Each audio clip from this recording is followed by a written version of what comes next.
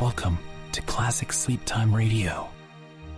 Tonight, you're invited to slow down, let go, and ease into deep, restorative sleep.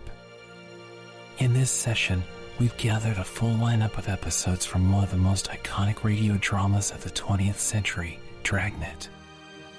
Known for its calm, steady narration and true-to-life cases, Dragnet offers a unique kind of comfort, clear storytelling, grounded voices, and the quiet rhythm of justice in post-war Los Angeles.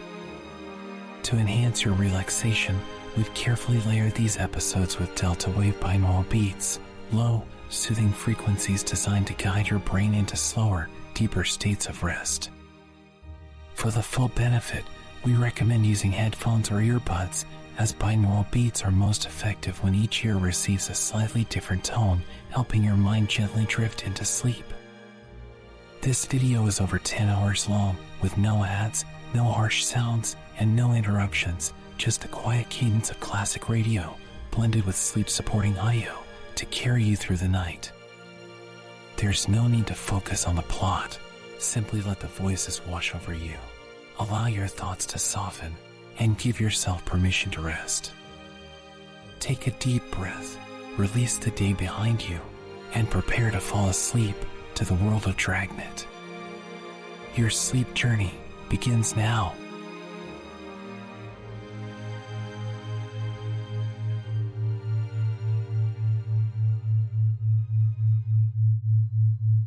Ladies and gentlemen, the story you are about to hear is true. Only the names have been changed to protect the innocent. Dragnet.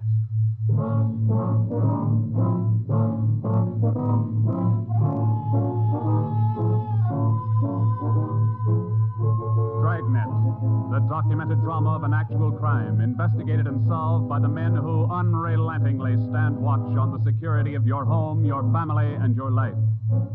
For the next 30 minutes, in cooperation with the Los Angeles Police Department, you will travel step by step on the side of the law through an actual case from official police files, from beginning to end, from crime to punishment. This is the story of your police force in action. Dragnet.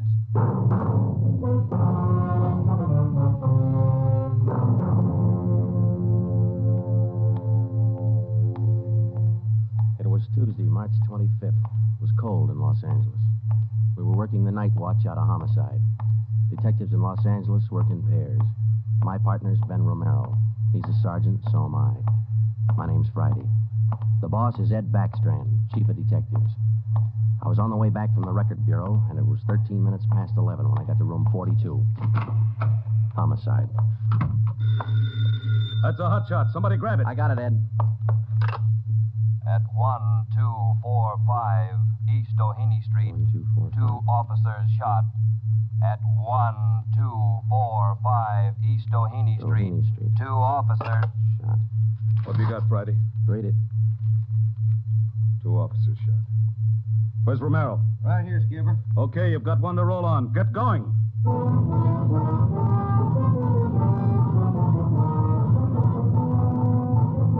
Both Ben and I knew where we were heading. We'd recognized the address.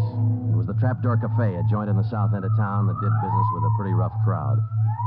13 minutes later, we pulled up in front. Two patrolmen had the crowd pretty well pushed back. There was a cruiser car in front of the cafe. The car door was open, and an officer was sprawled across the seat. He was conscious but weak, and one of his pant legs was pretty red. Hello, Sarge. Hi, how you doing? I've done better. Yeah, well, what happened? Williams and I were cruising. We've been keeping an eye on this cafe lately.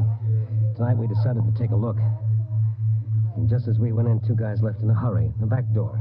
We followed them out into the alley. It was dark out there, and I called to them. I said, "Hey, fellas, just a minute, I want to talk to you." They stopped? I'll say. One of them whirled. He had a gun in his left hand. He shot both of us. Left hand, huh? Williams went down and out. I went down, but I took a shot at them. No effect. Then I started crawling out here to the car so I could call in. You started crawling? Yeah. Wait a minute, Emerson. Weren't there any people around by that time? Oh, yeah, quite a few ran out after the shots. You mean nobody would help you to the car? That's right. Did you get a good look at either of the gunmen? Well, one of them was tall. I think he was a redhead. There was something funny about his nose. That's all I saw. It's too dark out there. Williams was closer. I think he got a good look. Joe, the other officer, Williams. He's in pretty bad shape. Is he breathing? He's still alive, Emerson. I don't know how much time he's got. Ambulance? On the way. Okay, let's round up all the men who are in the cafe. We're taking them in.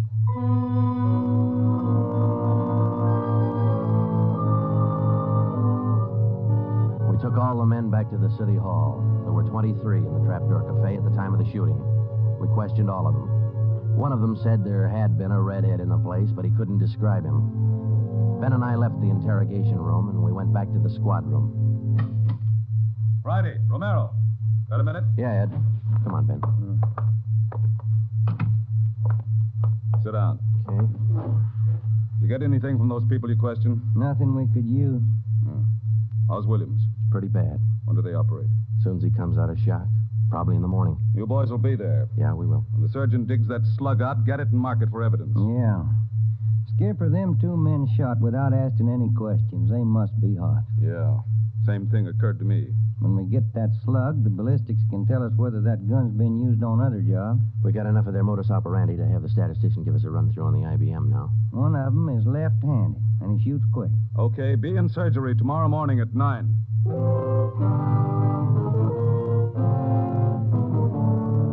Neither Ben or I said much on the way home, but we were both thinking the same thing. I knew the chief was thinking it too. Here were 2 men who'd shot a couple of police officers without asking any questions. Now, I suppose you've heard a lot of stories about what the force thinks of cop killers. Sure, we don't like to lose our friends and partners any better than anybody else would. Why not figure it this way? If these 2 guys would gun a couple of armed police officers, do you think they'd hesitate to shoot you, the unarmed citizen?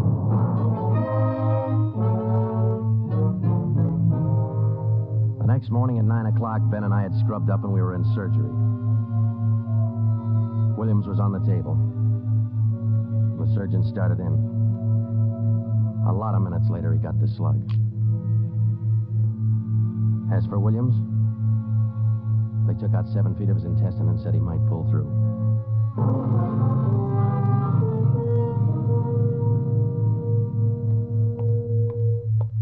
Joe, here's the report from ballistics. Slug they took out of Williams come from a .44 Smith & Wesson. The same gun was used in a liquor store killing about a month ago. You call the statistician? Yeah, She's running all the cards on previous shooting through the IBM machine. She ought to be through about now. Let's take a look. Okay, come on.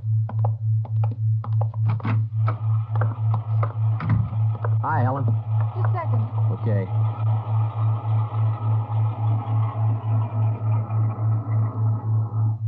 Well, that's it, boys. These cards will give you all the shootings pulled by 2 men on foot who shot quick, one of them left-handed. Right. They're all yours. You sure can tell a lot from just a bunch of little holes in these cards, can't you?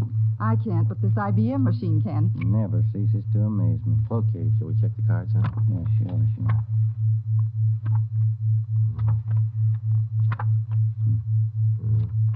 Wait a minute, Ben. Here we are. Huh? Yeah. Here's that liquor store killing ballistics tied the Smith & Wesson in on. Same gun that Emerson Williams was shot with? Well, it checks out.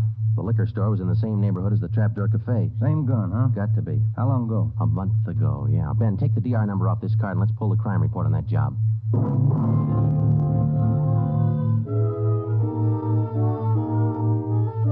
We pulled the crime report out of the files. It said that there was only one witness to that liquor store killing a month ago. That witness was a woman. Miss Forbes, sorry to disturb you like this, but we'd like to ask some questions about that liquor store killing you witnessed a little over a month ago. Well, I told the police everything I knew about it then. Yeah, we know, but maybe you wouldn't mind telling us again, huh? Oh. No, I guess not. I've been trying to forget it, to tell the truth. It was pretty terrible, and I really didn't see so very much because I was awful scared. I understand. But try to describe again just what happened, will you? Well, it was about 10 o'clock at night. I was walking down the street toward home when I realized I was all out of cigarettes. Well, I was right in front of the liquor store then, so I went in. The clerk was behind the counter, and there were 2 men standing there arguing. What's the idea of changing your mind? I thought we was gonna get bourbon. No, let's get the wine. I want bourbon. Costs too much. Wine's good enough. The rest of them want bourbon, too. We better talk to them. Well, okay. We'll be back when we make up our mind, mister. Two men walked out of the store, and the clerk smiled at me and shrugged his shoulders. I bought a pack of cigarettes and turned to leave. But just then, the two men came back in again, and each of them had a gun in his hand. This is stick-up, mister. The clerk just sort of crumpled to the floor. I couldn't believe my eyes, but that's just how it happened. The men said this is a stick-up, and then they shot him right away. Get over against the wall, lady, or you'll get the same. One of them punched a no sale on the cash register. I was shaking so I almost caved in. He scooped the money out of the drawer and stuffed it into his pocket. And then the other one went over to where the liquor clerk was lying face down. He knelt down beside the clerk and he put his gun against the clerk's spine. Then they both ran out of the store. It was terrible. That clerk, he was lying there helpless and wounded, and they deliberately... Yeah, Miss Forbes, I understand. Oh, Miss Forbes, you said that both of the men had guns. Yes. One of the guns was black, and the other was sort of fancy looking. What do you mean, Miss Forbes? Well, it was real shiny. Nickel-plated? I wouldn't know about that, but it was shiny. There were two guns, huh? Yes. Well, now about the men themselves. Well, I was so scared their faces just didn't register with me. The one who shot the clerk in the back was sort of stocky. That's about the best I can do. You mentioned in the report that one of the men was left-handed. Yes, I do remember that. Uh-huh. Look, Miss Forbes, this is very important to us. One of the men was a redhead? Redhead? Why, no, I didn't see any redhead.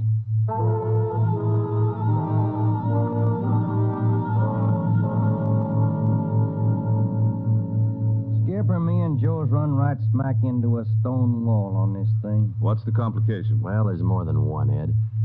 In the first place, we know that the .44 Smith & Wesson was used in both shootings, but the descriptions of the men involved don't check. Police officer Emerson said he thought the man that shot him and Williams outside the Trapdoor Cafe was a tall, left-handed redhead. Said there's something funny about his nose. You think Williams got a better look at him? Probably did, but Williams isn't strong enough to talk yet. And a girl that witnessed the liquor store killing a month ago said that one of those men was left-handed.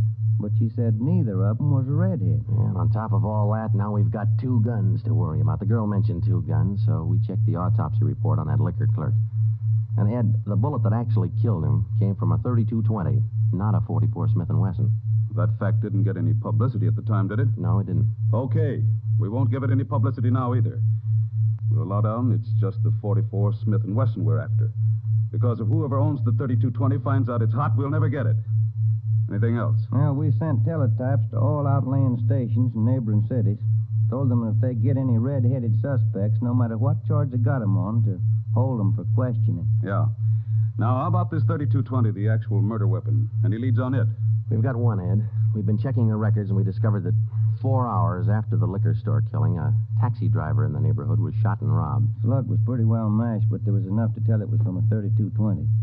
So we're going over to question the taxi driver now. Good. Well, I think you boys are on the right trail. So far, what we've got is mostly unrelated facts, but sooner or later, those facts have all got to tie in at some point along the line. Find that point. Yeah,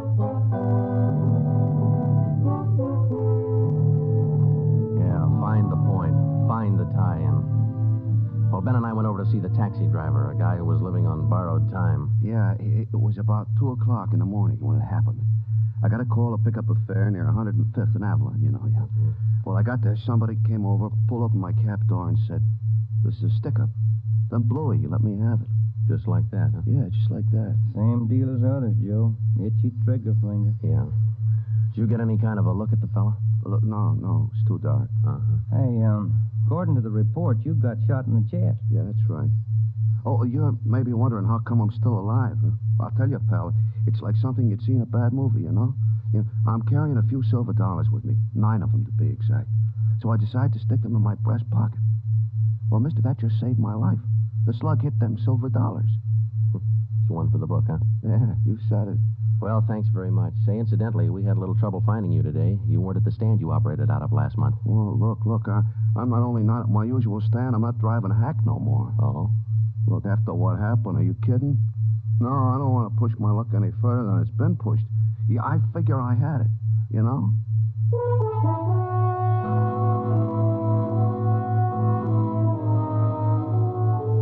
About that time, Ben and I were beginning to figure we'd had it. We were getting nowhere fast. We had a few informants nosing around, but so far they hadn't come up with any leads.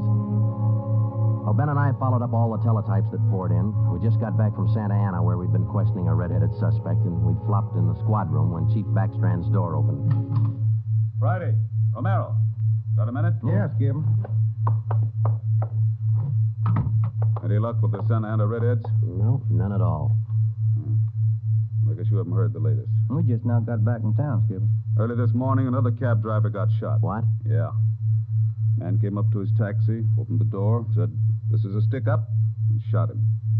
Bullet went through one leg and into the other, but the driver managed to start his cab and drove over to a cafe. He called in from there. Boys recovered the slug? Yeah.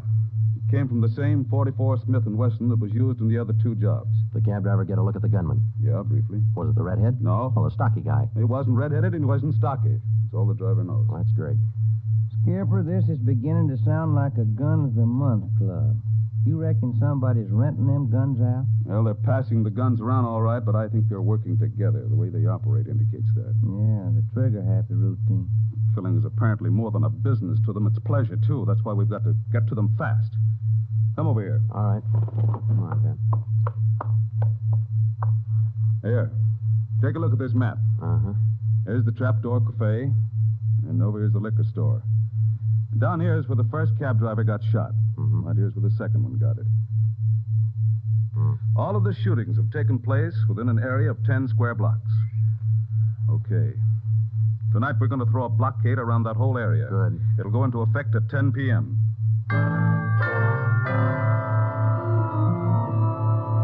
At 9:45 p.m., cars and officers started drifting into the area by twos and threes. And at 10, when Backstrand, Ben, and I arrived, the whole area was sewed up tighter than a tick. Now, code 3. Pacific Ambulance Davis? 1. Catch. All set? All set. We got a primary line and a secondary line. If anyone tries to make a break, we'll pick them up in the secondary. Okay. Friday and Romero here will cruise around the area with me. Go to work, men. Every car in the area was shaken down. The same process was also followed on all persons on foot. The blockade went on all night. By the end of that time, we'd brought in 217 suspects. 26 of them were redheads. What's your name? Henry Wagner. Where do you work? Lumber yard. Which one? First star. What time did you get through work last night? About 6, I guess. What'd you do then? Had some dinner. Where? Harry's grill. Then what? Shot a little pool. Look, I tell you, I ain't done nothing. Now, let's go back to the day before yesterday. Did you work at... And that's the way it went all day long. We shot question after question at them, working them gradually back to the days on which the shootings had taken place. When it was all over, we got 6 men wanted in other cities on various charges. We got quite an assortment of guns and knives. But as far as the shootings were concerned, we got nothing. Well, I guess that's the last of them. Oh, I was running out of questions there at the end. You two boys better go on home, get some sleep. Well, I was kind of figuring on checking back over the reports to see if we might have overlooked something. I said go on home. You two boys have been at it for 32 hours straight. Look at you. You're both so groggy you can hardly stand up. You need sleep. It's 4 p.m. now. Don't come back until 10 p.m.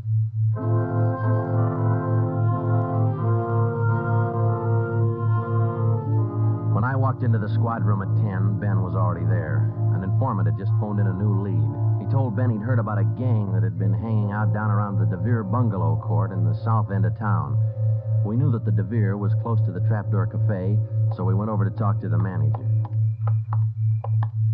Joe, I've been meaning to ask you. You checked on how Williams is getting along? Yeah, I did. I called the hospital this afternoon. It's going to be all right. Oh, that's fine. Well, here we are. Yeah, manager's office. Still got a light on.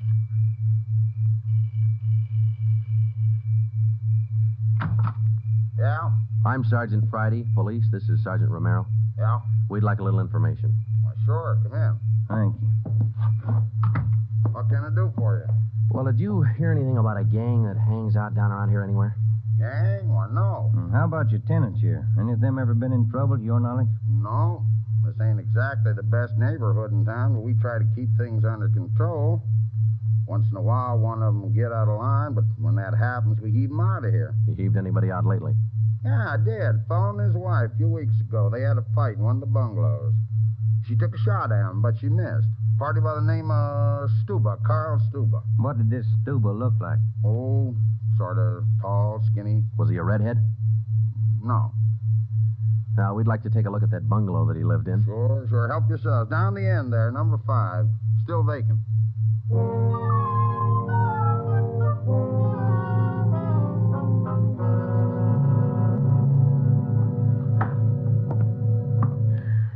I guess that does it. Stuba didn't leave a thing behind. Matter of fact, we don't have anything to prove that this Stuba's tied in at all. We're only working on a hunch. Hey, Joe, look. Where? Up on the wall there, just by the window. Oh, yeah. Yeah, that plaster there, it's newer than the rest. You got a knife? I sure have, boy, and I'm carving. That manager'd be awful unhappy with me if he was here. Yeah, he would. Yeah, it must. Hey, Joe, here it is. A slug. They plastered right over it. Okay, dig it out and let's hope it matches. It matched. The slug from the wall came from the same .44 Smith & Wesson that had been used in the other shootings. So now we had a name to work on, Carl Stuba. But he'd done a good job of dropping out of sight. Well, the next day, Ben thought he had another lead. I've just been talking to another informant, Joe. He says he heard that there's a fella down in that neighborhood been trying to sell a gun lately. What kind of a gun? Nickel-plated with steer horn handles. Nickel-plated. Well, maybe that's our .44 Smith & Wesson. Maybe. Did the informant know who this man was? Said the feller's name was Alonzo. Yeah. Alonzo who? Just Alonzo. That's all he knew.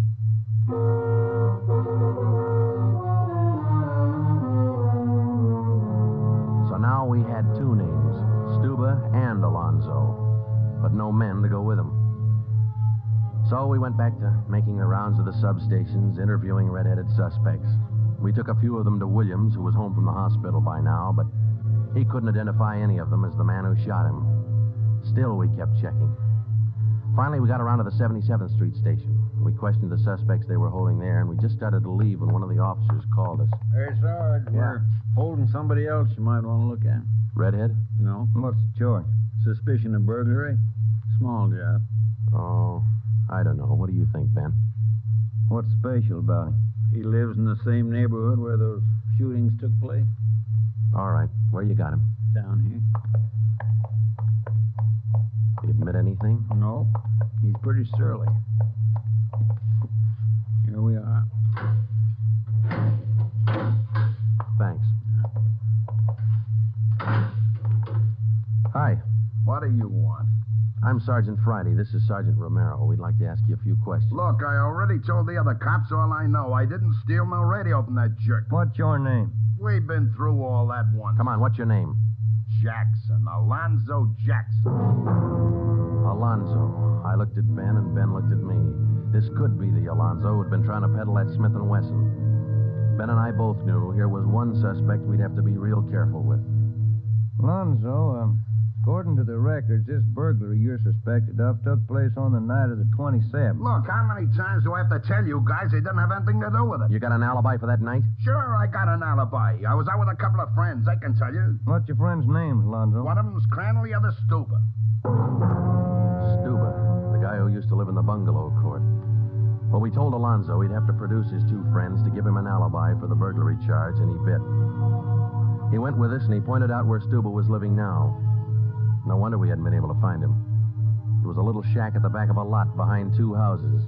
We thought it was a chicken coop at first. We took Alonzo back to the station, then we picked up Stuba. He was surprised to see us and not very happy. We took him in. Next, Alonzo gave us Crandall's address.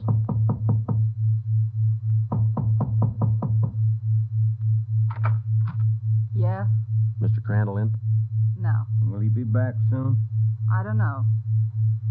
Who are you? Sergeant Friday, Sergeant Romero, police.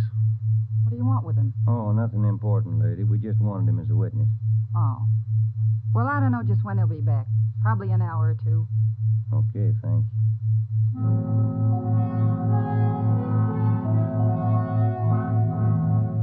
We went down the street away, and we staked out in the car.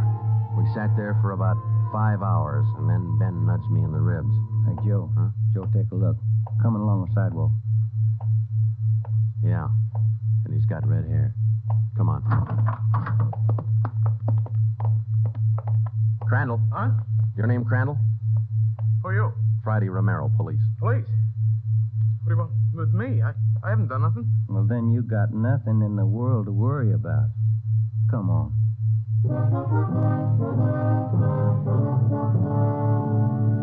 We questioned Crandall for an hour, but he wouldn't give an inch. Denied everything. Then we put him in a car and we drove over to Officer Williams' house. I left Ben in the living room with Crandall while I went in Williams' bedroom. Hello, Sarge. Hi, Williams. How you doing? Yeah, a little better, I think. That's fine. Look, we've got another redhead outside. Bring him in. Okay. All right, Crandall, come on in here. Who's in there? Why'd you bring me over here? Come on in here.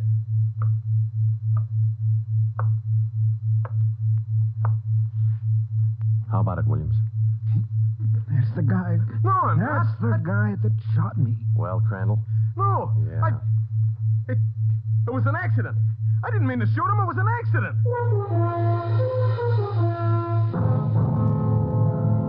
Once Crandall got started, he talked his head off. He also admitted being in on the liquor store killing, but insisted he was only the lookout.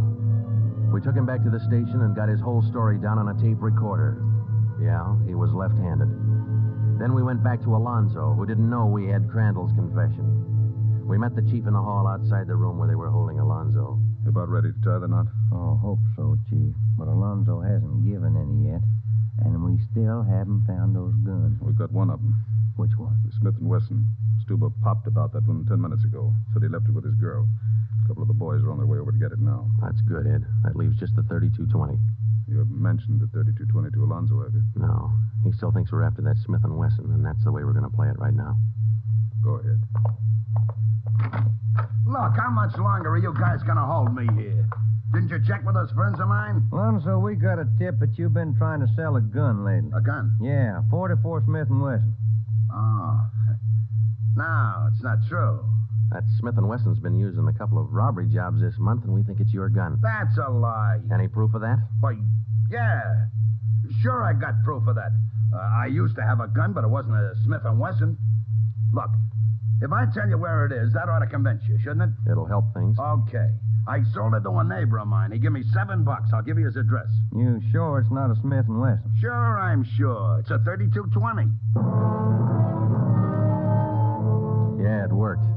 We went to the neighbor's address, and he admitted having bought the 32-20, but said he lent it to a friend who'd never returned it. The friend had hocked the gun to a barber. The barber gave him $15 and a haircut for it. We finally got it from the barber, and we came back to the station. I'm all set, Joe. I'll be in the next room. Just give me the nod. Okay. Hello, Alonzo. Hey, you got the gun. Yeah, we got the gun. Well, now maybe you'll believe I'm on the level. Okay if I go now? I guess we won't be able to hold you here much longer. You can say that again, brother.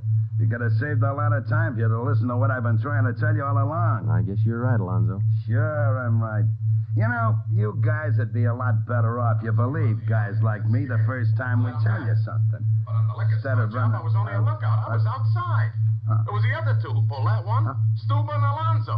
Alonzo killed the clerk. Hold it, Alonzo. Dirty, squirrel. All right, Alonzo, that's enough.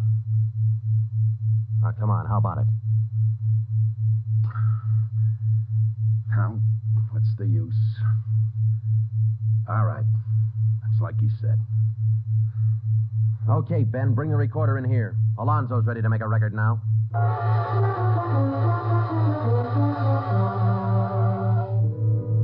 By playing back Crandall's statement that we'd recorded earlier, we got a full confession from Alonzo.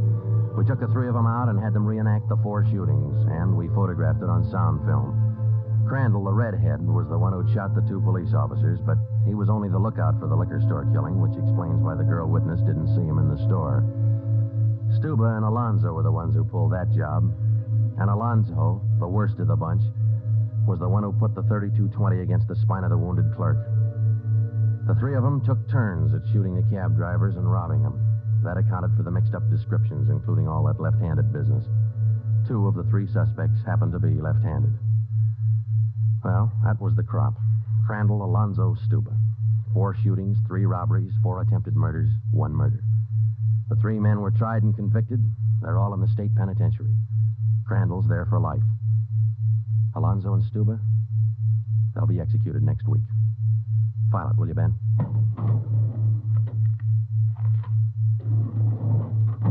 Case closed. Dragnet.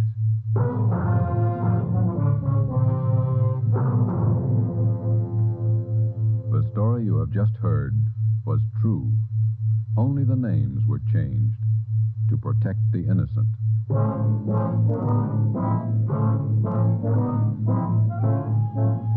You have just heard the second in a new series of authentic cases from official files. Technical advice for Dragnet comes from the office of C.B. Horrell, Chief of Police, Los Angeles Police Department. Tonight's program is dedicated to Radio Officer Delmer E. Cook of the Los Angeles Police Department, who, on the afternoon of December 6, 1948, gave his life so that yours might be more secure. Dragnet came to you from Los Angeles. This is NBC, the national broadcasting company.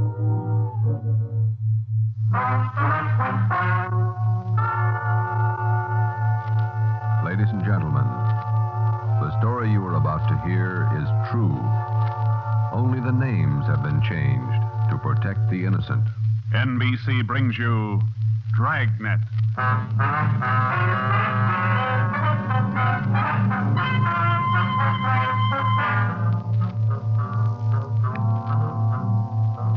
You're a detective sergeant. You're assigned to robbery detail. There's a potential killer on the loose in your city. 18 women have been beaten and robbed by this man. The newspapers call him the Werewolf. Your job is to get him. Dragnet, the documented drama of an actual crime investigated and solved by the men who unrelentingly stand watch on the security of your home, your family, and your life. For the next 30 minutes, in cooperation with the Los Angeles Police Department, you will travel step by step on the side of the law through an actual case, from beginning to end, from crime to punishment. Dragnet is the story of your police force in action.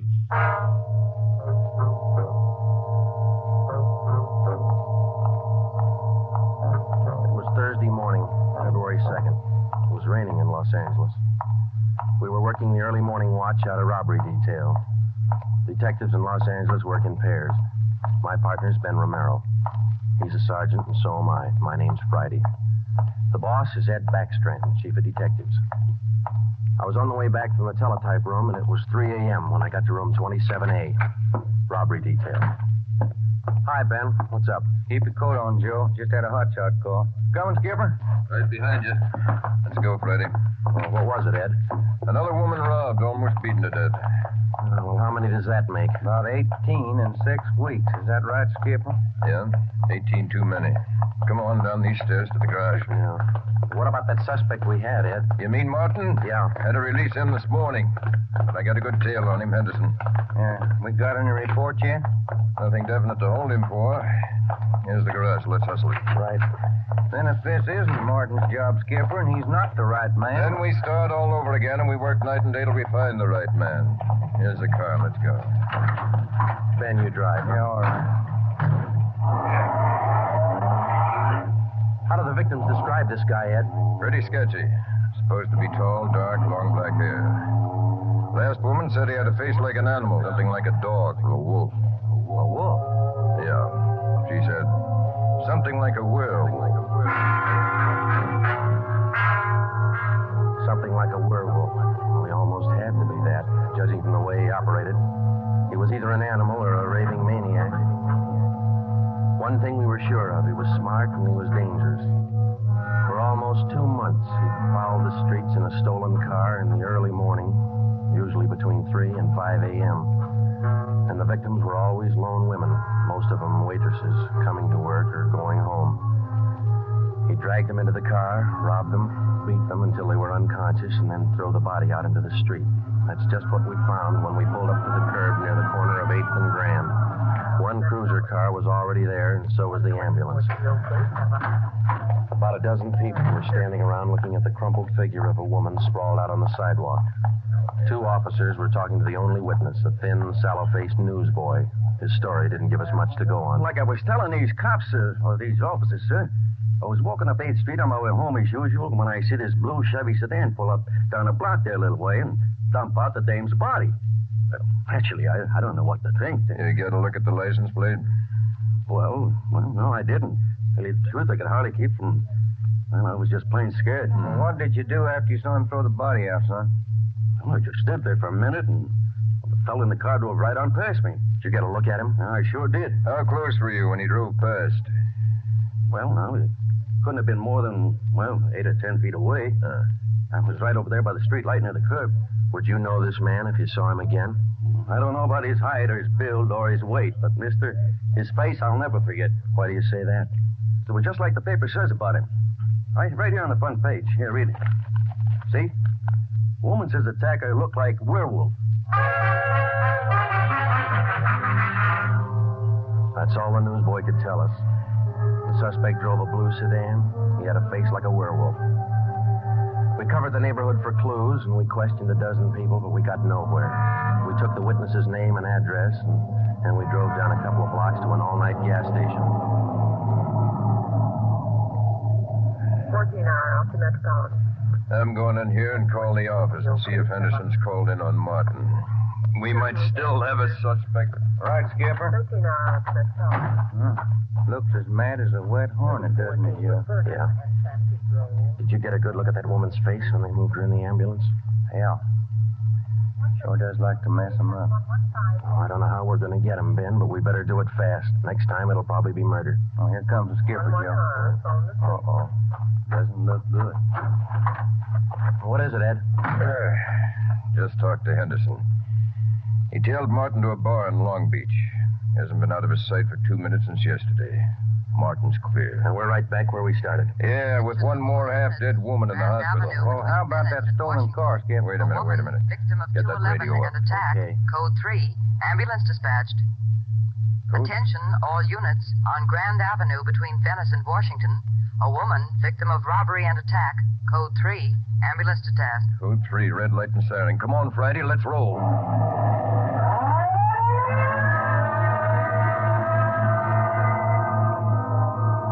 We couldn't be sure, but it sounded like another one. 6 minutes later, we were there. Same story. Werewolf. The next day, the chief ordered the number of cruiser cars doubled in the Central District. This was for the early morning watch with plainclothesmen to back them up. Then the newspapers played it big, and in 2 days, the story was on the front page of every paper in town. Maybe that should have made the werewolf lay low, but it didn't. Because at 4 o'clock that morning, while Ben and I were patrolling with the other cars, he got his 20th victim. Attention, all units. Whittier between Soto and Matthews. A woman, victim of 211 and attack. Code 3. Ambulance dispatched. Here's a report on that blue sedan he used the other night, Joe. Found it out on Anaheim Telegraph Road. Any luck with it? Not one fingerprint we can use. Anything else? Nothing. Well, how about the auto theft detail? Same old story, Joe. He steals a car, uses it once, and then drops it. Never leaves a thing behind. Well, that's great. We're sure moving fast. How about that big guy you picked out of the lineup this morning? Oh, I checked his alibi. It's perfect. Now we haven't got even half a clue. Yeah. Well, come on, let's check with Ed. He's instructing the policewomen on the plan for tonight. All right. Now you've heard the report. You understand how the suspect operates and what you're to do. I think so. Remember, all of you forget you were ever policewomen. Change the way you walk, the way you carry yourselves. That's the part you're playing, all right? Okay. And be careful and don't take any chances. All right, Freddy. Okay, Ed.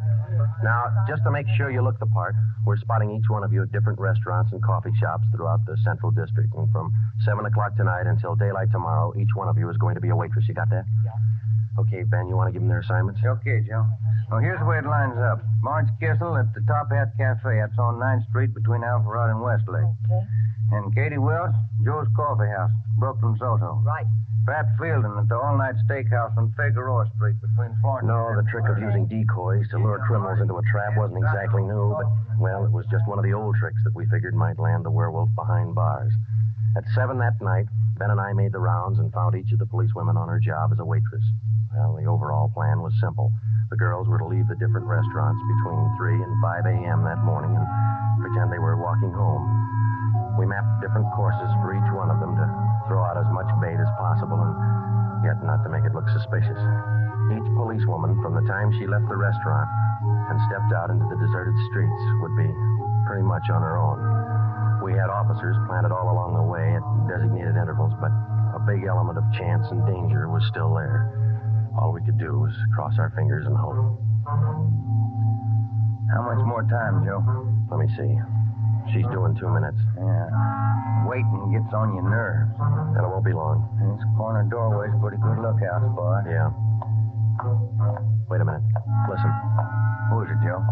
Can you see? Get back. What is it? Wait a minute. It's Marge Kissel. There's a man following her, a big guy. If it's the werewolf, where's his car? I don't know. Maybe he changed his plans. Get back. Here they come.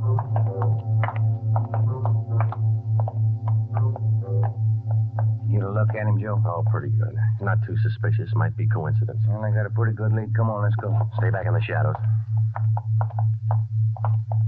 Hey, Joe. So where'd the guy go to? I lost him. A little coffee shop up in the next corner, see? Take a look. Oh, yeah. He's opening the door. He's turning on the lights. Yeah. Looks like a false alarm, Joe. Well, let's check him anyway.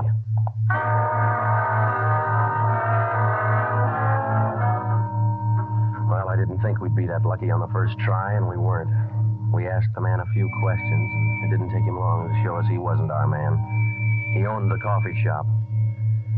So, Ben and I went back and took up our posts again and waited for the next decoy. We covered that 10-block course 6 times that morning, back and forth, following the bait, but it was almost as if the guy could sense a trap. Not once did we get a nibble.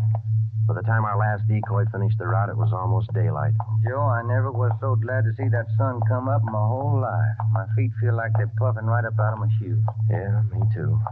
Come on, let's get over to the car and check on the other squad out in Boyle Heights. Oh. Hit the radio, will you, Ben? Yeah. Joe, there must be some easier job on the force than this. Yeah, you and me both. Now, let's see what happened to the others, huh? 80K to Unit 104K. Come in. 104K to Unit 80K. Go ahead. 104K, this is Friday. You do any good out there? This is Miller. I'll call Curtis. Stand by. 80K to 104K, Roger. What do you think, Joe? Maybe a bite? I don't know. Oh, this guy seems to work like a mind reader. Well, he can't win all of them. 104K to Unit 80K. This is Curtis. Go ahead. This is Friday, Al. How'd you do out there? Any luck? Just checked in the last gal, Joe. Eddie Welch, not a sign. Okay, Al. Have the men check in. 80K clear. KGPL. Okay, let's go, Ben. When we finally got back to the office that morning, both Ben and I were ready for some sleep, but it didn't look like we were going to get it. We just about finished going through the overnight reports for some kind of a lead when the phone rang. Robbery Friday. Hi, Joe. This is Wilkerson, auto theft. Hi, Wilkie. You got something for us? Not much, Joe, but it might work into something. Just got a report in on a pair of stolen license plates. Oh? Yeah. I'm not much of a hawkshaw, but I figure there's just a chance it might be your werewolf boy. How come? I don't know. Maybe just a hunch. After 13 years in this business, you get to know thieves pretty well. Sometimes you got to even think like them. Okay, Wilkie, thanks. We'll check by in a couple of minutes. Right, Joe. What do you have to say? Pair of license plates stolen last night. Wilkie's got a hunch it could have been our man. Well, might be an angle, Joe. If that werewolf guy'd hang on to one car long enough, we'd have a chance at it. He's too smart for that. I don't know, Joe. Sooner or later, he's going to make a mistake. Yeah. Come on, let's check with Wilkie. Well, we checked with Wilkerson. We got the best piece of news we'd had in days. On the average, 95% of stolen cars are recovered or located within 24 hours. In the remaining 5%, Wilkerson, by a simple process of elimination, narrowed down the number of cars the suspect might be driving. Wilkie figured 6 cars. There they are. Now, bet you if you picked up your man tonight, he'd be in one of these cars. Let me see, huh? 2-door black sedan, yellow convertible, another sedan, green, blue coupe, black coupe, and a gray convertible. That's good work, Wilkie. At least we got something to look for now. Yeah, you're right, Joe. Wilkie, you got the numbers of those stolen plates you're talking about? Yeah, right here, Ben. They're already on the hot sheet. Good. Keep us posted, huh? Yeah, as usual, Ben. See you later, Wilkie. That's a good break, Ben. Something to keep us busy tonight. Tonight? What do you mean? We're setting another trap. Same thing as last night. Same police women, same everything. Yeah, only this time let's hope he steps into it. You know, Joe, this werewolf character's getting me mad.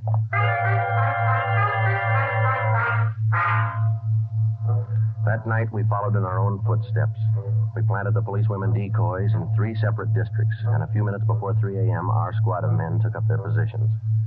The same policewomen went to their waitress jobs in the same restaurants, and Ben and I and the rest of the men stood in darkened doorways or empty filling stations or whatever cover we could find. And we waited and waited. What time is it, Joe? Let me look. 4:30. Oh, thank you. Any sign, Joe? No, nothing yet. Come on, stay in the shadows. That's the way it went all through the early morning. The same plan over and over again until daylight. Ben and I'd check in at the station, go over the late stolen car reports with Wilkie, catch a few hours sleep at home, and then come back and do it all over again. The next night, and the next morning, the night after that, and the morning after that. 5 days later, Ben and I were ready to call it quits. I'll admit it, Joe, I can't figure it. The guy's either psychic or else he can smell a cop a mile away. Yeah, well, at least we got that stolen car angle left. Did you check with Wilkie yet this morning? I'll give him a call now. All right.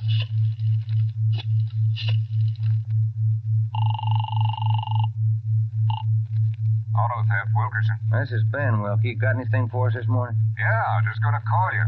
You fellas ought to let me solve your cases for you. Why? What'd you get? The boys picked up 3 of those 6 stolen cars since late yesterday. Great. Now, what does that leave us with? Well, here are the 3 still missing. Yeah. 4 X-ray 763. Yeah. 5-6 Young 342. 6-1 Robert 385. Yeah. Got those? Yeah, thank you, Wilkie. Check you later. Good news? Remember those 6 missing cars? Yeah. Wilkie says the boys found 3 of them since late yesterday. Here's what's still out. The blue coupe, the yellow convertible, and the gray convertible. Yeah. Well, this feels like the right track for a change, Ben. Blighty, Romero, got a minute? Sure thing, Skipper. Come on, Joe. What do you got, Ed? Woman out in Hollywood just called in with this. She said she walked down to the corner from her house last night to mail a letter. On the way back, a guy pulled up in the car and tried to drag her inside. Any description? Big, heavy-set, dark, same thing. Well, how'd you get away from him, Skipper? She said she started running as soon as he made a motion toward her. When he saw her run up the steps of her house, he jumped back in the car and took off. Well, how come she didn't call in before this? She hasn't got a phone. She's afraid to leave the house again till this morning. Sounds good, Chief. You got her address there? Here you are. Mrs. Tom Burdick, 1237 Wilcox, apartment 10. Come on, Ben. This might be what we're looking for. Who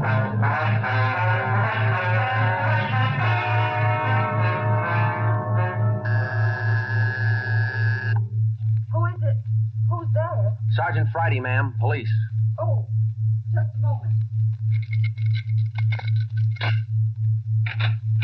I'm Sergeant Romero, Miss Burdick. This is my partner, Sergeant Friday. We come out to check on your call about that little trouble last night. Oh, well, I don't know if I'm going to be much help to you. I was so frightened about all I could do was just run. Well, could you add anything to the man's description, Miss Burdick? I mean, other than what you told the chief on the phone? Well, now, honestly, I don't think I can. All I saw was this tall, dark man jumping out of his car and starting for me. He had a heavy build and seemed to me, well, a large head with lots of long black hair. Miss Burdick, would you recognize this man if you ever saw him again? Well, I think I might. He was such an unusually big man, almost frightened me to death. Well, just one more question, Miss Burdick. Could you describe the car this man was driving when he approached you? His car? Mm-hmm. Why, yes. It was a gray convertible. Miss Burdick, are you sure of that? Yes, I'm sure of it. A gray convertible. Thank you, Miss Burdick. That's all we wanted to know. Sometimes when you're on a case, you can chase yourself around in circles for weeks trying to fit together just 2 little pieces of a yard-long jigsaw puzzle. And a lot of the time, you find the answer where you least expect it. But once you get that feeling you're after the right man in the right way, there's nothing that can shake you. When Ben and I got back to headquarters, we went straight to the chief's office with the story, and we had him stake out the gray convertible. In other words, if any detective or officer spotted the car, he reported it back to us, but he stayed away from it. We figured that there probably weren't more than 2 of the victims who could take the witness stand and identify the man who robbed and beat them. Not with a smart defense lawyer, anyway. So there was only one way to catch this suspect. Red-handed. Here they are, Joe. Both sets of license numbers for that gray convertible. Here the original, and here the numbers on the stolen plate. Good. Everybody got a hot sheet? From the chief all the way down to the janitor. Fine. Now let's get together with Ed, huh? Hot shot, Joe. Grab it. I got it. On the corner of California and Oakwood, a woman badly beaten. On the corner of California and Oakwood, a woman badly... Come on, Ben, another one. But, Joe, it's broad daylight. Yeah, doesn't figure, does it? Come on.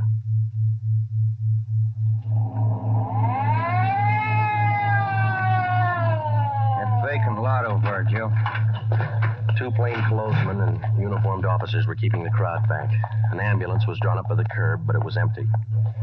When we got down to the rear of the lot, we found out why. They were waiting for the coroner. The woman was young, not much more than 30. Her body was half sprawled across the muddy ground, and her face was turned upward. It had been badly beaten. They figured it happened last night, Sergeant. Have the fingerprint men been notified? Yeah. How about the crime lab? Just called them. That's good. Now let's keep everybody out of the area till they get here. All right, Sergeant. Who found the body? One of the kids in the neighborhood. Woman was dead when he found her. Did she live around here? About a half mile away. I hear she's got 3 kids. Or she had 3 kids. You've seen enough, Ben? Yeah. Let's get on back to headquarters.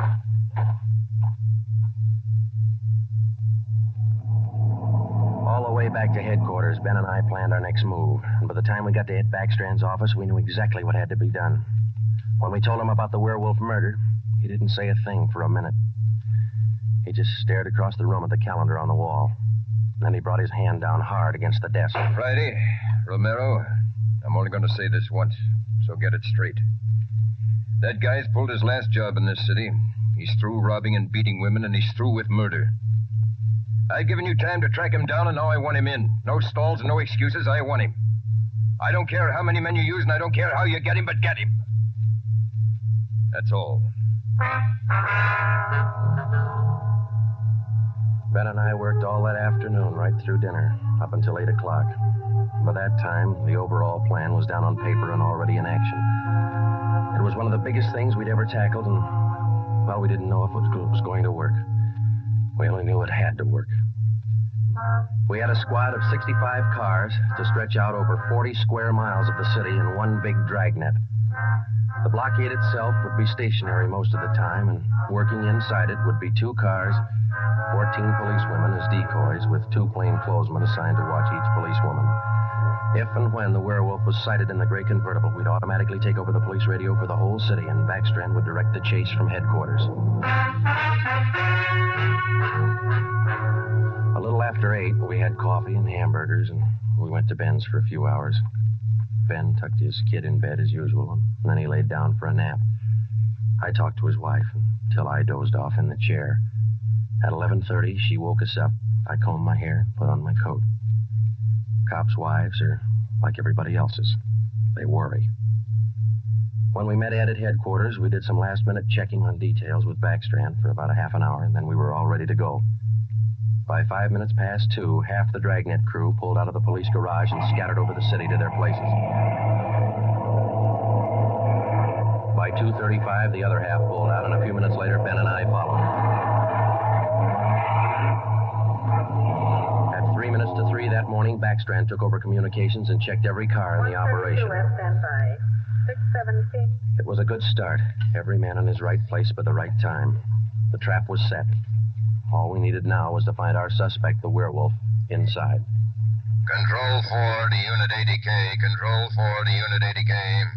80K to Control 4. Go ahead. This is Backstrand, standing by. 80K, roger. Clear. KGPL. Okay, Ben. Now let's go find him. I got a hunch, Joe. Let's try the Wilshire district first. Sounds all right to me. Let's go.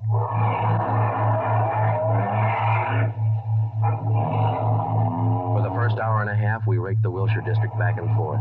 Not a sign. Then about 38 minutes past 4, we headed back for the downtown area and parked in an alley where we could double check on one of our policewomen decoys.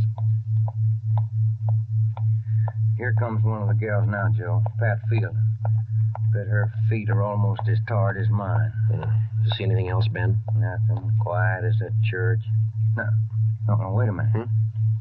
Car just turned the corner. Heading up in the same direction she is. Joe. Joe, it's slowing down. Wait a minute. It's pulling up beside her. It's a gray convertible. It's him, Joe. Come on. Ben, get out. He sees us. He's got a gun. You all right, man? Yeah, look at that guy take off. 80K to control 4. 80K to control 4. We've spotted the suspect. He's driving a gray Ford convertible, license 61 Robert 385. Suspect's headed east on Olympic from Alameda, driving without lights. Suspect is armed. He had a fast car and he knew how to drive it. We almost lost him twice. 2 minutes after we sighted him, Backstrand took over full radio control. Control 4 to Unit 80K, your location? 80K to Control 4. We're traveling at a high rate of speed, headed east on Olympic, crossing Soto Street. Control 4 to all units, stand by. Units 11A, 12, and 13R close in on the intersections at Olympic and Lorena. Units 41, 42, 45, and 104K move in on the next 4 crossings east of that. To the north and south, units 105K, 14A, 17R, 43T. Block all main arteries.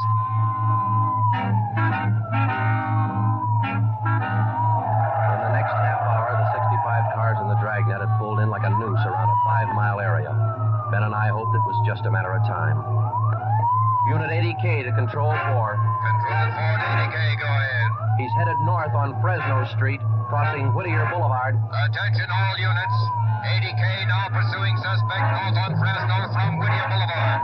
Units 15, 105K, 11R, and 18A block off the intersection on Fresno and 4. Hey, Ben, up there ahead. What's he trying to do now? Look, he's turning around. Yeah, and he's coming right for us. Watch it, Joe. Look out! Pretty close. 80K to Control 4. Control 4 to 80K, go ahead. Exchanging shots with suspect. Watch it, Ben. Here he comes again.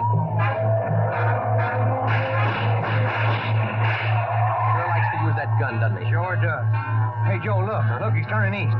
He's running for Hollenbeck Park. Yeah, 80K to Control 4. Control 4, go ahead. Suspect just drove up over curb and into Hollenbeck Park. Control 4 to all units. Control 4 to all units. Converge on Hollenbeck Park. Suspect is in the park. He's armed. Use caution. Code 3.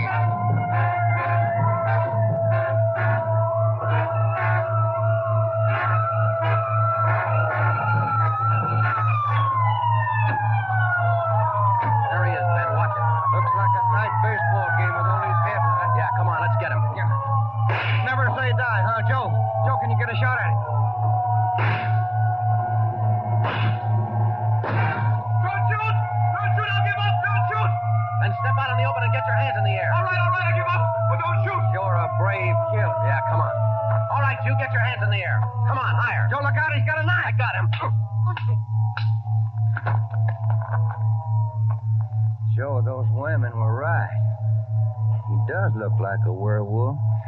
Yeah. You got your handcuffs? Yeah.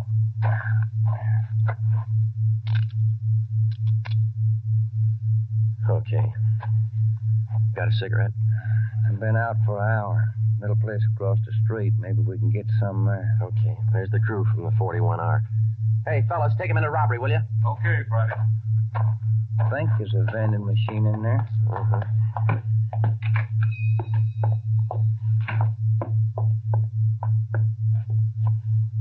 Say, you got some change for the cigarette machine, mister? I think so.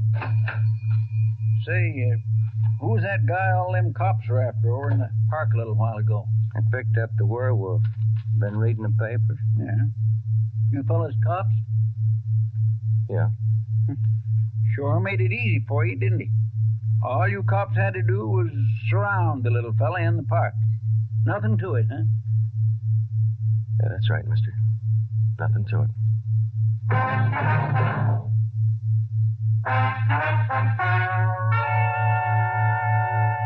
The story you have just heard was true.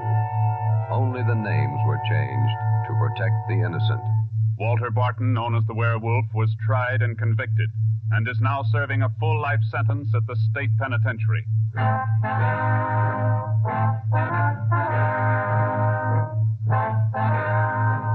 This has been Dragnet, the third in a new series of authentic cases from official files. Technical advice for Dragnet comes from the office of C.B. Horrell, Chief of Police, Los Angeles Police Department. Tonight's program is dedicated to Sergeant Mario Victor Dairo of the Los Angeles Police Department, who, on the morning of January 1st, 1943, gave his life so that yours might be more secure.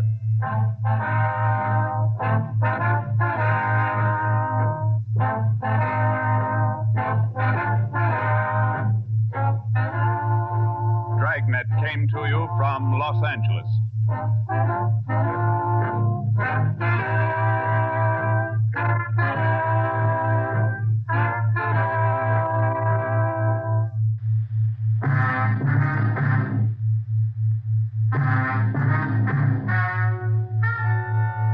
Ladies and gentlemen, the story you're about to hear is true. Only the names have been changed to protect the innocent. NBC brings you Dragnet.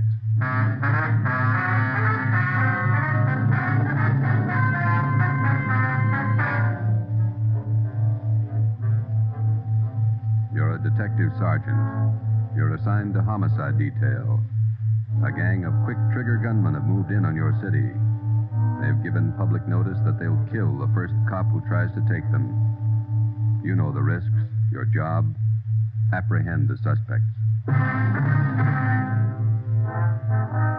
Dragnet, the documented drama of an actual crime investigated and solved by the men who unrelentingly stand watch on the security of your home, your family, and your life. For the next 30 minutes, in cooperation with the Los Angeles Police Department, you will travel step by step on the side of the law through an actual case, from beginning to end, from crime to punishment. Dragnet is the story of your police force in action.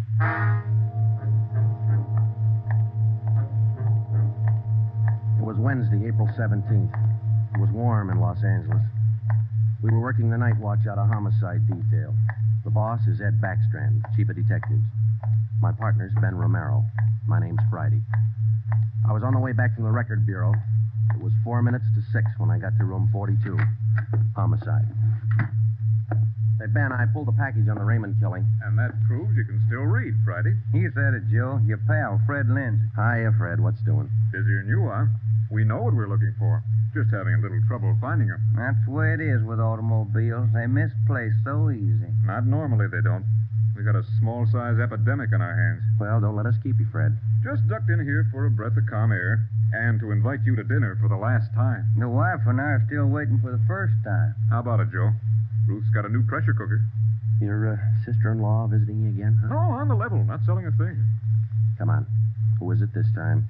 My cousin. But she's awfully pretty, Joe.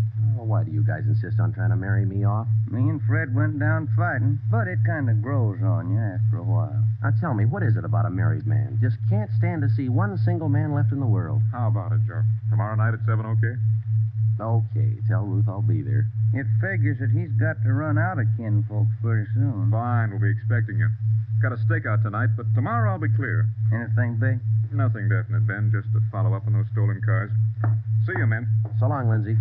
Joe, you'll like my cousin. Oh, never say die. What a character. You just catnipped women, Joe. Yeah. Well, here's that Raymond package. Let's check those dates that Backstrand wanted, huh? Wednesday, April 17th was just routine. A dinner date I tried to get out of, some paperwork the chief wanted done, and a hot, sticky day.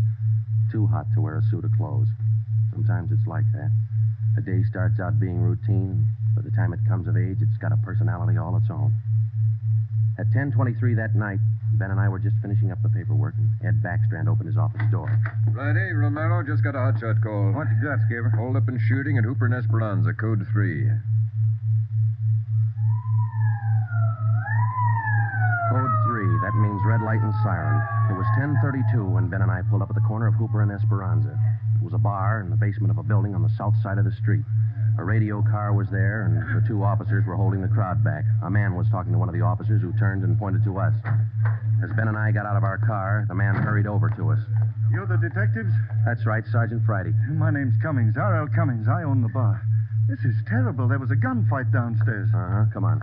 Where's the ambulance? One of the officers in the radio car said we needed the coroner. Did you see the actual shooting? No, I didn't. Here's the fellow that was shot. Oh, where's Jones from the crime lab? Hello, Friday. Romero. Hi, Lee. What do we got here? Pretty bad. Looks like a shotgun. Close range. He really got in the way of it. Ben. Yeah? It's Fred Lindsay. Motor theft. He was on a stakeout, Lee.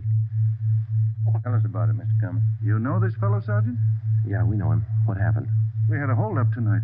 3 men. Yes, go on. Well, business was good, real good. We had a large crowd, and I was happy about that because I've been trying to sell out for a long time now. I've been showing the place to different parties all week long. I had a fella coming over tonight to take a look at it. What time was that? A little less than an hour ago, about 9:30. I see. Go ahead. It was almost time for this man to show up, so I called Eddie, that's my bartender, and I told him to kind of keep a lookout for the man because I was going back to the office to get the books ready to show. You know how it is when you want to sell a business.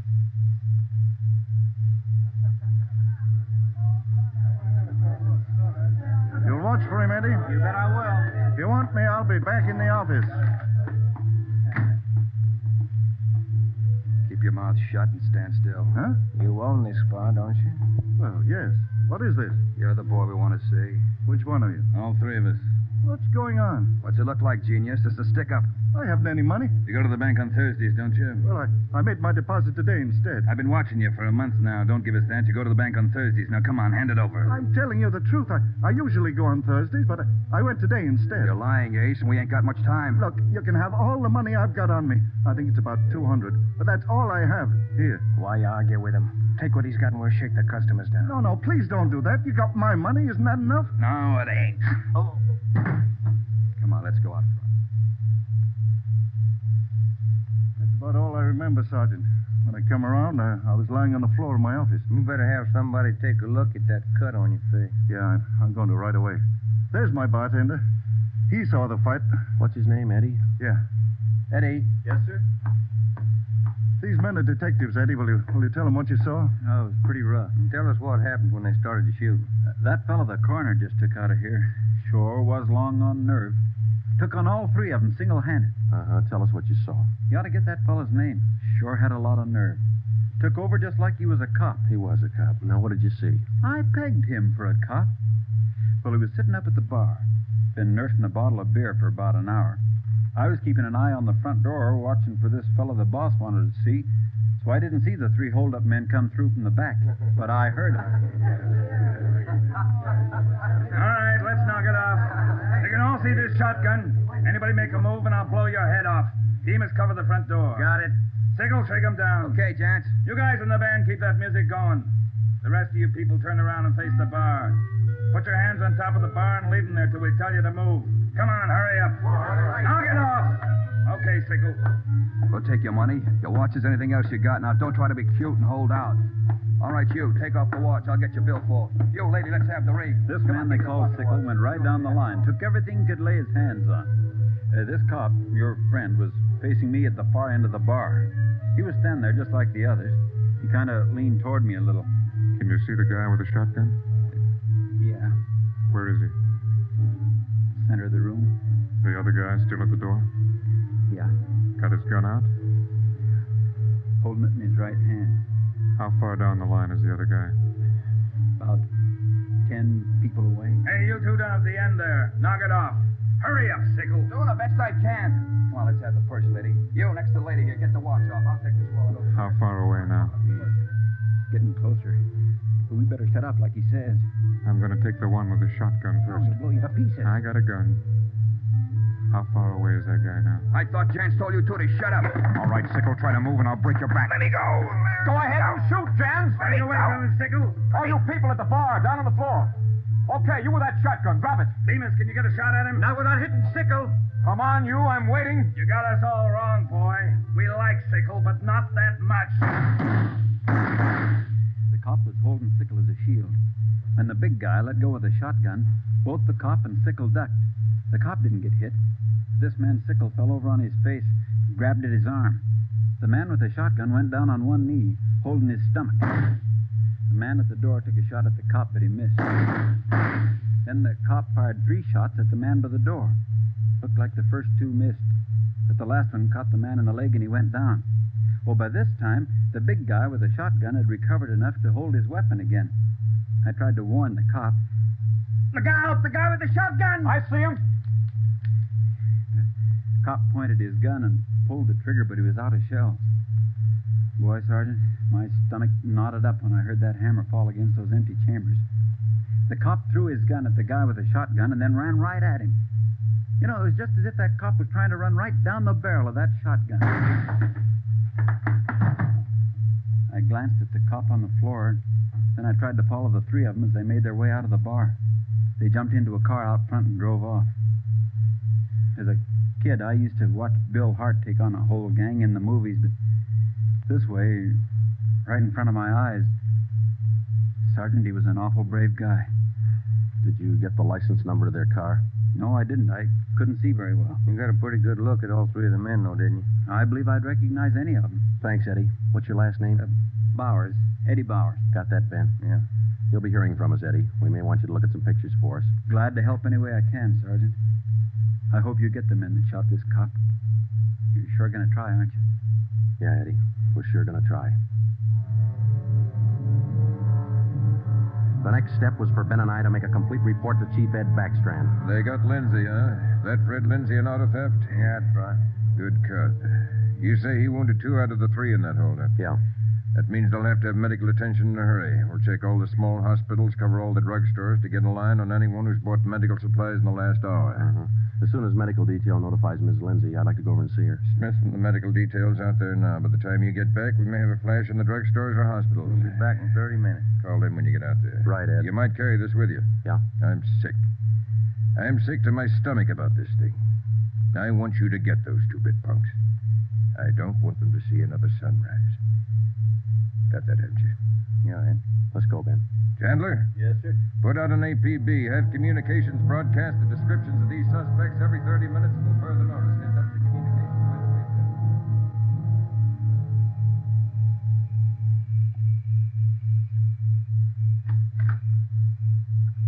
Hello, Joe. Come in. Thanks, Ruth. Sit down. Ruth, you know how we all feel. It's all right, Joe. You're married to a cop. I guess you're meant to expect things like this. He'd like that. Fred and I used to discuss the possibility of this. I used to worry about him. I used to worry a lot, Joe. All those nights when he was away and the days, I used to worry. Now I know he's safe. Anything you want or you need? Thanks, no, Joe. Anything at all that I can do? Yes, Joe. I think there's something you can do. You and Ben are assigned to this case, aren't you? That's right. Then be careful. I was thinking that you and Ben will have to face those killers. Ben's wife. Be careful, Joe. Yeah, Ruth, we will. Sure. I want to see you get the men that did this to Fred. More than anything, I want that. No more heartaches. Yeah. Thanks for coming by, Joe.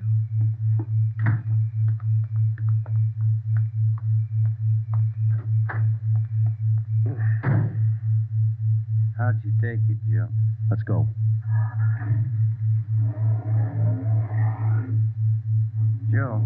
Joe, how'd you take it? You're married, Ben. You figure it. It was 11:30 when we got back to Central Division. As we walked into the squad room, Backstrand was waiting for us. Righty, we just got our first lead. We've located a druggist who said he sold some medical supplies to a man about 45 minutes ago. There's the address. Pretty close to the scene of the shooting. Hop out and see him right away. The Rex Pharmacy was exactly 14 blocks from the Red Feather Bar where the shooting took place. Rex Pharmacy was like your corner drugstore, complete with apothecary jars and shower curtains. The druggist was the same little man who's been prescribing salt-run molasses since you were a kid in school. Just about about ready to close. What can I do for you, gentlemen? We're from the police department. I've been halfway expecting you fellows. We got a report that you sold some medical supplies to a man about an hour ago. Yes, sir, that's right. It's like I was telling those other officers that were here a while ago. There was something funny about that little fellow. How you mean? Well, for one thing, he came in here sweating quite a bit. Of course, it's a warm night, but he seemed terribly nervous. Anybody with him? No, he was all by himself. What did he buy? Well, it wasn't so much what he bought, but how much. What do you mean? You know how most people buy iodine, a little 10-cent bottle. He bought a couple of pints. Then there was all that gauze and adhesive tape. Bought enough to repair a small army. Cotton, box of swabs. Then he asked me something that made me wonder. What was that? Asked me if I had something to probe with. That's just the way he said it. Something to probe with. I asked him, what do you want to probe for? What'd he say?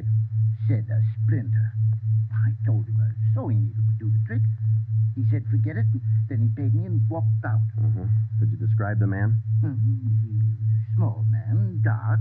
Like I said, awful nervous. You think you could identify him? Oh, sure I could, if I ever saw him again. What did he leave on foot, or was there a car outside?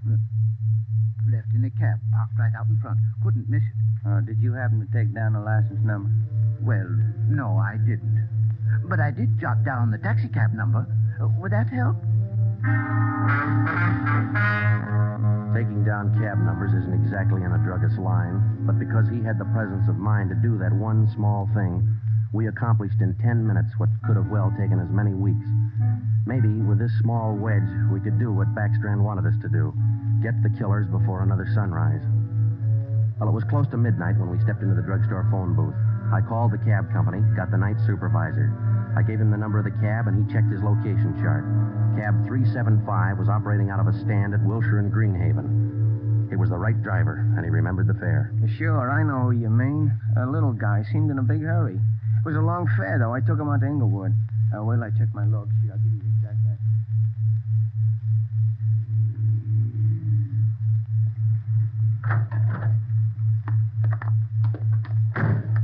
Here it is, Joe. 1523 Imperial. It's the room and half. Yeah, come on. We'll check with the landlady. Kind of late, Joe. Yeah, let's stand away from the door, huh? Might not be the landlady who answers. Yes, what do you want? Police department. Oh, just a minute. Let me see your badge. There you are, ma'am. I'm Sergeant Friday. This is Romero. Homicide. All right. Now, what do you want? I run a good, clean rooming house It's here. not the house, lady. It's one of your tenants. Which one? That's what we want you to help us on. Look, do you men know what time it is? Come back here in the morning. Sorry, this can't wait till morning. Well, I'm not going to invite you in. We'll talk right here on the porch and keep your voices down. My tenants work during the day. Whatever you say, ma'am. Now, what is it you want to know? We're looking for a small, dark man. Well, I got 3 here. Could fit that description. No, he came in late tonight, about 45 minutes ago. I wouldn't know about that. I don't spy on my people. This is very important. You'll have to keep your voices down. Sorry. He's dark and he's small. Oh, I didn't just say he was dark. You must mean Mr. Tyndall. What's he done? What's his room number? He's in room 10, but I can't allow you to tramp up and down the stairs. At this hour, you'll wake all my roomers. We'll be as quiet as he wants us to be. What do you mean by that? Is there going to be trouble? I don't know, lady. Where do we find number 10? The end of the hall, last room on the right, and keep your voices down. If you'll just wait in your room, lady, we'll call you for once. Okay, here we are. If I keep the door clear, Ben, we might have trouble. Think they all in there? We'll know in a minute.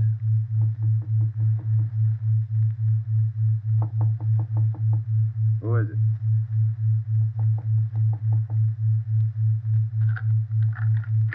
What do you want?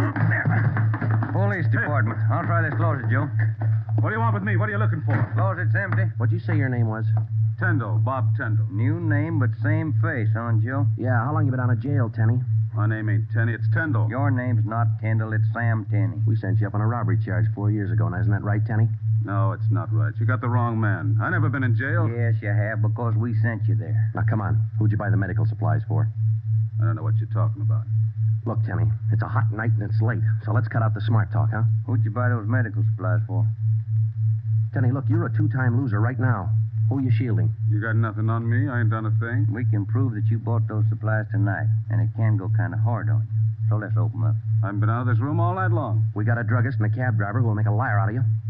I still don't know a thing. That cab driver hauled you home here 45 minutes ago. Where were you? I was out on a date. Is that who you bought the medicine for? Ben, call the druggist and get that cab driver. We'll take Tenny downtown. All right. All I did was buy the bandages and stuff. I got nothing else to do with this. Who'd you buy the stuff for? Now, you know everything else. You'll figure it. Oh, now, look, punk. We know there were 3 of them. One of them killed a cop. We're going to get to him, and Tenny, you're not going to stand in our way. He killed somebody. They didn't tell me that. Who didn't tell you? I don't want any part of murder. I'm going to tell you who it was, but I'm clean. I got nothing to do with it. I was trying to help him out of a jam. Who were you trying to help? It was Roy Bemis, Charlie Sickle, and Red Jans. They didn't tell me nothing about murder. Well, why'd you help? They offered me a pretty good piece of change to run an errand for them. You know I got paid for. That's all I had to do with it. Where did you deliver those medical supplies? I have to tell you that. I'm afraid of Jans. He's awful free with that shotgun. We'll give you protection. Now, where are they? Can I go to jail till you get them? You'll get protection. Give us the address. It's an apartment house. Just around the corner from here. The Blue Eagle. We took Sam Tenney down to Central Division with us. On the way downtown, he told us that Red Jantz and the other 2 had their room at the Blue Eagle barricaded. Tenney said that they told him that they'd kill the first cop who tried to take them. But we knew they were wounded. He told us that Sickle had an arm wound, Bemis got it in the leg, and Jantz had a slug in his side. We figured they'd be weak from the loss of blood, and we could take them easy. You'll never take those guys easy. Sure, they lost a little blood, but they had enough fight left to stack that room. And they got enough left to kill you if you try to take them. On the way to headquarters, we stopped at an all-night drive-in and called Ed Backstrand. We told him we had a radio car watching the Blue Eagle. We gave him the whole story and told him we were on our way in. By the time we checked into homicide, Ed had the plan all mapped out. It was 2:25 a.m. Here's the map from the city engineers. It's one city block bounded on the north by Hawthorne Street, on the south Lawndale Avenue, on the east 16th Street, and to the west 17th. The Blue Eagle apartment house is right here, on 16th and Hawthorne. West of the Blue Eagle is a private residence. South of the Blue Eagle on 16th is a vacant lot. There are 12 apartments in the building. The men we want are on the second floor, number 11. And that apartment faces east on 16th. How do you want to handle it, Ed? Now, Baker and Moorheim will evacuate the private residence. Friday and Romero clean out the apartment building. Right, Skip. All traffic is being diverted. The entire block is completely isolated. We'll throw up a cordon. As soon as we clear the residence, nobody goes in, nobody goes out. Will you brief us again when we get there, Ed? I'll give you all the briefing you need right now. Get this. These guys have already killed a cop. I don't want to lose any more. You know they're heavily armed and they're desperate. Have the men draw shotguns, tear gas, and Tommy guns. I'll take care of that, Skipper. All right. Now, we're not going in after these punks like tin horn heroes. We're going after them, and we're coming out alive. All of us. What time is it, Friday? 2:37. Not much time till sunup, is it? It was a code 2. That means red light and move fast.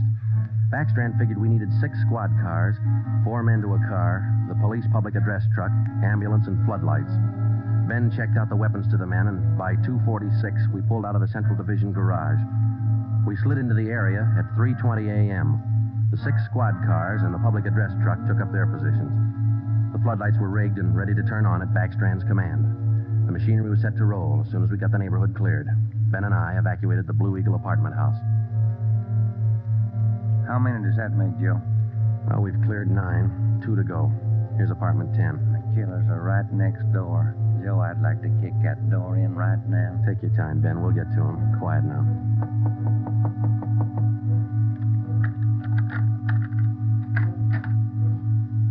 Yeah, what is it? Police department. May we come in? Yeah, of course. What's the trouble? No trouble. We're evacuating the building. Now, we'll have to ask you to leave by the back door. We'll notify you when to return. Please leave quietly and lock your door. What's going on? No time to explain. Thank you very much for your cooperation. Okay, now, we'll skip 11 and go to 12. Yeah.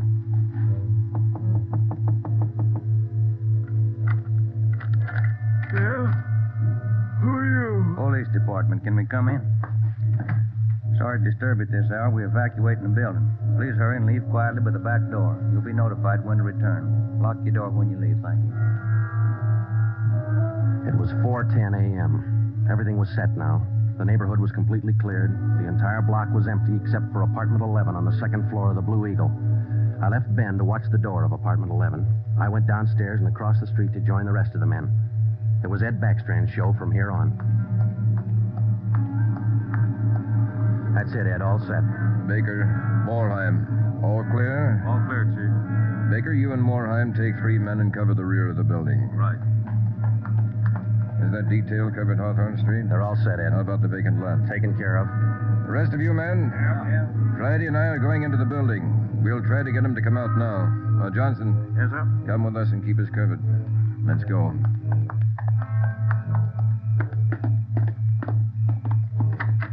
Apartment 11's up at the head of the stairs, Ed. Right. Any action, Romero? Not a thing, Skipper. Keep down, all of you. I'll try to get him out. Gents, Bemis, Sickle, you're all alone. The building's clear. Come on out with your hands behind your head. Come on out, gents, or we'll come in and get you. You hear me? I hear you, Ed. Come on, let's get out to the street. Johnson, cover that door and be careful. Keep down. Right, Chief. Friday, Romero, come with me. We left Sergeant Johnson to watch the door, and we ran out into 16th Street and ducked down behind the police sound truck. The floodlights hit the side of the building. Backstrand grabbed the microphone. Gents, Bemis, Sickle, you've got 30 seconds to come down out of that room. Walk out backwards with your hands behind your head. Stay together. Don't fan out. 30 seconds, gents.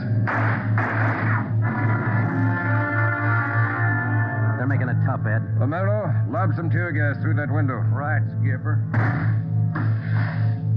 Come on out, Bemis. We're giving you a chance. That's more than you gave that cop in the bar. Come on out.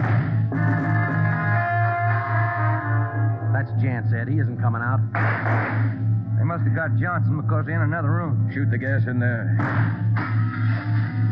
That's not going to get him out, Ed. Give it time, Friday. Burn those floodlights in up there. Friday, rake that second floor with the Tommy gun. Let's keep them in one room. Right. Hold your fire, Friday. George, give us a couple of masks. Ben and I are going in. The rest of you men concentrate your fire on those 2 rooms. Hit them down. Here's your mask, Joe. Let's go. Come on.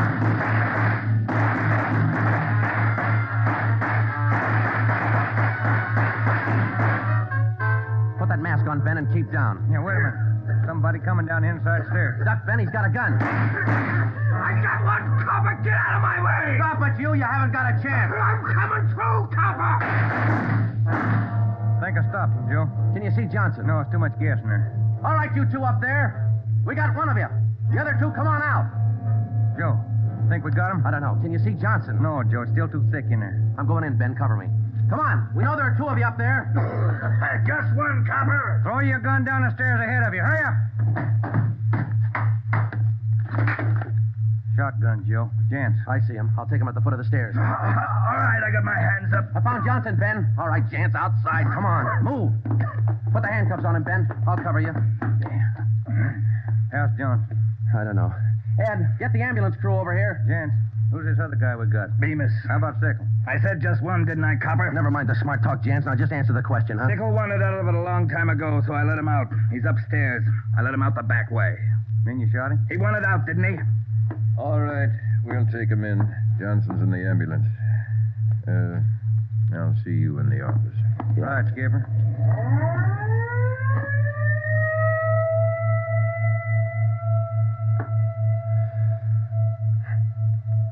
How about a smoke, huh? No. Yeah. Here you go. Backstrand said he didn't want those men to see another sunrise. Yeah. 5 minutes to 5, Joe. Sun ought to be up. Yeah. But look, Ben. It's cloudy. Guess we'll never know, huh?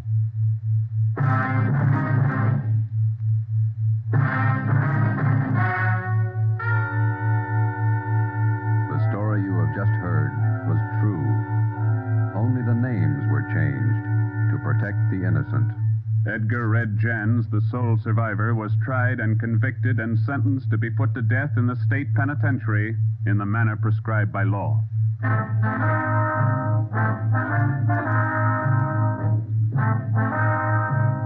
have just heard the fourth in a new series of authentic cases from official files. Technical advice for Dragnet comes from the office of C.B. Horrell, Chief of Police, Los Angeles Police Department.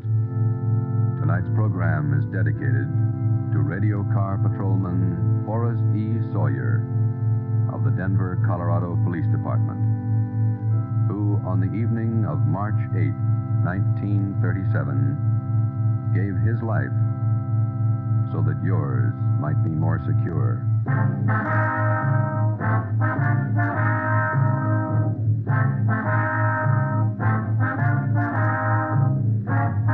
Dragnet came to you from Los Angeles.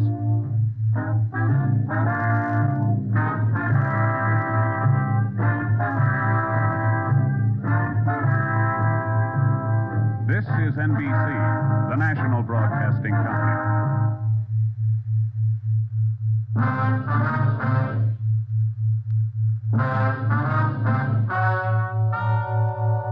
Ladies and gentlemen, the story you are about to hear is true. Only the names have been changed to protect the innocent. NBC brings you Dragnet.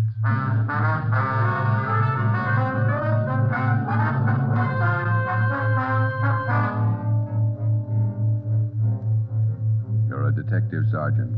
You're assigned to homicide. Somewhere in the tangled web of your city, there's a killer on the loose.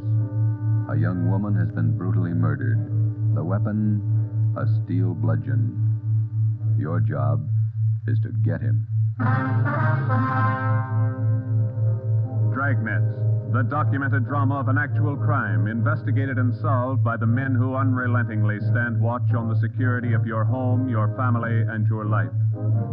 For the next 30 minutes, in cooperation with the Los Angeles Police Department, you will travel step by step on the side of the law through an actual case from official police files. From beginning to end, from crime to punishment. Dragnet is the story of your police force in action.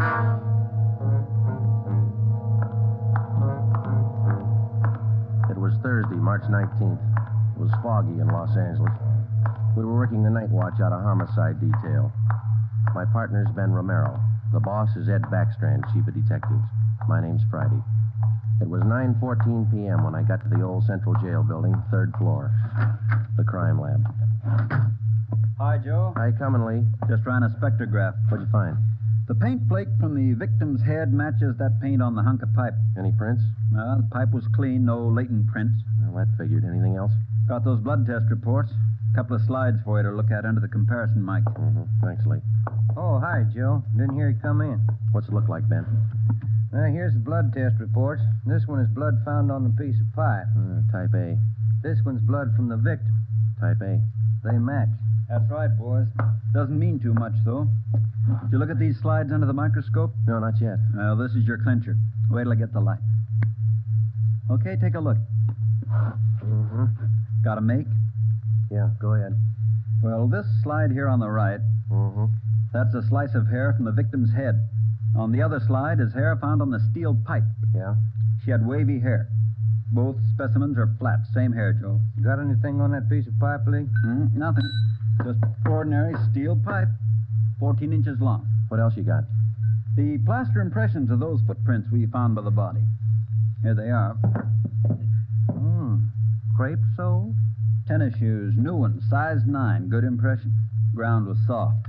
Man about 150 pounds, according to the length of stride, roughly about 5 feet 10 inches tall. Yeah, new shoes, all right. You can still read the manufacturer's label. That's right, made by the Sport King Company. Well, that's something to follow up. Yeah, sure, you could start with the tennis courts. Only about 1,000 or so in L.A. Maybe you'd rather track down the brand. These particular tennis shoes are the biggest sellers in the country. Yeah. Where'd you like to start, Minneapolis or Pullman, Washington? What about that glove? Yeah, you might look for a missing glove. Yeah. They go well with the shoes, just about as common. White cotton work gloves with a blue top. Here's the right glove. You find the left one. Blood on a glove? Type A. Well, that's good evidence, Jones, but where's the lead? Now, look, I don't ask you to pay my parking tickets. You want to see blow-ups? Okay. Right over here. Yeah. This is the vacant lot where they found the body. Yeah, that's right. Here's a close-up of her showing the location of the murder weapon, the glove, and the footprints relative to the position of the body. Looks as bad as yesterday. Sure did work her over, didn't he? The rest of these are morgue shots. Interested? No, I checked them this morning. Once is enough, Lee. Yeah, that winds it, boys. You want to go over the stuff in her purse again? You find anything more? No, nothing you haven't seen already. The usual. Makeup, comb, barrette. That's a hair clip. Mm-hmm. Few cheap stones in it. Loose change, a quarter, nickel, few pennies. Her ID card. Yeah. Helen Corday. 33 Naomi Place. Age 21. 21. That's not very old, is it, Lee? Not to die. No.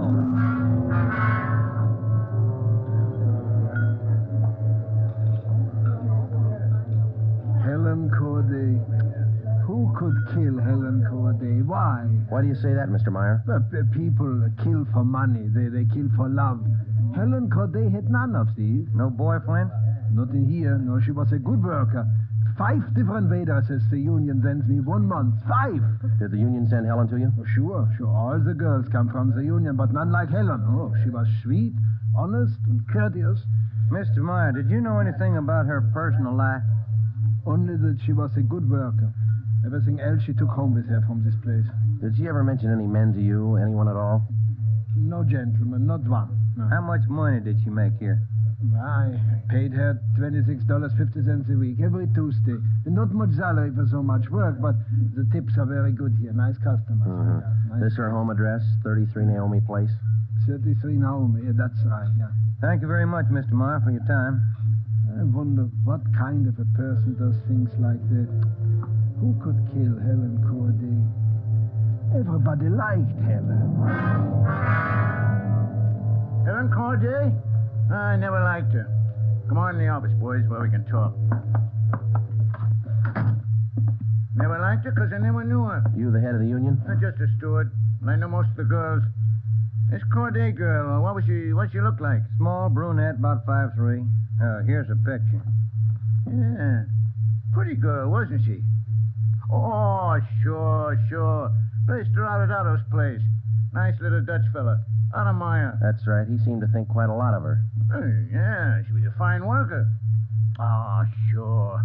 Always right up on her dues. Paid all the assessments right on time. Thought you said you didn't know her. Oh, not right off, I didn't. But when you showed me that picture there, placed her right away. You know anything about her personal life? Yeah, wait a minute. Why all these questions? Helen Corday was murdered last night. Oh. Who did it? You know anything about her personal life? Well, you can see my position, Sergeant.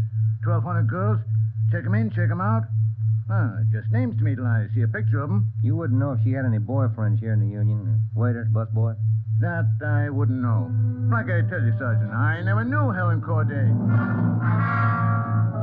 Sure, I knew Helen Corday. Gus plays a nice piano, huh, Sergeant? Yeah. I read about it in the paper this morning. How long you been selling pianos here at this place? About as long as I knew Helen. 3 years. How'd you find me? Helen's landlady, we talked to her yesterday. She told us you worked here at this piano store. Oh. It's funny, isn't it? What's funny? See Gus over there? That fellow demonstrating the piano? A few weeks ago, I made a deal with him to give Helen piano lessons. I figured it would help her with her singing lessons. Wanted to be a singer, you know. Did Helen know that fellow, Gus?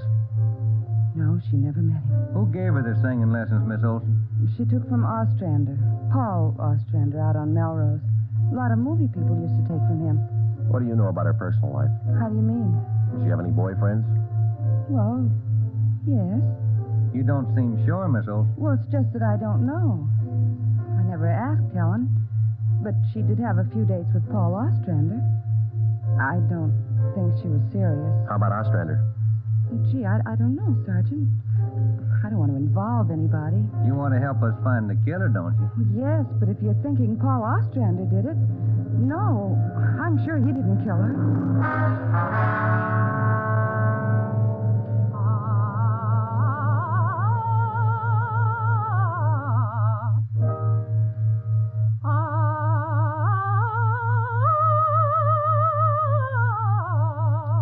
That's all for today, Victoria.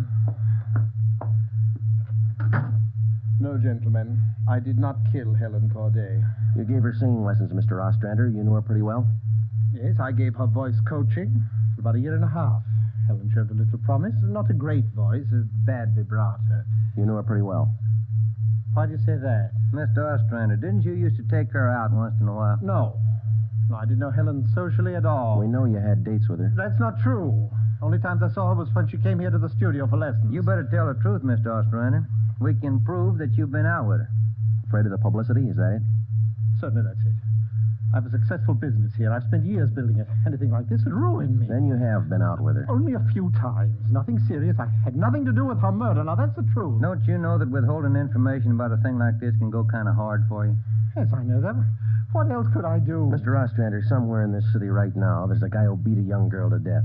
He crushed her skull with a piece of steel pipe. We need every bit of information we can get to track him down. I know that, son. You could have come to us. We wouldn't run to the newspapers with it. If the information's confidential, that's the way we treat it. Most of the time, it's the people who run to the newspapers first. Then they come to us. That's right, Mr. Ostrander. People are their own press agents. Sergeant, I'd like to know what right you have to invade my privacy and lecture me on my civic duty. All right, I'll tell you what right, Ostrander. We want the man who murdered Helen Corday. I got as much right as he had at 12:14 this morning. Come on, Joe. Yeah. Thanks, Mr. Ostrander. Sorry if I invaded your privacy.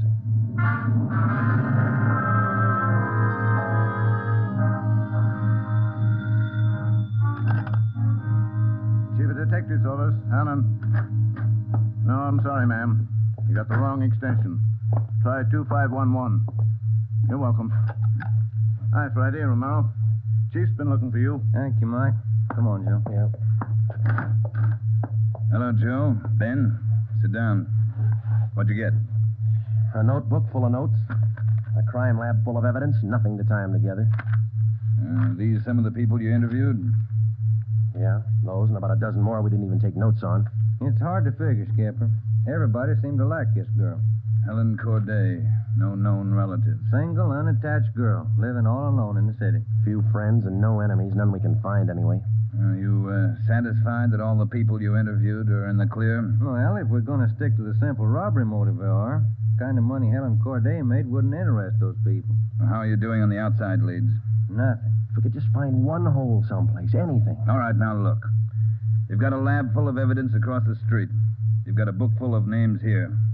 You've got the pieces. Now fit them together. They just don't add. Well, go over them and keep going over them until they do add. Anything from the informants? No, nothing so far. No tips on anybody that's been dough-heavy lately. Nobody shooting off their mouth. The guy we want won't advertise. Figures himself a pretty smooth operator.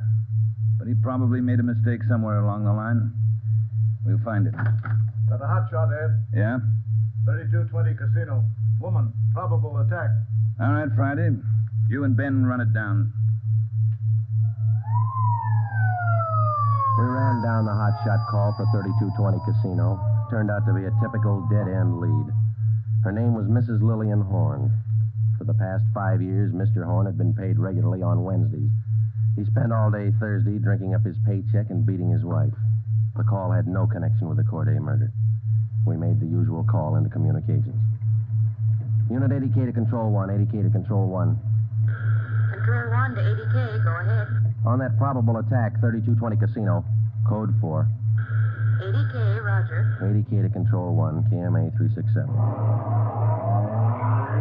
That was the beginning. For the next 3 days, we followed up every lead and every call, but they were all blind. All units were alerted, and they had as much information on the killer of Helen Corday as we did.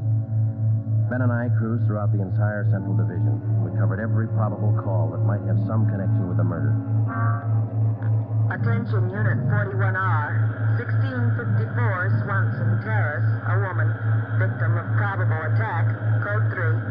Unit 41R. It didn't make any difference what the call was. If there was a possibility it might tie in with the Corday murder, we ran it down. We made it a 24-hour job. So far, if the killer made a mistake, we hadn't been able to find it. The Corday funeral was on Monday. They were all there. The girl's landlady, the boy's teacher, Ostrander, the girlfriend, Marie Olson, the man from the union, and her boss, Otto Myra. But nobody else we hadn't checked. That was Monday afternoon. Monday night, we went back to the old routine, tracking calls during the night in the squad car, picking up small threads that led nowhere. 3 more days of the same thing. Thursday morning, 1 week after we found Helen Corday's body, we got an anonymous phone tip. I know who killed Helen Corday. His name's George Barlow. He lives at 418 White Oak Avenue. He used to date her up all the time. Get him and you've got the murderer. We checked George Barlow and about 10 others just like him. None of them knew Helen Corday. Saturday night, Ben and I were back in the squad car cruising the Central Division. Saturday night's a good night for robbery. By 10 p.m., we'd run down 4 various calls. 123, code 1. 123, roger. 12G, call your station. Unit 13R, 1254 Tower Road. A woman screaming. Investigating trouble. Code 2. Let's handle that one, Ben. Yeah, okay. I'll notify communications. Unit 80K to Control 1. 80K to Control 1. Control 1 to Unit 80K. Go ahead. On your 1254 Tower Road call, we're in the vicinity. We will handle. 80K, roger. 80K to Control 1, KMA 367. Let's go, Ben. Control 1 to 13R. Disregard your last call. Handled by 80K.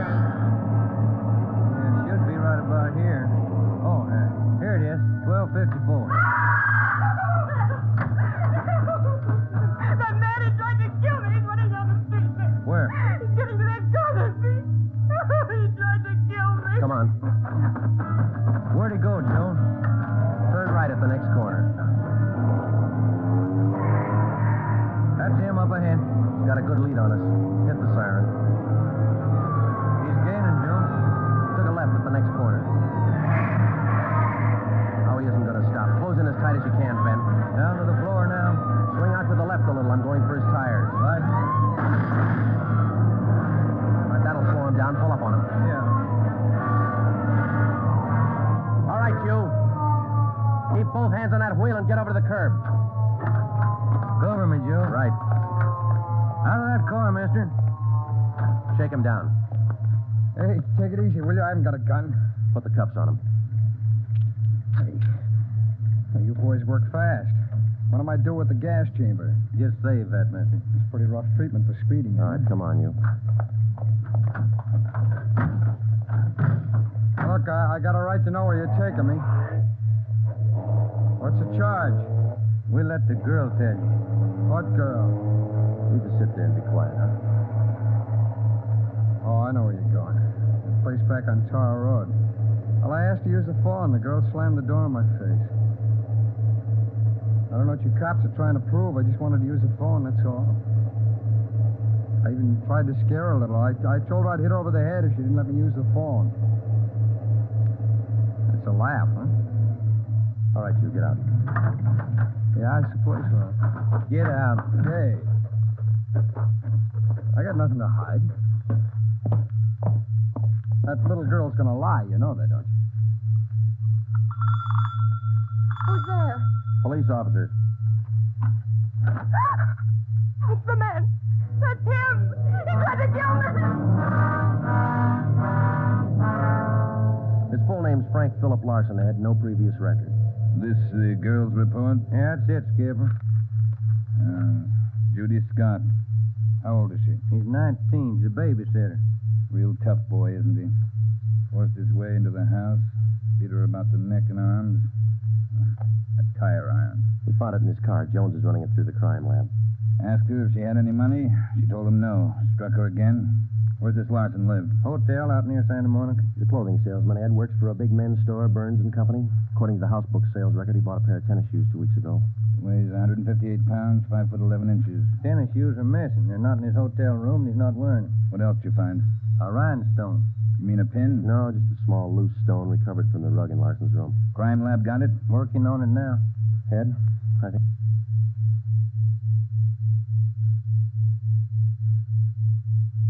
We got the man who killed Helen Corday. A few scraps of circumstantial evidence and a hunch. That's not much to go on. Larson had gone after the little Scott girl with a tire iron. Wasn't much of a tie-in, but we had to be sure. All that day, we checked Frank Larson's alibi for the night of Helen Corday's murder. We interviewed the personnel manager at Burns & Company where he worked. We talked to all the clerks who knew him. The manager of the hotel where he lived. We found out everything we could about Frank Larson. And that night at 10 o'clock, we had the prisoner brought to the interrogation room. How are you, Larson? Fine. Just fine. I like jail. Sit down. Lousy weather, been foggy all over town. I wouldn't know. I've been inside all day. How old are you, Larson? 31, same as the last time you asked me. Where'd you go to school? I didn't. I was born smart. You sell clothes, don't you, Larson? We know you work for Burns and Company. Remember, you told us. What is all this? What are you guys trying to build? Just want to know if you like selling clothes. That's all. What do you coppers know about clothes? One blue serge a year is your speed. You know quite a bit about clothes, don't you? I've been selling them for 5 years. Can you tell me something I've been wondering about? What's that? Are your socks and tie always supposed to match? That's what the style books say. Bet you always know the right things to wear, don't you? You wouldn't wear black shoes with a brown suit, would you? Is that what you're keeping me here for? Style lesson? Oh, would you? Would you wear black shoes with a brown suit? Most people wouldn't. Bet you wouldn't wear brown shoes with a tuxedo either. I've been smoking too much. You got a glass of water? Oh, yeah, sure.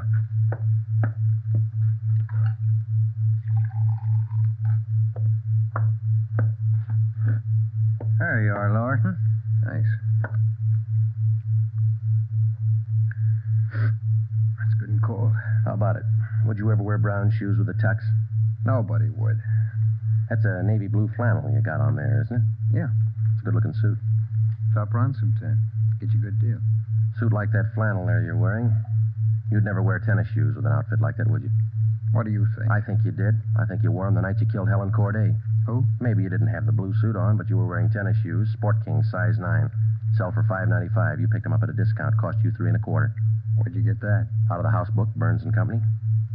You wouldn't have those shoes around now, would you? We couldn't find them in your hotel room. Your boss, Mr. Craig, used to think a lot of you, Larson. Before you started drinking on the job, your commissions used to run pretty high up the last couple of months.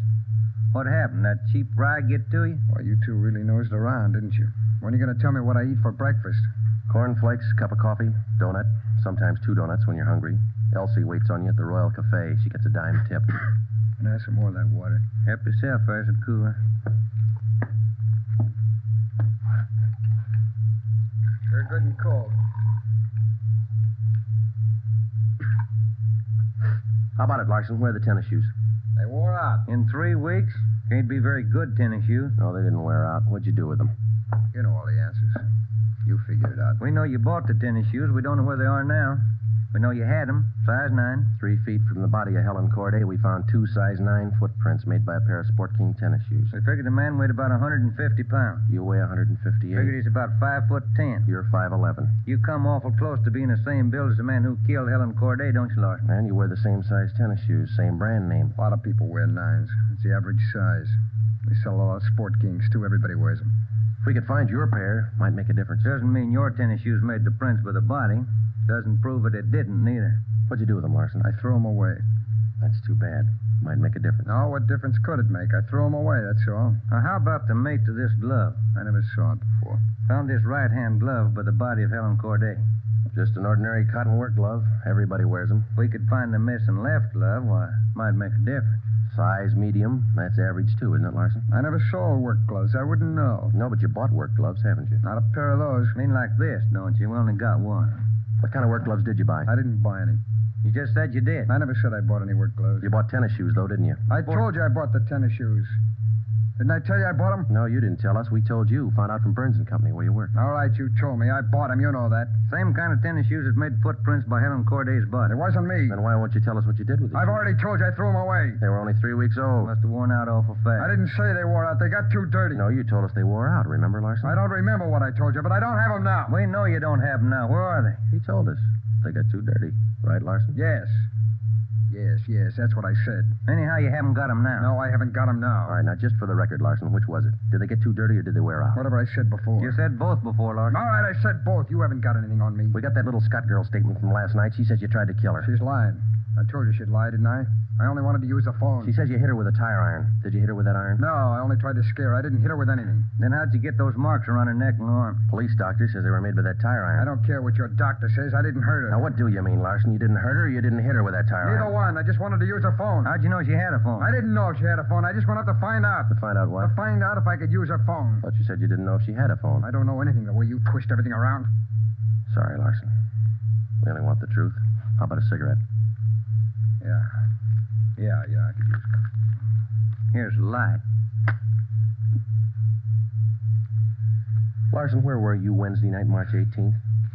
How many times are you going to ask me that same question? Just want to make sure we got it right. I told you this morning. I went to a show. I got out about 11, had a beer, and I went home. What time did you get home? About 11:30. Did you stay home? I went to bed. What'd you see at the show? I never remember the names. You ought to try to remember this, and it's pretty important. No, it was a deluxe theater. It was Spencer Tracy and something. What was on when you walked in? The news. I never go in the middle of a picture. Neither do I. Spoils them for me. Yeah, that's right. The girl in the box office doesn't remember seeing you go in. She knows. It was Keno night. There was a big crowd. Did you win anything? I never do. Anybody hit the jackpot? I don't remember. They give away a lot of money at those neighborhood theaters. I always remember who hits the jackpot. Well, all right, you do. I don't. Do you remember if anybody won the jackpot? I told you, no. Do they have a jackpot at that show? I guess they do. I don't know. You knew it was Keno night. You should know if they had a jackpot. Maybe they had a jackpot. I don't know. I went out for a smoke. You said the cartoon was on when you walked in. Why do you always twist what I say? I told you the news was on when I went in. You remember anything about the newsreel? It was 10 days ago. How do I know it was in it? I only know it was a newsreel, that's all. You're lying, Larson. We checked your alibi. The manager of the theater had to cut the newsreel Wednesday night because the show was running long with Keno night. You didn't go to the show Wednesday night, did you? All right, maybe I didn't. I don't remember. What's the difference? The difference is you could have been in that vacant lot the same night, the night Helen Corday was murdered. I didn't kill her. You can't prove I did. Interrogation room, Friday. Hiya, Jones. It did, huh? You're positive. Yeah, okay. Thanks, Lee. Sure you don't want to tell us what you did with those tennis shoes? I'm not going to go back over all that. I've told you guys all I'm going to tell you. You know how the Corday girl was murdered? How would I know? I don't know anything about it. She was on her way home from work, as usual. About midnight. Of course, you were home in bed about that time. But you didn't go to the show that night, Larson. On her way home, Helen Corday always took a shortcut across a vacant lot. She was about halfway through the lot when the murderer tried to grab her purse. She screamed and he struck her. Hit her several times with a piece of steel pipe 14 inches long. He beat her to death with that piece of steel pipe. Then he dropped the pipe in the right-hand cotton work glove. He left 2 footprints, size 9, Sport King tennis shoes. I know all that. Well, here's something you don't know. When the killer scooped the paper money out of that girl's purse, he accidentally took along a loose rhinestone. A stone that fell out of a cheap barrette in the bottom of her bag. He carried that stone home with him. When he reached in his pocket to pull out the money he stole from her, the rhinestone fell on the floor. So? We found that rhinestone on the rug in your hotel room. Well, I haven't lived in that hotel room all my life. Maybe the tenant before me dropped it there. No, not this one. We checked the cement that held it in that barrette. It matches the glue on the stone. No, Larson, that rhinestone came from the hair clip that Helen Corday wore before she was murdered. And that's enough to take you to the district attorney with. What am I supposed to say? We want you to tell us the truth. Why did you kill Helen Corday? Yeah. You want the sandwiches and coffee now, Sergeant? Bring them in, Mike. Looks like we're going to be here a long time. Yeah, I brought you ham, cheese, and liverwurst, and some fruit. Coffee's black, cream and sugar on the side. Thank you, Mike. It looks good. What kinds you want, Larson? Ham, cheese, or liverwurst? Oh, you're not hungry?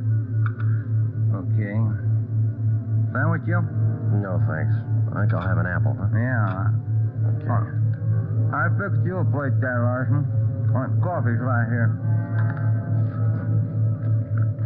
It's a fine apple. Nice and fresh. This a Washington apple? Yeah, I don't know. Is that coffee hot enough? No, it's fine. Where'd Mike pick these up? Well, across the street. Eddie's? No, Oh, it tastes good. Well, drink your coffee anyway, Larson. It's getting cold. All right! I didn't want to kill her. She screamed and I hit her. All I wanted was her purse. That's all I wanted. She wouldn't give to me. She had to fight back, so I hit her. I didn't want to kill her. All she had to do was give me the purse and I wouldn't have hurt her. I was drinking and I didn't know what I was doing. I was drunk. I didn't mean to kill her. I didn't mean to kill her. Mike. Yeah, Joe? Stay with him. We'll call the stenographer.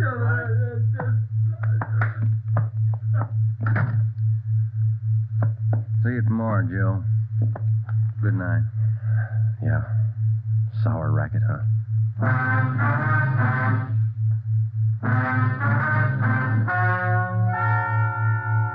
The story you have just heard is true.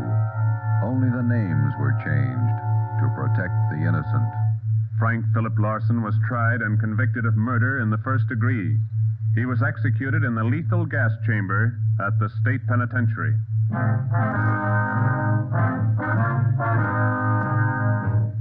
You have just heard the fifth in a new series of authentic cases from official files. Technical advice for Dragnet is furnished by the Los Angeles Police Department. Tonight's program is dedicated to Police Officer Charles A. Brady of the Chicago, Illinois Police Department, who on the night of September 2nd, 1945, gave his life so that yours might be more secure.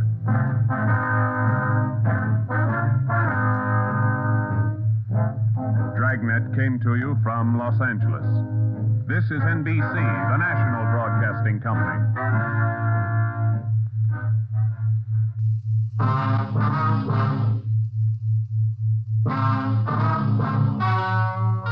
Ladies and gentlemen, the story you are about to hear is true. Only the names have been changed to protect the innocent. NBC brings you Dragnet.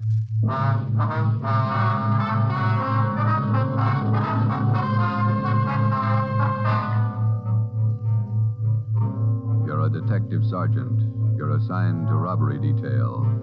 A ruthless fiend roams the streets of your city masquerading as a police officer. For months, helpless citizens have been robbed, beaten senseless, and kidnapped. The criminal is a twisted genius, vicious, cunning. Your job is to get him. Dragnet, the documented drama of an actual crime, investigated and solved by the men who unrelentingly stand watch on the security of your home, your family, and your life. For the next 30 minutes, in cooperation with the Los Angeles Police Department, you will travel step by step on the side of the law through an actual case from official police files, from beginning to end, from crime to punishment. Dragnet is the story of your police force in action. It was Wednesday, June 4th. It was warm in Los Angeles. We were working the night watch out of robbery detail. My partner's Ben Romero. The boss is Ed Backstrand, chief of detectives. My name's Friday. I was on my way back from communications, and it was 11:13 p.m. when I got to room 27A. Robbery detail. Oh, hi, Joe. Hi, Ben. Did you get that message to call home? Yeah, bad news. What's the matter? That doggone kid of mine, chicken pox. Oh, again? Last year it was the mumps. Year before that, the measles. Every time I get set for a vacation, he decides to catch something. Well, forget it, Ben. Think what a comfort he's going to be in your old age. Go ahead, laugh. You'll find out. Yeah. How are you, Friday? Romero? Fine. What can we do for you? You don't look like you remember me. Oh, no, wait a minute. Name's Savage, isn't it? George? It's Johnny, Sergeant.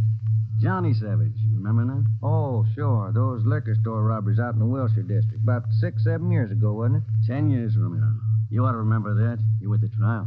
We testify in court every week. 10 years is a long time. It's longer in the state pen. It's a lot longer. Yeah, you cried a little at that trial, didn't you, Savage? You said we beat that confession out of you. Yeah, that's why I figured I'd drop in for a little visit. Kind of apologize to you fellas. You gave me a square deal. I guess I kind of lost my head. I figured I'd apologize. Oh, that's all right, Savage. When'd you get out? A couple of weeks ago. I did it the hard way. Served 10 flat. I don't know my day. You find a job yet? Yeah, Friday. I'm working nights. What kind of a job? Laborer in a warehouse, south end of town. Good. You decided to level? 10 years in prison's a long time. You learn a lot of things. Nights are long, you think a lot. You get things straightened out. I hope you mean that. Sure, I mean it, Friday. I've got everything straightened out. I know who my friends are, and I know who to watch out for. You sound like maybe you're on the right track.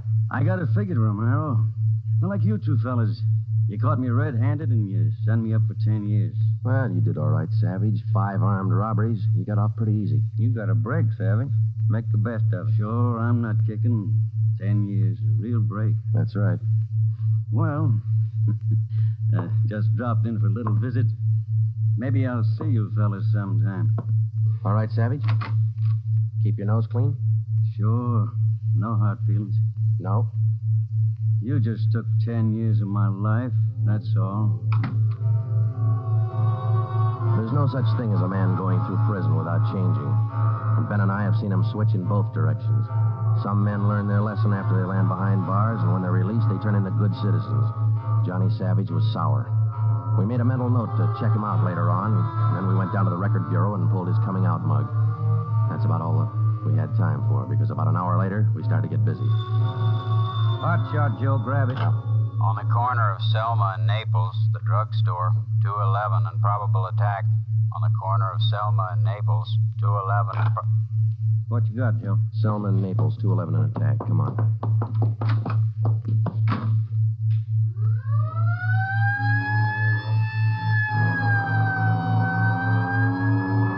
Here we are, Joe.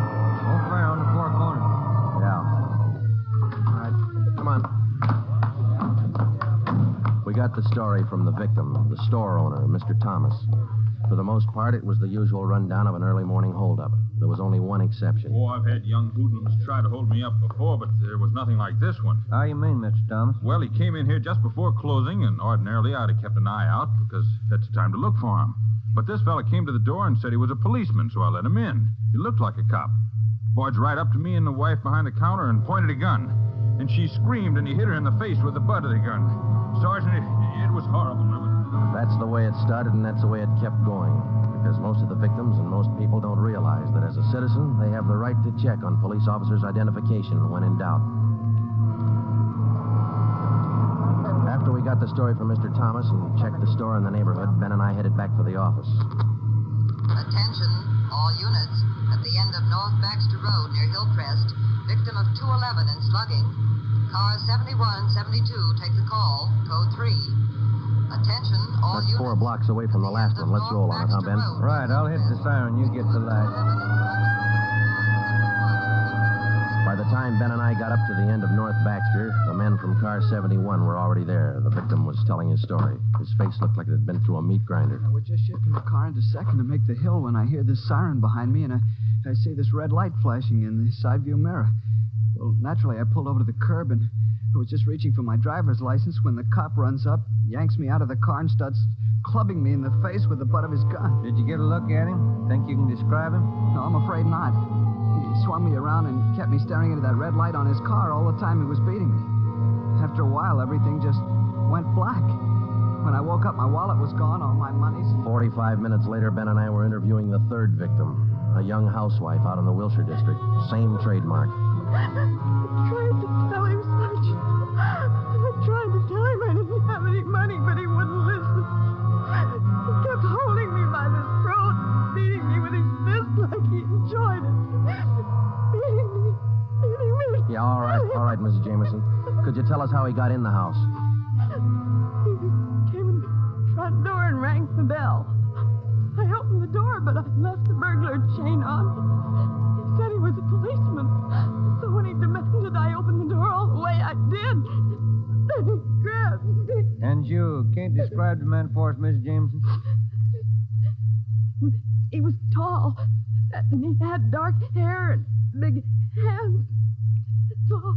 It was like a nightmare. A horrible nightmare.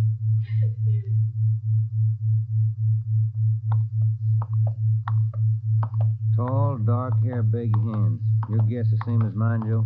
Maybe. Let's wait and see. Come on, let's check with the boss. Hi, Mike. Hi. He's waiting for you in there. Come on, Ben. Chief of Detectives Office, Helen. Sit down. Yeah, Skipper. All right, you two, let's have it. The guy with the red light? Yes, the guy with the red light posing as a policeman. Why hasn't he been picked up? You know as much about it as we do, Ed. We got our first call around midnight. He knocked over a drugstore out on Selma. He hasn't stopped working since. Didn't you get any definite lead on him? No description, no license number? Nothing. He's tall, big hands, dark hair, that's all. Fine. Either of you got any ideas? Could be anybody, Skipper, with that description. You're sure it wasn't anybody on the force? We sent all the victims down to personnel. Lowry showed him the mug book of all police officers. Wasn't one of our men. Works fast. Drugstore, a motorist, a pedestrian, a housewife out in the Wilshire district. Went right in the house after her. 4 of them, right in a row. 5. Huh? There's a 20-year-old kid in the next room. Came in just before you got here. A couple of hours ago, he was sitting in a car with his girl up in Mulholland Drive. This red light bandit comes along, slugs him, and kidnaps the girl. Kidnapped? She still missing? Not a trace. When did this happen? A couple of hours ago, they brought the kid over from Georgia Street Hospital. We can talk to him now. He's had a bad time. Right in here. Okay. Pete, we're going to have to ask you a few more questions. Oh, yeah. Okay. It feels a little better now. This is Sergeant Friday and Sergeant Romero. Hi, Pete. Hi. Can you tell us what time the trouble started?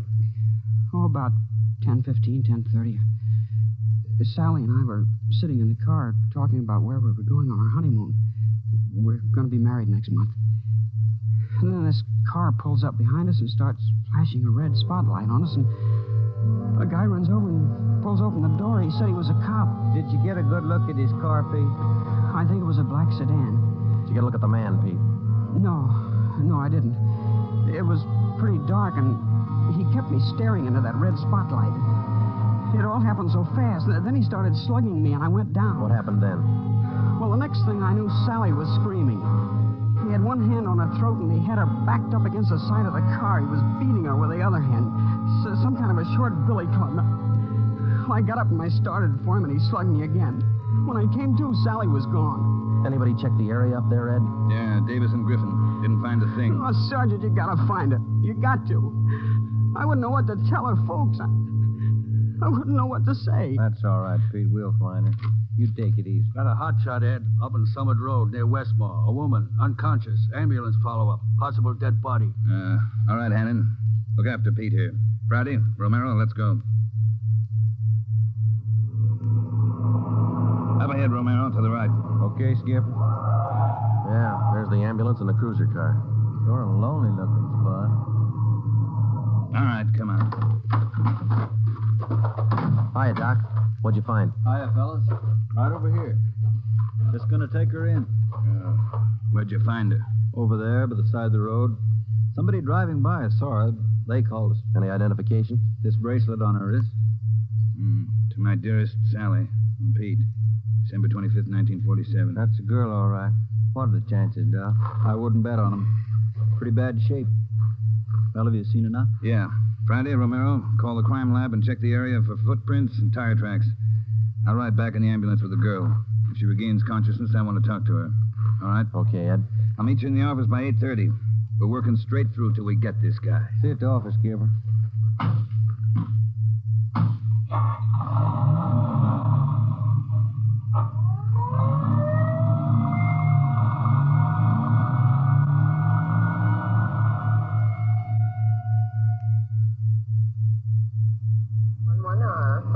What time you got, Ben? 7 minutes to 4. Long night. Hey, that car up there ahead. Let's take a look at it, huh? Black sedan. Hey, look, he's flashing a red spot on that convertible. Come on.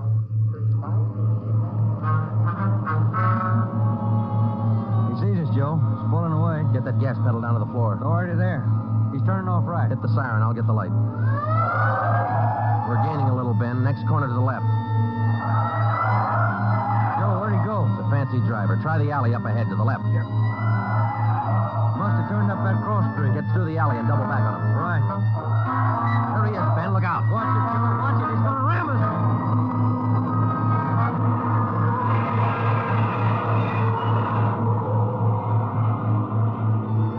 We got hit just in front of the rear bumper. Our car was forced into the curbing and it turned over. He was real lucky. He kept right on going. But this time, Ben and I were sharing the luck. All we got out of it was a couple of nasty cracks in the head and a few bruises, but it was enough to keep us in a hospital under observation for a day. By this time, Ed Backstrand was fuming. So were the newspapers. During the day we spent in the hospital, the red light bandit went on a real blitz. He pulled 6 more jobs, 1 liquor store, 2 residential holdups, and 3 car robberies. 5 of the 6 victims were slugged and beaten. Davis and Griffin had taken over for Ben and me, and by the time we got back on the job, they'd built up a lead for us. We've been working with Wilkerson up in auto theft, Joe. He's used 4 stolen cars already. We got the makes and numbers on each one of them. How about the dark sedan he was driving when he rammed us? The boys picked it up this morning out on Sepulveda. We're checking it for prints now. Oh, that's fine, Dave. You got any description on the guy yet? No luck there, Joe. He works too fast. Nothing at all? The same as you had. Tall, black hair, big hands. Loves to use them. Friday, Romero, got a minute? Okay, Skipper. Check you later, Hyundai. Sure thing, boys. Sit down. How do you feel? Pretty fair, Ed. A little stiff here and there. All right, did Davis fill you in? Up to date. Okay, I just called the doctor who's handling Sally Wilder, Pete's girlfriend, you remember? Oh, yeah. She's been in pretty bad shape since we found her up there on Summit Road. This morning she took a turn for the better. She's conscious, and her doctor thinks she might be able to talk to us a little bit. Good. When? About an hour. I cleared it with the doctor and with her family. You'll only be able to stay a couple of minutes, so make the most of them. That's all. All right, Ed. We'll check with you later. Say, Joe, Ben, here's some mail came for you fellas while you were gone. Oh, thank you, Mike. We're going over to the county hospital. We ought to be back in a couple hours. Okay. Say, there's been a couple of phone calls, too. Yeah, anything important? I don't think so. The guy just called to say hello. Said his name was Johnny Savage. Just called to say hello. I presume you men are aware of the girl's critical condition. Yeah, that's right, Dr. Froman. We saw her before she was taken here at the hospital. Yes. You understand, of course, that you'll be able to see her for only a few minutes, and please try your best not to excite her, huh? Right, Doctor.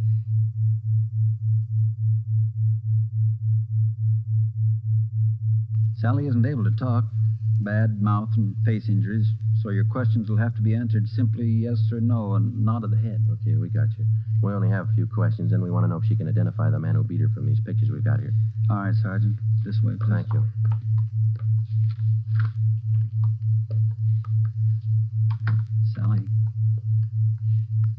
Sally, these gentlemen are from the police department. They'd like to ask you a few questions. Now, there's no need to be nervous or afraid. Just simply nod your head yes or no.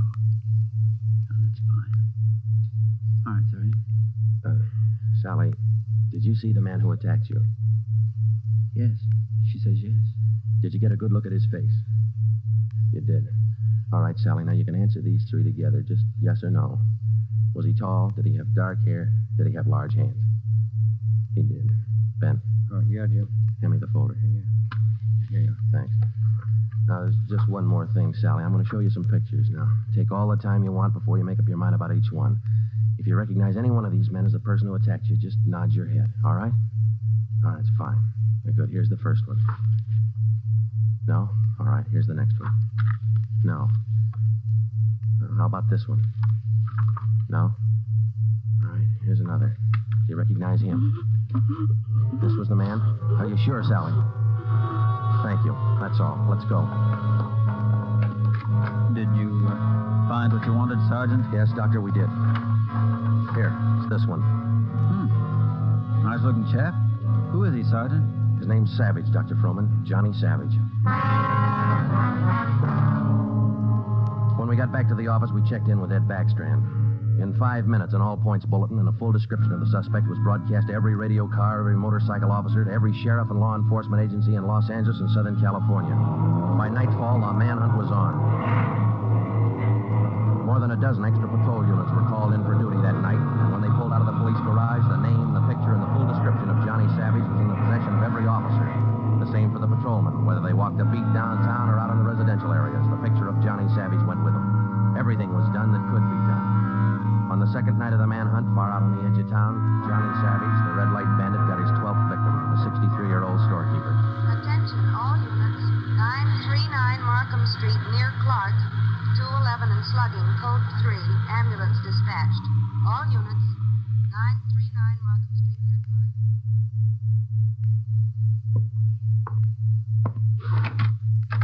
Here it is, Skipper. Tie-in. What'd you get? Wilkerson lifted the prints off that black sedan that rammed Joe and me. Yeah? They belong to Johnny Savage. Yeah, good. That storekeeper last night. It is Savage, all right. Victim identified him from his mug. All right. We got enough of this Savage guy to put him on ice for life. All we have to do now is to get him. Now, look, the way we figure it, Ed, this red light bandit is using stolen cars with cold plates, so there's no way of tracking down the cars at regular commercial garages. He's got to be renting private garages someplace around town. All right, let's get the neighborhood patrolman on the job. Advertise it. All over town. It's a city ordinance, isn't it? People who rent private garages are bound by law to register the car and license number with the police. Start a campaign if you want, but find those cars. Right. Yeah, wait a minute. Hello, Backstrand. Yeah? When? I see. Yeah, thanks.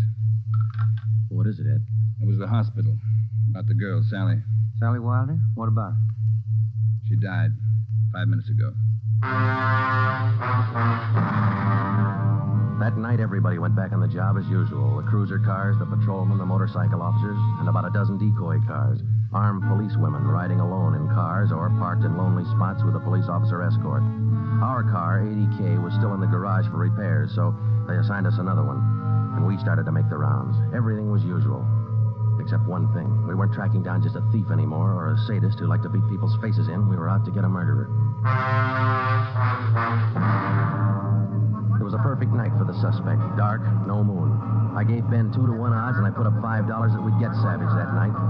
I lost the $5. We cruised until 7 the next morning, but there wasn't even a nibble. We had breakfast at the Federal Cafe, a little restaurant down the street from the city hall, and it was about 8:15 when we got back to the office. We were pretty tired. Robbery detail, Romero. I would like to speak to Sergeant Friday. Just a minute. It's for you, Joe. Okay, thanks. Friday talking. Sergeant Friday, I want to talk to you. Well, I'm listening. Go ahead. I mean, I want to talk to you in person as soon as possible.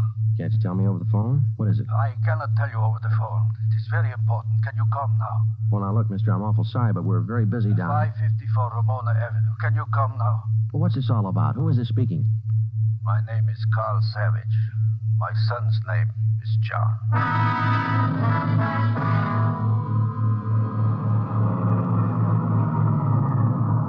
Here it is, Joe. Neat-looking little place. Yeah.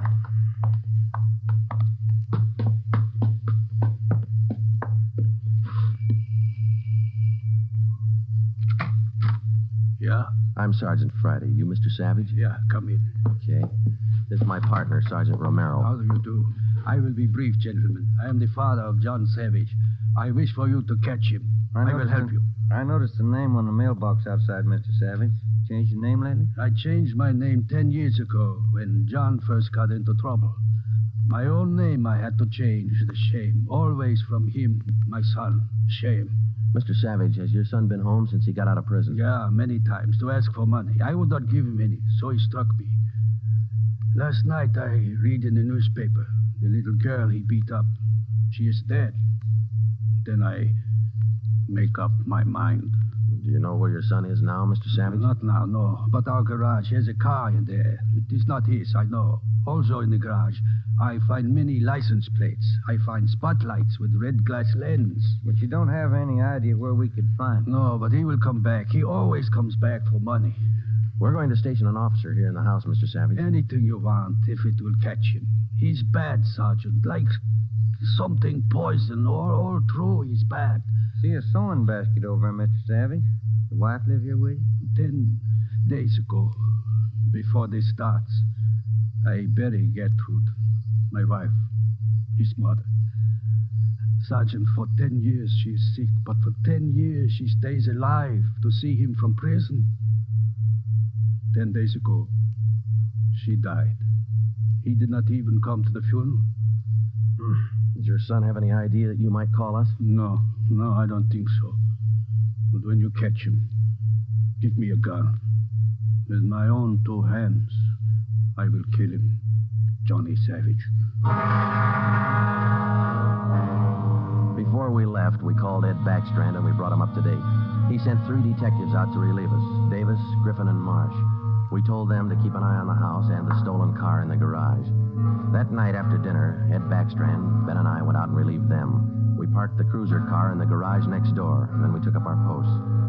Carl Savage had a light supper, and then he went to bed about 9. The 3 of us sat at the front windows in the darkened house, and we waited. Ben kept his eye on the garage. Outside, across the city, the manhunt continued as usual. 3 hours went by. The waiting got monotonous. Friday, Romero, look alive, will you? Oh, yes, Skipper. I'm sorry. That clock's enough to put anybody to sleep. What time you got? 12:23 a.m. Thanks. The clock kept ticking. We were tired. We took turns keeping each other awake. At 10 minutes past 2, I looked at my watch, and then I settled back and tried to find some kind of a comfortable position. They started so faintly, it was just like the ticking of the clock. Same rhythm. And then they came closer, and the sounds got out of rhythm. Backstrand's head came up with a snap. Friday, Romero, you hear that? Yeah, Ed. Get up to the window, watch the curtains. You see anything? Yeah, somebody's coming. Savage? Can't tell. Wait a minute, he's slowing down. He's going up the driveway to the garage. He's going inside. That's him. Come on. Watch it, he spotted us. Went over that fence into the yard. There he is, Friday. You hit him, Joe? Maybe. Yeah, he's going for the street. He's headed for that car, Ed, that sedan up on the corner there. Yeah, Romero, go back and get the car. Right, Skipper.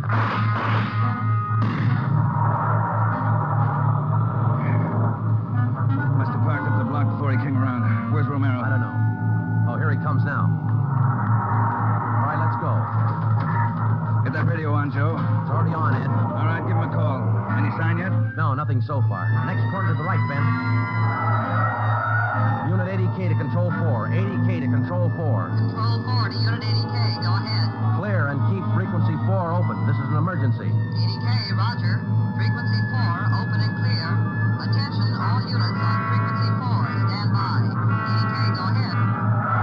Yeah, there he is, Friday, up ahead. Dark blue sedan. Control 4. We are in pursuit of the possible red light bandit.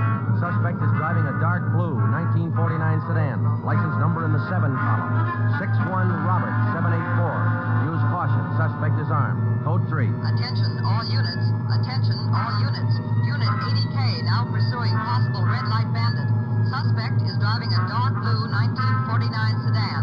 License number in the 7 column. 61 Robert 784. Use caution. Suspect is armed. Code 3. Your location, 80K. Control 4. We are headed east on Wilshire Boulevard, crossing La Brea. Attention, all units. Suspect is headed east on Wilshire Boulevard, crossing La Brea. Watch it, Romero. Don't lose him. I see him, Skipper. Control 4. Still pursuing red light bandit. Headed east on Wilshire, now crossing Rossmore. Attention, all units. Suspect is still headed east on Wilshire, now crossing Rossmore. Suspect is armed. Use caution. Code 3. That truck pulling out up ahead. Hit the siren, will you, Skipper? Yeah. All right, hold on. It's a tight squeeze. Easy on him, Romero. A lot of traffic up ahead. He's got to slow down. Control 4. Suspect headed east on Wilshire, crossing Western Avenue, closing in. Attention, all units. There he goes. Took a right down Sherman Alley. It's a dead end. Yeah. Control 4. Suspect turns south into Sherman Alley, closing in on suspect. Attention, all units. Suspect has turned south into Sherman Alley. Suspect is trapped. Converge on Sherman Alley. There he is, Skipper. Pulling up ahead. He's jumping out. All right, take the mic, will you, Ed? Here. Come on, Ben. I'll direct the other cars in. If you need help, holler. Right, Skipper. All right, which way to go, Ben? Down between those buildings. Come on. He's starting up the back fire escape. All right, keep him busy. All right, Savage, come on down. He wants to go to Roughwood. One more chance, Savage. Come on down. No use, Joe. He's heading up for the roof. Come on. He climbs like a monkey. Come on, let's get him. Come on. Here, I'll give you a hand. Here's the roof. All right, where'd he go? I don't know. Let's spread out. All right, Savage, you're through. Throw your gun out and come out with your hands up. Watch it, Joe. He's running for the edge. He's gonna jump. I'll get him. All right, guy back here. You lousy copper, you dirty, lumpy cop. I'll kill you out. You're through, Savage. You're through.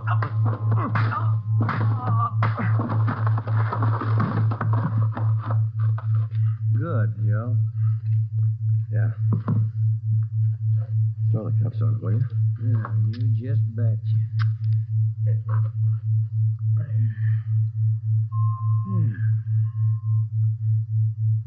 You want a smoke? Yeah, it's your usual one. Thanks. Quiet up here. Yeah. I was just thinking. Well? Carl Savage, this guy's father. Mm-hmm. What about him? Nothing. What would you do, Ben, if your son was a murderer?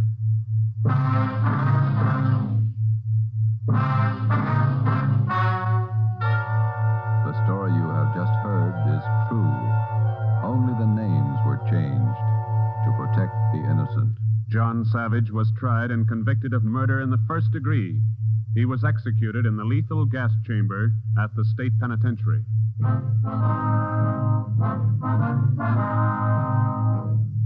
have just heard the sixth in a new series of authentic cases from official files.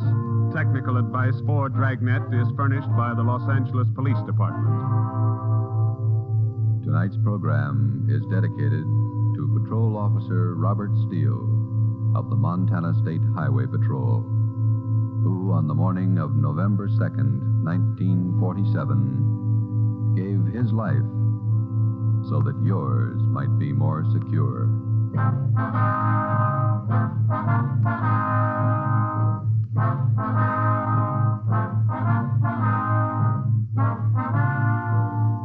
Dragnet came to you from Los Angeles.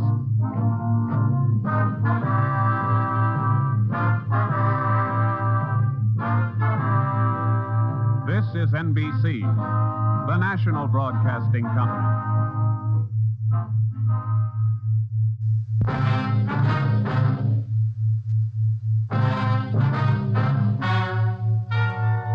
Ladies and gentlemen, the story you are about to hear is true. Only the names have been changed to protect the innocent. NBC brings you Dragnet.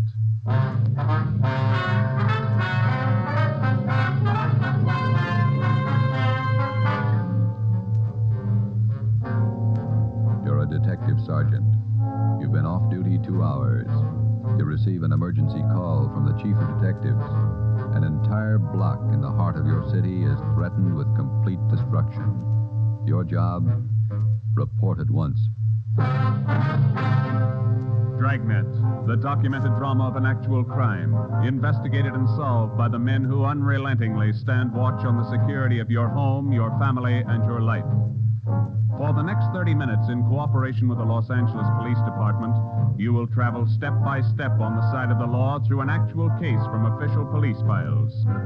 From beginning to end, from crime to punishment, Dragnet is the story of your police force in action.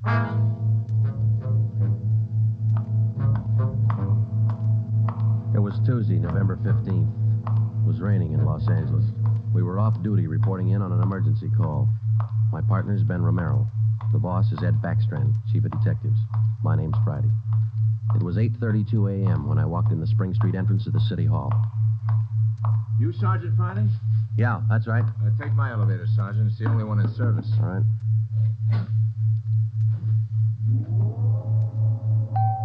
I'll run you up to 16. The chief's waiting for you up there. What's the pitch? Only one elevator in service out of 10? The place looks deserted. What's going on? Nobody in the building. All the office people have been sent home. Lots of trouble. Somebody declare a holiday? No joke, Sergeant. Big trouble. All right, you convinced me. What is it? Here we are. 16th floor. Over here, Friday. Hi, Joe. Hello, Ben. You made good time. Came as soon as I got the call, Ed. Sorry to have to bring you back in. You worked last night, didn't you? Yeah, midnight to 8 this morning. Sorry. Come on. Okay. What is it, Skipper? Why all the hush? Wait till we get inside. In here. Okay. Number one, let's keep our voices down. All right. I'll make it as brief as I can. Every minute counts. What time you got, Friday? 8:33. All right, here it is. 55 minutes ago, a man walked into this building with a homemade bomb under his arm. If we don't release his brother from the county jail by 9 o'clock this morning, he says he'll pull the trigger on the bomb and blow up the whole building. He's kidding, Skipper. Who is the guy? Name's Vernon Carney. Here's his package. He and his brother have been in and out of jail since 1937. Small-time thieves. Yeah. Where's the FBI kickback? We had him once before, both of them. Brother's name is Elwood, serving a year for car stripping. And this two-bit thief is sitting here in the city hall with a bomb on his lap? That's right. In the next room. What kind of a bomb is it, Ed? You think he's bluffing? Could be bluffing, but the crime lab says no. Lee Jones from the lab get a look at it? Been in there twice. One end of the box is glass.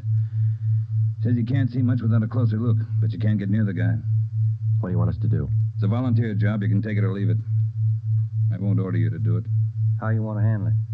You sure you want a piece of this one, Romero? No, he doesn't, Ed. He's got a family. Get me another single man. We'll give it a try. Wait a minute, Joe. What makes this job so different? Anytime we kick a door in, we never know what's on the other side. That's what makes it different. This time we do. No, you're not going to cut me out. Not the only time I know what I'm getting into. All right. Chandler's tried. Hannon, Davis, Watson, they've all tried. This guy Carney knows what he's doing. He's no pushover. But somebody's got to get that bomb away from him. Friday, Romero, it's your baby now. I looked at my watch. It was 8:36. We left Backstrand and started down the hall. If Carney was going to make good his threat to blow up the building by 9 o'clock, we had exactly 24 minutes to talk him out of it. Ben and I figured we'd better look him over first and then work out some kind of a plan. Maybe just talking to him would do it. Vernon Carney was sitting in a straight-back chair against the far wall facing the door. He was seated between two windows that looked out over the city. Along the left wall was a row of 6 wooden chairs. In the center of the right wall was a connecting door leading to the office where Backstrand had briefed us. The door was locked on both sides. Just off-center and favoring the left of the room was a small filing table. The other furniture in the office was a desk just forward of the connecting door on the right. There was a dictaphone on the desk. In the near left corner, shielded by a white screen, was a small wash basin. The faucet leaked. Vernon Carney was middle-aged. He sat erect, holding a black box on his lap. He held his right hand inside one end of the box. Ben and I stood there for a minute and looked at him. Then we walked in the room. What do you say to a man with a bomb? That's close enough. Cigarette, Carney? I'm not smoking right now. What are you trying to prove? You know what I want? We're not going to let your brother out of jail. You got until 9 o'clock to change your mind. According to that clock on the wall, you got 24 minutes. If we go, you're going with us, Carney. Don't take much of a brain to figure that, copper. What made you think you could get away with this? Haven't yet. It ain't 9 o'clock. Unless that clock's slow. Haven't checked it against my pocket watch lately. That's the one that's running this show. Have you given any thought to all the innocent people that are going to go up with that thing of yours there? My brother's innocent. I want him out of jail. The court says he's guilty. He'll get out when he serves his time. That's where you're wrong, copper. He gets out at 9 o'clock this morning. All right, come on, Carney. Get your hand out of that box. Put the box on the table. You think I'm bluffing, don't you? I'm going to let you get within 5 feet before I make a liar out of you. Okay, Carney. I guess you mean business. You can take 3 more steps and find out for sure. Suppose we did let your brother out. We'd just come out and pick him up again, you along with him? If you could find us. Let's get this straight. If we let your brother Elwood out, how do we know you're going to keep your promise? What promise? I ain't made any promises. You just get Elwood down here first, and then we'll talk about it. There's only one thing I can't figure, Carney. Yeah, what's that? If we don't let your brother out, you say you'll pull the trigger on that bomb. You're going to kill a lot of innocent people. What are you going to prove by that? It's 8:37. You've got 23 minutes left. Now, I wish you'd answer that one for me. Why do you want to kill a lot of innocent people? Don't try to con me, copper. I know they cleared everybody out of this building 45 minutes ago. I know they cleaned out the whole block. They got it roped off. Where'd you get your information? I got a couple of windows here to look out of. Don't you think it's about time to send somebody over to get Elwood? You know, Carney, we got a way out of this. We don't have to let your brother out neither. I've heard that before. What's to stop us from leaving the building along with the other few officers and let you sit here and touch off that bomb? Go ahead. It won't be a long wait without you. Who are you trying to kid? You'd let me blow up $10 million worth of taxpayers' money? No. You're going to let Elwood out. You'll wait till the last minute to do it. But you'll let him out.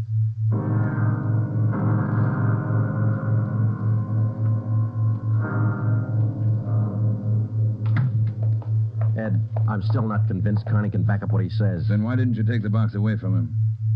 Yeah. We're in a spot, let's face it. How about an eye for an eye, Skipper? What do you mean? If he pulls the trigger on that machine, he kills us. How about us getting him first? All right, Romero.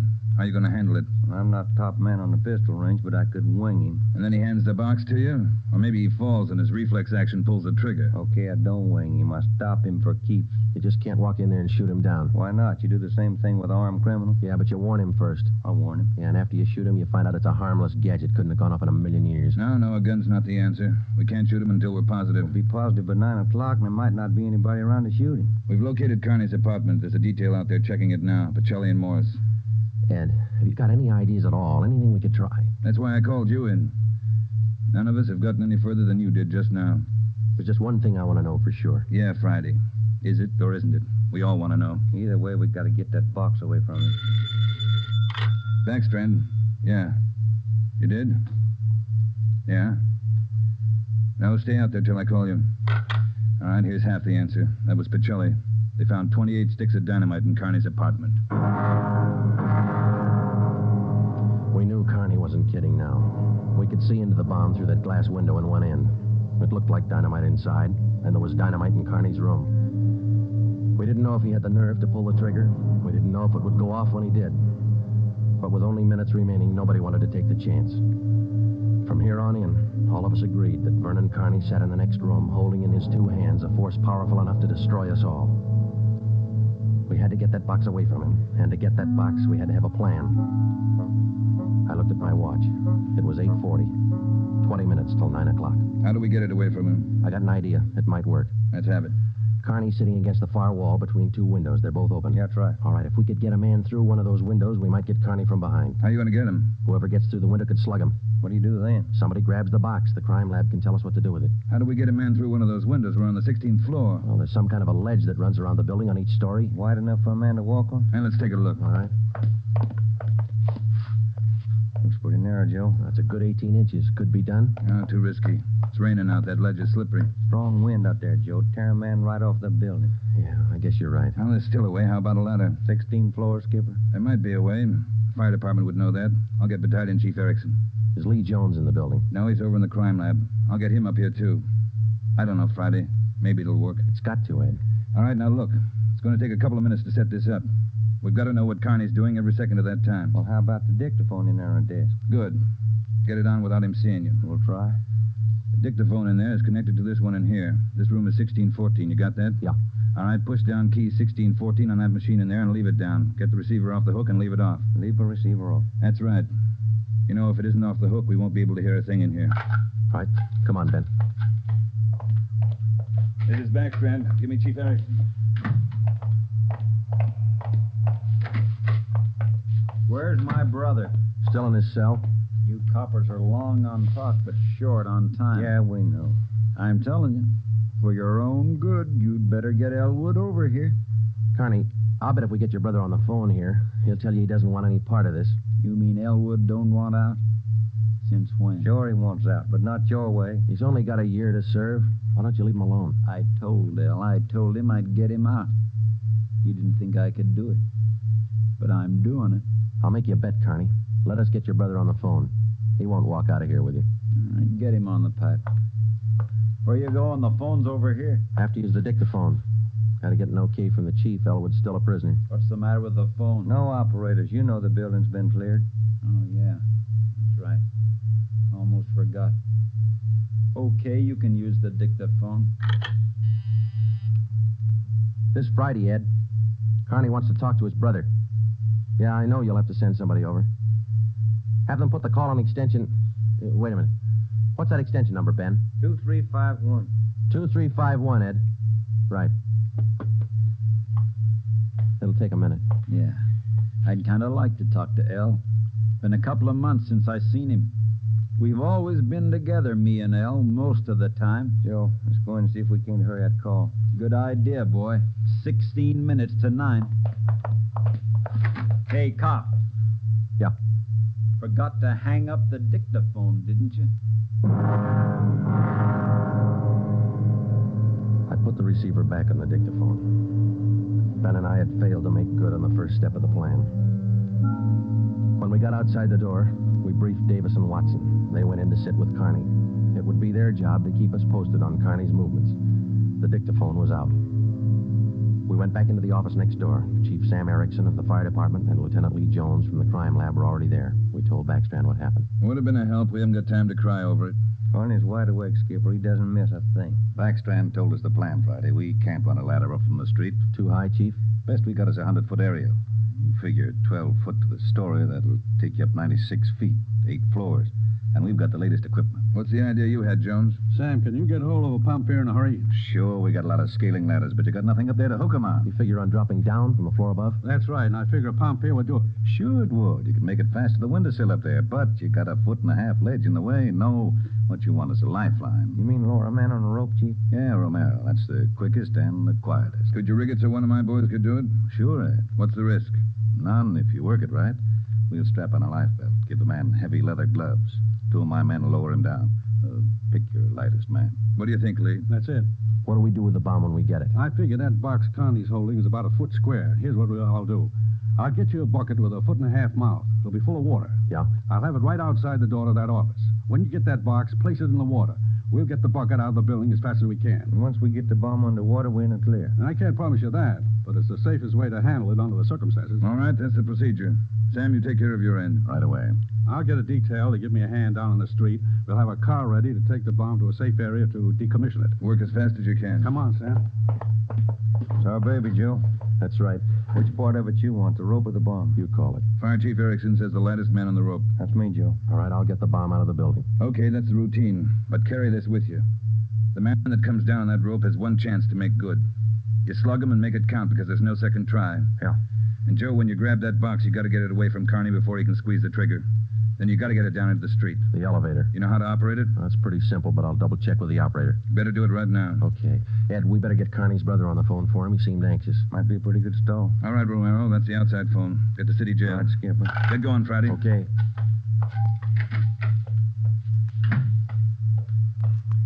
Hey, you. Elevator man. Yeah, Sergeant. Let me see if I know how to work that thing. You taking over the elevator? Well, in a couple of minutes. You want to check me out? Nothing to it, Sergeant. All right. Now, here's the controls, see? You push this lever right to go up, left to go down. You see this little trigger on the underside of the handle? Yeah. That's the safety lock. Be sure you squeeze it or you can't move the lever. Let me try it. That's it. Right to go up, left to go down. Right to go up, left to go down. How do you operate the doors? Automatic. They work off the control lever. When the control lever is locked in the up or down position, the doors will close. I get it. Now, in case they jam, this red emergency button up here? Yeah. Push it. If that doesn't close them, we call the repairman. Okay, I think I got it. You sure now? I've had my orders to get out of the building. I'll just leave the elevator right here and take the stairs down. All right. Thanks a lot. Sergeant, just curious. You going to take the bomb down in this car? We're going to try. You won't have any trouble. We haven't had an elevator failure in 18 months. The elevator man turned and went down the stairs. Outside of a handful of volunteers and a man with a bomb, the city hall was now cleared. I started down the corridor and met Ben outside the office. He told me that Lee Jones and Chief Erickson were on their way up in the freight elevator at the rear of the building with the necessary equipment. The 2 fire department volunteers were with them. The phone call had been put through to the city jail, and in a moment, Elwood Carney would be ready at the other end of the line. We went in to tell Carney.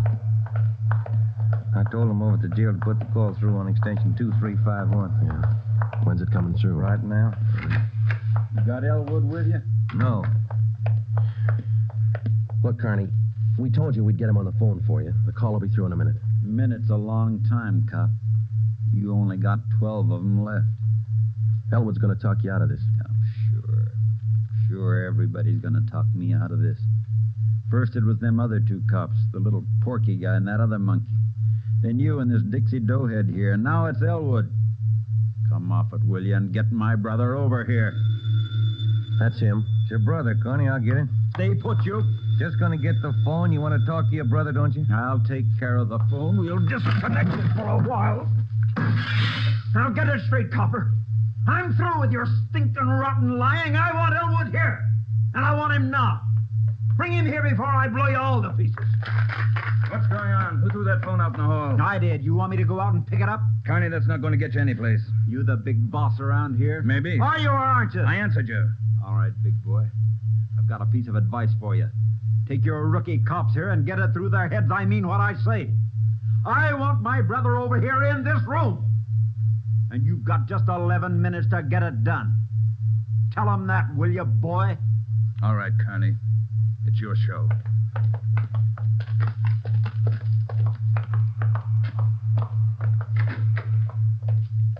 All right, we got to work fast now.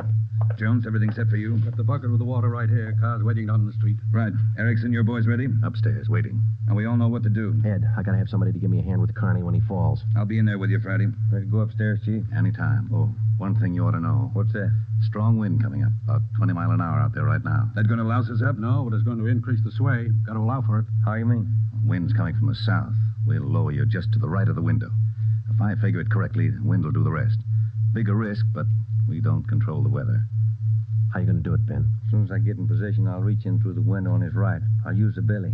Try to catch him on the right side of his head. One good hit should put him away. Let's make it 2 and be sure, huh? Right. You ready, Chief? Now, let's go.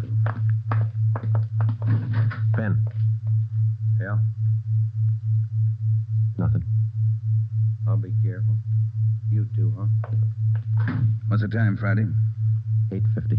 Shouldn't take more than a couple of minutes for Myra to get down to that window, unless the wind gives them trouble. Jones, no use you sticking around. I'll give Friday a hand. That's my job.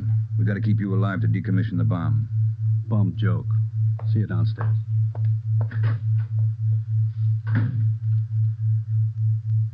You ready, Ed? Yeah. Scared, Friday? Yeah. That makes us even. Come on. Ed Backstrand and I went into the next room with Vernon Carney. Our job was to keep him occupied until Ben was lowered to the windowsill from the floor above. Ben was going to make a try from the window on Carney's right. Somehow, we had to keep Carney's attention on us and away from that window. If anything went wrong and Carney got out of position, the plan would fail. If Ben was spotted, the plan would fail. If Chief Erickson didn't estimate the force of the wind correctly, the plan would fail. After Ben slugged Carney, my timing had to be perfect. If it wasn't, the plan would fail. I looked at my watch. It was 8 minutes to 9. Carney, anything we can say that'll make you change your mind? I've asked you 100 times. Now I'm ordering you. You're going to get to a phone and have somebody send Elwood over here right now. I'm through waiting. Now move. You ripped out the phone, Carney. Well, find another one. I told you I'm sick of your 2-bit stalling. We've got until 9 o'clock to make up our mind about this. You had until 9. But you wouldn't do what I told you. Now I'm cutting you short. You guys have got exactly 1 minute to get a phone in this room where I can hear you call the jail and have them send Elwood over here. You said 9, Carney. All right, Joe. We'll give him what he wants. Davis, unlock the connecting door to this office. I'll get the phone, Ed. Will the cord reach? Yeah. Your brother's a prisoner. He's in our custody and he's under our protection. We can't place his life in jeopardy. Why not leave it up to Al? Here's the phone, Ed. Yeah. Kenworthy, this is Backstrand. We want Elwood Carney over here at City Hall. His brother wants to see him. Explain the situation. If he wants to come, get him over here. Leave it up to him. Room 1614. You'll have to use the freight elevator. And tell him to hurry. Yeah. Tell him to hurry. That's the only smart thing you've done today. Now, why don't you go next door and figure out another angle? We'll wait for Elwood, too. You don't think I'd let you get out now, do you? We're all going to wait right here for my brother.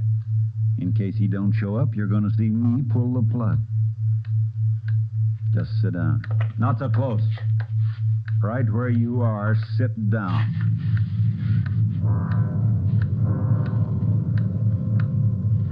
Loud clock, ain't it? Windy. Getting cold in here.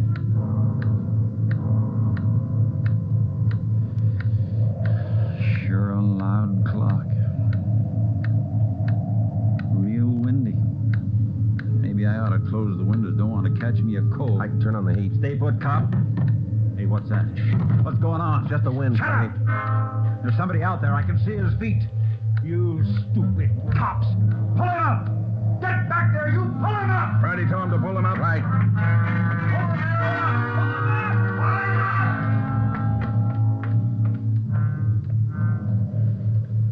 All right, Carney. You win. You bet I win, you dumb coppers. You didn't think I'd miss a trick like that?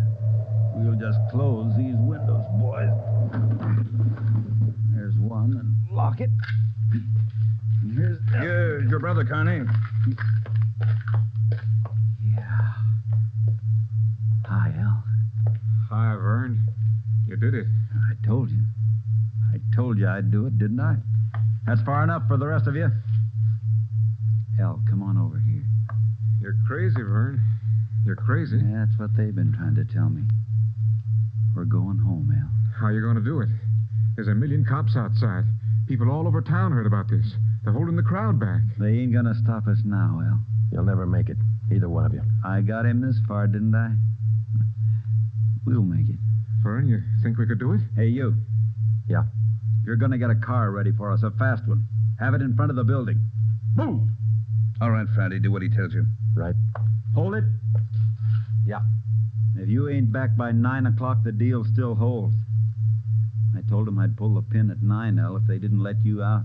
You ain't fooling, are you, Vern? Will that gadget really blow? 4 miles high. You know what that means, Al? Yeah, but they won't let you pull it. We're getting out. All right, Copper. Get the car. You got 4 minutes. Hey, Ben. What happened? He spot me? Yeah, there's no time to explain. Now, listen. We gotta work fast. Yeah. We had to bring Carney's brother over from the jail. I don't think he cares if they get out or not. He just wants to use that bomb, and for some crazy reason, he's waiting until 9. How much time we got? Let me look. Less than 4 minutes. How about the ledge? You think you can do it? Strong wind. You'll have to hang on like a fly. I don't know. I can give it a try. Okay. Same plan. Every second counts. Now, I can't brief Ed. He's in the room with the guy. It's up to you and me. I'll get on the ledge from one of these offices. I hope I make it. If you don't, we'll know you tried. Hurry. Hey, Ben, wait a minute. Yeah? I forgot. The windows. The one on his right. He locked it. You'll have to crawl around to the one on the left. You got it? Right. Okay. The car will be ready in 2 minutes. Out front. Fine. Al and I'll just sit here and wait. Gonna be good being back together, huh, Al? We always were real good together, Vern. Yeah, that's the way brothers ought to be together all the time. Together. Vern, I'd feel better with a gun. We don't need no gun, Al. We got the bomb. We'll need a gun when we get out, when we get on the road. Okay. Take your pick. They all got 'em. Hey, you, give him yours. I'm not carrying a gun. I left it in the other room. A cop without a gun? Who's kidding who? I left it in the other room. Frisk the big boy, Al. He's got one. About time for the car, ain't it? 2 minutes to 9. Yeah, this feels like it. Right on his hip. Hey, Vern, look out! Grab him, Joe. I got him. Get the box. Leave that gun alone. I got him, Ben. I gotta get his hand out of it. Run, Joe. Get it in the water. Run!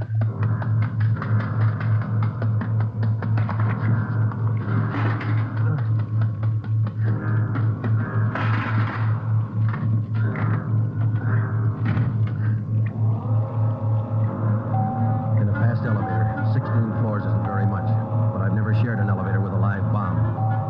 It seemed like minutes between floors. I kept watching the bucket. The bomb was completely underwater. A small stream of bubbles was hissing to the surface. I waited.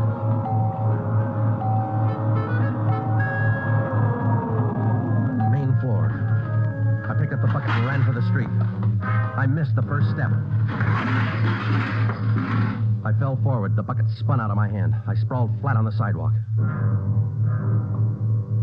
I waited for the explosion.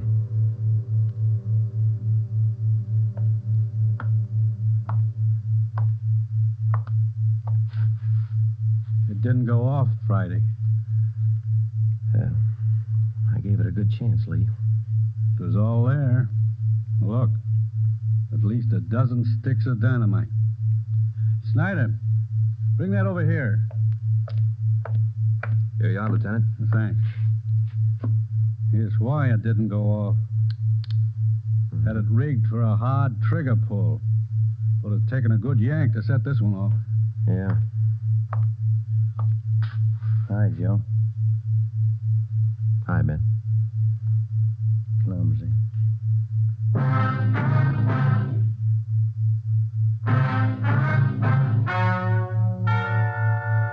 The story you have just heard is true. Only the names were changed to protect the innocent. Vernon Carney was examined by 5 different psychiatrists appointed by the Superior Court and was found to be incompetent. He is now confined in the State Mental Institution for the criminally insane. Elwood Carney is now serving the balance of his sentence with no time off for good behavior. You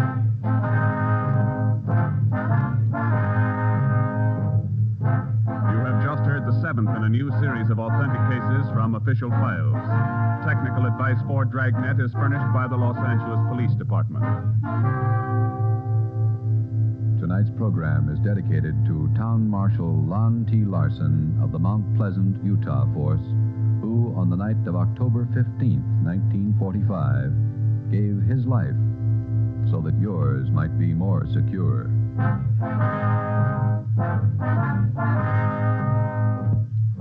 Dragnet came to you from Los Angeles. This is NBC, the national broadcasting company.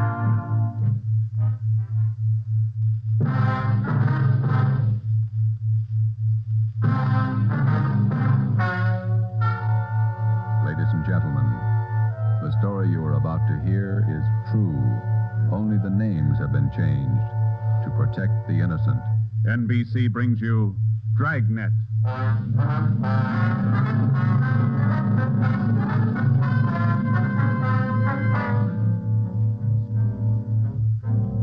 You're a detective sergeant.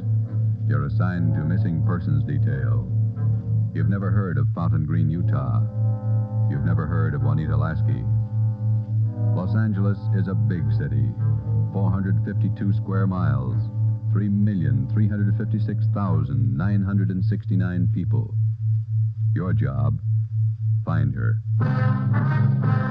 Dragnet, the documented drama of an actual crime investigated and solved by the men who unrelentingly stand watch on the security of your home, your family, and your life. For the next 30 minutes, in cooperation with the Los Angeles Police Department, you will travel step by step on the side of the law through an actual case from official police files. From beginning to end, from crime to punishment, Dragnet is the story of your police force in action. It was Monday, December 12th. It was cold in Los Angeles. We were working the day watch out of missing persons detail. My partner's Ben Romero. The boss is Ed Backstrand, chief of detectives. My name's Friday. I was on my way back from lunch, and it was 12:47 p.m. when I got to room 67A. Missing persons detail. 4G. Federal Cafe. Good soup today. What kind? Corn chowder. It was real good. Place is jammed with Christmas shoppers. I had to wait. Haven't even started my shopping yet. You? I gotta pick up something for my mother. Prices are high. I'll send a lot of cards. Wait till you get married, Joe. Ever try to sell a Christmas card to a kid? They got to have something with wheels on it. Yeah, I guess you're right. Missing persons, Friday. Fountain Green, Utah, calling the Los Angeles Police Department. Bureau of Missing Persons. My party will speak with anyone in charge. This is Missing Persons, Sergeant Friday. Just a moment, please. Mrs. Lasky, ready with your call to Los Angeles. Hello? Hello? Hello? Here's your party. Go ahead, please. Operator? Yes, madam. Could you please give me the charges for this call? I'm using my neighbor's phone. All right, madam. Please signal when your call is completed. Oh, yes. I'll do that. Go ahead, please. Hello? Hello? Are you missing persons? Yes, ma'am. Sergeant Friday. This is Mrs. Hannah Lasky. I'm calling you from Fountain Green, Utah. Yes, ma'am. This is in regard to my daughter, Juanita Lasky. I haven't heard from her in well over a month, and I'm terribly worried. Where was she staying in Los Angeles, Ms. Lasky? At the Chelsea Hotel for Women. I have the address. 941 South Melrose Street. I can't understand it. Ever since Juanita's been away from home, she's written twice a week regularly. When's the last time you heard from her? The last letter I have is postmarked November 2nd. You know how it is, Sergeant. We have no relatives in Los Angeles, and she's trying to find work down there, living all alone. I just don't know what to do. All right, Ms. Lasky. I'll take her description over the phone and make out a preliminary report. You'll have to send us a photograph of your daughter and a letter to the effect that you want us to trace her. I'll get the letter and the snapshot off today. Now, what's your daughter look like? What's her full name? Juanita Marie Lasky. Laskey. No E. All right. Her age, weight, and height. She was 26 last July 10th, 128 pounds, and about my height. Well, how tall are you, Ms. Lasky? Oh, yes. 5 feet 7 inches. She has auburn hair. It's quite long, and her eyes are green. Okay, I got it. Any outstanding scars, birthmarks, anything that might help us identify her? But what's that? I say any outstanding scars, birthmarks, anything that might help us identify her. No. Juanita's a pretty girl. Nice disposition. Oh, that's about all, Sergeant. Where can we contact you, Ms. Lasky? 122 Brigham Young Street, Fountain Green, Utah. When you find Juanita, I should have her call me right away. I'll pay for the call. We'll do that, Ms. Lasky. What's your number up there? This is a neighbor's phone, but they'll call me. It's Fountain Green 14R2. Yeah. You will try to find her as fast as you can. We'll go to work on it. Well, Juanita always comes home for the Christmas holidays. Do you think she's all right? I wouldn't worry about it, Ms. Lasky. We'll call you just as soon as we get any kind of a lead on her. Oh, thank you so much, Sergeant. And if there's any charge, I'll be glad to pay it. No charge. If your daughter's in Los Angeles, I think we can find her. Oh, if there's anything wrong, you'll let me know right away? Yes, ma'am. You're very kind. Goodbye. Bye. What you got, Joe? Some girl owes her mother a letter. Come on, Ben.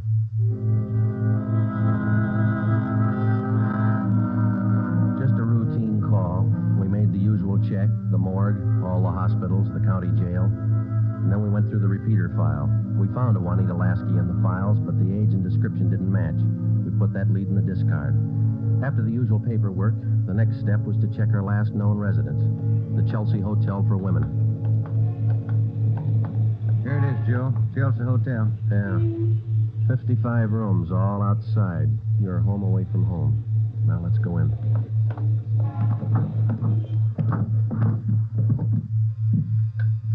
Chelsea Hotel. Thank you. Here's a bell. Yes, sir. May I help you? We're looking for a Miss Juanita Lasky. I'll ring her room. Whom shall I say is calling? Is she in? I believe so. I just saw her about an hour ago. Okay, would you ring her room, please? Yes, sir. And whom shall I say is calling? My name's Friday. All right, Mr. Friday. Just a moment. Do you wish to speak with her on the phone, or shall I have her come down? Ask her to come down if she doesn't mind. She doesn't seem to answer. It's funny. I'll ring again. No, sir, she doesn't seem to be in. Would you like to leave a message? Didn't you say you saw her about an hour ago? Yes, I did. She must have gone out again. I wonder if we could check her room. Oh, no. Gentlemen are not allowed above the main lobby. I'm sorry, ma'am. We're from the police department. Missing persons. I'm Sergeant Friday. This is Sergeant Romero. Oh. You men are from missing persons, did you say?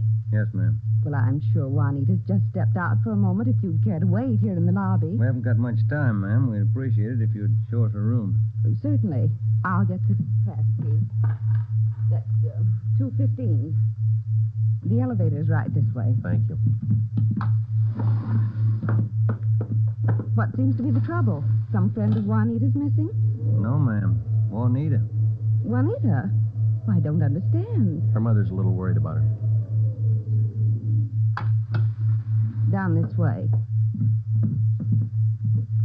Here we are.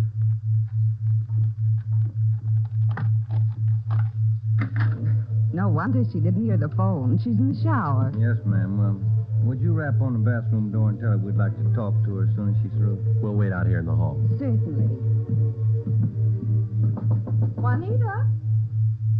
Juanita, there are two gentlemen here to see you. Juanita? Juanita? I'm coming in. It's Miss Waters. Sergeant? Yeah? There's no one in the shower. Well, it's running, isn't it? Yes, and I see a robe and towel all laid out. We better take a look around. Turn off the shower, will you? Yeah. She must have left in a hurry. Say, here's a fresh change of clothing on the bed. Where's the closet, ma'am? This door? Yes, that's right. Closet's full of clothes. There's a couple of pieces of luggage in there. This isn't like Juanita. Funny, isn't it? You say you saw her about an hour ago. Yes, I did. Coming in or going out?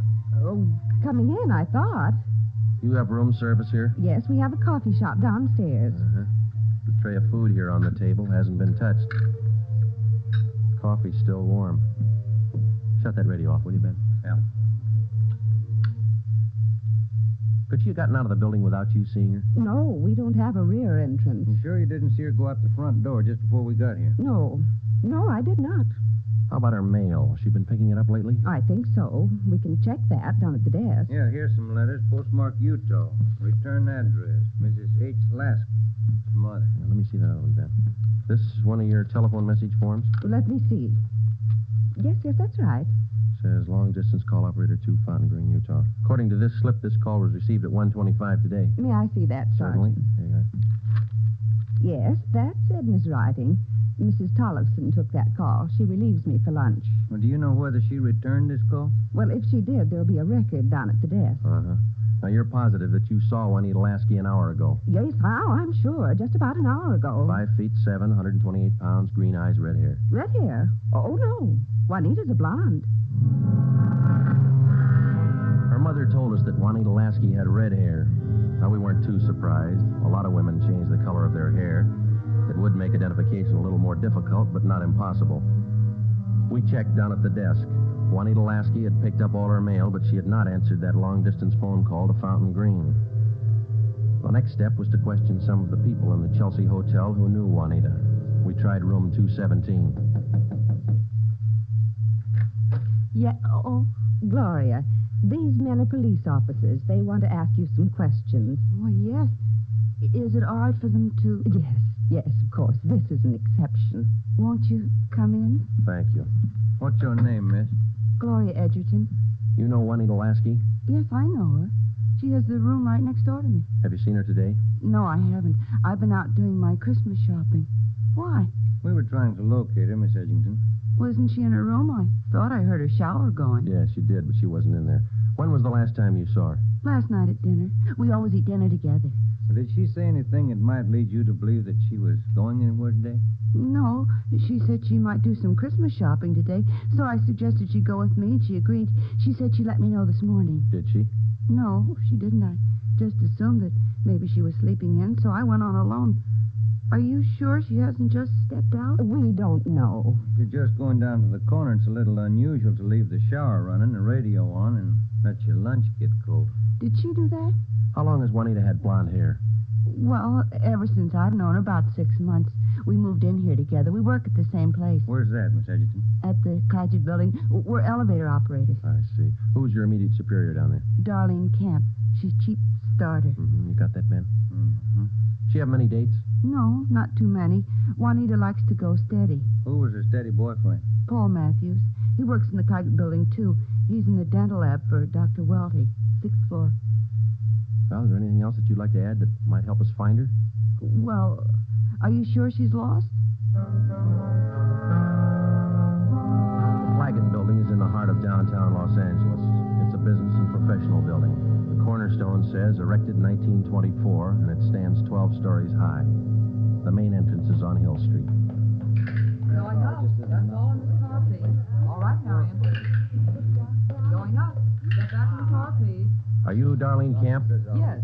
Just a moment, please. Going up. All right, Dora. Can I help you? I'm Sergeant Friday, Police Department. This is Sergeant Romero. Yes, sir. Juanita Lasky work for you? Yes, she does. She's one of my operators. When's the last time you saw her? Anything wrong? No, we're just trying to locate her. Well, you just missed her by 45 minutes. All right, Sylvia. She was in to pick up a check. Do you know where she cashes her check? Most of the girls cash them down at the bank on the corner. There's only one around here over on 8th. You say about 45 minutes ago? Yes, that's right. Thanks very much, Miss Camp. Come on, Ben. Going up. All right, Marion. The bank's not far from here. Yeah, it is kind of funny, isn't it? What's that? Her room, the shower, the radio, that lunch. Sure pulled out in a hurry. What do you think? I don't know what to figure. It's a new one on me. She's alive, we know that. She was, 45 minutes ago anyway. Christmas is here. Santa Claus in his chimney. Yeah. No. I beg your pardon, sir. Yeah, that's all right. Merry Christmas. Same to you. Here we are, Joe. Guess we better check with the manager, huh? You the manager?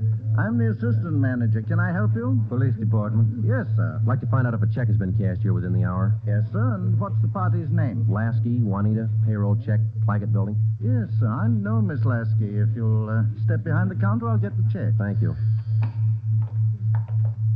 If you'll just wait right here. Okay, thanks. Wonder why she stopped writing to her mother. It's a good question. When we find her, we'll ask her. Wonder if anything was wrong where she worked. No, it didn't seem to be. We'll check back there when we finish here. Yeah.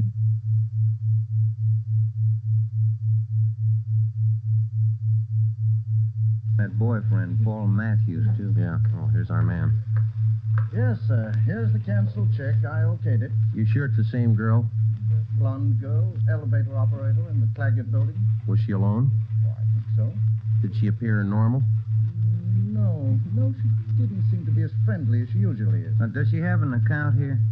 She did have a small savings account here, but she closed it out about a month ago. I see. Well, here's our card. If you should happen to see her again, give us a call. I'll do that. Thank you very much. Entirely welcome. Merry Christmas. Merry Christmas. We went back to the Claggett Building. Ben called the Chelsea Hotel from the phone booth in the lobby of the building. Miss Waters, the manager, was keeping a sharp lookout, but Juanita Lasky had not been heard from. Paul Matthews worked in the dental lab for a Dr. Weldy. His office was number 637.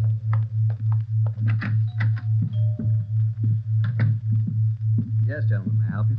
We'd like to see Paul Matthews. I'm Paul Matthews. We're from Missing Persons Police Department. Sergeant Friday. I'm Sergeant Myra. Yes, sir. Do you know a Juanita Lasky? Yes, sir. When's the last time you saw her? Saturday night. We went to a show. Is there something wrong? We're trying to locate her. Do you see a lot of each other? Yes, we do. I don't understand. Miss Lasky disappeared from a hotel a couple hours ago. Thought maybe you might know where she is. No, I don't. Today's her day off. Maybe she's out shopping. Has Juanita done anything wrong? No, it's just that her mother hasn't heard from her for quite some time. I can explain that. Juanita's an elevator operator here in the building. That's how I met her. They don't make much money, you know. Yeah. She was having a hard time making ends meet. She sends money home to her mother every month or so, and besides that, she's got to pay rent and buy clothes and eat. It's pretty rough. She seemed despondent over all this? No, I wouldn't say that, but she was kind of unhappy about not getting a raise. Do you have any outside jobs? No, sir, she didn't. What kind of a girl is she? What do you mean? Cheerful, good-natured? Oh, sure. Fine girl. We get along swell.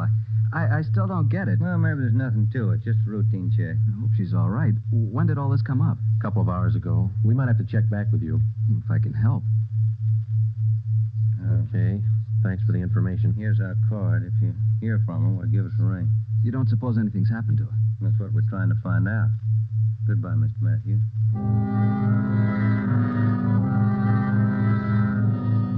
When we got back to Central Division, we had a full description of Juanita Lasky teletyped to all outlying stations in the metropolitan area of Los Angeles. We also put out an APB. We double-checked the repeater file and the wanderer file. We made out a full report on our findings to date. During the next 8 days, we located a missing husband for a wife in Memphis, Tennessee. We picked up a runaway boy missing from his home in Reno, Nevada, and a 79-year-old veteran of the Spanish-American War who left his home in Bakersfield, California because he didn't like his daughter-in-law's cooking. But Juanita Lasky was still a mystery. For 8 days, we checked and rechecked all her known friends and habits. We went back over the course a dozen times, but no trace. It was almost as if she had ceased to exist that day in the Chelsea Hotel. The letter and photograph from her mother had arrived, and we circulated it to cities all over the country. Her mother wrote that during the war, Juanita was a whack corporal. We put a tracer through to the War Department. That way, we'd have another photo and a full set of fingerprints. Well, where do you want to start today? I'll get it. Missing persons, Friday. Joe, this is Spencer over in the morgue. Yeah, Archie. You still looking for that girl, what's her name, Ramona Lasky? Juanita, yeah. Just had one brought in. Looks like your girl to me. The city morgue is located in the basement of the Hall of Justice on West Temple Street, across the street from the City Hall. A lot of missing persons cases end right here. Archie Spencer met us at the door. Hi, Joe. How's the wife been? Oh, fine, Archie. Over here, Joe. Cooler 23. Give me a hand, huh? You bet. That's her, isn't it? When's she going to be posted? As soon as your fingerprint man gets here. Yeah. That's Ramona Lasky, isn't it? Juanita. Juanita, I mean. No. No, that's not her, Archie. You sure? Yeah. Oh, I was almost positive. Sure looks like this picture in your bulletin. Yeah, she looks a lot like the picture, but it's not Juanita Lasky. 5'7", green eyes, blonde hair, about 130. How close can you get? Look at the face. You sure that's not her? Yeah, I'm sure. Look at her hair, the roots. Yeah. They're blonde all the way down. They ought to be dark. Our girl's a bleached blonde. Yeah, I see what you mean. Look at her right hand, index and middle fingers. Heavy nicotine stains. Our girl didn't smoke, Archie. Yeah, I see what you mean. Guess I was wrong. That's not Ramona. Juanita. Come on, Ben.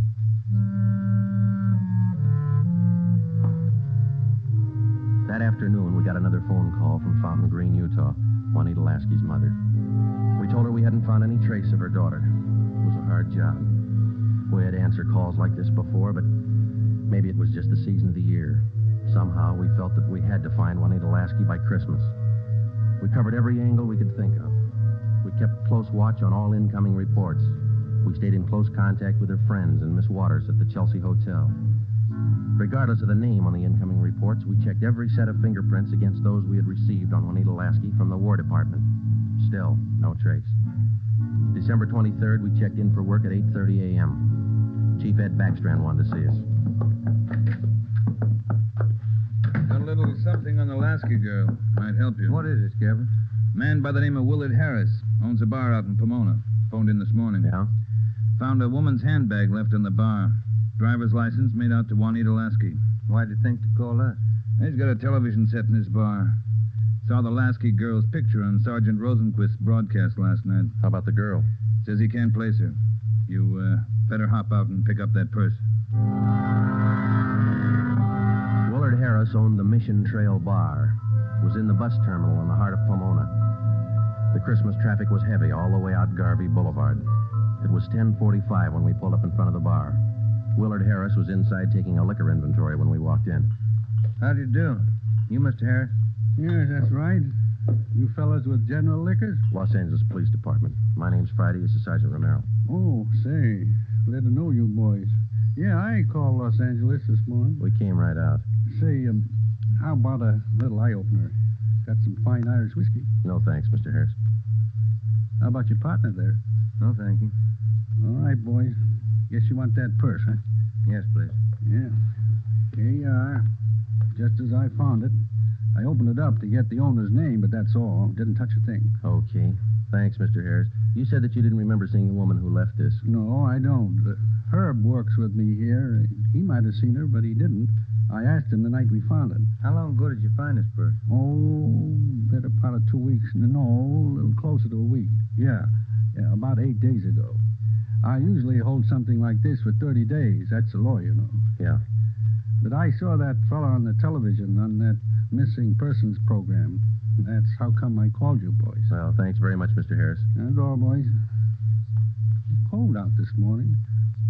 Sure you don't want a little bit? No, thanks, Mr. Harris. Goodbye. We checked the personnel at the bus terminal, but none of them seemed to recognize Juanita Lasky's photograph. We checked the contents of her purse, but we found nothing unusual. 4 $1 bills and some change and the normal things women carry. Since there was money in the bag, we felt sure that Juanita Lasky had lost the purse herself. That meant that she was alive 8 days ago, 2 days after she walked out of the Chelsea Hotel. It's the only print carried on a California driver's license. It matched the same print on the War Department record. It didn't prove anything except that all the evidence tied in and belonged to the girl we were looking for, Juanita Lasky. The next morning, December 24th, we checked in for work at 8:30. Morning, Ben. All right, Joe, here's the daily reports. You want to check them? There's a mess of them. Let's get at them. You look through any of them yet? No, not yet. I figured I'd wait for you. All right, I'll take half. Huh? Got any shopping done? No, you? Some. Lunch hour mostly. Mm-hmm. Found some nice cards. Be sure to send me one. Yeah, I'll hand it to you in the morning. Let's trade shaving lotions like we did last year. If I get any. You can get some. My kid's got a bottle all picked out for you. It's called South Pole for that cool thing. Yeah. Well, he's only a kid. Feeling, wasn't it? Better when he gets older. Oh, he'll do it. Tell Ted Friday on the Lasky case. Thanks, Holmes. Oh, Ben, listen to this. Yeah? Bureau of Criminal Investigation, Sacramento. Here's a kickback on our APB. Yeah, what's it say? Reading your APB, number 43 on 12/12/48. Our records disclose that Juanita Lasky applied for a position of civilian clerk at Marchfield, California, U.S. Army Air Base, using alias Gene Davis. How about the fingerprint classification? Yeah, let me find it. Yeah, FPC. Key 19, primary 32/32, inner over outer, final 15/17. Friends, check out. That's our girl, Joe. The Sacramento report stated that Gene Davis had applied for government work at Marchfield, California. Well, a couple of things dropped into place. Her purse had been found in Pomona. That's right on the main highway from Los Angeles to Riverside. And the application for a job at the Army Air Base a few miles beyond Riverside. We put through a long-distance phone call, and they told us that Gene Davis was employed there as a civilian clerk, but failed to show up for work that morning. Just seems like we run fresh out of luck every trip, doesn't it? We get so close, and then she's gone again. What you think she's on the go for? If I could figure that, I could find her. I'll get it. Missing persons Friday. Yeah? We'll be right over. We didn't find her, but she's been found. Juanita Lasky just walked into the Chelsea Hotel. We went over to the Chelsea Hotel. Technically, our job was completed now. Juanita Lasky had been found. We went over to make out our routine report. The streets were pretty jammed with last-minute Christmas shoppers, so we walked the last block to the hotel.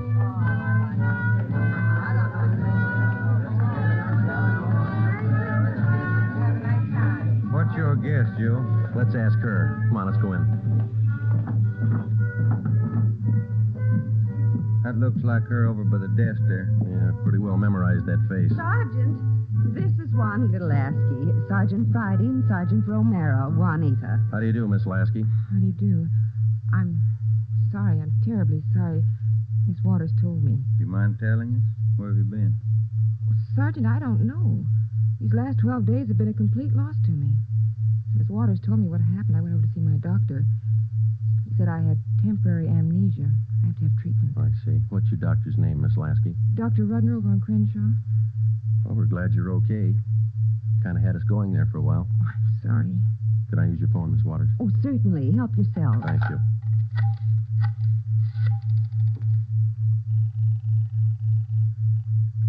Long distance? I'd like to place a person-to-person call to Mrs. Hannah Lasky, Fountain Green, Utah. That number is 14R2. Fountain Green, Utah, 14R2. That's right. Your name and number, please. Joe Friday, and this is Hempstead 8594. Thank you. Rate operator.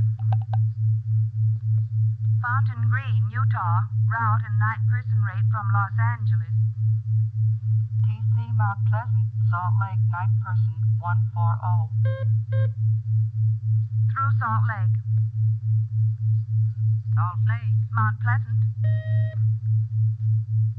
Mount Pleasant. Fountain Green. Fountain Green. Fountain Green, 14R2. Mrs. Hannah Lasky, Los Angeles, California, calling. Thank you. Ringing operator.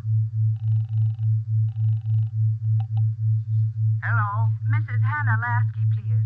Los Angeles, California, calling. Oh, yes. Hang on. I'll get her.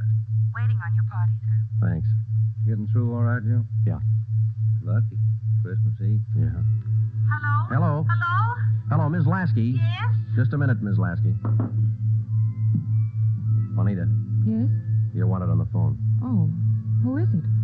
Just say hello. She'll take it from there. Let's go, Ben. Hello? Yes? Hello, Mother. Come on, Ben. Yes, I'm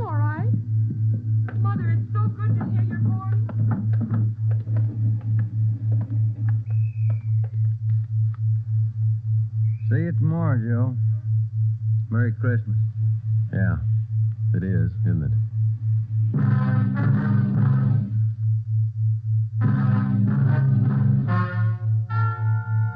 The story you have just heard is true.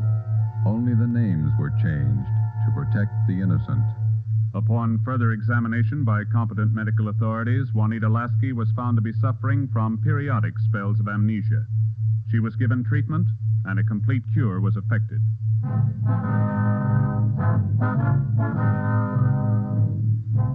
You have just heard the 8th in a new series of authentic cases from official files. Technical advice for Dragnet is furnished by the Los Angeles Police Department. Tonight's program is dedicated to Corporal Grady A. Beecham of the 9th Precinct Metropolitan Police Force, Washington, D.C., who, on the night of December 2nd, 1948, gave his life so that yours might be more secure.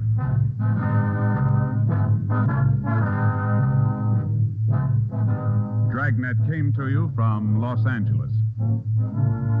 This is NBC, the national broadcasting company.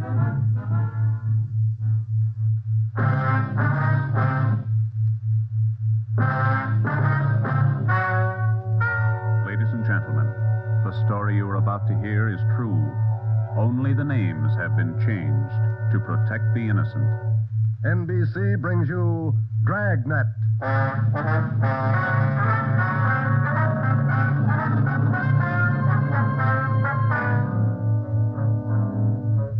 You're a detective sergeant. You're assigned to narcotics detail.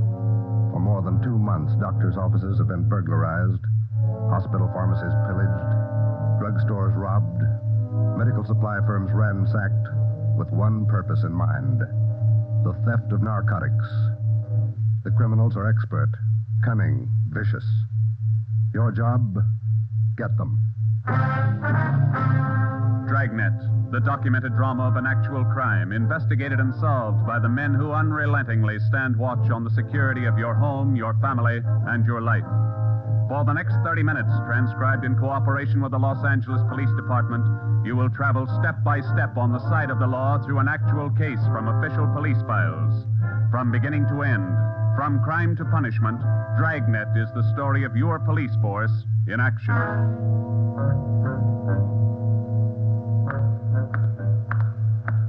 It was Thursday, March 23rd. It was windy in Los Angeles. We were working the night watch out of Narcotics. My partner's Ben Romero. The boss is Ed Backstrand, chief of detectives. My name's Friday. I was on my way back from the record bureau, and it was 10:35 p.m. when I got to room 24. Narcotics detail. Yeah, okay. Well, we'll be right over. Thank you. Get anything, Joe? Nothing we don't know already. How about you? That was the county hospital on the phone. Doc Welch. Pretty fair lead. I told him we'd be right over. What's he got? One of our informants, Benny Trounsel. Ready? Let's go. What's with Benny? It's bad shape. Somebody worked him over. They found him in an alley off of South Main. Yeah? Doc says Trounsel talked before he passed out. Anything good? He claimed he knows who's running the new dope racket in town. Says they got him. No, let's take the stairs here, huh? Why should they bother with small fry like Benny? That's what I'm wondering. Blackmail, maybe. Benny's still on the needle? Maybe that accounts for his story. Doc says his skull is fractured. Morphine doesn't do that to you. Yeah. Benny mention any names? I don't know. Doc didn't say. Here's the garage. Come on. When did they pick up Benny? About an hour ago. He had a pocket full of bundles on him. Heroin. Trounsel's small fry. He never had that much dope on him in his life. That's what makes it interesting. Let's go.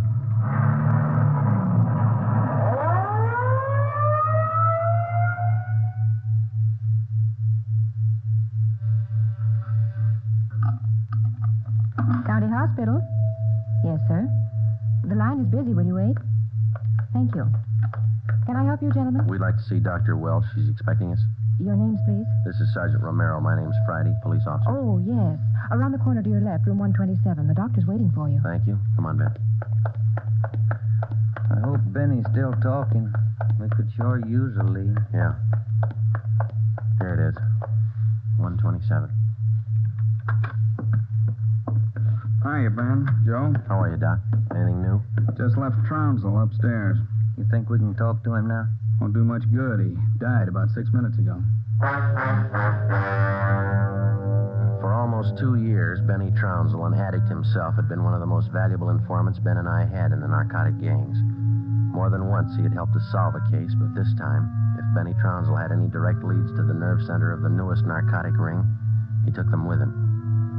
Besides his dying accusation that the ring had gotten to him, he left behind only 2 small scraps of information. First, when he arrived at the county hospital, Dr. Welch reported that Trounsel repeatedly muttered the name Patterson. Secondly, among the few personal effects found in his pockets was a good amount of heroin and a small piece of white paper with 2 words scrawled on it, Tucker Building. Benny Trounsel's body was taken to the county morgue, and the next morning it was posted.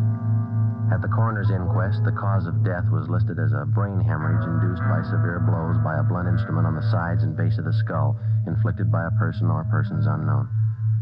Besides Ben and myself, the only identification witness at the inquest was a woman who managed a rooming house in Benedict Alley, where Trounsel used to stay periodically. After the inquest, we questioned her briefly in our office. Miss Strite, you say you can't remember any friends Trounsel had while he stayed at your rooming house? No, I can't. Besides, if I knew that man used dope, I never would have rented him a room. How long did he rent from you, Miss Strite? Oh, about 6 months. I run a respectable house. I don't mind if my people drink a little now and then, but those dope users, no, sir. Did you know anything about Trounsel, Miss Strite? Where he spent his time, where he had his meals? Well, don't serve at my place. Too much trouble. Most of the people eat at the Ace lunchroom, down the corner. Where's that, Miss Strite? Grant and South Main, right on the corner. And you think Trounsel might have spent some time there? He might have, I don't know. Miss Strite, did Trounsel ever mention anyone by the name of Patterson? No. Patterson? No. And you can't recall any friends he might have had? He had any friends and never set foot in my house. That's all I know. All right, Miss Strite, thank you. Here's a card, ma'am. If you come across any information about Trounsel, we'd appreciate it if you'd call us. All right. That all? That's all, ma'am. Thank you. Well, bye. Goodbye, ma'am. Big help. Yeah, not even a good identification witness. You got those listings we made on the Tucker Building? Yeah. Yeah, let's see. Here it is. Okay, let me have it. Tucker Building, 7310 South Wilshire. I wonder what Benny Trounsel could have been doing out there. Shouldn't be too hard to check. It's a small building. Yeah. 6 listings for the whole place.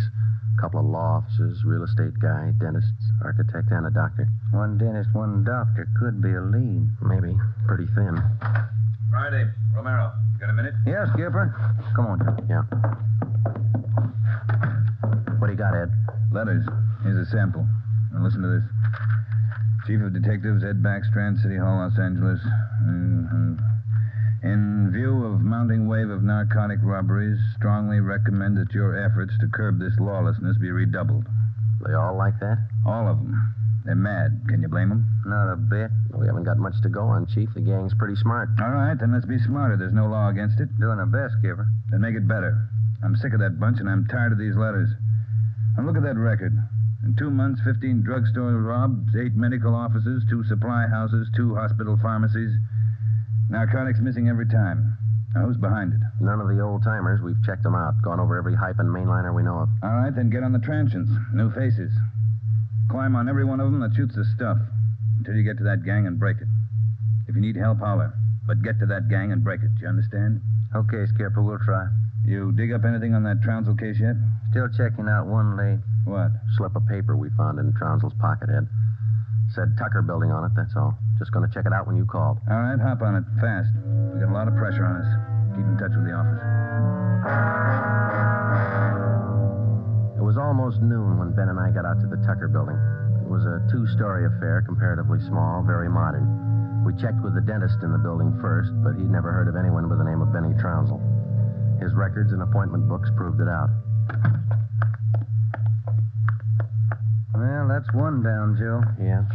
Let's try that doctor's office now. What's his name? Let me see. Springer. Dr. Fred Springer. He's on the 2nd floor. Okay. There's a stairway down there. Come on. Pretty close to lunchtime. Might not be in. Maybe. Somebody should be there. We haven't got much time to play with. Yeah. Chief sure was up in there this morning. Here's the office. Fred Springer, M.D. Good morning. May I help you, gentlemen? We'd like to see Dr. Springer, please. Do you have an appointment? No, we don't. Well, the doctor's not in at present. Would you like to make an appointment for later in the day? No, ma'am. We're police officers. This is Sergeant Friday. I'm Sergeant Romero. How do you do? I'm Miss Turner. I'm the doctor's nurse. Then you must take care of the appointment and record books for the doctor. Yes, I do. Well, maybe you can give us the information we're looking for, Miss Turner. Did the doctor ever have a patient by the name of Trounsel? Benny Trounsel? Trounsel? Mm-hmm. No, I don't think so. Just a moment. I'll check. Thank you. No. Trounsel, is that the way you spell it? Yes, ma'am. No. The name's not listed here. Let me check the account book. No. Wait. It's funny. What's that, Miss Turner? Here in the back of the book in the doctor's handwriting. Look. Trounsel, the black parrot. Certainly funny. I can't remember seeing that notation before. It must be fairly recent. Miss Turner, what kind of a clientele would you say Dr. Springer has? Oh, it's quite exclusive. Beverly Hills, Bel Air. That's where most of the bills are mailed. Can you recall seeing Trounsel in the office here, Miss Turner? Small man, thin, walked with a kind of a limp, not very well dressed? No, I don't think so. Doesn't sound like any of our patients. Would you show us the doctor's prescription lists for the last 2 months? We'd like to check them. Well, I'm afraid I can't. Dr. Springer keeps them in the safe. He's the only one who has the combination. How long you been with Dr. Springer? About 10 months. Ever since he started his practice out here. Where was he before that? Philadelphia. I don't understand all these questions. Is anything the matter? Just a routine check, Miss Turner. When do you expect the doctor back? About 4 this afternoon. He's out making home calls. All right. Here's our card. Would you ask him to call us as soon as he comes in? I'll do that. Thank you, Miss Turner. Bye. Goodbye. Bye. Oh, say, Miss Turner, there's one more question. Yes? Does Dr. Springer have a patient by the name of Patterson? Oh, yes. One of the doctor's first patients, John Patterson. He lives out on East Beverly Drive. When we left Dr. Springer's office, we called R&I. There was no make on John Patterson. Ben and I drove over to see him just on a hunch. It didn't pay off right then, but it showed a little promise. When the maid came to the door of the Swank apartment, she told us Patterson was out for the day. We asked her about Patterson's occupation. She didn't know. We asked her about his friends, his business acquaintances. She could remember only 2 people visiting the apartment. One of them was Dr. Springer, apparently a constant visitor. The other, a tall, dark man who spoke bad English. We asked the maid how long she had worked for Patterson. She said ever since he moved to Los Angeles, about 6 months before. A few things started to fall into place, but it was strictly a guesswork operation.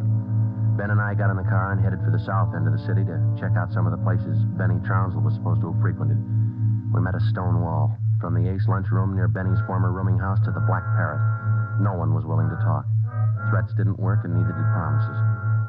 Ben and I gave up for the moment and headed back to the office.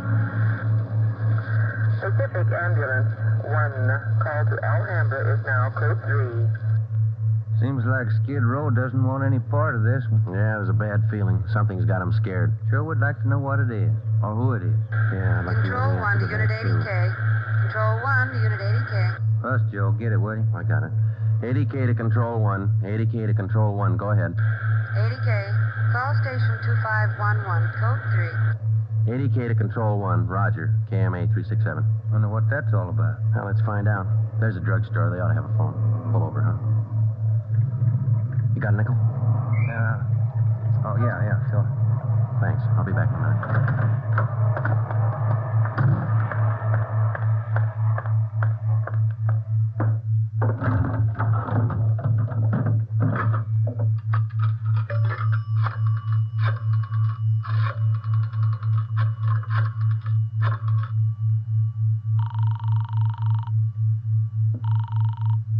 City Hall.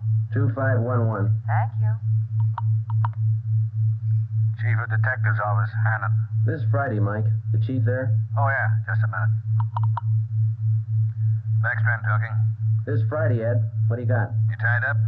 Nothing big. Then check in as soon as you can. Got something good. What? You remember the stick-up at St. Agnes Hospital about a month ago? Pharmacy there? What about it? 2 patrolmen picked up a user down near Union Station about an hour and a half ago. Yeah? Guy was way back in his heels. He had 2 vials of morphine on him. Vials had serial numbers. Good. Did they match out? Perfectly. Thanks, Ed. We'll be right in.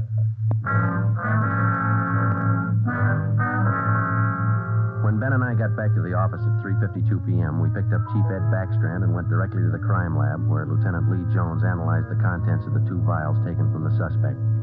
Jones told us it was high-grade morphine. We went back to the office and double-checked the serial numbers on the vials with the crime report on the St. Agnes Hospital robbery.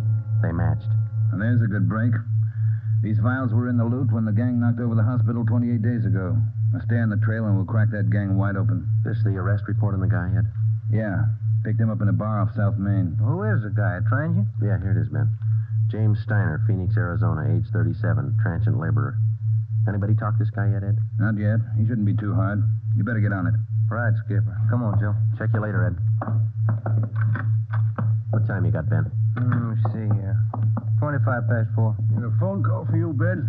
Yeah, who was it? Your wife wants you to pick up some aspirin and a bottle of nose drops for your kid on your way home. Oh, yeah, almost forgot. That the only call we had, Mike? That's right. Thanks. Well, you got that Dr. Springer's number, Ben? Yeah. Here it is. Crestview 55284. Thanks. Nurse said he'd call us around 4, didn't she? Yeah.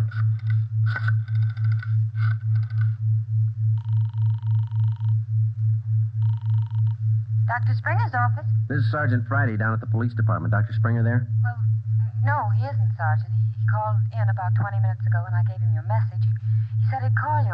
All right, Miss Turner. When he comes in, tell him to call us. Impress on him. It's urgent. All right, Sergeant, I'll do that. Goodbye. Goodbye. No luck? I don't know. Just a hunch. He may be ducking us. Who are you calling now? State Medical Board. Maybe they can check us out on Dr. Springer. I put the call through to the State Medical Board and asked for a check on Dr. Fred Springer. They said they'd call back within the hour.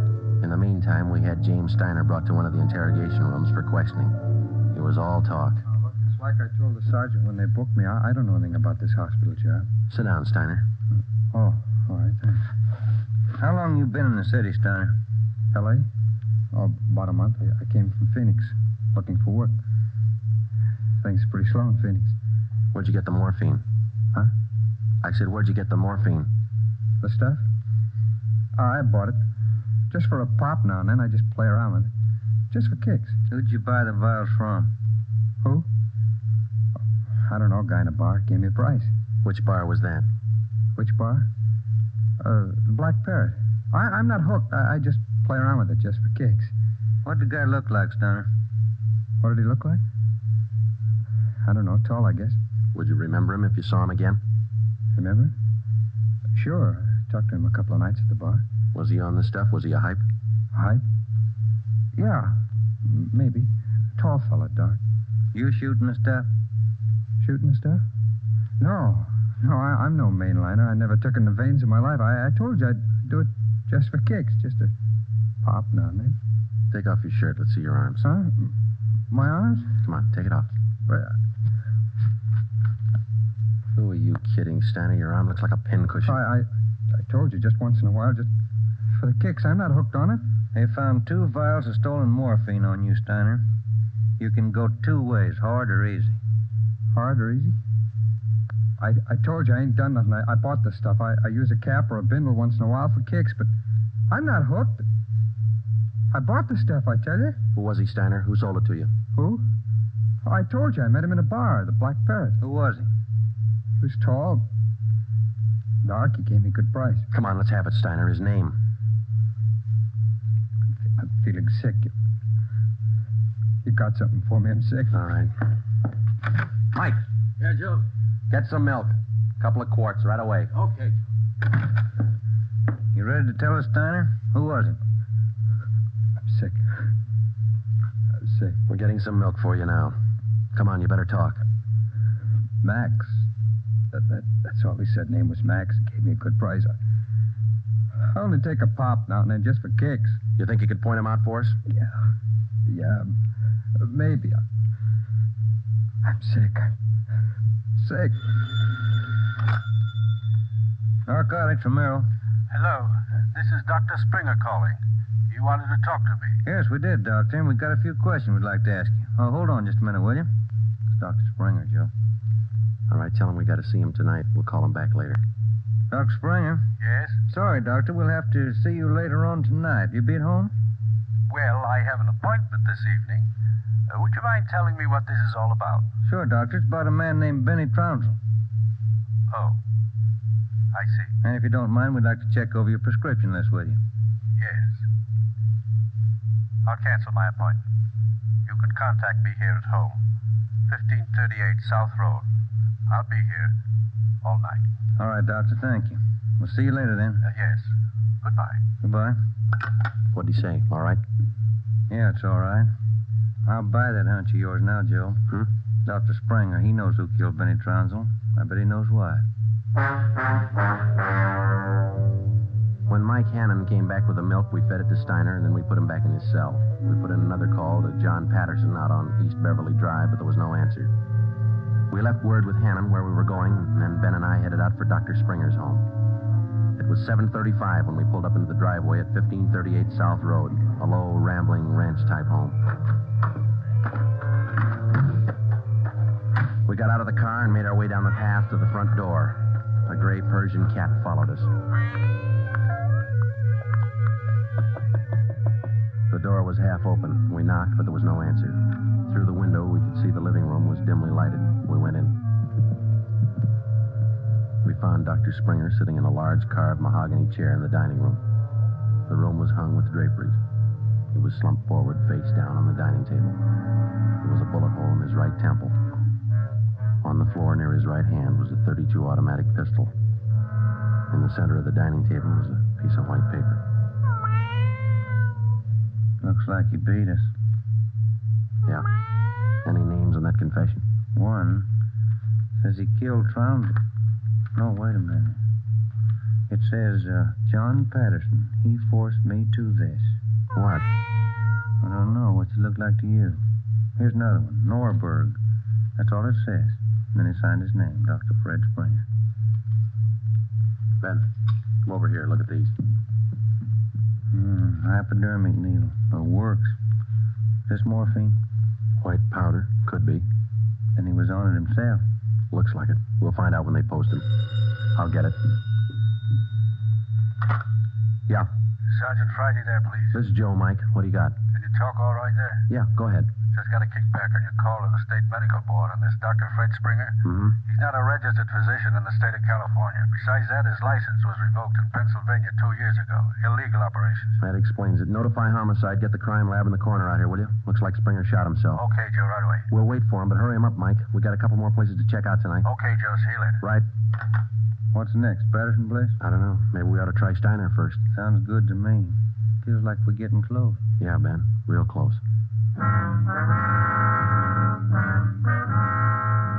12 minutes later, homicide and the crime lab men checked in at the Springer house, and Ben and I checked out. We went back to the office and found Ed Backstrand waiting for us.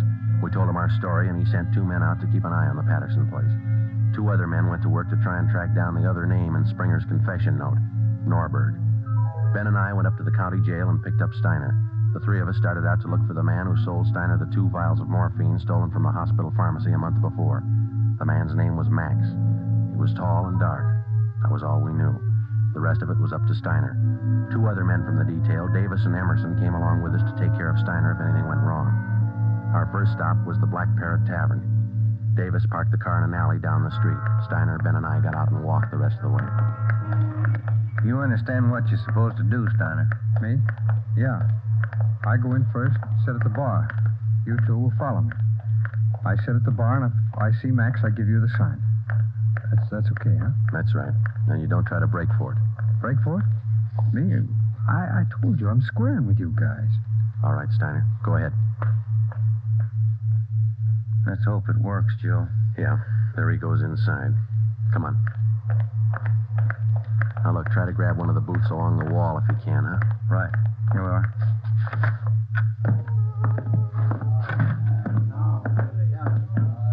First booth, Ben. It's empty. Yeah. Fellas left to order at the bar. Waitress got a night off. Make it a couple of beers, will you? Couple of beers? Okay. Joe, so look at Steiner. Yeah, he's signaling. Must mean the guy putting on his coat over there. No, hold it, Ben. Wait till he gets past us.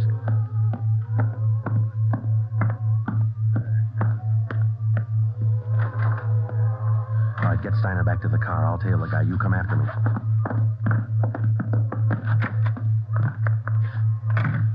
I didn't know how right Steiner was or how much we could trust him.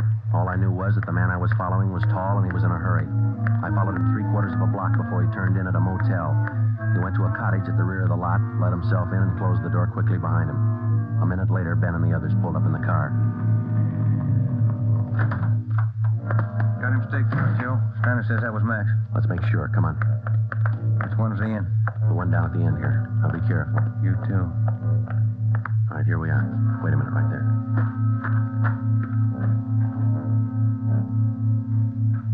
All right, look, there's no rear door. He's got to come out the front. Keep the door clear. You ready? All set. Cover me.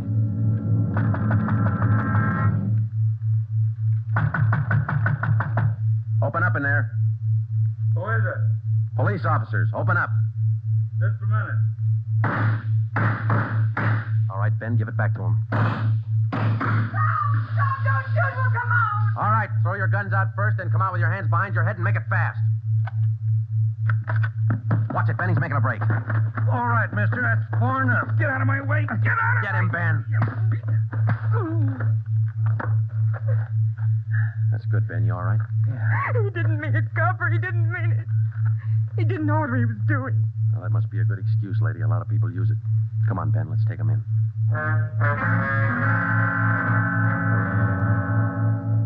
It was 10 minutes past midnight when we got back to headquarters. Both the man and the woman were booked for violation of the State Narcotics Act, a felony. He gave his name as Max Jansen. In his luggage, we found 13 vials of morphine, large quantities of heroin, and a small amount of Panopin. He gave us the names and addresses of 6 active members of the narcotics gang. He identified Dr. Springer as second in command. Just a few more questions, Jansen. Yeah, all right. Why did Springer kill Trounsel? He had it coming. Trounsel knew the score, and he was blackmailing them, bleeding them white. Why didn't the gang take care of him? The boss said no rough stuff. Things were going too good. He warned Springer, but he wouldn't listen. All right, Jensen, just one more question. Who's the boss? Do I get off light? State's witness? It might help. We can't promise you anything. Who's the boss, Patterson? Yeah. 138 East Beverly Drive? That's right. What about Norberg? How does he figure? It's the same guy. Patterson and Norberg, both the same. And what's his real name? Norberg. Tony Norberg. What's his front? He's legit, or he used to be. Importing business. Where? Here. Got an office downtown. Do I get protection? Where's Norberg now? Home out in Laurel Canyon. Do I get protection? I thought you said he lived out on East Beverly. His apartment, his home's out in the canyon. Where? What's the address? Do I get protection? You'll get protection. Wind and Way. 860 Wind and Way. All right, Friday. Romero, take some men with you.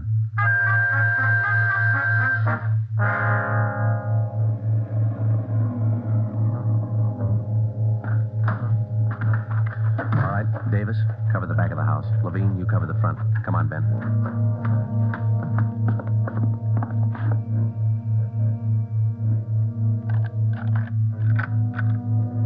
Yes? Mr. Norberg in? Who's calling? Police officers. Oh, come in, won't you? Thank you.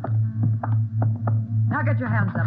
Face the wall. You'll never make it, lady. The house is surrounded. Tony, get the stuff. It's our only chance. They'll cut you down, Norberg. All right, Jeannie, give him the gun. Don't be a fool. They're going to march out the door in front of us, right to the car. I'm not going, Jeannie. Try it if you want. I'm not going. All right, Tony, stay. Come on, coppers. You'll never make it, lady. I said move. Fast. All right, Ben, hit the dirt.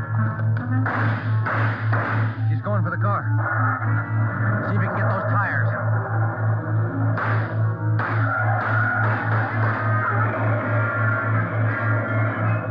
Come on.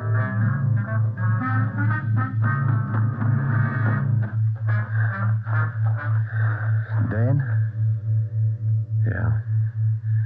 Norberg was smart. Must be the girlfriend. Guess so.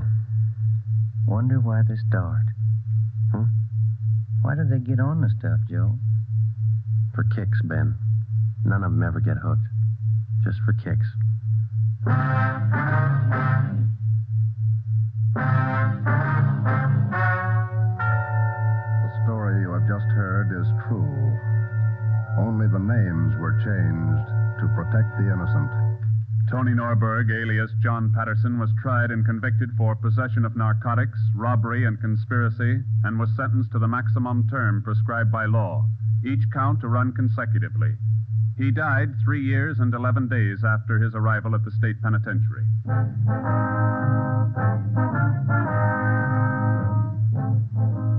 You have just heard the 9th in a new series of authentic cases transcribed from official files. Technical advice for Dragnet is furnished by the Los Angeles Police Department.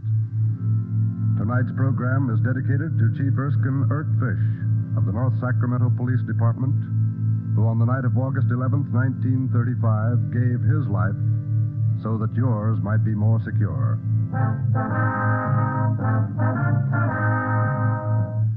Dragnet came to you from Los Angeles. This is NBC, the national broadcasting company.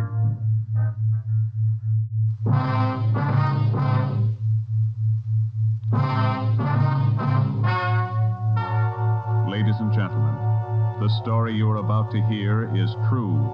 Only the names have been changed to protect the innocent. NBC brings you Dragnet.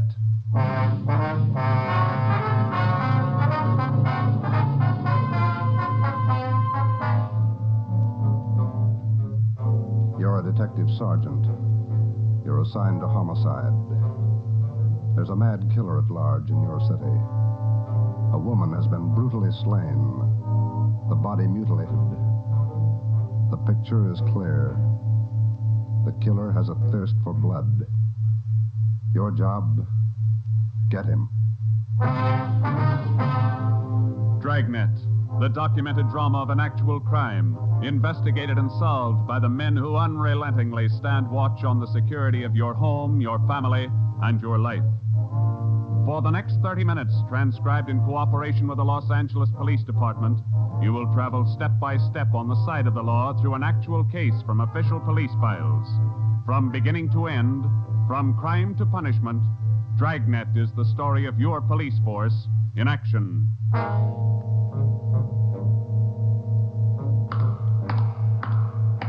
It was Wednesday, January 12th. It was raining in Los Angeles. We were working the night watch out of homicide. My partner's Ben Romero. The boss is Ed Backstrand, chief of detectives. My name's Friday. I was on the way back from the morgue, and it was 11:23 p.m. when I got to room 42. Homicide. Hi, Joe. Chief wants to see you. He's in there with Romero. Thanks, Chandler. How's the wife? Fine. How about your mother? Better, thanks. Hi, Joe. Hi. Friday, sit down. Did they post the body yet? In the morning. Pretty messy. Strangled and mutilated. The guy's a maniac, Skipper. The body shows it. A murder like this, anybody's a suspect. The coroner looked at the body. He says the weapon was a long, sharp instrument. Found her in a hotel down on East 3rd Street. Manager's son discovered her about 7:30. You talked to him? It was too much for him. He passed out. Manager wasn't home. We'll check with him before midnight. Close to it now, Joe. We better get going. All right. The boys from the crime lab check the room? They're still down there, Ed. The place is a mess. Get back as soon as you can. We're working straight through on this thing. That's a hot shot. I'll get it. At the Lux Hotel, room 219, corner of South Grand and Cordova. Dead body. Possible homicide. The Lux Hotel, room 219, corner of South Grand and Cordova. A dead... What is it, Friday? Lux Hotel, possible homicide. Busy night. Yeah. You coming, Ed? Right. Let's go.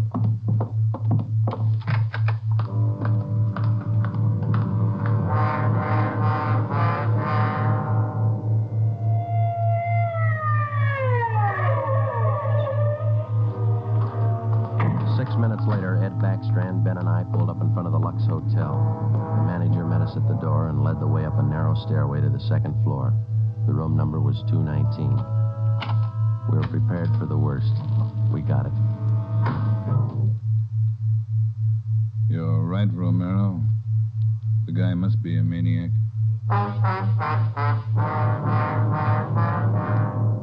Two hotels, two murders. The same M.O. 3 of us made a brief inspection of the room at the Lux Hotel. We took a few notes on the appearance of the girl's body and a brief description. Apparently, she'd been strangled to death first, and then her body brutally mangled. Ben and I went back down to the lobby, and the manager, Mr. Ford, showed us the house book. The girl was registered together with a man, Mr. and Mrs. Philip Grant. We took the hotel register to have it checked for fingerprints and to photostat the handwriting. Ben notified the crime lab. Then we went back to the room and questioned the manager. Mr. and Mrs. Philip Grant, that's all I know. I never saw either one of them before tonight. When did they check in, Mr. Ford? About 3 hours ago. That's right, about 9. Maybe a little before. Did they register together? Yeah, a little before 9. They came in together. Did you let them in the room? Yes, sir, like I always do. It's a small place here, maybe not first class, but I treat people right. What did the man look like? Do you remember? I think so. Kind of tall. Young, maybe 30 or so. Husky fella. Had a mustache. How tall would you say, Mr. Ford? Oh, about your height, Wade. Must have been at least 180. Seemed like a nice fella. Would you know him if you saw him again? I think so. People sure don't act like they look. You think it was him? Can you think of anybody else? Well, no. I never saw him before tonight, either one of them. I don't know anything about it. Did you notice anything in particular about them when they came in? Well, he didn't show it, but it looked like she'd been drinking a little. Giggling, you know. And you didn't see this man Grant leave the hotel? No, I didn't. I must have been checking the account books back of the desk. Guess he got by me. Is there a back entrance to the hotel, Mr. Ford? No, he had to come out this way, all right. How about the fire escape? I never thought of that. Say, I bet you cops think I'm trying to hide something. How did you happen to find the body? I don't know anything about it, honest. I've been running the hotel for 10 years now. Everybody knows me around here. You can ask at the bank. All right, Mr. Ford. Now, would you mind telling us how you happened to find the body? I don't want a lot of lousy newspaper publicity. Give the place a bad name. Can you blame me? The newspapers won't get your name from us. All we want to know is how you happened to find the body. Well, I told you. It's a small place here, but I like to treat people right. Couple hours after they checked in, I remembered I forgot to fill the ice water pitcher in the room. So I got some and took it up. The door was opened a little ways. It's got a bad catch on it, and the lights were on. I peeked in, and there she was. She was... Well, the guy must have been crazy. Do you remember what time it was when you found her? Well, just before I called the cops, about 11:30, I guess. All right, Ford, that's all for now. When the other officers get here, show them up, will you? Yes, sir, I sure will. Romero? Yes, Skipper? Get on the phone downstairs and call the Metropolitan Division. Have them send us every available man from the reserve unit. We're going to patrol the area for the rest of the night. Right, Chief. Least we can do is make it hard for him. 2 murders in 7 hours. Yeah, both of them in a 3-block radius. Same pattern. It's got to be the same guy. All right, we got a description. What do you think? Well, when the reserve unit shows up, have them cover this whole section of town. Pick up everybody who even comes close to that guy's description. All right, Ed. It's got to go fast. We can't lose a minute. 1 hour either way, it might mean another body. Like this one. 9 minutes later, at 4 minutes past midnight, the men from the crime lab showed up. It started to drizzle. They went over the room in detail. They dusted everything in the room for fingerprints, the walls, the doors, the fixtures in the bathroom, the lamps, chairs, everything. They took samples of the girl's blood and her lipstick. Small pieces of flesh and human hair were found under the girl's fingernails. The nails were scraped carefully and the contents put in an envelope, marked and sealed. Ed Backstrand ordered pictures taken of the room and the girl's body from different angles. Every object in the room that could have any possible tie-in with a murder was photographed. It was raining. The rear of the hotel where the fire escape was overlooked a vacant lot. Ben had a hunch. While the lab men were at work, we left the hotel and circled around into the lot for a look at the ground directly underneath the fire escape ladder. It was raining hard now. Must be an easier way to make a living. Mud's almost up to my knee. Mine, too. Watch your step. See any prints? No. Wait till my wife sees these new shoes. Put it on your expense account. Oh, real funny. Ben, get that light over here. Look. Yeah. Good set of prints. Lucky that rain didn't start turning to wash them out by now. Yeah. Hand me that cover from the trash can over there. I'll cover them. Wait a minute. What? Here, on the edge of the fire escape ladder. Small hunk of cloth. Man suit? Well, looks like it. Might have caught himself in that sharp corner. I got it. All right, come on, let's get back. Yeah, out of this mud bath. Joe, let me have a light. You catch anything? Hunk of wrapping paper in that trash can. Stains on it. Open it up. Look. Yeah, a butcher knife. We went back to the Lux Hotel, room 219. The lab men were tearing the room apart. It was 10 minutes to 1. We gave the blood-stained knife and the piece of cloth we found on the fire escape to Lieutenant Lee Jones, head of the crime lab. We told him about the footprints just below the fire escape ladder. The knife will help us, so will the cloth.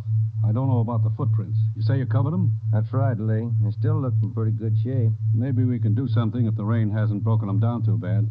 Bracken. Yeah, Lieutenant? You and Sloan get downstairs and take a look at those prints. If they're good enough, get a torch, dry them out, and make a cast, right? Okay, Lieutenant. Come on, Sloan. That's about all I can do for you now, Ed. I think we got everything there is to get. All right, Jones. I'll follow you back to the lab in a couple of minutes. Okay, Ed. Good luck, fellas. Thanks, Lee. We're going to need it. All right, Friday. Romero, it's your baby for the rest of the night. Lee, get anything? Few prints, a woman's purse under the bed. Don't know if it's hers or not. No identification. You going to be at the crime lab, Ed? All night. As soon as we find anything, I'll let you know. Yeah? Gang of cops just came in the lobby. They asked for you. Must be the reserve men from Metropolitan. Tell them we'll be right down, Ford. Okay. You want us to handle it, Ed? That's right. Do just as I told you. Spread them out over the whole area. Cover the streets, the alleys, the flop houses, restaurants, bars, everything. You got a description to go on. Find the man that fits it. Right, Skipper. Don't forget, the guy's a killer twice over. I don't think he'd hesitate on you. Be careful.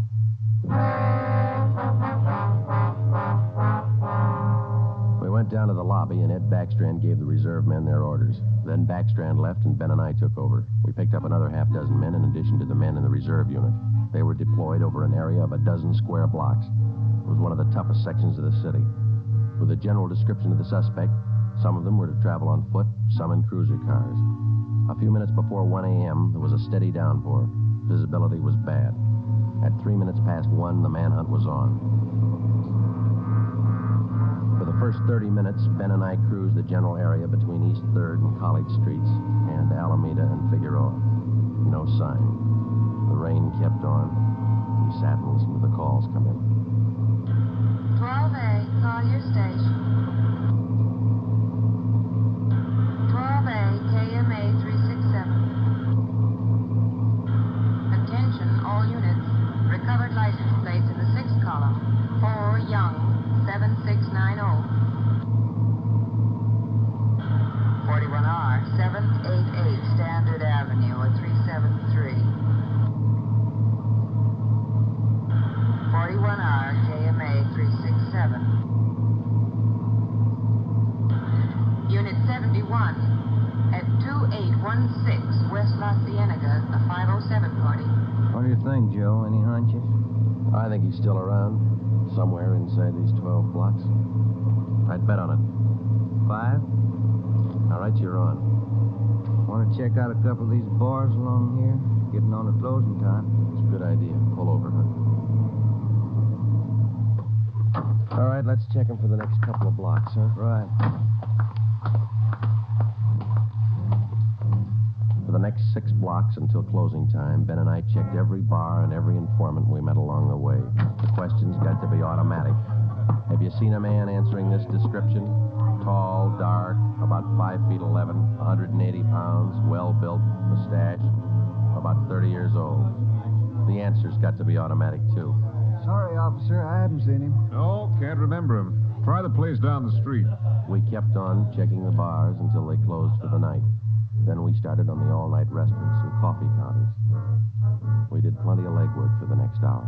Not a trace. About 2:30, the rain let up a little, and then it started in heavy all over again.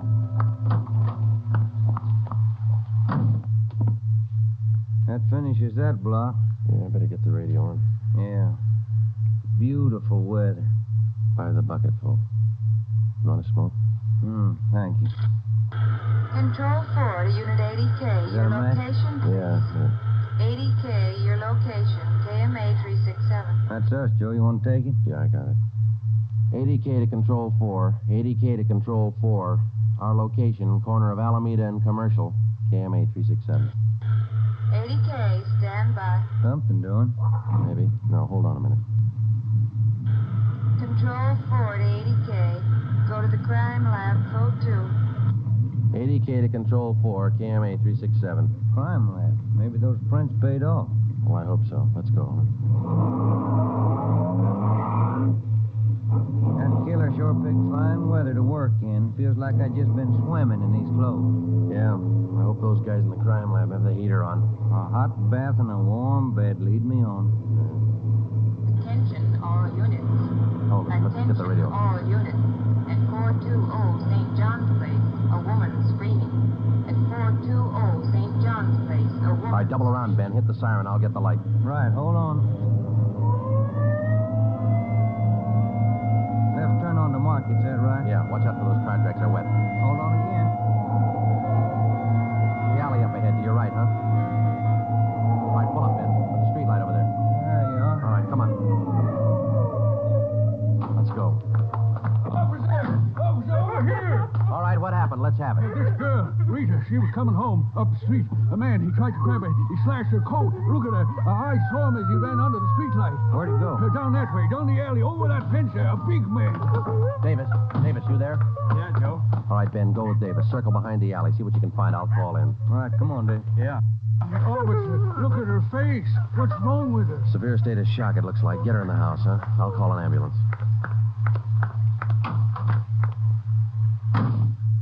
80K to Control 4. 80K to Control 4. Control 4, go ahead.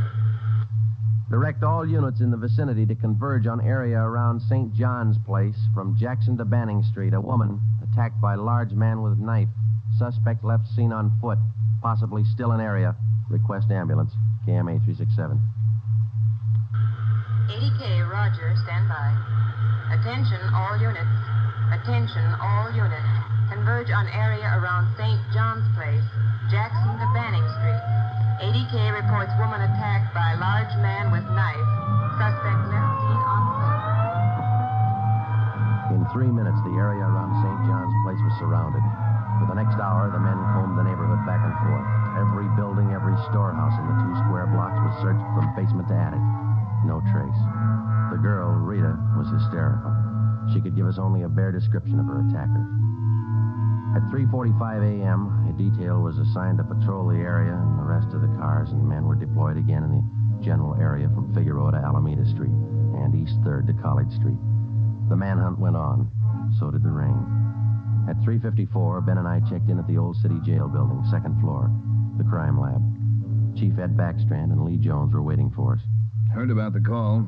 How'd he get away? Not sure it was him, Skipper. How do you mean? Well, the girl wasn't hurt bad for one thing. No attempted strangling. For another thing, the guy stole her purse. That doesn't sound like the man we're after. Did you get a description from the girl? Didn't jibe too well what she gave us. She was pretty hysterical. And you raked the neighborhood good? Every corner. Not a sign. You find anything? Yeah. Jones? Yeah, Ed. Fill them in, will you? Not one print on that knife you found, boys. Blood, but not a print. Your killer's crazy like a fox. And how about the scrapings from the girl's fingernails, Lee? Didn't help too much. Rarely do. Not enough to go on. Gotta have a fair-sized bit of flesh to run it for papal ridges. All we found under the girl's fingernails were small bits of skin. Yeah? She probably scratched the guy up some. Might have drawn blood. We had more luck with the footprints. You get an impression? Dried out the ground with torches and cast them. About size 10B. That's fine, Lee. But how about the prints? Only good one was a thumb. Real good. Got it off the wall near the light switch in the bathroom. Did you classify it yet? Yep. Found it in our single fingerprint file. The print belongs to a man by the name of Long. Robert Long. You got a record, Ed? Yeah. Misdemeanor. 2 arrests for drunkenness last October. Petty theft in December. The mama sheet shows a dishonorable discharge from the United States Coast Guard in 1946. Age 29, 192 pounds, 5 feet 10 inches, dark hair, dark eyes. That's close enough. We got even closer, Joe. Long works as a counterman at the Cottage Cafe down on South Flower. Started there last week on the early morning shift, but he didn't show up for work last night. Good. Where'd you get the tip? The knife you boys found. Didn't have any prints, but it had a brand on it. ran it down. It was taken from the Cottage Cafe. Mm-hmm. Any address on this Robert Long, Ed? Yeah, got it from his boss. Rooming house on East 1st. Landlady says he hasn't been home in 2 nights. Yeah, now we wait. Rooming house is staked out, and so is the Cottage Cafe, just in case Long decides to show up for work this morning. What time you got, Romero? 6 minutes past 4. All right. We've got every indication that Robert Long's the man we're after. His description, fingerprints, the knife, the footprint, his size. Maybe we're wrong. I don't think so. How about a motive, Ed? I think Robert Long likes to kill. He's thirsty for it. None of the victims were criminally attacked. They were strangled. Bodies mutilated. How about robbery? No. 2 of the women he killed had money in their purses. He didn't touch it. Well, what's next, Skipper? Back on the street? Figueroa to Alameda, East 3rd to College Street. Keep an net around that area and work it back and forth until we're positive he's not inside. I think he is.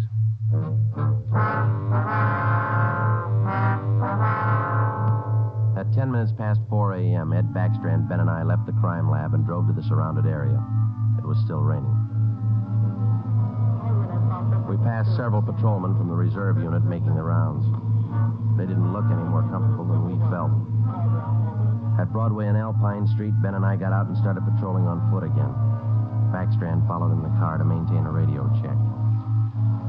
We must have covered 24 blocks and a half a dozen coffee counters before we got to the Criterion Restaurant and Donut Shop, a few blocks up the street from the Cottage Cafe. Hey, Skipper, you want to take a minute for some hot coffee?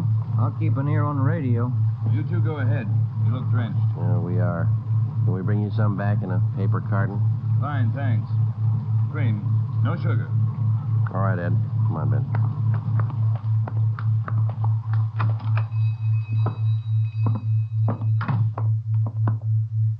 Place is empty. Yeah. Yes, sir, gentlemen. What'll it be? Hot coffee? Yeah, there's 2 of us here. Can you fix up one to go? Sure thing. Say, on that one to go, cream, no sugar. Right. Say, you fellas cops? Yeah, why? No offense, just wondering. Here you are. Thank you. Cop in uniform was around a couple hours ago. Wanted to know if I'd seen some guy he was looking for. Tall, about 190 pounds, mustache, about 30 years old. Yeah, that's the description he gave me. He was looking for the guy. So are we. Say, that's good. That other cop came in right at my busiest time, a little after 2 when the bars closed. You know, it gets pretty rushed, and I didn't have much time to think, so I just said no. Then after the cop left, I remembered. You saw a man answering that description tonight? Yeah. I would have told the cop, but I was rushed. You know how it is. No time to think, and then I remembered. Are you sure? Oh, I'm sure, all right. Whoever he is, he's a lady killer. What do you mean? No offense. There was a sharp-looking dame down the end of the counter, and this guy breezes in and picks her up. Talks to her about 20 minutes, buys her a cup of coffee, and they walk out together. Do you remember what she looked like? Oh, nice-looking dame. Not beautiful, you know, more on the cute side. Ben, you got that morgue shot? Oh, yeah. Here it is. Thanks. Here's a picture. This the girl? Let's see. Yeah, that's her. Who is she? I don't know, mister. Down at the morgue, they call her Jane Doe, number 7. Just by accident, we'd come across a concrete lead on the killer's method of operation. The picture we showed the man in the donut shop was a shot of the strangler's first victim the night before. Evidently, the killer would enter a bar, coffee shop, or restaurant, strike up a conversation with a woman, make friends with her, either buy her drinks or invite her to a bar in the neighborhood, and then the rest of the puzzle was still unsolved. We went back to the Cottage Cafe and checked with the men on stakeout. Not a sign of them, Chief. How are you men covering the place? Baxter up in front in the booth across from the cash register. Lyman's back with the dishwashers. I'm at the counter. When's Long due to report for work, Dave? At 5. About 20 minutes to go. You're lucky you're inside. It's wet out there. You'll look it. All right, Davis. We'll be around about 5. Right, Chief.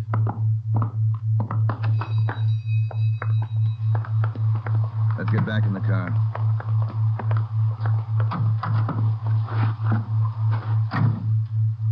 Where to, Skipper? Cruise the next 2 blocks, but don't go too far. If Long shows up for work this morning, we want to be around. The next 10 minutes dragged by. The rain kept on. Backstrand chewed nervously on a cigar. At South Flower and First Street, the sewers were clogged with street refuse. The rain backed up and filled the intersection. A group of aircraft workers huddled together in a doorway on one corner, waiting for the bus. It was cold and damp. I opened one of the back windows in the car to get some fresh air in. Off in the distance and close by, you could hear the sounds of a big city waking up slow to a rainy January morning. It was 8 minutes to 5. Attention all units. Attention all units. At 780 East Main, a restaurant. Man answering description of murder suspect. All right, Romero, step on it. Right, Skipper. About 10 blocks away, Ed. Who's going to cover the men at the Cottage Cafe? If this is a blind lead, it won't take us long to find out. They can handle it alone if they have to. Well, hang on. Look out. We're skidding. That was a close one, Ben. Yeah. If this is the guy, I owe you $5, right? Yeah. Attention all units. Additional information on your call to 780 East Main. Officers in pursuit of suspect. Suspect is on foot. Step on it, Romero. Two more blocks, Skipper. Watch it, Ben. Next one to the left. Got it. That's the joint up ahead there. All right, watch your step and don't take chances. Don't play with him. Right. Here we go.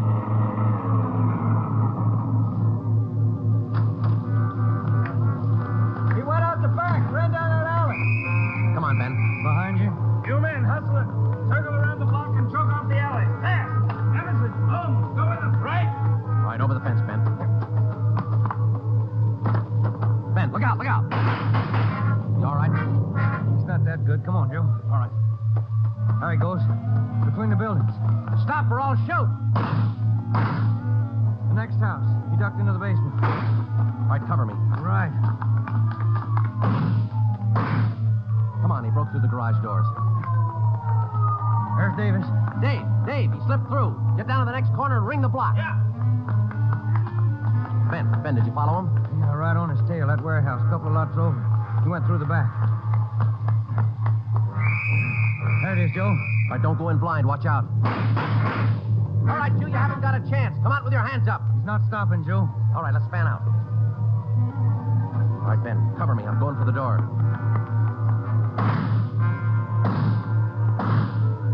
All right, Ben, come on. You're clear. You spot him? There he is. Let's get him. Close. He's in a good spot. Let's move. He's up in the loft. Come on, let's head for the stairs. Will you? Easy. You spot him, Ben? No. Not a sign. Ben, look out. That packing tape.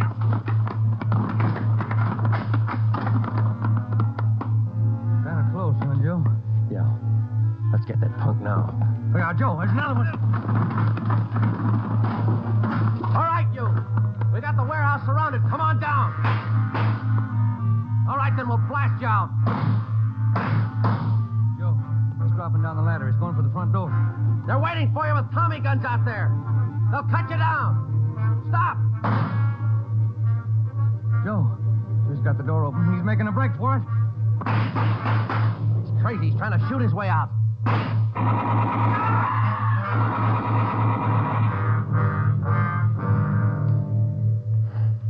Well, he asked for it. Yeah. Let's take a look.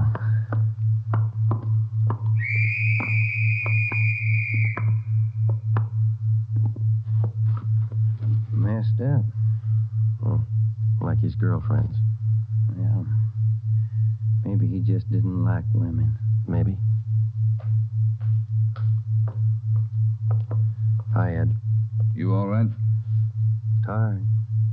This is him, huh? Even the scratches that girl made on his face. Description match? 5 feet 10, 192 pounds, dark hair, dark eyes, age 29. Robert Long, killer.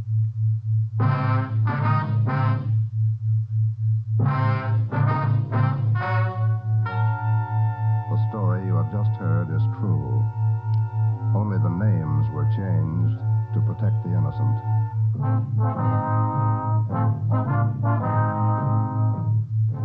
You have just heard the 10th in a new series of authentic cases transcribed from official files. technical advice for Dragnet is furnished by the Los Angeles Police Department. Tonight's program is dedicated to Detective Louis A. Abbott of the Chicago Police Department, who on the afternoon of March 3rd, 1947, gave his life so that yours might be more secure.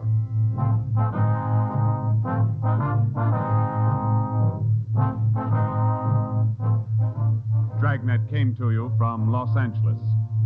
If you enjoyed tonight's production of Dragnet, you'll probably want to listen this Saturday evening to a pair of adventure shows featuring two well-known Hollywood personalities.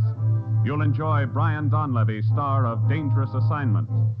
Also on Saturday's schedule is Richard Diamond, private detective, as played by the screen's romantic tough guy, Dick Powell. Listen to both of these exciting programs this Saturday over most of these NBC stations. This is NBC, the national broadcasting company.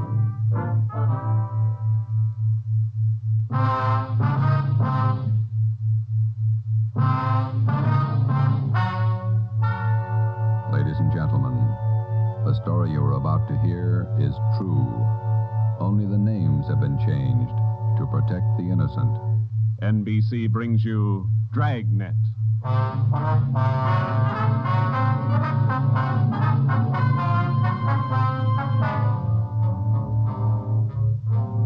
You're a detective sergeant. You're assigned to burglary detail. A sudden wave of jewel thefts is sweeping the city. In 16 days, 16 burglaries have been committed, one each night. They bear the same trademark. Thousands of dollars of jewels are missing. The thief is a master at his trade. Your job, get him. Dragnet, the documented drama of an actual crime, investigated and solved by the men who unrelentingly stand watch on the security of your home, your family, and your life.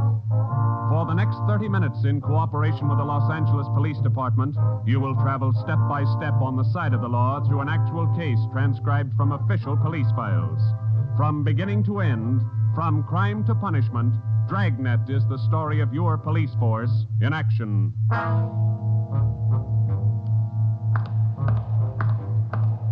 It was Tuesday, June 17th. It was warm in Los Angeles.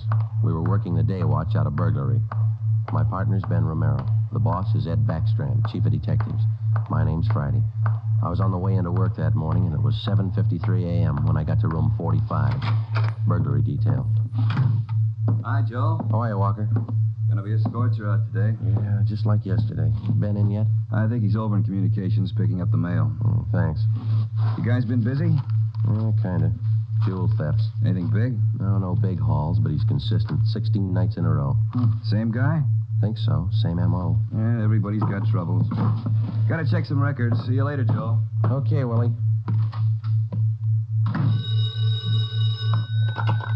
Burglary Friday. Yeah. Okay, Mike, soon as Ben gets back. He's picking up the mail. Right, bye. Hi, Joe. Hi, Ben. Hannon just called. Chief wants to see us. Take a look at these first. What do you got, overnight reports? Yeah, these two. Yeah. Two of them. 3 diamond rings, 1 sapphire, 1 necklace, jade. Big haul. Look at the other one. Lady's watch, diamond band, emerald bracelet, tourmaline brooch. What's tourmaline, Ben? I don't know. Must be valuable. It's gone. Let's see. Owner left house about 9 p.m., returned about 1:30 a.m., found property gone, scratches on the door. Probably using the cellophane method. Hasn't missed yet. 2 in 1 night. Well, he's picking up his pace. Must have a bag full of loot somewhere, whoever it is. You get the description sheets from pawn shop detail? Yeah, got them right here. You take half of them. Let's see what luck we got this morning. Nothing so far. Me neither. Let's see. I'll get it, Joe. Burglar Romero. Hi, Ben. Chief still wants to talk to you, boys. He's got an appointment at 8:30. Wants to see you before you leave. Okay, Mike. Just checking some buy sheets. Be right in. Better make it fast. He's in a bad mood this morning. Okay, Mike. Thank you. Backstrand again? Yeah, he's in a bad mood. Come on. Wonder what's bothering him. Something's bad. He doesn't blow very often.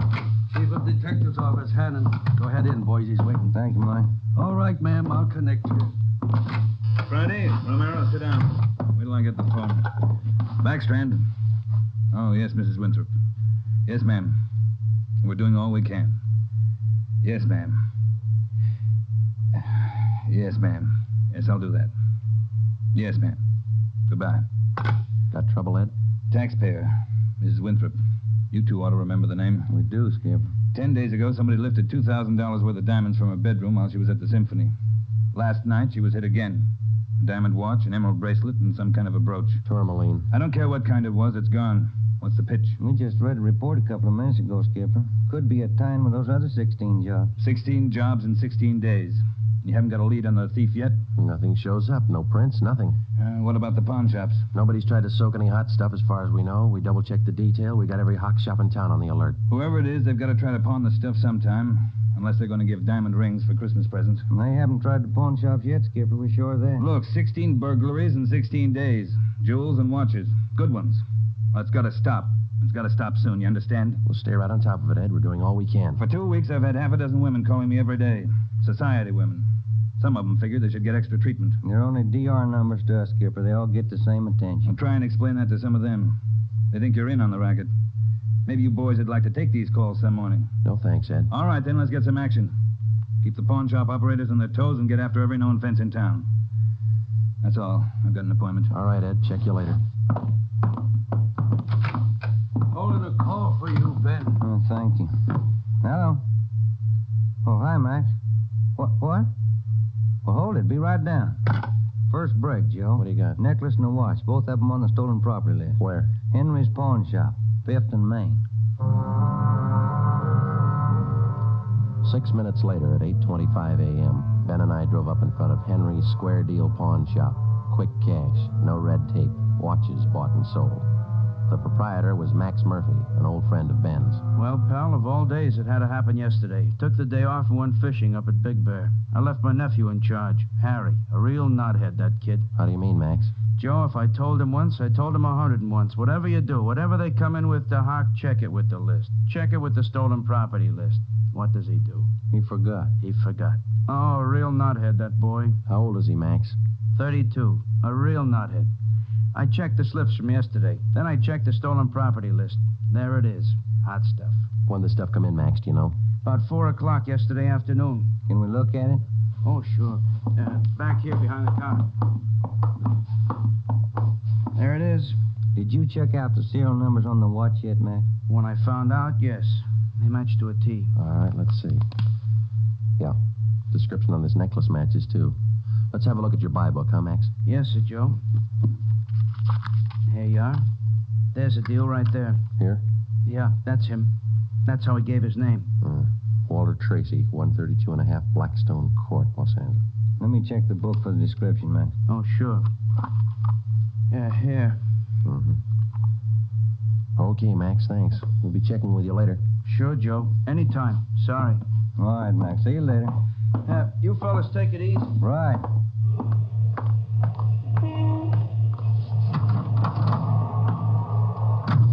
Want to check and see if we're clear, Joe? Yeah, I will. 80K to Control 1. 80K to Control 1. Are we clear? Control 1 to 80K, stand by. Good lead, Joe. Got a description in here. Yeah. It's too bad Max's nephew had to slip up. Control 1 to 80K, call your office immediately. Call your office immediately. KMH is concerned. Wonder what that's about. No, I'll call in. You got some change? I'll use Max's phone.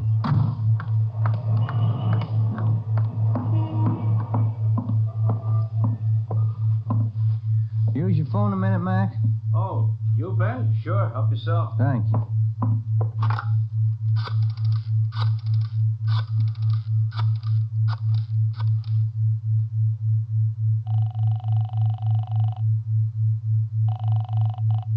City Hall.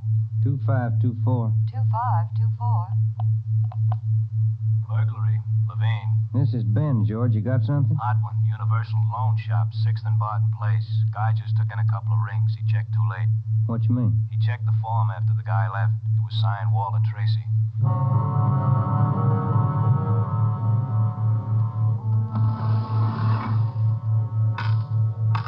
There they are, Sergeant. Both rings.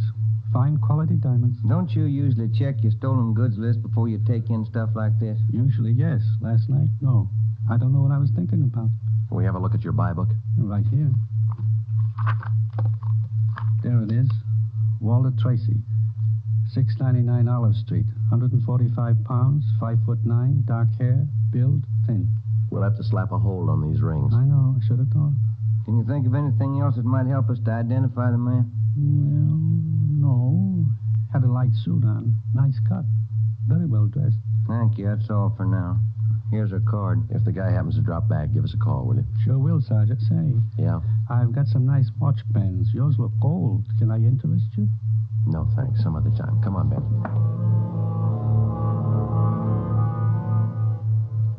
That afternoon and the following morning, despite our alert and our warnings, 2 more pawn shops called in with reports of stolen watches taken in. We checked them out. The serial numbers on the watches matched those on the stolen property list. On the pawn shop account books, the loan was listed under the name Walter Tracy. The addresses were given as number 12 St. Vincent Place and 700 East Flower. The descriptions of the man were the same. Slight build, well-dressed, about 145 pounds, 5 feet 9 inches tall, dark wavy hair. We had the name and description distributed to every pawn shop in Los Angeles and surrounding communities. Through our informants, we checked up on every known fence in the city. For the next 2 nights, we received no reports of stolen jewels. That made up for the double burglary the night before. On June 19th, the box score read 18 successive nights, 18 successive jewel burglaries. At 3:25 in the afternoon, Ben and I sat down to check over the late incoming reports. Got anything, Joe? No, not yet, no. Nothing here. Maybe the guys left town. Nope. No such luck. Take a look. That's it, number 19. He may set a record. Well, he's making monkeys out of us, isn't he? Look, man's watch, lady's watch, Chinese amber necklace, diamond shirt studs, and a bracelet with 2 large rubies. He's getting ambitious. How's the value listing? Let's see. $1,800. 1 haul. I'll get it. Burglary Friday. Yeah. What? Yeah. Be right down. Stall him. Let's go, Ben. Where? Kaplan's down on East 2nd. Walter Tracy's in there now, trying to hock a gold watch.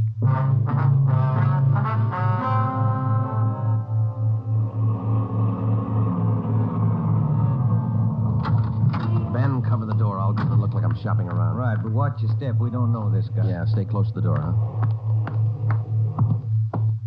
I'm sorry, that's the best we can do on the watch. Look, Mac, this is gold. 21 jewels. Well, it's the best I can do. Drop dead. Well, it's the best I can do. Don't get sore. Yeah, sure. See you later.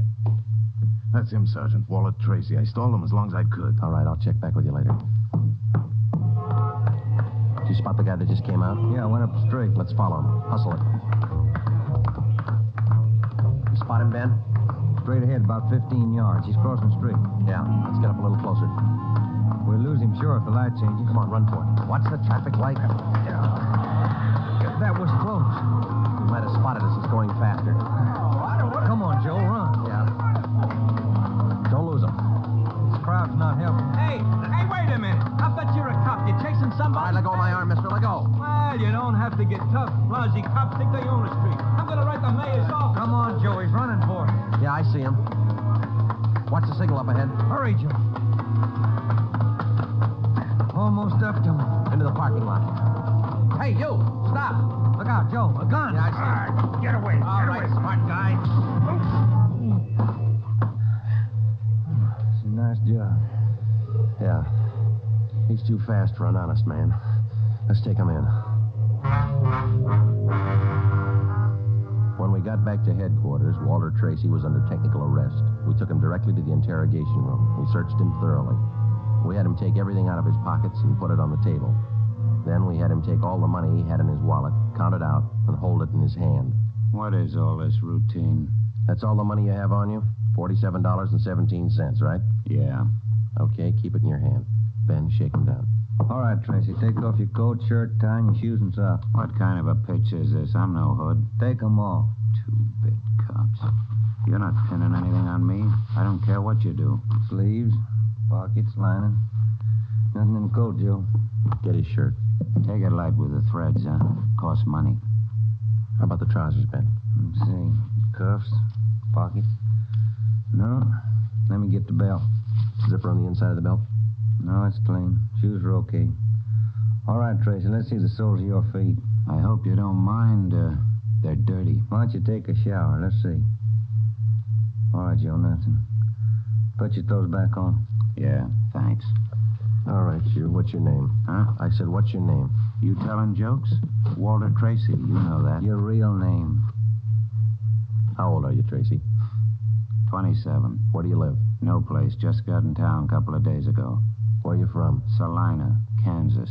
Where you been sleeping the last 2 nights? The park, Pershing Square. Clothes don't show it. Pretty natty. I had 'em pressed. Where? Down by the square. I don't remember. You ever been arrested before? No.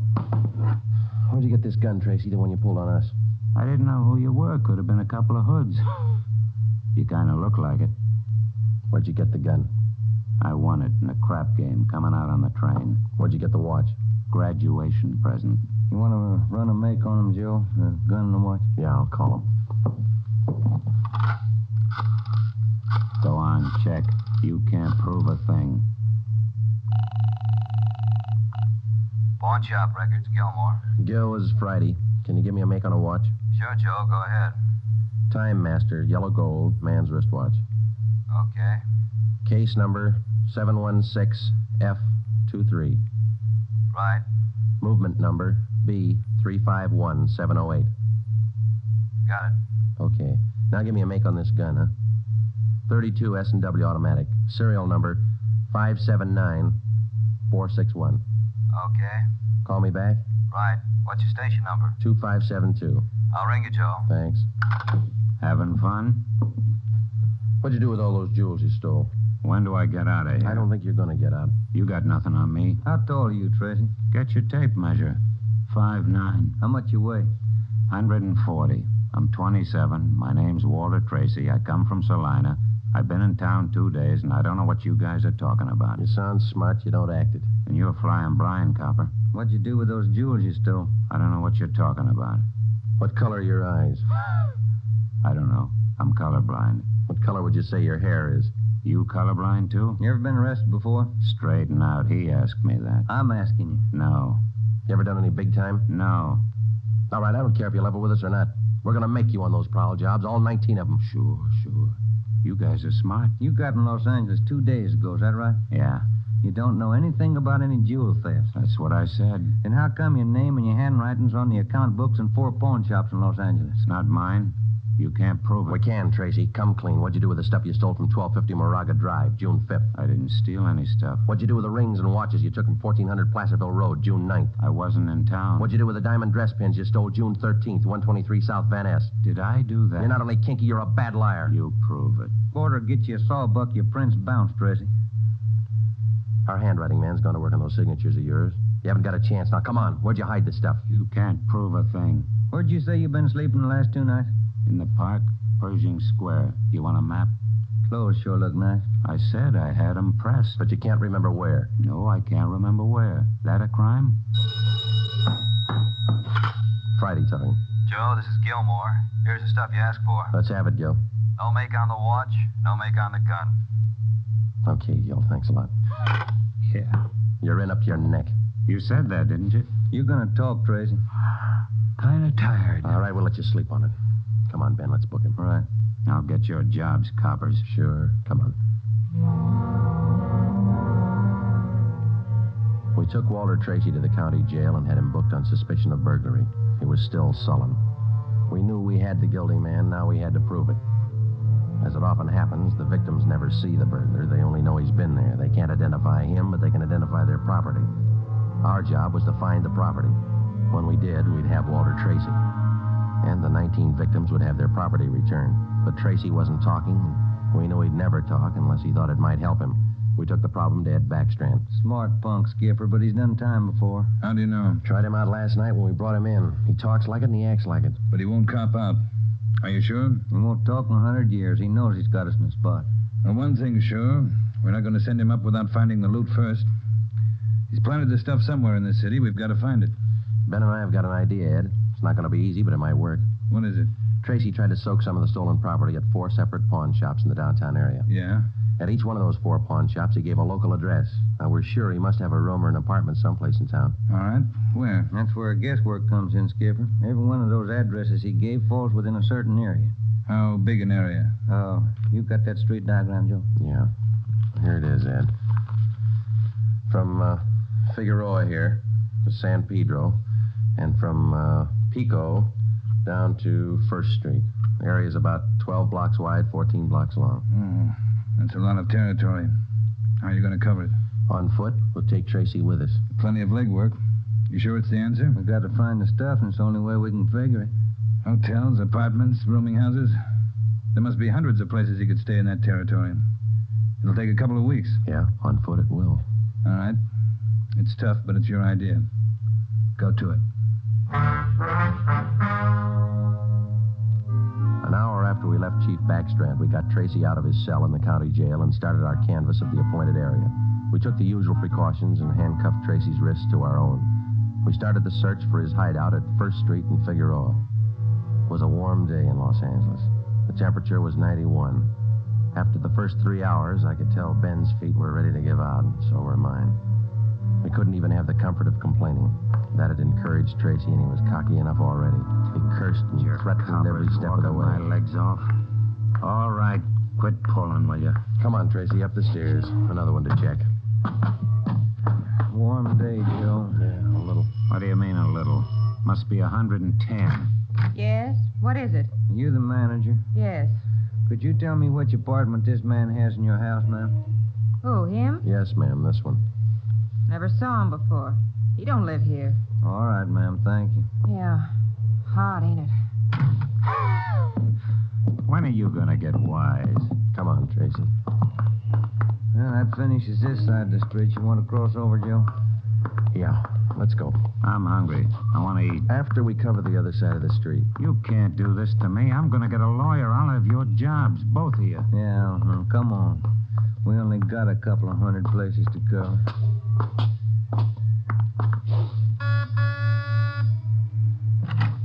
Hi, gents. What can I do for you? You the manager? I run the place, yeah. Which room does this man have in your place? Him? You made a mistake. He doesn't live here. All right, thanks. My feet are killing me. Wait till I get a lawyer. I'll burn both of you dumb cops. What do you think you're doing anyway, making a guy? All that day and the day after that and the day after that, Ben and I, with Tracy handcuffed to our wrists, canvassed the designated areas, from hotel to hotel, from rooming house to rooming house, and the apartments, too. Every day our feet ached a little more, our pace slowed down, Tracy got more irritable, and the weather got hotter. The second day it reached a high of 92, the third day 94, the fourth day 94. Police regulations say plainclothes officers must wear a coat and necktie on the street at all times. We wore our coats and neckties. The search continued into the 5th day. Our pace got even slower. Ben and I started to lose heart. After a while, we forgot our object was to recover the stolen jewels. All we wanted was to find Tracy's hideout. We knew we were right. We knew Tracy was our man. It was a point of pride. Whether your feet hurt or not, you don't give in to a thief. Yes? What do you want? You the landlady here? I am. Which apartment does this man have in the building? Well, none of them. He's not one of my tenants. Thank you, ma'am. Come on, Tracy. By the 6th day, all three of us had special pads in our shoes. Our feet ached worse than ever. Tracy let us know about his every 3 minutes. By late afternoon of the 6th day, we'd covered more than half of the designated area. The temperature was 95. You guys gonna go on forever? I'm sweating like a horse. I'm getting tired of your moaning. That looks like the manager behind the desk. Yes, sir? You the manager? Yes, sir. What can I do for you? Can you tell us which room this man has in the hotel? Him? He doesn't live here. Hey, you fellas look awfully warm. Like to cool off in the lobby? We're air-conditioned. No, thanks. I'm hungry. When do we eat? You're always hungry. You got the biggest mouth on a cop I ever saw. Oh, all right. Yeah. I'm hungry. I want to eat. Now. Wait till I give this story to the papers. Mistreating innocent guys. They'll break you. All right. Come on, up the stairs. I'm going to get a lawyer tonight. I'll show you. Yes? Why, Mr. Baker, where have you been? We questioned the landlady, a Miss Elizabeth Hunter. She told us that Baker, alias Tracy, had rented an apartment from her about 2 months before. That's all the information she could give us. Tracy clammed up. He would admit nothing. We asked Miss Hunter to accompany us as a witness. We took the elevator up to Tracy's apartment on the 6th floor. Miss Hunter, Tracy, Ben, and I. Down this way. Here. Do you want me to open it? Please, Miss Hunter. What? There's a girl. Walter? What is it, Walter? I told you to get out of town if I didn't come back. I didn't want to leave. I didn't want to leave without you. I thought you slept in the park. Take a jump. Where's the stuff hidden? All right, Ben, handcuff him to a chair. The girl behind him. We'll find the stuff ourselves. All right, Tracy. All right, you're next. I haven't done anything neither, so you can't prove it. Billy, shut up. That's better. No talking between you two. If there is, we'll separate you. All right, Ben, you take the living room here. I'll try the kitchen. And get a window open. It's hot in here. All right. Sergeant, you will be careful of the furniture. Yes, ma'am. I had no idea. You, Mr. Baker, of all people. Don't talk to him, please, ma'am. Oh, yes. Tin cop. Why don't you spell? Ben, look, it's only the beginning. He's got the stuff scattered 7 ways for Sunday. We're going to need help. In the milk bottle? Yeah, 2 rings, 3 loose diamonds, and this bottle of mayonnaise. We found some kind of a brooch in it. A couple of watches taped to the underside of the kitchen sink. All right, you. Convinced? Okay, Ben, call Backstrand. There was a definite possibility that Walter Baker, alias Tracy, had stored some of his stolen loot outside his apartment. We stood little chance of ever recovering it unless we got him to break. Ben called Chief Backstrand, and in 10 minutes he arrived at the apartment with another man from burglary detail, George Levine. Together we went over the 4-room apartment foot by foot. We found jewelry, watches, loose stones in every conceivable place. In cartons of cottage cheese, in jars of cold cream, in the garbage can, everywhere. Who's your girlfriend? All right, I'll ask her. What's your name? I said, what is your name? Billy. Billy Crawford. He didn't do anything. He didn't. All right, Billy. Maybe you can tell us. Where's the rest of the stuff he stole? He didn't steal. He didn't steal anything. Billy, shut up. Keep quiet, you. Ed, wait a minute. What? Just a minute. I want to look over here. Papers. Taped to the underside of that top drawer. What is it, Friday? No, you can't. You can't. Look at these. All right, you found them. I'll talk. No, Walter, don't. Parole papers. He's an ex-con. Yeah, I'll cop out. Don't do it, Walter. Billy, shut up. Dumb dame. The rest of the stuff, where is it? On the roof. Inside the ventilator, the one near the front, you'll find a couple of paper bags. That's it. Levine? Got it, Chief. I'll check it. Your papers say you did time in Oregon. What for? Fell for robbery. Did 5. I owe him 7. What about the girl? Walter, I'm going with you. Her? I don't know. You figure it. All right, Friday. Romero, take the girl to Lincoln Heights and book her. We'll take him. Right, Ed. Come on, Ben. No, Walter, I want to go with you. I'm sorry, ma'am. This way out. All right, easy, lady. No, wait a minute. Just a minute. Walter? You're a dumb dame, Billy. So long. Walter. All right, come on, let's go. What's the matter? You feel all right? He lied. He said he loved me. He lied to me. Don't feel hurt, lady. He lied to everybody.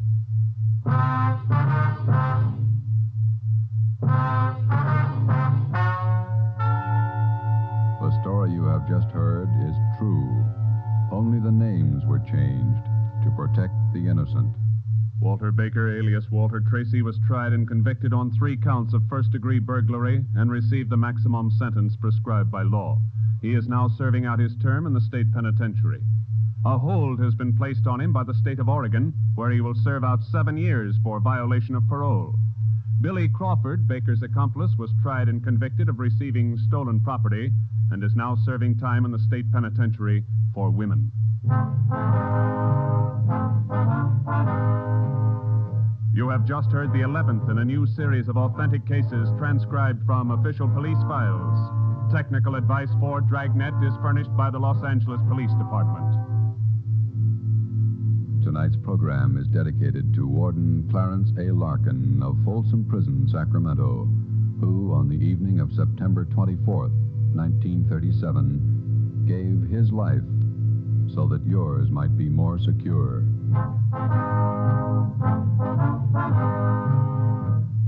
Dragnet came to you from Los Angeles. If you enjoyed tonight's production of Dragnet, you'll want to listen this Saturday evening to a pair of adventure shows featuring two well-known Hollywood personalities. You'll enjoy Brian Donlevy, star of Dangerous Assignment. Also on Saturday's schedule is Richard Diamond, private detective, as played by the screen's romantic tough guy, Dick Powell. Listen to both of these exciting programs this Saturday over most of these same NBC stations. This is NBC, the national broadcasting company.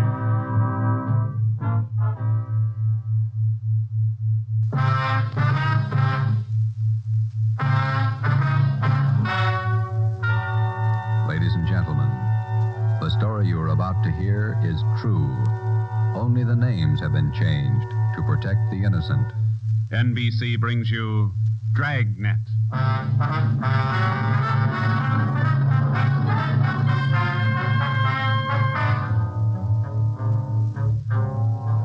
You're a detective sergeant. You're assigned to robbery detail. An armed gang of Blitz Bandits has started to work in your city. Their pace is fast, 4 and 5 robberies each night. The criminals are not amateurs. They're well armed, dangerous. Your job, get them. Dragnet, the documented drama of an actual crime, investigated and solved by the men who unrelentingly stand watch on the security of your home, your family, and your life. For the next 30 minutes, in cooperation with the Los Angeles Police Department, you will travel step by step on the side of the law through an actual case from official police files. From beginning to end, from crime to punishment, Dragnet is the story of your police force in action. It was Thursday, October 23rd. It was windy in Los Angeles. We were working a day watch out of robbery. My partner's Ben Romero. The boss is Ed Backstrand, chief of detectives. My name's Friday. I was on my way back from the statistician's office, and it was 11:42 a.m. when I got to room 27A. Robbery detail. How'd it work out, Joe? Any good prospects? Well, I don't know how good they are, but I got a handful. How many'd you get? Well, let me see. 15, 18, 22. Ethel down in the stats office ran them on the IBM for me. There they are. Let's see. It's a gang of 3 men working on foot. Blitz robberies. They only take cash. M.O. is tie-ups. Work from 8 to 10 at night. One of the gang's tall, the other 2 short. And these are the men the machine sorted out? Under that heading, yeah. If our information's wrong, then so's the machine. Got a good bunch of candidates here. Descriptions match up with what we got. They seem to. Check the names on that list, Ben. Some of the smartest thieves in the country. Yeah. Tommy Willis, Ray Grappa, Kemp Satelli, Manny Roberts, George Cross, Mario Koski. Reads like June graduation at San Quentin. Yeah. George Cross and Tommy Willis are in town. We know that. And Koski, he's around a couple of weeks ago. And what about the rest? It's a big field. Have to check them out, I guess. Might as well start at the beginning. Did you go through the overnight reports yet? Yeah. No restaurants, no liquor stores. That makes 5 days the gang's laid off. They can afford to, can't they? 18 robberies in 24 days, that's a pretty good haul. This stop-and-go strategy of theirs, Joe, it's got me. Yeah. They work hard for a week in one area, and then they lay low. If they just keep going, we might have a better try at them. Hey, Joe. Yeah, Chandler. Fell out here to see you, Joe. Name's Decker. Decker. Henry Decker? Didn't say. Want to see him? Yeah, send him in. Right. All right, Mr. Decker. This way. How are you, Joe? You're looking good. Well, Hank Decker. How are you? I'm fine. Oh, what are you waiting for? Applause? Come on in and shut the door. Hank, this is my partner, Ben Romero. Ben, Hank Decker. All right, Hank. How are you, Ben? Hank and I were in service together. Yeah, I just dropped in for a visit, Joe. Are you busy? No more than usual. Sit down. Thanks. I remembered you telling me you were on the PD, so I figured I'd drop around and get an inside track. How do you mean? I just filed with civil service to take the exam next month. Figure I'd like to work at being a cop. He's shell-shocked, Joe. Great pep talk you boys hand out. You sure you want to be a cop? Oh, look, I'm 30 years old, Joe. I'm married, high school education, about a year of junior college. What's your wife think? She's not sold. Well, that's why I dropped in. How about coming out to the house for dinner tonight? You want me to sell her? Just talk to her. 7 okay? Yeah, 7's okay. I'm glad to have met you, Ben. Same here, Decker. See you again. Right. Bye, Joe. See you tonight, Hank. Well, what do you think, Ben? Ought to make a good cop.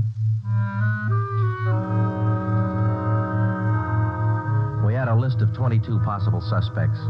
By 5 o'clock, Ben and I had checked out 2 of them who might possibly have had a hand in the Blitz robberies of the 18 liquor stores and restaurants in the past 24 days.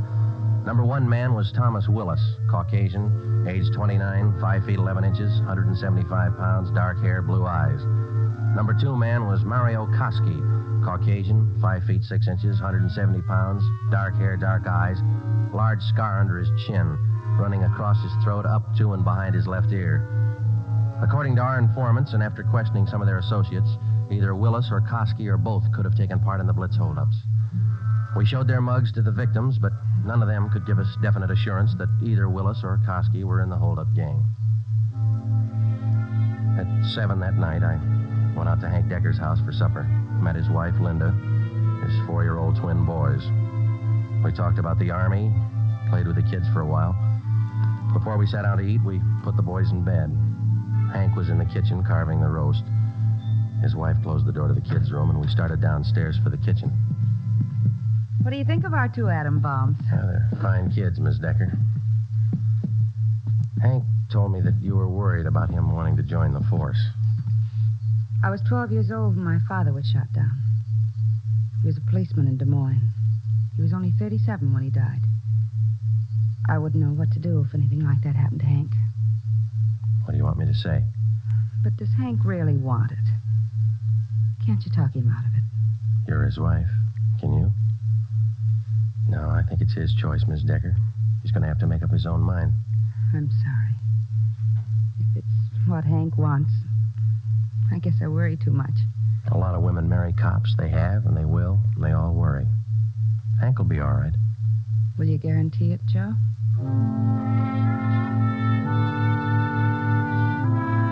During the next month, I heard from Hank Decker only once. He was studying hard. During the same month, Ben and I were working hard, trying to find some kind of a concrete lead to break the Blitz gang. There had been no subsequent holdups which seemed to tie in directly with the gang or its operations. From the list of possible suspects which Ben and I made up, 18 names had been eliminated for one reason or another. Either they were in jail at the time of the robberies, out of the Los Angeles area, or out of the state. But 4 names remained: George Cross, Tommy Willis, Mario Koski, Julian Brock. During the latter part of the month, George Cross was booked on a minor charge, and we questioned him at that time. He showed no knowledge of the holdups. Nearly 2 months after the robberies were committed, Ben and I were still without a solution as to the whereabouts of the gang. Never known a Blitz gang like this way before, Joe. Once they get wound up, they usually go until they're caught. Yeah. Did you get out those telegram checks to the east yet? Last night before I went home. Sent out all 3. Willis, Koski, and Brock. I'd like to find just one of them. Chicago might have something. That's Koski's old hangout. Willis, too. What about Brock? He's from Kansas City, isn't he? Yeah. I got a wire, too. Might have an answer from one of them tomorrow. That's a slow job. We'll have to wait it out. Guess so. No follow-ups from the victims we talked to. I'll get it. Robbery Friday. Oh, hiya, Joe. Hank Decker, congratulate me. What for? Just passed my written exam. Got the letter this morning. How about that? That's fine. When do you take your physical? Oh, not till the end of the month. Next week I take the oral and agility tests. Then the physical. If I get by them, I'm in. Well, you're going to have a full month at the police academy after the test. There's a lot of work, Hank. Oh, it can't be any worse than these tests. It's a tough 30 days out there on the Hill. Law, court procedure, evidence, combat firing, target practice. You'll have to wade through all of them. You ever going to have anything encouraging to say? Yeah, when you graduate. I won't count on it. How's your job going? Slow. How's your wife feel now? About taking the job? Uh-huh. A little better. She said to say hello. Okay. Keep us posted, huh? I'll do that, Joe. Right. Bye. Hank passed his written test. Sure anxious. Brandy, Romero, got a minute? Yeah, Skipper. Come on, Joe. You got something, Ed? Yeah, those Blitz robberies you're handling. Not having much luck. We were. Gang's disappeared. Not a trace of them so far. They leave town? Oh, we're not sure, Ed. We don't even have a good description. We're guessing most of the way. What are your guesses? You've had a couple of months to make them. 12 of the holdup victims we talked to told us definitely that there were 3 men in the gang, 2 of them short, 1 of them tall. We've just been working from there. All 3 of them have dark complexions. Started with 22 possibilities and got it weeded down to 4. No, wait a minute, 3. Yeah. Tommy Willis, Mario Koski, Julian Brock. Willis and Koski are Eastern Hoods. Brock's from the Middle West. And where are they now? Haven't showed their faces around town. Checking some of the cities in the east. That's about all we got, Skipper. Not much for 2 months' work. Thieves can't be that smart. Right now they are. We've sounded out every lead we had, Ed. We're doing our best. Either of you ever hear of a man by the name of Al Mishikov? No, I don't think so. Chicago gunman in the old days, wasn't he, Ed? That's right. I thought he was doing time in Joliet. Paroled last year. Got a tip he was spotted on East Broadway night before last. You figured might tie in with our job? I don't know. Find out. If I remember right, Mishikov's brother used to be pretty friendly with Mary Okoski. I helped send both of them up 13 years ago. Same rap, robbery. Was that all you heard, Ed? Somebody spotted Mishikov? That's all. If you can track him down, you might get some kind of a lead. That's more than you got now. That night and for the next 2 nights following, Ben and I had dinner downtown instead of going home, and then we spent the rest of the night covering the lower end of the city in search of Al Mishikov. We got more than a dozen leads on where to find him from some of our informants, but none of the leads paid off. We kept missing him. No one knew where he was staying. No one knew, or no one would tell us. Worst thing about this job, Joe, leg work? We must be averaging 10 miles a night. My feet say 20. Almost midnight. Here's McCarthy's place. Let's try it. Right. Let's go down to the end of the bar, Ben. Yeah. Hiya, Ben. Good to see you come in. What's new? Oh, not much, Bert. Meet my partner, Joe Friday. How are you, Friday? What do you fellas have? Looking for a guy, Bert. His name's Al Mishikov, Chicago. You heard anything? He was in here earlier tonight. A couple of guys with him. Are you sure? What do you look like? 6 feet, about 45, I guess. Big build. Sounds like him, all right, Joe. Is he staying in the neighborhood, Bert? Down here, I don't think so. Most of those big-timers stay uptown someplace. You looking for Mishikov? I'd like to talk to him. How long ago was he in? Oh, about 8 o'clock. A couple of guys with him. They were talking about driving out to the airport. Something about Las Vegas. Uh-huh. There's an 840 plane for Vegas, isn't there, Ben? I think so. 840, 850. I can't recall which. Bert, do you remember the exact time they left? Exactly. No. Say, there's one of the fellas that was with Mishikov down there in the middle of the bar. Which one, Bert? There. One with the sandy hair, big chin. See him? Yeah. Want to talk, Joe? Come on. Still running, I'm telling you. Judge, you know what he said? He said when he was in Vegas last week. Yeah. Pardon me. Killing. Yeah, that's what. Pardon me. I'd like to talk to you a minute. Yeah, who are you? Police, Sergeant Friday. Oh, have a drink, Sergeant. No, thanks. I said I wanted to talk to you. Square John, huh? Wait a minute, George. Square John wants to talk to me. Come on outside. We can talk better out there. I ain't done nothing. What's the pitch? I got a right to know. Let's go. Outside. Maybe I don't want to go outside. I think you better. Come on. All right. Quit shoving, you dumb cop, shoving people around. What are you trying to do here? We sausage. All right, down this way. Car's parked up the next alley, Joe. Hey, look, what's this all about, huh? I got a right to know. You were seen with Al Mishikov tonight. Where is he? Who? Al Mishikov. You want us to spell it? I don't think you can spell your own name. Nobody's asking you to play smart. Where's Mishikov? Out of town. What do you care? Here's the car. All right, inside, Joe. Now, look, you got me wrong. I ain't done nothing. Where's Mishikov? You and some other guy drove to the airport with him tonight. Let's have it. I'm clear, I tell you. I just drove out with him, that's all. Where'd Mishikov go? Vegas. Took the plane for Vegas. When? About 8:30, 8:45. What's up, anyway? Who's the guy traveling with Mishikov? Nobody. Who's the guy traveling with Mishikov? Koski. I just met him tonight. Mario Koski, is that the guy? Yeah, I'm level, and I ain't done nothing. Ben, get to a phone, call the office, contact Las Vegas police. Ask them to pick up Koski and Mishikov. When we got back to the office, we questioned the man we had picked up for almost 2 hours. His name was John Delmar, an ex-convict. He'd been paroled from Folsom Prison 2 months before after serving 3.5 years for burglary. He said Mishikov was looking for a man to work with him and Koski. He didn't specify the work. Delmar said he refused the offer, but they parted on friendly terms. He said Koski and Mishikov told him that they were going to Las Vegas for a few days, then return to Los Angeles. But when Ben and I checked back with the Las Vegas police the next morning, they reported that nobody answering the description of either Koski or Mishikov was seen arriving or leaving the airport. We checked with the airlines and sent inquiries to law enforcement agencies throughout the entire area. No sign. 3 weeks went by. Still no sign. Nothing in the overnights, Joe. No, not a thing. Oh, yeah, same here. Reno, Sacramento, San Francisco. Nobody's seen him. Ain't got to come out sometime. We can wait. Yeah, we can wait. Gets on your nerves. Let's check with Backstrand. Maybe he's got a job for us in the meantime. You're getting as eager as your friend Hank Decker, Joe. Incidentally, how'd things turn out for him? He passed all his exams, putting in his month's training at the academy now. He should do all right. Oh, yeah. Hi, Mike. Skipper busy? Not in his office. Won't be in till afternoon. What's the matter? He's got a lecture at the police academy this morning. Thanks, Mike. Come on, Ben. Ben and I drove out to the police academy near Elysian Park. We went out to check with Ed Backstrand on the Blitz robberies, not to listen to his lecture.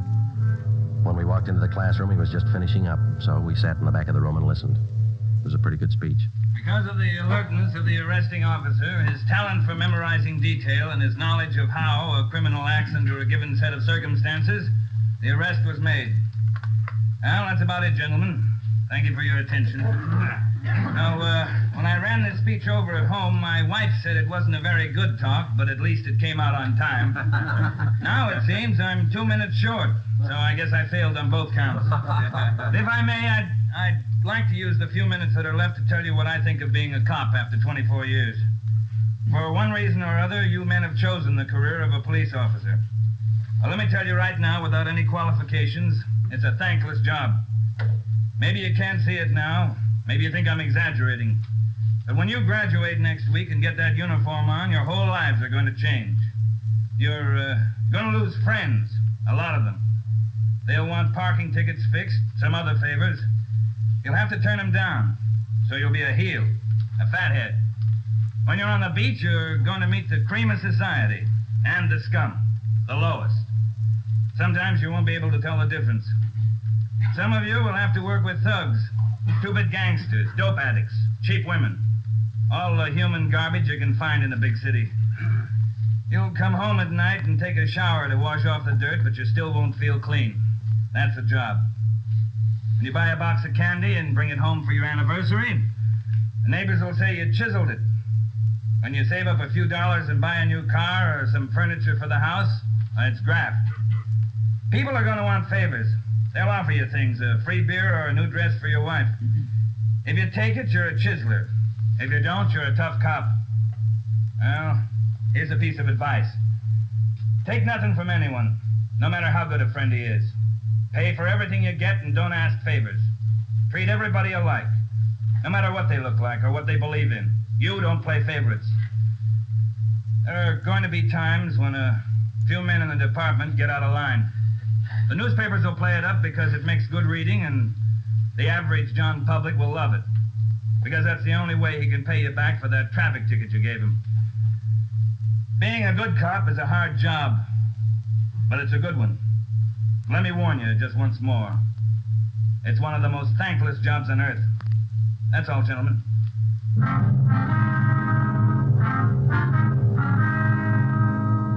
The following week, Hank Decker graduated from the police academy and hit the transfer list for a regular assignment. He drew a job of teaching combat firing and boxing at the academy. He didn't like it, so he put in a request for a transfer and waited. For the next 6 weeks, Ben and I waited, too, for some sign of the Blitz Bandits. There wasn't any.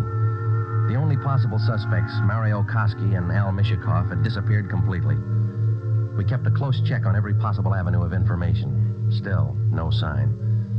Ben and I were transferred to the night watch on robbery for a few weeks, and that gave Hank Decker a chance to drop in and visit with us a couple of hours when he went off duty at the academy. He was still as eager as ever. Hi, Ben. Joe, anything new? Hi, Hank. Nothing here. What about the academy? Oh, big news. What's up? Getting a transfer starting next Monday. Gonna start on a beat. Thought you were all tied up with that boys' club you started out there. Oh, I was, but Hanson's gonna take over when I leave. The kids sure love it. Free swimming in the pool, boxing lessons. We teach them everything. Where's your beat gonna be, huh? Central, right in the downtown district. Might learn something, huh? You'll learn a lot if you want to forget most of it. Look, it's 7:15. Don't you ever go home for dinner, Hank? Oh, getting the wife used to it. This new shift's gonna be night work, you know. Wait till you're on it for a year, and then you tell us how you like it. A year? I want to be in the detective bureau after a year. Well, you're not even going to last a year if you don't get home to dinner. Your wife's called twice this week already. She calls me. Okay, when did she call tonight? She hasn't yet. Oh, I guess I better head her off. Let me know if anything breaks, huh, Joe? I'd like to tag along. Okay, Hank. Well, on your way. Okay, good night. So long. Good night. Yeah. How eager can you get? Were we like that when we started? Not me. I never had that much energy at one time my whole life. Hot shot, Joe. I'll get it. At 767 East Broadway, a liquor store, 211 and slugging. At 767 East Broadway. A liquor store, 211 and... 767 East Broadway, 211, liquor store. Let's go.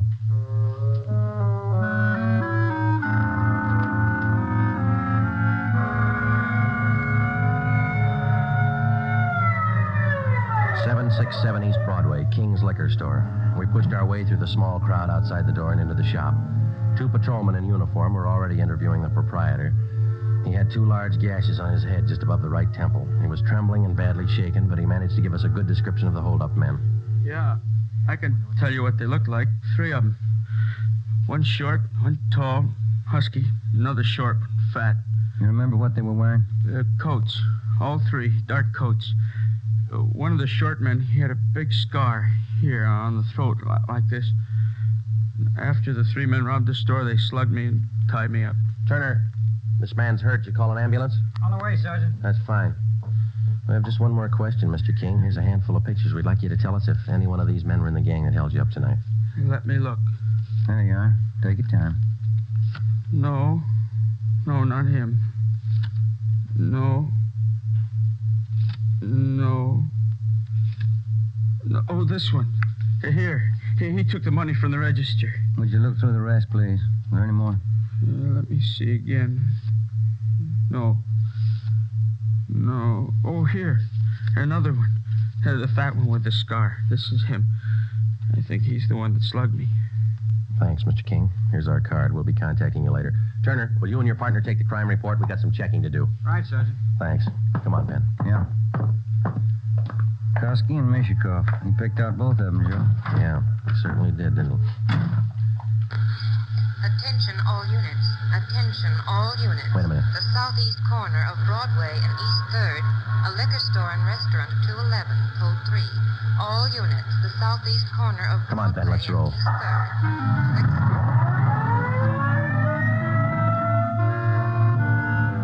When we got to the liquor store and restaurant at Broadway and East 3rd, Ben and I knew for certain that Koski and Mishikoff were back in the city and working hard. Their M.O. matched down to almost the smallest detail. We put a call through to communications, and the entire Central Division was alerted. Then we called Chief Backstrand and told him the news. He assigned a special detail from the Metropolitan Unit to patrol the area until further notice. But at 9:23 p.m., before they pulled out of the police garage, the Blitz Bandits added 2 more liquor stores and 1 more restaurant to their list of victims. Early the next morning, Ben and I met with Chief Backstrand in his office. You got a make on that 3rd man yet? We ran his description through R&I early this morning, Ed. Closest candidate's a guy by the name of Julian Brock. Done time here in New York. Any tie-up with Koski or Mishikoff? Mama sheet says he knows Koski pretty well. And that's good enough. Now, how do you think you're going to get these thieves? We've got the alert out, Chief. Special detail from Metropolitan Division's been briefed. Communications all set. All right, here's a tip for you.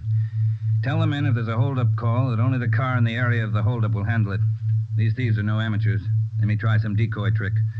Tell the men to stay in the area they're assigned to until they receive a call. Check? We'll take care of it, Ed. You going to be on hand tonight? And when do you figure on starting? We'll have the full detail out by 6:30. Play it safe and start at 4. Why chance missing them?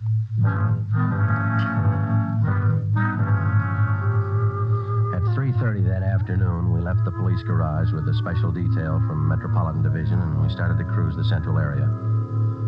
We weren't looking for any action the first few hours, and we didn't get any. The 5 o'clock traffic in the downtown area was heavy as usual.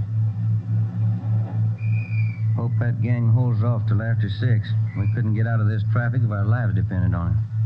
Well, we'd probably do better on foot if it wasn't for radio contact. Control 4 to 80K. Control 4 to 80K, your location. Get it, will you, Joe? Yeah, wait till I get the mic. 80K to Control 4. 80K to Control 4. Our location on Spring Street between 2nd and 3rd. 80K, stand by. 80K, call your office code 2. Call your office code 2, KMA 367. 80K to Control 4, Roger, KMA 367. Yeah, now what do I do for a parking space? You know, you're lucky. That guy up ahead there, he's pulling out. Good, that hasn't happened to me in 6 months. Okay, hold on, Ben. I'll be back in a minute. Yeah.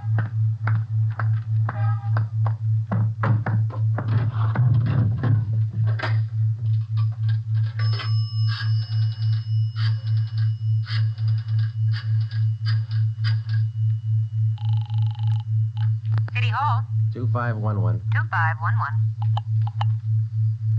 Robbery, Chandler. This Friday, Bill. You want us? Yeah, just a minute, Joe. Chief wants to talk to you. Hello, Friday. Yeah, Ed. Cruiser car just brought in a guy answering the description of Mario Koski. Yeah? Get over here right away and question the guy. If it is Koski, we can all go home early.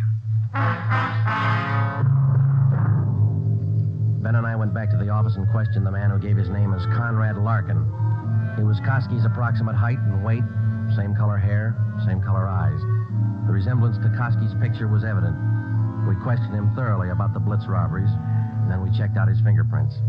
The coincidence was hard to overlook, but we were satisfied. The man was not Mario Koski. There was a phone message on my desk to call Hank's wife. I called her, and then we checked with Chief Backstrand again and started for the police garage. It was 10 minutes past 6. Hey, Ben, Joe, wait a minute, will you? Oh, hi, Hank. What's all excitement? I heard about those jobs last night, the Blitz gang. How about tagging along tonight? What's the stare? You suit yourself, Hank.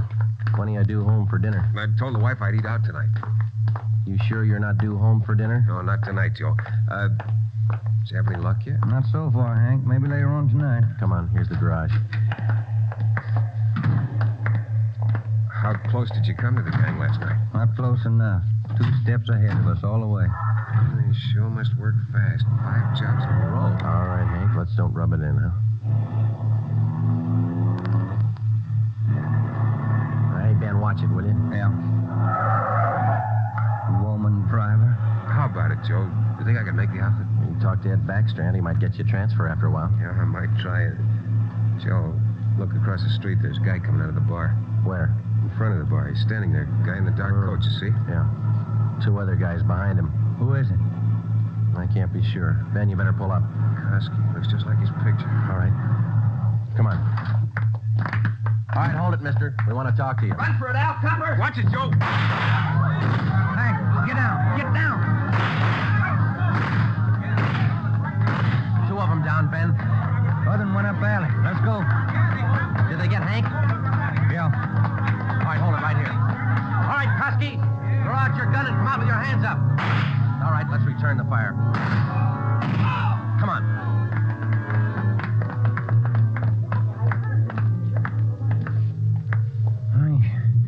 He had his chance. Yeah. Grab his gun. Let's get back to Hank.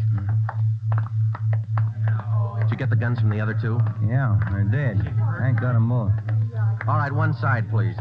Officer, did you call an ambulance? Yeah, they're on their way. Come on, Ben. One side, please. Will you let us through? Hank, how you doing? Not so good, Joe. Ben, will you get the crowd black? Give him some air. Would you just move back? Joe, All right, easy, Hank. They'll be here in a minute. Hank? Hank? How's it doing, Joe? Gone? Yeah, come on.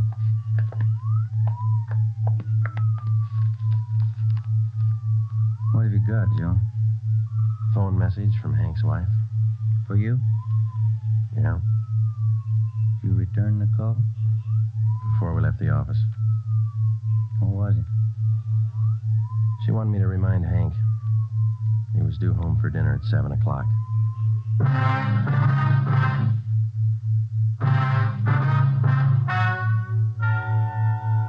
The story you have just heard is true.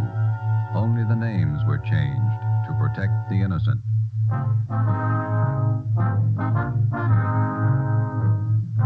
You have just heard the 12th in a new series of authentic cases from official files. Technical advice for Dragnet is furnished by the Los Angeles Police Department.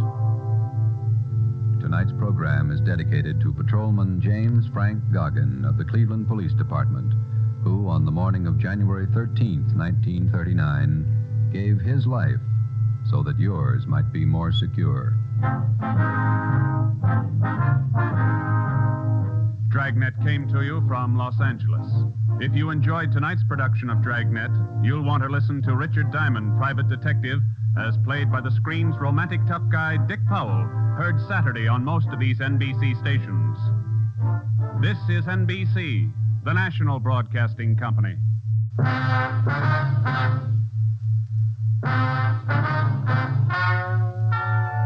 Ladies and gentlemen, the story you are about to hear is true. Only the names have been changed to protect the innocent. NBC brings you Dragnet.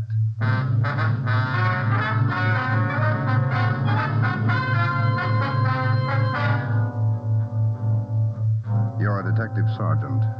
You're assigned to auto theft detail. In 3 months, more than 250 cars have been broken into. Property mounting well into thousands of dollars has been stolen. 2 youthful members of the gang have been apprehended. The all-important brains of the criminal ring, the leaders, are still at large. Your job, get them. Dragnet, the documented drama of an actual crime, investigated and solved by the men who unrelentingly stand watch on the security of your home, your family, and your life. For the next 30 minutes, in cooperation with the Los Angeles Police Department, you will travel step by step on the side of the law through an actual case from official police files.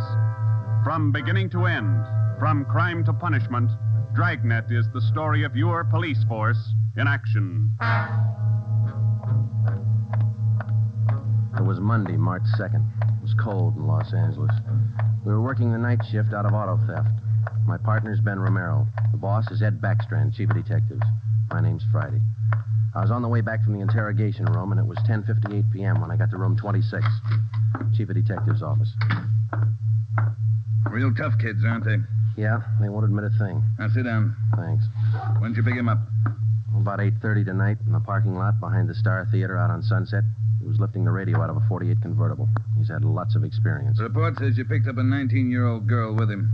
She was waiting for the guy in a parked car across the street from the theater. Car was full of loot. The first real break we've had on those auto burglaries in 3 months, and it's no good to us.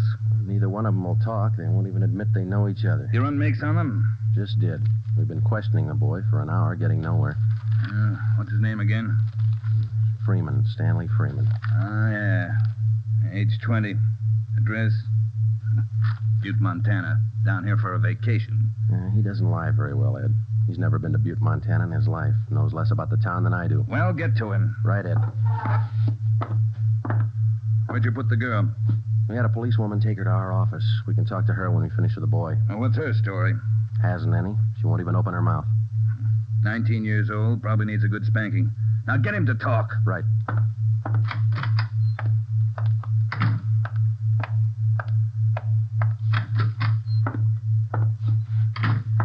Did you run a make, Joe? Yeah, he's clean. Get wise, huh, Flatfoot? Look, you're in a bad spot, son. That kind of talk isn't going to help. Says you. We caught you red-handed trying to steal a radio that didn't belong to you from a car that didn't belong to you. Is that right? That's enough to send you to San Quentin, boy. You better give us the story. Shut up. We got all the evidence we need for him. Maybe you don't realize how serious this is. We've had more than 250 car burglaries in this city in the past 3 months. Over $200,000 worth of property's been stolen. That's a lot of money. So what? So you're the number one suspect, young fella. Your method of operation in breaking into that car tonight is the same used in most of the other burglaries. That means you're not going to be tried just for this job tonight. What are you getting at, Flatfoot? Listen, son. In the state of California, breaking into a locked car is a felony. You can go to state penitentiary for that. And we're going to file a complaint of burglary with the district attorney in the morning. You say you're from Butte, Montana. All right, I don't believe you, but we'll make sure. Ben, go down to our office and call the news photographers. Stanley here is going to have his picture on the front page of every newspaper in Los Angeles tomorrow. Right, Joe? No. You can't. I won't let you. I got my rights. What's the matter, youngster? Everybody wants his picture in the paper. Yeah, well, I don't. I won't let him. We got your picture already for him, remember? They took it when they fingerprinted you. You can't use it. You can't. I'll get a lawyer. The porters will be over in a couple of minutes. We have to give him your story and your picture, too. This one. You won't. You won't. Give it to me. All right. Give it to All right, me. Freeman, get your hands off him. Now sit down. All right. Now let's have it straight. Don't let him use the picture. Don't let him. You can't. You can't. We gotta have the truth, son. Now, look, you're 20 years old. You know right from wrong. You'll have to take your medicine. If you cooperate, we'll do all we can to help. I live out in the Wilshire district.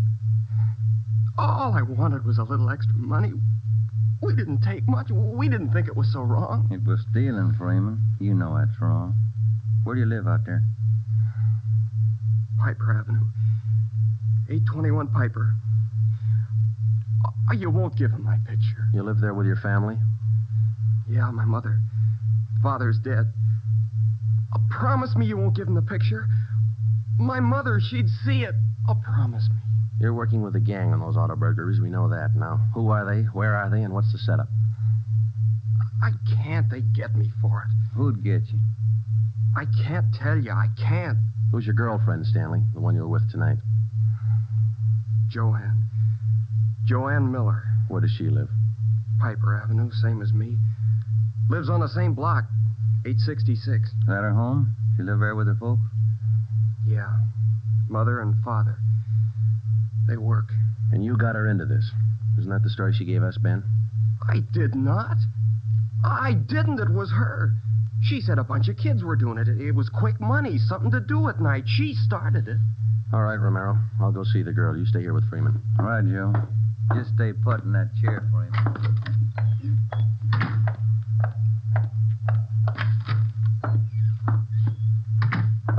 Hi, Marge. Hello, Joe. You and Romero handling this case? Yeah. I'd like to talk to the girl a few minutes. Marge, will you stand by? Right, I'll sit over here. Thanks. All right, miss. What's your name, age, and address? I told this lady cop 15 minutes ago I'm not saying anything. All right, then we'll tell you. Your name's Joanne Miller. You live at 866 Piper Avenue. You live with your father and mother. Both of them work. You're a liar. That's not me. You're 19 years old. You live on the same block as your boyfriend, Stanley Freeman, and you're the one who got him mixed up in this gang. Isn't that right? No, it's not right. It's not. I didn't do anything. Well, that's only half the story. Freeman told us everything. You want to hear the rest? No. Stan wouldn't tell you. He wouldn't. He told us how you got him mixed up in it. Quick money. That's what you told him, didn't you? No, it was him. I can prove it. The rest of the kids will tell you. He got me in this. Ask them, they'll tell you. It was Stanley and Fred Milford and George Jansen. They started it, all three of them. All right. Will you tell the story to a police stenographer? I'll tell him everything. He's not blaming this on me. Marge, will you go get the stenographer? Right. Now, how many persons in this gang of yours? Oh, about 10 or 12. And it's not my gang either. He got me into this, and now he's trying to lie his way out, blaming me. How long you been doing this, burglarizing cars? Me? Oh, only about 2 weeks. It was supposed to be fun, something to do at night. The rest of them been at it a couple of months. Who's the head of the gang? I told you, it's him, Stanley, and Fred Milford and Jansen, all three. I only started going out with him 2 weeks ago, maybe less. All right, Joanne. Tell it to the stenographer the same way. Stenographer will be in a minute, Joe. Okay, Marge, thanks. Stay with it. Right, Joe.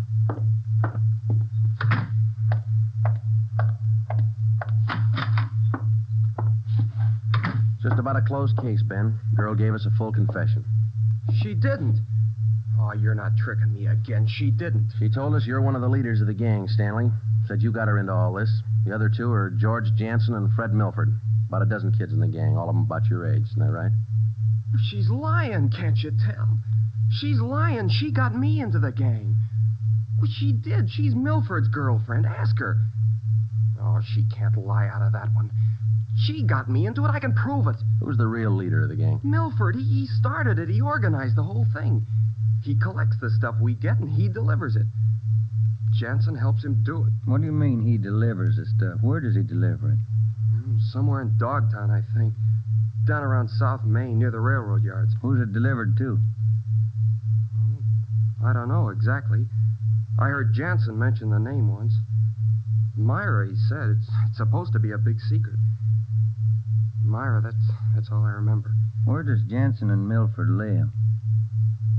Jansen rooms down on East Flower. 1042, I think. It's a rooming house. And Milford lives 2 blocks over from me on Quincy. 234 Quincy. He lives with his grandmother. Got that, Ben? Right. All right, let's pick up Milford and Jansen.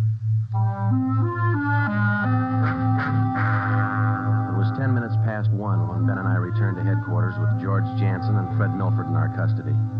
In Jansen's room at 1042 East Flower Street, we found 2 fur coats, a box full of new car accessories, an S&W 38 revolver, and a .45 automatic. When we picked up Fred Milford at his home, we discovered 5 deluxe car radios hidden in the garage, plus a valuable assortment of cameras, cigarette lighters, and clothing. Both Jansen and Milford refused to talk, but When we got them to headquarters and showed them the signed statements of Stanley Freeman and the girl, Joanne Miller, they broke. Milford, where else did you and your gang operate besides the Wilshire district? No place, only out there, that's all. Same type of car burglaries have been committed all over the city. You telling us your gang didn't have a hand in them? It's the truth. Our territory was Wilshire district. We didn't go outside. You mean some other gang's responsible? I don't know. All I know is we didn't have any part of them. Is there another gang, Milford? Maybe, I don't know.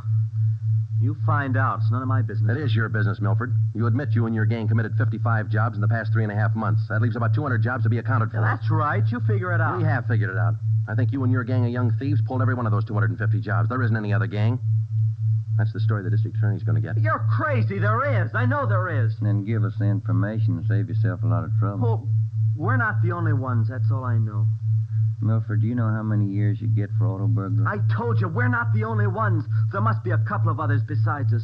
Vince Mahoney, he's got a gang. Where does Mahoney operate? West Hollywood and Beverly. Where's he live? I don't know. Honest, I only met him a couple of times. Where'd you meet him? I don't remember. Where'd you meet him, Milford? Delivery. I met him down at the delivery place a couple of nights. When you delivered the property you stole from cars, is that right? Yeah. Where was that? Down by the railroad yards. Where?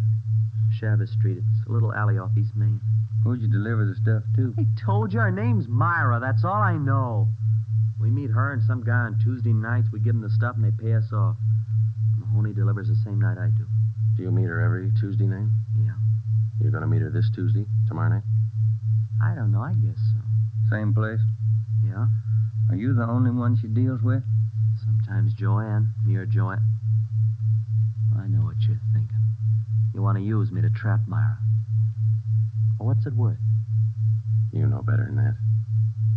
How about it, Milford? Oh, what else can I do? Give me another cigarette. By 3:30 that morning, the signed statements and confessions were piling up fast. Milford gave us a list of the names and addresses of each member in his gang, and within an hour, they were all under questioning at headquarters. Most of the suspects, about 1/3 of them girls, ranged in age from 18 to 21. As they told their individual stories, the scope of the case grew until it covered most of the city. By late afternoon of the next day, Tuesday, March 3rd, 3 more gangs operating in Venice, Bel Air, and North Hollywood had been apprehended. They confessed to more than 175 burglaries from locked cars during the past 3.5 months. At 5 o'clock that afternoon, Ben and I met with Chief Backstrand in his office. How many admissions you have now? Over 50, Ed. Here are the gang leaders' statements. What's their story? Yeah, it's pretty much the same. They all say this woman Myra set up the operation. You mean she got the kids and put them to work burglarizing cars? Well, not exactly. She picked the leaders, contacted them in bars or on the street, asked them if they wanted to pick up some spare money getting auto parts for her. Then she didn't tell them to go out and burglarize cars? Well, not in so many words, Ed, no. After they brought in auto parts for a couple of weeks, she told them to bring her everything they could find, outside the car or inside. Those are the words she used. 5 of the kids dictated those words into their signed confession. Oh, that should hold in court. What else did you get on this woman? Oh, she taught them how to work, told them to wear gloves, all angles. Well, we got most of the small fry. Now, where do we find this Myra woman? Any description on her? Yeah. Kids say she's about 33, 34. Good-looking redhead. 5'5", about 120, well-dressed. No description on the guy she runs with. You run a make on her yet? Yeah, no previous record. We've set up a stakeout for her tonight. 2 of the gang leaders have volunteered to go along, this Milford and Vince Mahoney. Good. Down on Chavez, where she usually meets them? Yeah, that's right. When? 11:15. That's the regular time for the meet, according to the kid. All right, I'll be at home. Call me. I don't want to miss out on this one. When Ben and I left Ed Backstrand's office, we went home for dinner and a few hours' sleep. At 9:30 p.m., we were back at the office. We met the men in the special detail, which Backstrand had assigned for the stakeout that night. We briefed them on their duties, and then we got Fred Milford and Vince Mahoney out of their cells. To avoid any possible suspicion of the presence of a trap, we had Milford's permission to use his car in the stakeout. The car, which he had said he had driven to the delivery meetings with the woman Myra at least a dozen times before. We arrived at the stakeout area, Chavez Alley in East Main, at 9:58. The meeting was scheduled for 11:15. The moon was out, but the sky was overcast, and there was a cold wind blowing from the east. Hey, what time you got, Sergeant? About 10. Why, Milford? Getting nervous? No, I'm just wondering. How you cops gonna rig this thing? In just a couple of minutes, we're going to plant you two in Milford's car parked up there in the alley. Now, you stay there until Myra shows up. We'll do the rest. Yeah, I know, but what'll we say? Suppose she asks for some stuff. We ain't got any. You won't need any. You won't have much time for talking. Suppose she wises up. Maybe she'll pull a gun. Maybe. Does she carry one? No, never saw her with one. Don't worry, Milford. We'll make sure you're not in danger. She's got an awful temper, that redhead. Got mad at me once when I squawked at the prices she was paying us for radios. What was she paying you, Mahoney? For an 8-tube radio, good shape, $7. She got all the gravy and you got all the grief. You're not kidding. Joe? Are you? Yeah, Steve. What do you got? Well, the men are all staked out, Joe. Got the area covered from every angle. All right. You got an extra man to stay in Milford's car? I'll handle that myself. Fine, thanks. Okay. All set, Joe? Yeah. Now, Milford and Mahoney, we're going to put you two in your car now. There's going to be an officer with you, so there's no need to be nervous or afraid. You just sit in the car and act natural. When this Myra drives up, don't leave the car. Have her come to you. You got it? Sure. Okay. All right, Joe, let's go.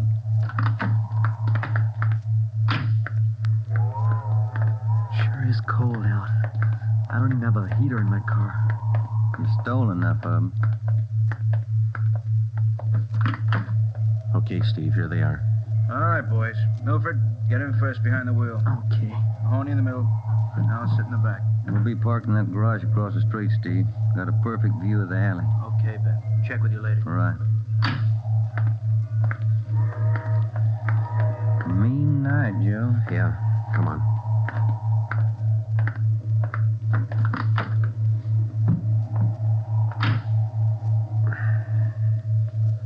It's cold here in the garage, isn't it? Yeah. It might be a long wait. What time you got? 6 minutes past 10. Thank you.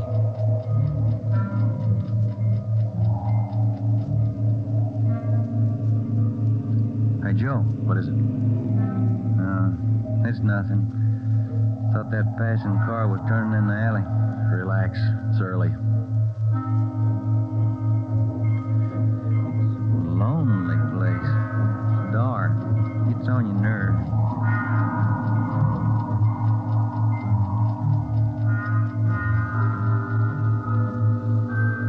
That's it, Ben. 11:30. Nothing yet. Somebody might have tipped her off. Yeah, that's what I was afraid of. Now, let's wait it out anyway. Joe, that blue coupe. Yeah, just turned in the alley. Let's go. Come on, run, Ben. Behind you.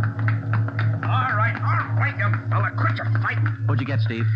Here he is. Just drove up in the coupe. Got out and called Milford Mahoney by the first names. He's in on it. What about the girl? No sign. Kid was the only one in the car. All right. Tell them in the stakeout's off for tonight. Have them report back in. We'll take the kid with us. Okay. All right, young fellow, this way. What do you cops think you're doing? I ain't done nothing. Look, sport, we heard that from 54 different kids yesterday. We're tired of that line. Come on. When we got back to the office, we took the boy to the interrogation room and questioned him. He gave his name as Matthew Leiter, age 21. He wouldn't break until Vince Mahoney definitely identified him as a member of his car burglary gang and the special favorite of the red-headed woman they called Myra. Then Leiter copped out and told Ben and I that he had talked with Myra as late as 10 o'clock tonight. He told us that she had heard that the police had picked up some of the gang members, and she asked Leiter to drive down to the Chavez Alley meeting place. He was supposed to tell Milford and Mahoney that the weekly delivery date was off until further notice. We questioned Matthew Leiter for an hour and a half. You told us a little while ago that you talked with this woman, Myra, late tonight. Yeah. Where'd you talk to her? At her home? Her home? Don't be stupid. Nobody knows where she lives. I met her at a bar. Which bar? Julius, out in Santa Monica. How did she contact you? Called me at home. She's not such a bad dame. She treats you right. Sure, that's why you're in jail. Did you ever call her on the phone? I don't know her number. None of the kids do. She's smart. She taught me all I know about the racket. You'll have a rough time getting her. Maybe, but we'll get her. Ben and I left the office at 2 a.m. and went home to bed. We reported in at 8 that morning to head back Strand. The three of us went down the street to Koken's restaurant for a cup of coffee. Nobody was in a good mood. We had most or all the small fry in the citywide burglary ring, but it seemed we were still a long way from cracking the inner circle. The latter kid said that none of them knows where she lives, what her phone number is, nothing. Pass the sugar, I think we still have a few angles to study on that score. Right now, I've got some more bad news for you. What's that? You been through your mail this morning? No, not yet. We haven't had a chance. I saw the overnight reports. There were 32 car burglaries last night. 32. All the way from Wilmington to North Hollywood. How you figure it? I can't. This girl Myra must have an army of kids working for her. How much did they get, Ed? Any idea? Rough estimate about $3,000. Usual stuff people are foolish enough to leave in their cars. Watches, cameras, furs, expensive clothes. M.O.'s the same? Like the others. If the car happens to have a rigid handle lock, they slip a piece of pipe over the handle for a lever and break it. If that doesn't work, they pry open the wing window. Some of the windows were smashed out. Sounds like you're in an awful hurry, Joe. Yeah, maybe this Myra wants a few big nights before she peddles the stuff and gets out. If we're going to get her, we can't waste time. Any suspects picked up last night, Skipper? None. Well, where did they hit most of the cars? Outside the Pan Pacific. The parking lot. Hockey game going on. Must have been 4,000 cars for them to pick over. They picked the best. As usual. Well, you better get on it. There's one way to handle it. What's that? She works fast. You work a little faster. We got back to the office and we went over the reports one by one. Then we called the young gang members to the interrogation room and questioned them separately and re-questioned them. We got nowhere. Many of them had met Myra on the street, in a bar, but not one of them had any idea where she lived. At least that's what they told us. Ben had a hunch that Matthew Leiter knew more than he was telling. We had him brought to the interrogation room, and all that afternoon until 10 o'clock that night, with interruptions for his meal periods, we talked with Leiter. He would admit nothing more than what he'd already told us. Yeah, it's got me beat, Joe. Now let's check with Ed. Good morning, Joe. Ben? Hi, Mike. Skipper in? Just went down the hall for a minute. Be right back. Hold it a minute, will you? Yeah. Chief of Detectives always handing. Yeah. For you, Joe. Oh, thanks. Hello? Yeah. He does? We'll be right over. That was Sergeant Hopkins over at the jail. Yeah? Matthew Leiter's got something to tell us. Says it's important.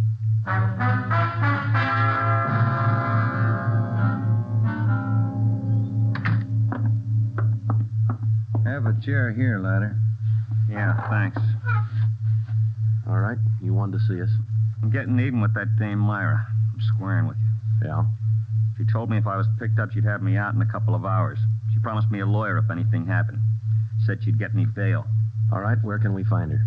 I don't know if she's there now, but you can find out at Francisco Motors. Big used car lot. Garage, too. It's out on Melrose past La Cienega. What's the tie-up? That's where she fenced most of the stuff we stole. Some old guy she buddies with runs the place. Big shop in the back. Store a lot of hot stuff there. Barney. Yes, Sergeant? We're through with them. Take them back. We checked with Chief Backstrand, and then we drove out to the Francisco Motor Company. We located it on the corner of Melrose and Geneva Avenue. It was a big layout. Consisted of a large used car lot sign bannering the slogan, Deluxe Auto Accessories, lowest prices in town. Along the back end of the lot, there was a large L-shaped garage. We found the man in charge, and he gave his name as Paul Hackett, the owner of the car lot. In the garage, we found the entrance to a large back storeroom.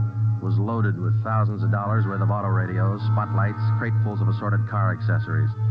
Special closets built into the walls of the garage contain racks of fur coats, suits, dresses.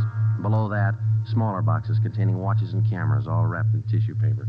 You can save all of us a lot of time and trouble by talking to us now, Mr. Hackett. Where is Myra?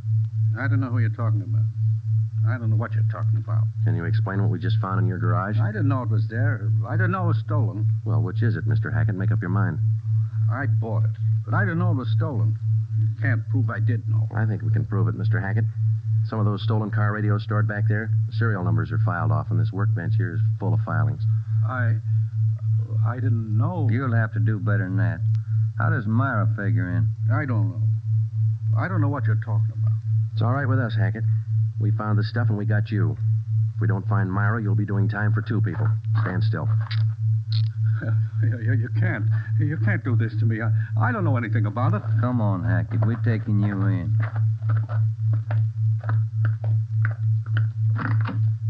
All right, get in the car. Come on, in the car. Am I going to jail? You're going to jail. All right. I'll take you to Myra. Hackett told us that Myra lived at 1345 Munich Drive in Beverly Hills. He said that he was Myra's husband. He told us that he'd been in a legitimate garage business for 10 years before he married Myra. She talked him into the racket. He identified 1345 Munich Drive as their home.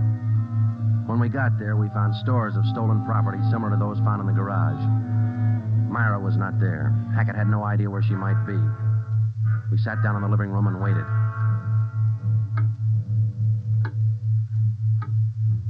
One hour, 2 hours, 3 hours.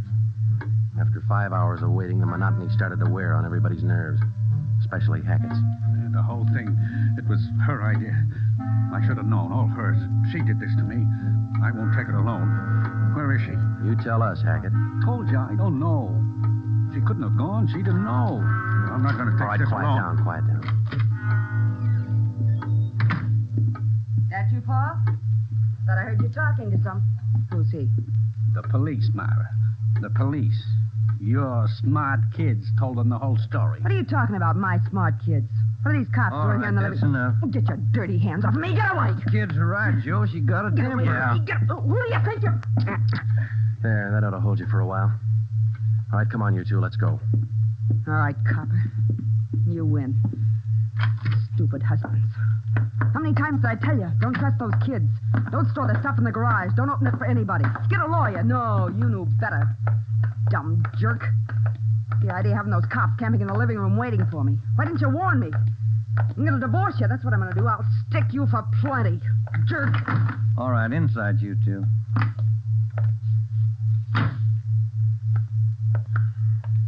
You got a smoke, Ben? Yeah. Here. Thanks. I was just thinking. What? Those kids were right. She's a pretty nice-looking woman. Yeah. Nice face. Beautiful figure. Mm-hmm. Sure talks a lot, though, doesn't she? Yeah. Hey, Joe, remind me to take home some flowers to my wife tonight, will you?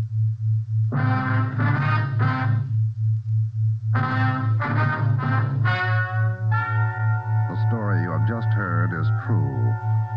Only the names were changed to protect the innocent. Paul and Myra Hackett were tried and convicted on 7 separate counts of receiving stolen property. They are now serving out their sentences in the state penitentiary.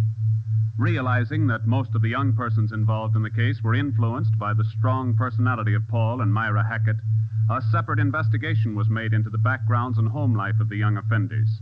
In most cases, they were found to be basically good, and they were placed on probation and returned to their homes.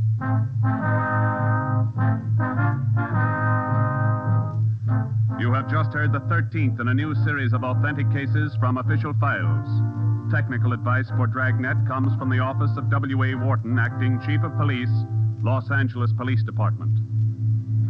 Tonight's program is dedicated to Detective Harry William Vosper of the Seattle, Washington Police Department, who on the night of July 21st, 1949, gave his life so that yours might be more secure. Dragnet came to you from Los Angeles. And now, an important announcement. Starting this Saturday, September 3rd, Dragnet will be heard at a new time over your NBC station. Consult your local newspaper for the new listening time. And now, speaking in behalf of the producers and the entire cast of Dragnet, we would like to take this opportunity to thank you for your many kind letters of encouragement and approval. Remember, next Saturday for Dragnet, this is NBC, the national broadcasting company.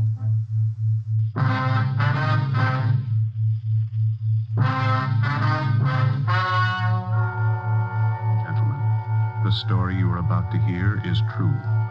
Only the names have been changed to protect the innocent. NBC brings you Dragnet,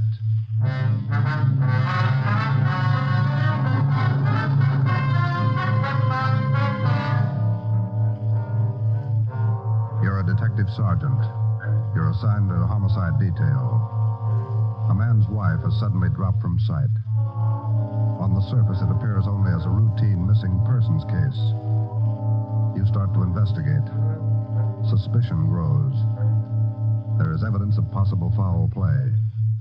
Your job, find the woman or find her murderer. Dragnet, the documented drama of an actual crime. Investigated and solved by the men who unrelentingly stand watch on the security of your home, your family, and your life. For the next 30 minutes, in cooperation with the Los Angeles Police Department, you will travel step by step on the side of the law through an actual case transcribed from official police files. From beginning to end, from crime to punishment, Dragnet is the story of your police force in action. It was Wednesday, September 15th. It was warm in Los Angeles. We were working a day watch out of homicide. My partner's Ben Romero. The boss is Ed Backstrand, chief of detectives. My name's Friday. I was on the way back from lunch, and it was 12:56 when I got to room 42. Homicide. Hi, Joe. Waiting for you. Hiya, Ben. Al. Hi. I hear you got something for us. Here's a report right here. Gardener by the name of Eric Kelby called in day before yesterday. Said his wife disappeared from their home out in the valley Sunday night. Says he thinks she left him. That happens every day, Bargetti. Not this way, it doesn't. Walsh and I went out yesterday to interview the guy. Story doesn't add. Why not? None of her clothes are missing. None of her luggage. She even left her pocketbook behind, full of money. Found out from the neighbors a missing woman is a 17-year-old boy by a former marriage. So what? An only child. Mother dotes on the kid. Shouldn't even say goodbye to him. How did this Eric Kelby impress you? Pretty grouchy with Walsh and me. No cooperation. Wants to find his wife, doesn't he? I don't know if he does or not. There's no help, I'll tell you that. Can I see that report a minute now? Here you are. Agnes Trumbull Kelby, age 39. Kelby's her second husband. First one died a little after the boy was born. Mm-hmm. Disappeared Sunday night from her home, 546 Belasco Road, between 7 and 8 o'clock. When did Kelby call in? Monday afternoon. Said he thought his wife might be spending the night with her sister. When he found out she wasn't, called us. Did you meet the boy while you were out there, Bargetti? Yeah, that's another thing. Kid came riding in on a bike while we were talking to one of the neighbors. Tried to talk to him, but the old man came out, hustled him inside the house. Then he starts eating us out. What'd they say? Told us it was our job to find his wife, not to go prying into her stepson's affairs. Well, that's a new slant. How about her friends and relatives around here, Al? Any besides her sister? Walsh located a couple of her aunts. I don't think he's checked them yet, though. I'll tell you, boys, this is one I'll bet on. Maybe. You got the names of Mrs. Kelby's relatives? Oh, yeah. Right over here. Sure wish we had a chance to talk to that boy. Yeah. How's it feel to you, Ben? I don't know. Notice anything else funny about the guy, Al? I don't know. Now, here's those names, Joe. Thanks. Kelby was upset, all right. For some reason, he didn't strike me as reacting the way a normal guy reacts when his wife disappears. All right, Al. How would you react? Bargetti's worrying again. Oh, now listen, boys. It's no fooling matter. This is one I'll bet on. It's a homicide. All right. How about a copy of this report? Yeah, where'll I get the phone? Missing persons, Bargetti. Who's that? Oh. Yes. Yes. About what? Oh, sure. All right, sir. 4 o'clock. Yeah. Goodbye. That was Kelby's stepson. What'd he want? Thinks something's happened to his mother. In police work, missing persons detail is not a department separate in itself. It is organized as a part of the Homicide Bureau. According to Bargetti, who took the call, the boy said he suspected his stepfather, and he didn't want him to know of any meeting between him and police officers. He would meet the officers that afternoon at 4 p.m. in a restaurant on the corner of Hollywood Boulevard and Fairfax Avenue. At 3:15, Ben and I left the office and drove out to the meeting place, the Dairyland Fountain and Coffee Shop. We arrived there at 3:45. At 8 minutes to 5, the Kelby boy still had not arrived. Youngster's not very prompt. Well, let's wait a little while longer. Yeah. Smoke? Yeah, thanks. Want some more coffee? No, thanks. I guess the boy isn't going to show. Think something's happened? 15 minutes after we left the coffee shop, we drove up in front of the gate of the Kelby Nursery on Belasco Road. The house itself was set well back on the property, which covered about 4 acres. The entire nursery was surrounded by a 6-foot steel wire fence, and it looked like almost every available foot of ground inside was planted with some kind of a flower or shrub. Kelby met us at the gate. Yes? What do you men want? Police officers. Are you Mr. Kelby? Yes, what do you want? Well, if you'll shut those dogs up for a minute, we'd like to ask you a few questions. I'm busy now. Can't you come back tomorrow? Pretty important, Mr. Kelby. I think we better talk right now. All right, if you have to. Red, Giant, down. You too, Jaime. Quiet. All right. Now, what do you want? Mind if we come inside? These watchdogs of mine are pretty vicious. We can talk here at the gate. All right, Mr. Kelby. This is Sergeant Romero. My name's Friday. We've been assigned to look into your wife's disappearance. Oh. Did you find anything yet? Nothing definite. Maybe you can help us. Would you tell us exactly what happened the night your wife disappeared? What do you mean? What happened? Well, when did you last see her? When you first noticed she was gone? We finished up Sunday night dinner about 7 o'clock, and I laid down for a nap. Agnes went out on the front porch for some air. I woke up a little before 8 and went outside to look for her. She was gone. Nobody saw her leave, Mr. Kelby? Not that I know of. Maybe some of our nosy neighbors, I don't know. How about your stepson? Wasn't he around Sunday night? Bruce? No, went out to a show. Some other kids. When did he get back from the show? About 10, I think. Why? Where's your stepson now? Who are you looking for, my wife or my stepson? Both, Mr. Kelby. Where's your stepson? Gone. I took him over to my sister's in Alhambra. Been feeling bad since his mother disappeared. Figured the change would do him good. When did you take him over to your sister's, Kelby? This afternoon. What's that got to do with it? We'd like to talk to Bruce. No, I can't allow it. The boy's too upset. I can't allow it. I'm afraid you're going to have to allow it. Listen, mister, you can get off this property right now. No cop's giving me sass. Nobody's giving you sass, Kelby. We want to talk to your stepson, that's all. He might give us a clue as to the whereabouts of your wife. And I say you can't see the boy. What's more, you cops couldn't find thorns on a rose patch. I'll get somebody else to look for Agnes. It's my business anyway, nobody else's. It's our business, too, if anything's happened to her. What are you talking about? You better get your coat, Mr. Kelby. We're taking you in for questioning. You come through that gate, and I'm going to let these dogs go accidentally. I'd hate to shoot the dogs. Now go on in the house and get your coat. Harry Kelby turned and made his way up the path and into the house. 5 minutes later, he came out.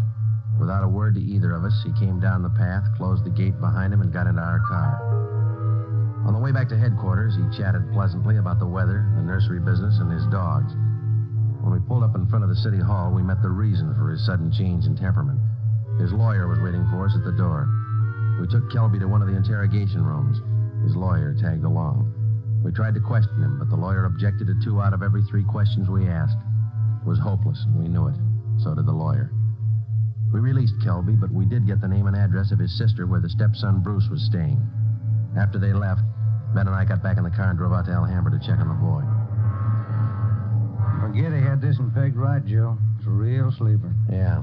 I'd like to know how the stepson missed that date with us this afternoon. Well, if the kid called us from the house, his stepfather could have overheard him. It's possible. Sister's house ought to be along this block, shouldn't it? Yeah, let's see. 1408, 1406. There it is, Joe. A gray cottage, 1402. Right.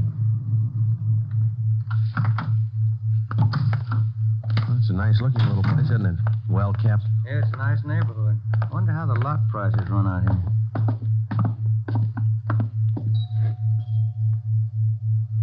Somebody's coming. Yes, what is it? Police officers, ma'am. Are you Miss Kelby? Bertha Kelby. Yes, that's my name. Why? We talked to your brother earlier today, Miss Kelby. He said that you brought his stepson Bruce here to stay for a while. We'd like to see him. Bruce? Yes, he was here till about, an hour and a half ago. I went to the store, and when I came back, he was gone. Have you any idea where he might be, Miss Kelby? Well, I telephoned my brother Eric's place just before you came to the door. He's not there. I don't know where he might be. I'm worried about him. He seemed so upset. This business about his mother's disappearance, you know. Would you mind if we came in and looked around, Miss Kelby? Well, no, not at all. We went in and looked the house over from one end to the other. There wasn't a trace of the boy. We drove back to Kelby's nursery and satisfied ourselves the boy wasn't there. Then we came back to Alhambra and we kept an eye on Miss Bertha Kelby's home until midnight. No one came or went. At 5 minutes past midnight, the lights went off in the living room, and a few minutes later, in the back of the house. The next morning, when Ben and I checked in for work as usual at 8 o'clock, we met with Captain of Homicide, Frank Kearney. What makes you two so positive there has been any foul play in this Kelby thing? That's just it, Cap. We're not positive. It's a whole setup. It smells bad. For instance? That lawyer. If a man's innocent, he doesn't need a lawyer to sit with him in the interrogation room and tell him not to answer questions. Number two, that kid's telephone call. Maybe he doesn't get along with his stepfather. It happens, you know. Maybe he's trying to get back at him for something or other. Maybe. Then why is Kelby hiding him out? You sure he's hiding him out? No other way to take it, Cap.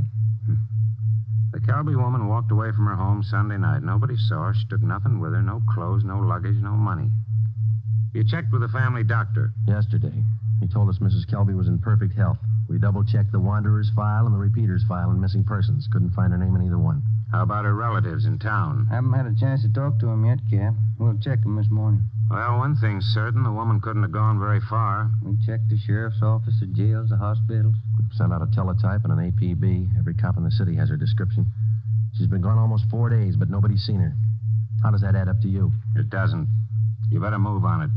Check every one of Mrs. Kelby's friends and relatives. Right, Frank. Then try the neighbors. As long as I've been a cop, neighbors have been able to tell everything about anyone.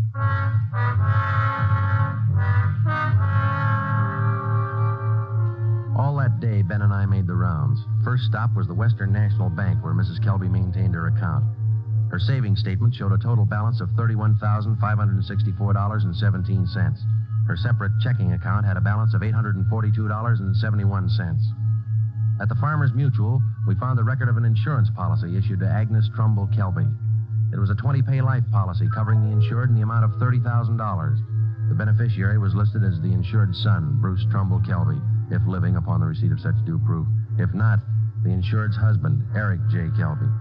By the time we finished checking her financial status, the odds were piling up fast. From only casual reports, we knew that Eric Kelby was a frugal man. If he was greedy as well, if he wanted or needed money badly enough to kill, then he had all the motives necessary to murder his wife. Maybe his stepson, too. Ben and I started to make the rounds of Mrs. Kelby's friends and relatives. Our first stop was at the apartment of Agnes Kelby's sister, a talkative maiden lady in her early 60s. Agnes just isn't that kind. Oh, I'm worried sick about this. I really am. And Bruce, the poor lad, he must be heartsick. And Eric, what does Eric say about all this? He says he thinks his wife left him. Left him? Why, that's ridiculous. How strange. Can you think of any good reason why your sister would leave Mr. Kelby?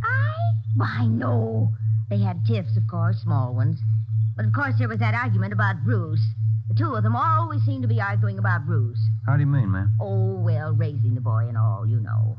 The last time I talked to them, they were tipping about whether or not Bruce should be paid for working in the nursery for Eric. And the strangest thing, Eric seemed to be so upset about it all. Imagine. All on account of paying the boy a few dollars for good, honest work in that silly nursery. Well, you know, I'm the outspoken kind, and I just told Eric. Eric, I said, don't be an old meanie. Pay the boy. That was the extent of the information which Mrs. Kelby's sister had to offer. Next, we called on an aunt, Mrs. James D. Trumbull, 83 years old. She could hardly understand our questions, let alone answer them. She hadn't seen her niece, Agnes, in a year. After that, we paid a visit to one of Mrs. Kelby's friends, a Mrs. Lillian Humboldt. Well, I'm sorry, Sergeant, but I can't think of any good reason why she would leave him. Unless that silly business about Bruce got out of hand. You know, maybe Eric is just a little jealous of the boy. Next, we called on Daisy McLeod, who worked as a day maid for Mrs. Kelby.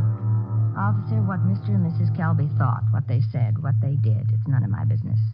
I come in the morning, I do my work, I do it well. I'm not the nosy type, and I don't pry. I take half an hour for lunch, and when I'm through, I take my pay, and I don't expect tips, and I take the bus home. I'm not the peeking through the keyhole kind, sneaking around corners listening. But what I couldn't tell you about that man. Exactly what do you mean, Miss McLeod? Oh, he's a hard man, you know. They're always arguing about the boy. Bruce this, Bruce that. He's a nice boy, I think. He's never done anything to me. Oh, but the arguments. Him and her all the time. Should the boy be paid for working? Shouldn't he? Why? Why not all the time? It's just... When Ben and I finished with a list of Mrs. Kelby's friends, relatives, and employees, we started out on the neighbors. None of them saw Mrs. Kelby after 6 p.m. the night she disappeared. Two of the neighbors said they saw the porch light burning after 7 p.m., but both said the porch was empty. Mrs. Kelby was not sitting in her chair at the usual time after dinner. According to them, that was one of her habits. It was 10 minutes to 6 by the time Ben and I got back to the office. The light was still burning in Captain Kearney's office. Full day, Joe. Not a mileage. Yeah. Wonder what the captain's hanging around for. Let's find out. Get anything? Pretty good luck, Cap. Good. I've got some more for you. Just walked in 5 minutes ago. What do you mean, Frank? Who walked in? Bruce Kelby. He's waiting in the next room.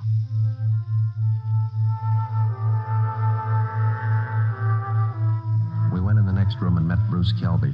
He was small for a 17-year-old, dark-haired, and a little on the sickly side. He told us that he couldn't keep the date he made with us on the phone because his stepfather apparently did overhear the conversation and drove him directly to his sister's home in Alhambra. We asked him why he was so sure that his stepfather was responsible for his mother's sudden disappearance. For one thing, all three of us usually go to the early show on Sunday night. Eric, Mom, and me. But last Sunday, Eric said he wasn't feeling good and he wanted Mom to stay home and take care of him. Then he told me to go on ahead to the show, so I did. What time did you get home, son? About 9:30, 9:45. What was your stepfather doing when you got home? Sitting in the living room reading the paper. Did you notice anything unusual about the way he acted? He was nervous and jumpy, more than usual, I think. Anything else? Yes, sir. When I came in through the front yard, I noticed the dogs had mud all over their paws. They'd been out somewhere in the nursery plots, and they won't go out in the plots unless Eric's with them. He doesn't want them to trample the seedlings. What would your stepfather be doing out in the nursery at night? Does he usually do some work at night? No, sir. None of the plots are even lighted, only the greenhouses. And the paths in the greenhouses are usually graveled, aren't they? No mud around.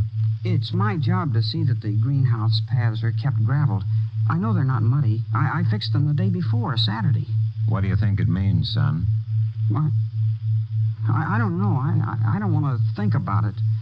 I just know he's done something. He's done something to her. Did your stepfather give you any reason for keeping you away from the police officers the other day? No, sir. He said people were getting nosy, and he said it might be better for me over at Aunt Bertha's. She's his sister. Do you think your Aunt Bertha might know where your mother is? No, we hardly ever see her. We don't know her well at all. We've heard your mother and your stepfather argued about whether you should be paid for your work in the nursery. When I started to work for him, he promised he'd pay me. I was saving up to buy a 31 Model A. And then after a couple of months, when he didn't pay me, I asked him. He told me I ought to be glad to work for him for nothing. And your mother argued with him over that? Sure, it was her money that bought the nursery anyway. How'd you get away from your aunt's place last night? Well, Bertha had some shopping to do, and she left me alone. She locked the door to my room. Even the screen over the window in my room was nailed down, but I kicked it out and got away. I stayed at a friend's house last night. Thought about where you're going to stay tonight? I don't know. But I'm not going home. And I'm not going back to Bertha's place either. I'll get a room. How'd you like to stay at my house a few days? Sure nice of you, sir. Maybe I'd better not. Mom might not like it. Oh, I'll take care of that. Now let's hop out and get some dinner. Sure darn nice of you, sir. All right, son. Come with me.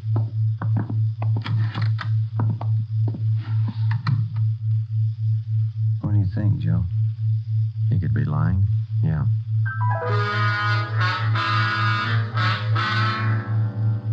Now what, Cap? Shall we bring Kelby in again? No, not yet. He's found out by now from his sister that the boy's gone. He probably figures the police station is the first place he'd come. Wouldn't do much good pulling him in now, Ben. We couldn't even question him. 10 to 1 his lawyer'd be waiting for us when we got back. That's the problem. How do we get to this Kelby without his lawyer finding out? Well, what about the early morning, Cap? Say tomorrow, about 5 or 6 a.m. Think you'd be looking for us then?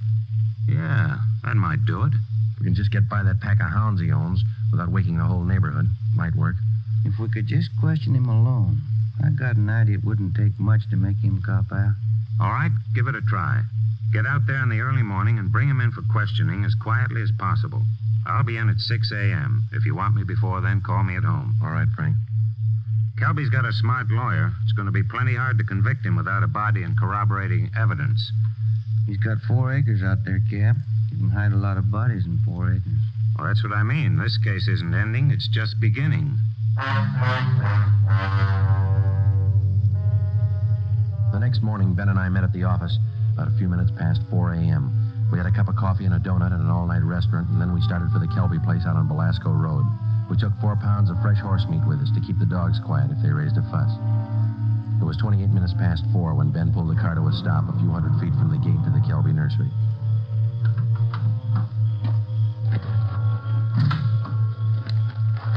We got out of the car and made our way down the road to the gate. I reached in and tried the latch. It was padlocked. The dogs started in. Okay, Ben, looks like we'll have to jump the fence. Toss some of that horse meat over to him. Yeah, here.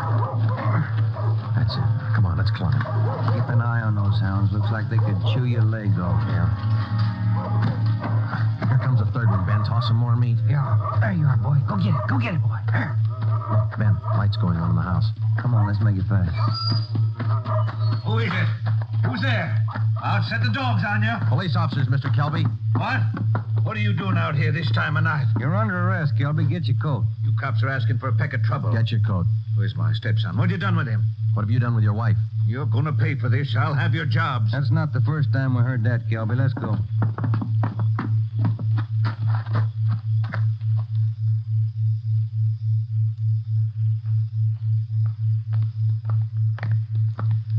Lights burning in the captain's office. Yeah. All right, Kelby, in here. I'll pay for this, mark my word. Ben, take him in the office here and stay with him. I'll see if Frank's in yet. All right, Joe. Come on, Kelby, inside.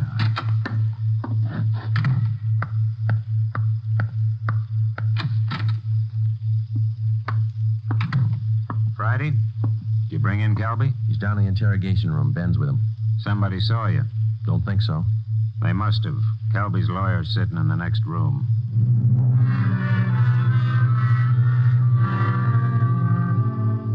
Kelby again refused to answer any questions without the advice of his attorney. We released him. That day, Captain Kearney sent out 2 men to keep an eye on the nursery and report on all of Kelby's movements. Shortly after 7 o'clock that night, just after nightfall, we tried once again to bring in Kelby for questioning without his lawyer's knowledge. It didn't work. A little after we booked him, his lawyer obtained a writ of habeas corpus. We had to release him again. The 2 men assigned to stake out the Kelby place reported definitely that somebody was tipping the lawyer whenever unknown visitors showed up at the nursery and drove off with Kelby. There was nothing we could do about it. The next morning, Kearney came up with a lead. I had a long talk with the boy last night. Accidentally, I think he's given us a pretty good lead. Yeah? There's only one way we'll ever get a conviction. That's by finding the body and evidence to tie Kelby in. Yeah, that'll do it. Where do we start looking? In a new rose bed next to one of the greenhouses in Kelby's nursery. The kid came up with it last night. How come? First, Kelby's crazy about saving $1 and making one. Yeah. In the nursery trade, especially where you have a limited area to work in, like Kelby, you cultivate every foot of ground. Every bit of soil you got is planted with something. Kelby's not the type to waste anything. Especially he's not the kind that would let ground lie fallow when he could plant something that might bring in a few dollars next season. Bruce tells me his stepfather has every inch of those 4 acres planted. Every inch. Except a 6 by 9 foot plot of ground in that rose garden. Oh, it sounds like a long shot to me, Frank. The boy said he prepared that piece of ground for planting late Saturday afternoon. His stepfather wanted it ready for Sunday morning. The plot of ground's still vacant. Might have planted it yesterday, Cap. When's the last time you checked? Before I came to work this morning. I called the men on stakeout next to the nursery. They told me the plot's still empty.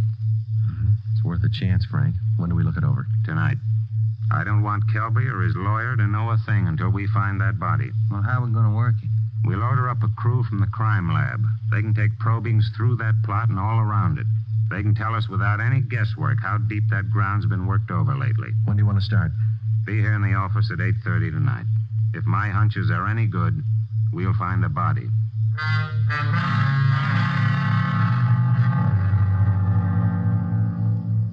It was 10 minutes past 9 that night when we got to the Kelby place. Lieutenant Lee Jones and his assistants, Kearney, Ben, and 2 other men from homicide. The men on stakeout told us that Kelby had left about 20 minutes before in a dark blue coupe. Ben brought along the usual supply of horse meat for the dogs, so we didn't have any trouble there. We found the empty plot of ground in the rose bed next to the greenhouse, exactly as Bruce described it to Kearney. Ground's been worked over all right, boys. At least 4 to 5 feet down. All right, Lee, let's start digging. Romero, take care of the dogs. Watson, grab one of these shovels. Right, Cap. Hey, Gilbert said these dogs were vicious, didn't he? Yeah, why?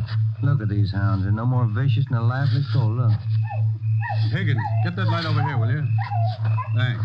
What is it, Lee? Let me see. Teeth. Set of false teeth. Been in the ground long? Don't think so, judging from the shape they're in. How far down would you say you are, Lee? Couple of feet. Ground's real soft. Lee, come here a minute. What is it? Body. Here's the shoulder. All right, you men over here with Watson. Get the dirt off the face. Romero, you got a picture of the Kelby woman? Yeah, Cap. Let's see. Oh, here it is. Thanks. Get the light down here. Hunch paid off, Frank. That's her.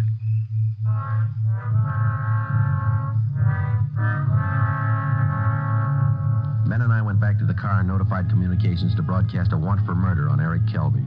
His description, together with a description of the car and license number of the car he was driving, was rebroadcast every 15 minutes. Then we went back to check the house. We found the front door unlocked. We went inside and looked around. In one bedroom, we found clothes scattered over the bed and the floor. There was only one old suit remaining in the closet. On the table next to the bed, we found an airline's timetable.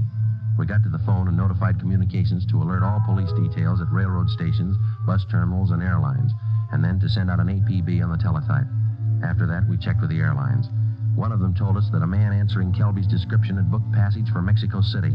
The plane was scheduled to take off at 10:40 that night from Burbank Airport. Ben's watch said 4 minutes past 10. We called the detail at the airport and alerted them. Then we drove over to check in person. It was 10:35 p.m. when Ben and I took up our positions just inside Gate 3, where passengers were boarding Flight 72 for Mexico City. He's cutting it close, Joe. Got about 4 minutes more to make that plane. We waited. The crowd got thicker as departure time came closer. At 10:39, Eric Kelby came through the main entrance, across the terminal, through Gate 3, into a pair of handcuffs. I don't understand. What does this mean? We found your wife's body, Kelby. What? I don't know what you're talking about. In the rose patch next to the greenhouse. Your lawyer can't help this time. Mexico City. Would have been a nice trip. Expensive. I'll plead insanity.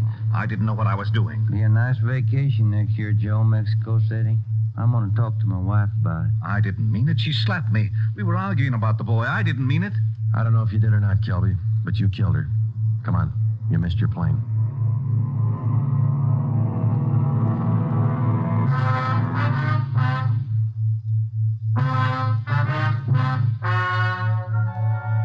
The story you have just heard is true. Only the names were changed to protect the innocent. Eric Kelby was tried and convicted of murder in the first degree. He is now awaiting execution in the lethal gas chamber at the state penitentiary.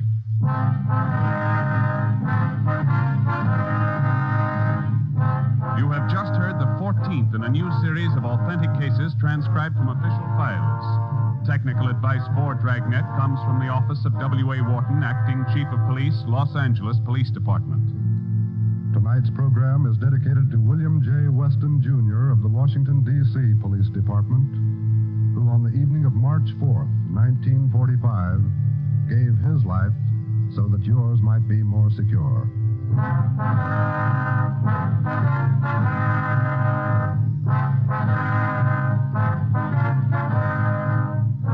Dragnet came to you from Los Angeles. If you enjoyed tonight's production of Dragnet, you'll want to listen to Richard Diamond, private detective, as played by the screen's romantic tough guy, Dick Powell. A Pet Milk Show, usually heard at this time, has moved to a new time period on Sunday nights. Be sure to hear Larry Douglas and Kay Arman on the new Pet Milk Show tomorrow night on NBC. This is NBC, the national broadcasting company.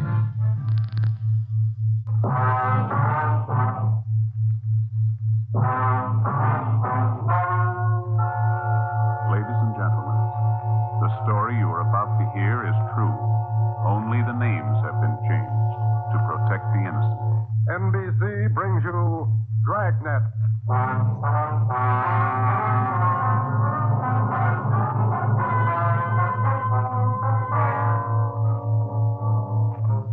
You're a detective sergeant. You're assigned to homicide detail. A 22-year-old girl has disappeared. A letter has been received. It demands $30,000 for the girl's return. The letter is signed The Wolf. Your job, Get him. Dragnet, the documented drama of an actual crime, investigated and solved by the men who unrelentingly stand watch on the security of your home, your family, and your life. For the next 30 minutes, in cooperation with the Los Angeles Police Department, you will travel step by step on the side of the law through an actual case, transcribed from official police files. From beginning to end, from crime to punishment, Dragnet is the story of your police force in action.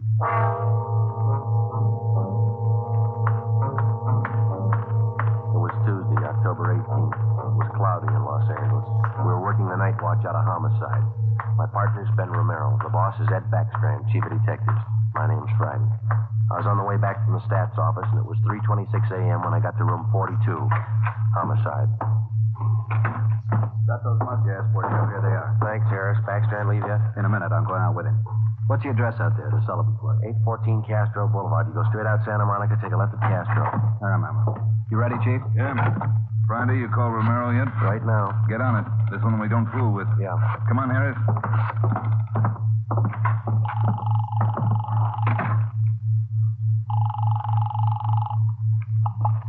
Hello. Sorry to wake you, Ben. This is Joe. How you feeling? Oh, hi, Joe. What time is it? 3:30 a.m. How do you feel? Oh, a lot better. Be back to work tomorrow. You'll be ready in 20 minutes. I'll pick you up. 20 minutes? Okay, what's up? You remember Martin Sullivan, vice president of the Third National Bank? Sullivan? Yeah, what about it? He's got a 22-year-old daughter, or he had one. She's gone.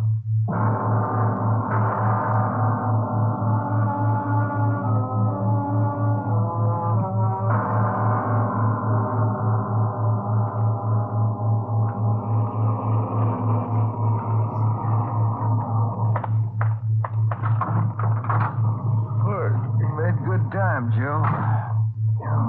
Where are we headed? Sullivan home out on Castro Boulevard. Ed's out there now with Harris. Any leads to work on? No, nothing so far. The girl disappeared a little before 1 o'clock yesterday afternoon. At 11 last night, he got a letter. They want $30,000. Sullivan hasn't got that kind of money. Yeah, I know it. Poor guy's almost out of his mind. Fill me in. How did it happen? Well, the guy took the girl out of business school. He had her called out of class. Told her father was sick, said he was a friend of the family. Well, how about the teachers? What was their story? Said the girl didn't want to go with the man at first, but he finally talked her into it. Kept telling her father was dying. That's about as low as they come? Yeah. Did he use a car? Witnesses said it was a blue sedan. They didn't get the license number or the make. Did they remember what the guy looked like? About 5'9", 160, brown suit, dark hair. Nothing else? No. Here's a copy of the letter. The usual. Read it. Yeah.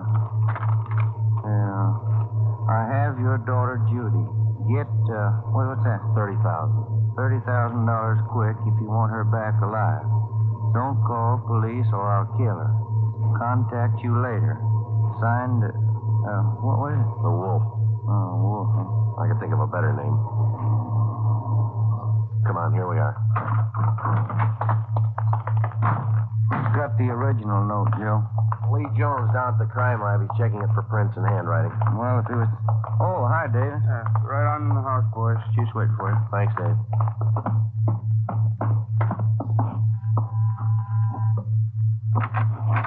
Hi, Joe. Ben. In the living room. Thank you. That's the way I see it, Mr. Sullivan. Now, you understand exactly what you have to do? Yes, sir. I'll do as you say. All right. Here are the two men who will help you. Sergeant Friday and Sergeant Romero, homicide. Yes, sir. How do you do? I do. Mr. Backstrand, are you sure about all this? He might get frightened. He might do something to Judy. Believe me, Mr. Sullivan, it's the only way. I know how you must feel, but we can't do anything else. Oh, all right. I want to see Mrs. Sullivan first. I'll be ready in a moment. Any developments? Yeah. Come on back in the dining room.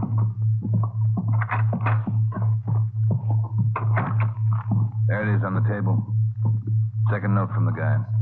Telegram. When'd this come? About half an hour ago. Guy phoned it into Western Union from a public booth. Couldn't trace it. I see, Joe. Yeah. Be at Elysian Park, 5 o'clock this morning, near Balkan Drive. Come alone. Bring 30,000. Will return girl. Don't tell cops. Kill her if you do. The wolf. 4 a.m. now, Skipper. Not much time. I know it. We'll have to do as he says. No other way. Then Sullivan's going out there alone? You're going with him. You and Romero. You'll be hidden out in the trunk of the car. Any plan? Get him. That's all.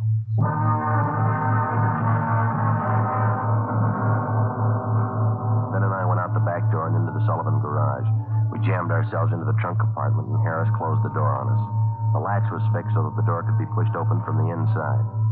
A few minutes later, Mr. Sullivan came out, got in the car, and we drove off. At 3 minutes to 5, we pulled up at the meeting place in Elysian Park.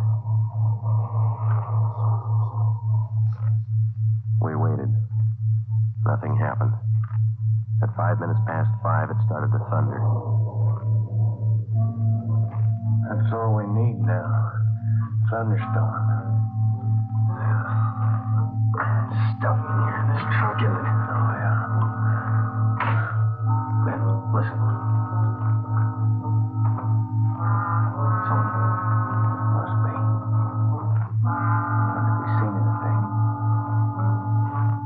Sounds like he's pacing up and down alongside the car, doesn't it? Yeah, listen. Can't hear anything else. Can you? No.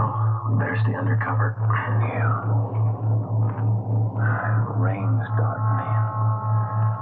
Wonder what happened to the wolf. Cold feet, maybe. Let's wait it out.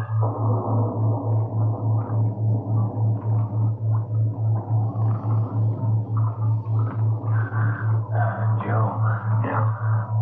What time you got now? Move over a little. Let me get my watch in. Yeah. A little past 5:30. Sergeant. Mr. Sullivan? Yes. Do you think he's coming? It's late. It's getting daylight. We better wait it out, Mr. Sullivan. Now, look, don't come back here again. If he's watching, you might tip him off. Oh, all right. All right. Poor guy.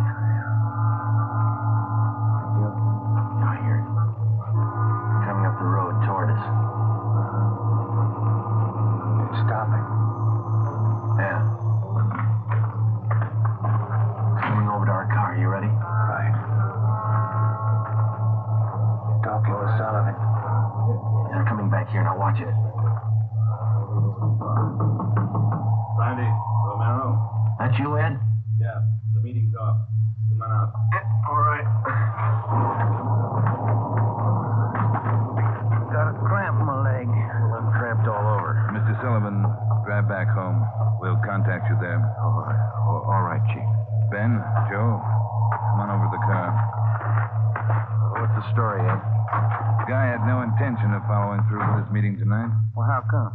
He told us. He's going at 5 o'clock. Tried to trace the call. He wouldn't stay on the line long enough. What do you have to say? He wanted more money. Bragged about how smart he was. How we'd never get him. Well, he knows Sullivan's called in the police. Sure. Said he didn't care. We'd never get him anyway. Yeah, pretty cocky. Pretty smart. Take my word for it. He's no dummy. Control 1 to 80K. Control 1 I'll get it. 80K to Control 1. 80K to Control 1. Go ahead. 80K, go to your office, code 3. Go to your office, code 3. Dear Major System. All right, Romero. Let's roll.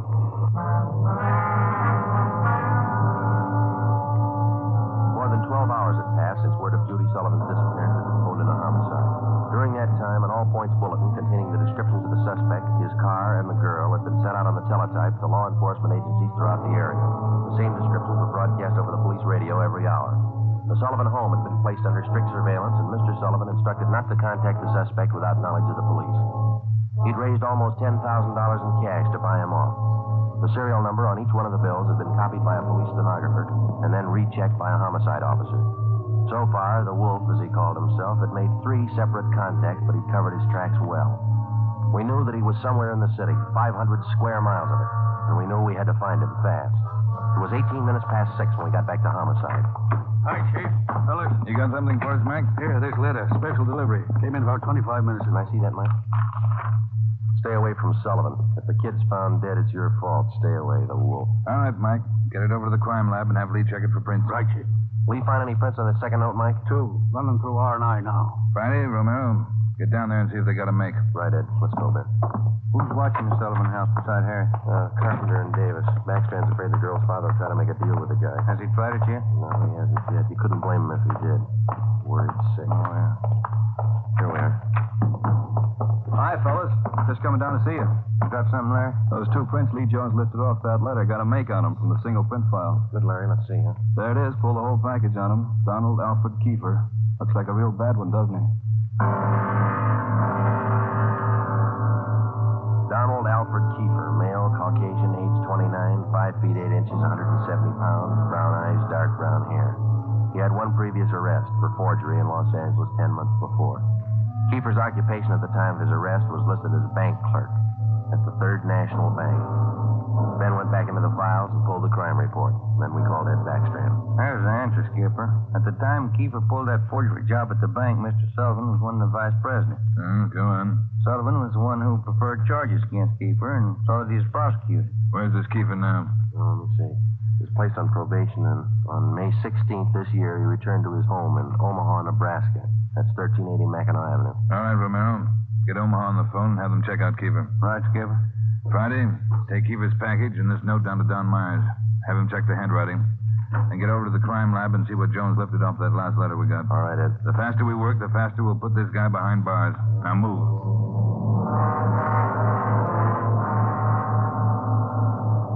How's the writing compared, Don? What'd you find? Yeah, looks good. See here? Slants as crosses, double oops as L's, open A's, pressure on the downstroke. Donald Kiefer, Wolf, same handwriting. Lifted 3 prints off this last note, Joe. Brought them out with the iodine fume gun. They match with the first. Thanks, Lee. Did you find anything else? I don't know if it'll help you much. We examined the paper for watermarks and texture. Both notes are written on the same kind of paper. Impressions show both pieces of paper from the same tablet. Checked the density of the carbon and the pencil he used. Both specimens match. Same pencil.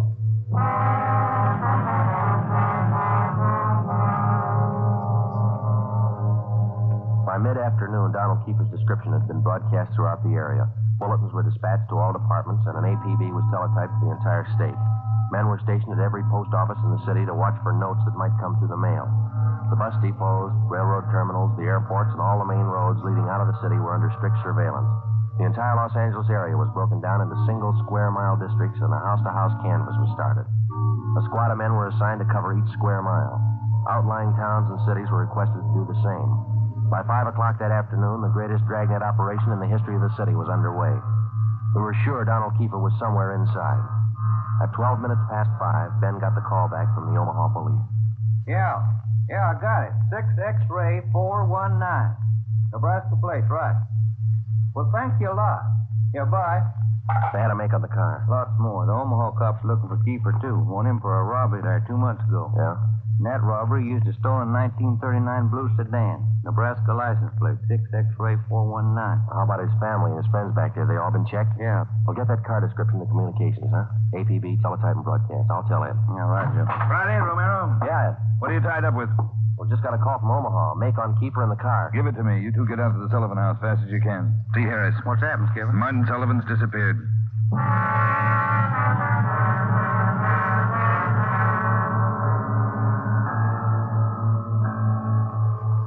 Harris, how'd it happen?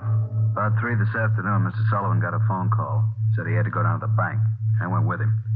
He had me wait in the reception room, and he went in his office. After waiting 10 minutes, I got suspicious and went in. He was gone. That's it. Did he get any more money? This morning, $5,000. Did you get the serial numbers off the bills? Yeah. Shouldn't have let him get out of my sight. Forget it. Right now, we've got to find out where he's gone to meet Kiefer. Did you talk to Mrs. Sullivan about it, Harris? She says she doesn't know anything about it. Let's try her again. Come on, let's go inside. All right, fellas. All right. Where's Mrs. Sullivan, Dave? Back in the sitting room, lying down. Doctor's with her. Come on. What time you got, Ben? 6:35. I'll get it.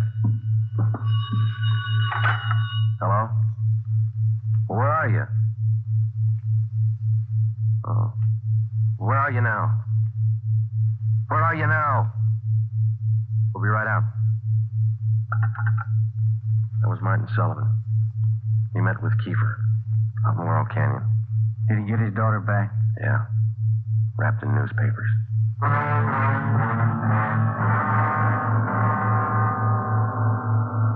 All cars in the area were notified that a contact had been made with Kiefer. We got in the car and drove out to Laurel Canyon. The entire area had been blocked off. We found Martin Sullivan standing in the middle of the road at the end of East Winding Way. 500 feet down the hill was a private residence where Sullivan had telephoned us. It was the only building in the immediate vicinity. A few yards beyond the point where East Winding Way ended, back in a clump of tall grass, we found the body of Martin Sullivan's daughter. We notified the crime lab, Chief Backstrand in the coroner. Despite a severe state of emotional shock, Martin Sullivan tried to tell us the story. He said Judy was all right. I believed him. I wanted her back. Judy. I tricked the officer, the one watching me. He said, come along, no police. Did you see his car, Mr. Sullivan? I wanted her back. I wanted Judy back. I did as she said. I drove here at 6 o'clock. I waited. I put the money on the front seat like he said. Did he get the money, Mr. Sullivan? Then I got out, left parking lights on. I stood up there by the end of the road, waiting. Mr. Sullivan. And he drove up. He took the money. Then he came up to me. He had a gun. I wanted Judy back. He had a gun. Did you see his car? He said she was up there, beyond the road, tied to a tree. I wanted her back. Mr. Sullivan, did you see his car? I went to look for Judy. He drove away. She wasn't there. By the tree. Couldn't find her. On the way back, I saw her bundle on the way back.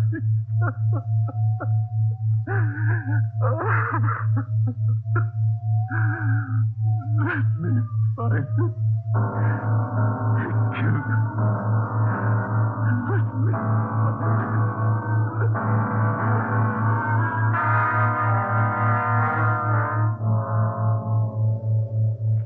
Before he went into a state of complete collapse, we showed Martin Sullivan a picture of Donald Alfred Kiefer.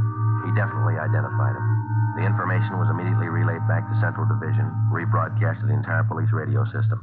A teletype was dispatched to sheriff's offices, and communications were sent to police stations throughout the country. The house-to-house search throughout the entire city intensified. The dragnet in which we hoped to trap Donald Kiefer was drawing slowly inward. It was 12 midnight. Next street, Sullivan girl murder. Next street, read all about it. Citizens join search for killer. Friday, did the papers get a list of the numbers on that ransom money? Yeah, got them in the final net edition. 2.5 pages of serial numbers gave it a big spread. Look at these pictures of Kiefer here, all over the front page. The more the better, Romero. I hope this town never forgets that face.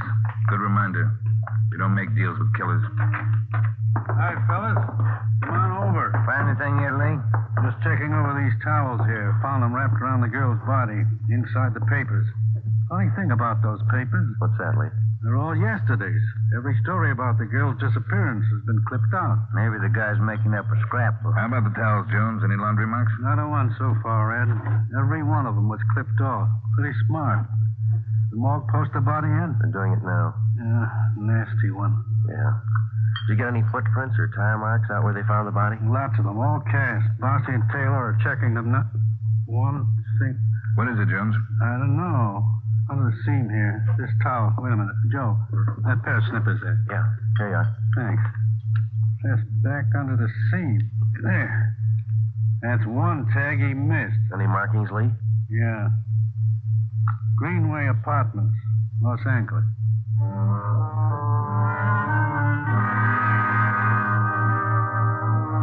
One look at the apartment was enough. In an adjoining garage, we found the car which Kiefer had used, a blue sedan. Nebraska license plate 6X-ray 419. When we got back to the office, Chief Backstrand immediately issued a cancellation of the want order for the blue sedan. And then he ordered a detail of men to stake out the car in the event Kiefer decided to come back for it. Here's the coroner's report, Joe. Oh, let's see it. Cause of death, strangulation. Time of death, Monday, October 18th, approximately 2 p.m. 1 hour after he grabbed her? That can't be right. Skipper in his office? No, he's out for a minute. Hey, Joe, Ben, take the call off 2503, will you? Thanks, Mike. Right.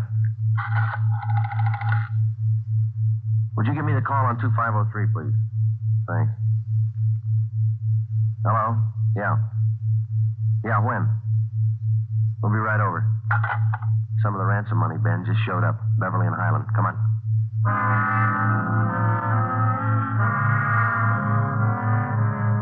The man's name was Ralph Donahue. He operated a used car lot on the corner of Beverly and Highland. He told us that early that morning he sold a dark blue late model coupe to a man who gave his name as Fred Sims. The man paid for the car in cash. Donahue told us that he checked the serial numbers on the bills after the man had driven away. Serial numbers check out, Joe, every one of them. If I only thought to look, officer, and you know, I generally do. I'm the suspicious kind anyway, but, this morning I must have been asleep. You got the full description on the car, Ben? Yeah, Joe. All right, let's get it on the air right away. I saw his mug in the paper while I was waiting for you. Too late. Sorry. Yeah, thanks.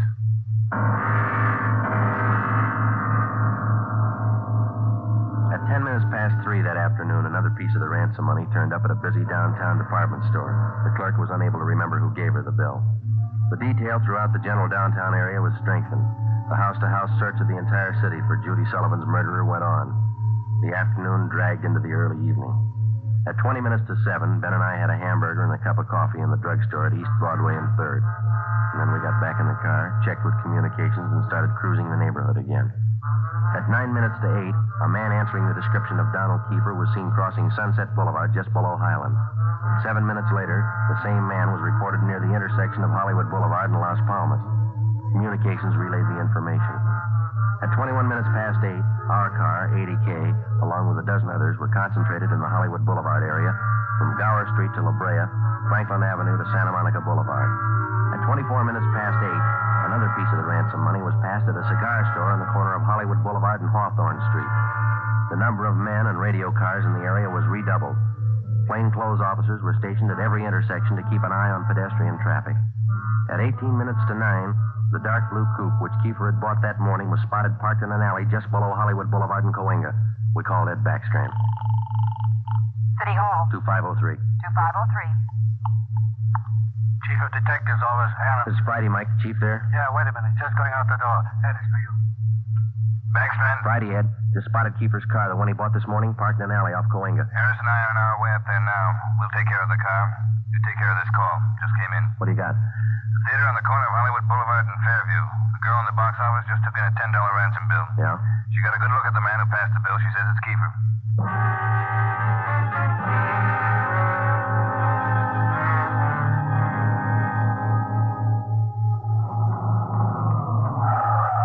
All right, Ben, come on. Yeah. You've got the list of serial numbers? Right here. Let's check at the window. Yes, sir. How many, please? Police officers. Sergeant Romero, Sergeant Friday. Oh, yes, sir. Mr. Rayburn, the police are here. Would you step around to the side door, Sergeant? Yes, ma'am. Margie, relieve Francis for a minute. Francis, come here. Bring that $10 bill with you. Sharp girl, officer, that Francis. Sharp. Here it is, Mr. Rayburn. All right, Sergeant. There you are. $10 bill and the list of serial numbers. Check out all right, Ben? That's it, Joe. Good work, man. You reported the man came in about a half hour ago. You're sure it was Kiefer? Yes, sir. I have his picture in the box office just behind the change machine. I recognized him right away. And as far as you know, he hasn't left the theater? That's right, sir. All right, Mr. Rayburn, I'm sorry. I'm afraid we'll have to interrupt the show. Anything you say, Sergeant. Anything. Ben, you keep an eye on the front exit. I'll call communications. Right, Joe. 80K to Control 4. 80K to Control 4. 80K, go ahead. Control 4, clear all frequencies. The Sullivan murder suspect, Donald Kiefer, has been located in the theater on the southeast corner of Hollywood Boulevard and Fairview. Have all units surround the area. 80K, roger. Attention all units. Attention all units. Assist 80K at the theater on the southeast corner of Hollywood Boulevard and Fairview. The Sullivan murder suspect has been located in the theater. Go ahead, 80K. Control 4. Have all units converge in the general area, Hollywood Boulevard and Fairview. Unit 62R to block off the intersection at Hollywood Boulevard and North Cherokee. Stop all pedestrian and vehicular traffic. Unit 61A to block the intersection at Hollywood Boulevard and Hudson Street. Stop all pedestrian and vehicular traffic. Unit 71 and 72R to block the alley behind the theater. Unit 66 and 67R to assist at main entrance to the theater. Within a few minutes, the 1/2 mile area around the theater was completely blockaded. Every exit and entrance to the theater was covered. At 9:23, we met Harris and Ed Backstrand in the theater manager's office. Backstrand outlined our plan of operation. At 9:28, a detail of 14 men walked down the side aisles on the main floor of the theater and took up their posts on either side of the orchestra pit. The picture was stopped and every light in the theater was turned on. Ed Backstrand, Harris, Ben, and I went down the aisle and up onto the stage. Backstrand made the announcement. Ladies and gentlemen, we're sorry to interrupt the picture, but this is important. We're police officers. We've traced the murderer of Judy Sullivan to this theater. He is in this theater now. Now we're going to search the theater row by row, and we'd like to ask your cooperation. There's no need to be panicky or afraid. Those who wish to leave now may do so. Leave by the main entrance. Each one of you will be checked as you go out the door. And for the benefit of the man we're looking for, don't try to escape. Every exit is covered and the entire area is blockaded. Don't place any more lives in jeopardy. Come on, Ben.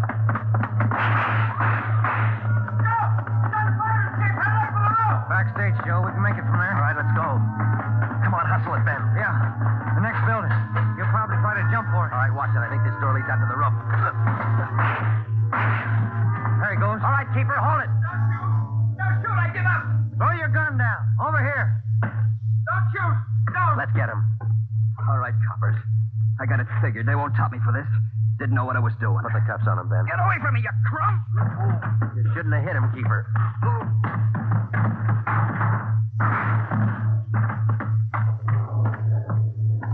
All right, Ben. Try the cuffs now. Yeah. Come on, let's get him in out of the rain. What's the hurry? Why spoil a good rain?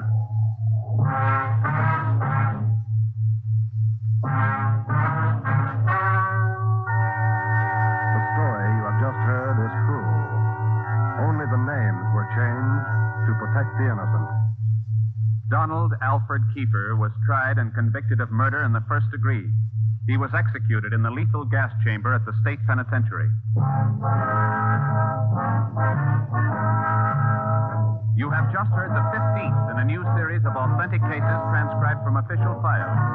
Technical advice for Dragnet comes from the Office of Acting Chief of Police, W.A. Wharton, Los Angeles Police Department.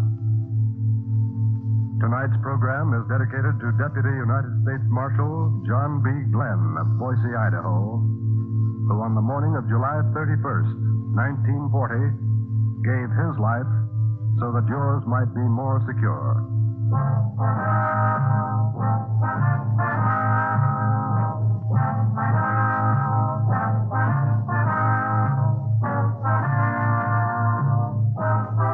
Dragnet came to you from Los Angeles. Theater Guild on the Air returns tomorrow night on NBC.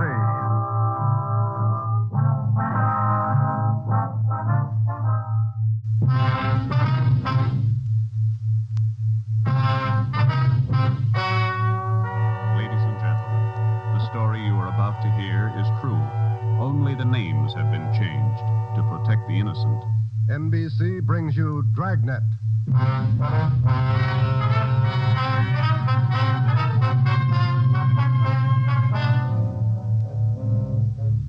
You're a detective sergeant. You're assigned to Homicide Bureau. A police officer has been shot, mortally wounded. One of the suspects has been apprehended.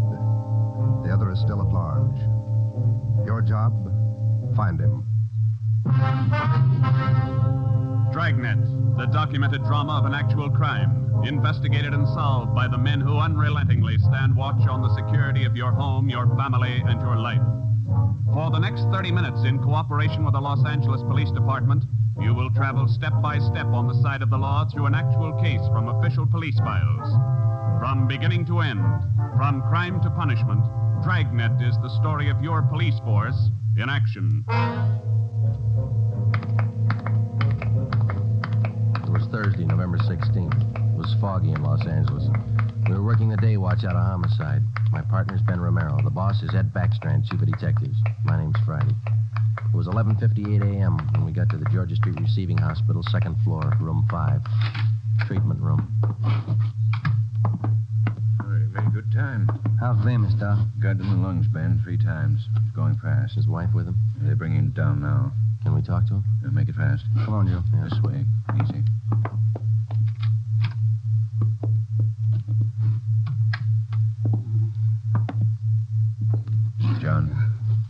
John, it's Friday and Romero. I want to talk to you a minute. Doc, it burns. My chest. Burning up. Nurse? Yes, Doctor? The hypodermic? Yes, Doctor. Yeah, easy. All right, fellas. Don't take too long. John, it's Joe Friday. Can you tell us how it happened? Joe. How'd it happen, boy? Can you tell me? Can't figure it, Joe. Why'd he do it? We gotta find out. Now, how'd it happen? I don't know. I was directing traffic. East Broadway and 1st Street. Gray coupe. Pulled up for the stop. Gray coupe. How many men in the car? How many, John? 2. Gray coupe. Pulled up for the stop. In the pedestrian lane. Went over. Gonna ask him to back up. Back up out of lane. Just gonna ask him. Yeah, John, and then what? Driver. Dark hair. Eyes. Dark. Went over. Gonna ask him to back up. Pointed a gun. No reason. Pointed a gun at me. All right, easy, John. Take it easy. No reason, Joe. No reason he fired. Hurry it up, Joe. Yeah. No. What about the other man in the car? Did you see him? Can you describe him? Joe, did you get him? Gray coupe. Driver. Guy with him. We got the driver, John. He's upstairs. The other one got away. We gotta find him. You gotta help us. My wife. Somebody send for Dora. She's on her way. She'll be here in a minute. Now, can you tell us, the other man in the car, what did he look like? Gray coupe. What did he look like? Don't press him, Joe. Gray coupe. The driver. Pointed a gun. Dark hair. Yeah, I know the other man, John. We got the driver. What did the other man look like? Send for Dora. Come on, Ben. Thanks, Doc. Okay, Joe. Going fast. Yeah. John got any kids? 2. Always pick up family, man. This thing's got a phony ring to it, Ben. You don't just pull a gun and shoot a man. Not if you're sane, you don't. Here's the stairs. The guy we got is as sane as they come. And how do we explain it? All I know is that hood shot John Bemis, and I want to know why. Might be a lead in that car he was driving. Maybe. Come on, here we are. Phone message for you, Friday. Came in a few moments ago. Thanks, Davis. From R&I. They got a make? Take a look. No make or warrants on James Vickers, Gray. Let's talk to him. Come on. Yeah.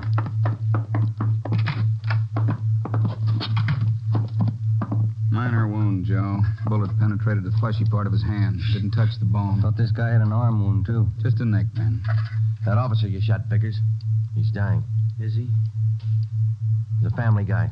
Got a wife, 2 kids. Has he? Why did you shoot him, Vickers? Ask him. We did. Then you know the reason. Said there wasn't any reason. That's right. Look, we're gonna make you on this, Vickers. You know that, don't you? I don't know anything. Why'd you shoot him? Shut up. Why'd you shoot him? Joe. Yeah. Davis? Yeah? Stay with him. Fine. Doc, get us an MT slip on this guy, will you? We'll be back in a minute. Come on. All right, Joe. I'll have it ready. 2 big punk. Easy, Joe. Oh, easy nothing. I've seen too many good cops like Bemis cut down by punks like that Vickers. Getting mad won't help. Come on, down the stairs. Back to see Bemis? Why? Just for the record. I want to see if the doc thinks it's okay for us to bring Vickers down. I'd like to have Bemis definitely identify him as the guy who shot him. We got 3 good witnesses. An identification from Bemis will clinch it. I want to see Vickers get everything he's earned when he goes to court. Here we are. Yeah.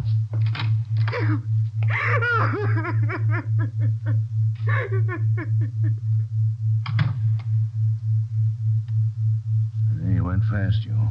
Yeah. That his wife? Yeah. She make it in time? No? Did he say anything that'd help? No, it might. He said a prayer.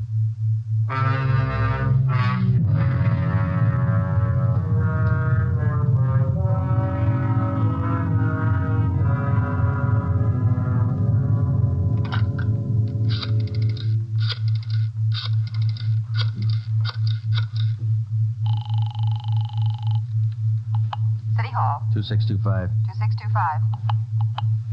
Auto records, Crowley.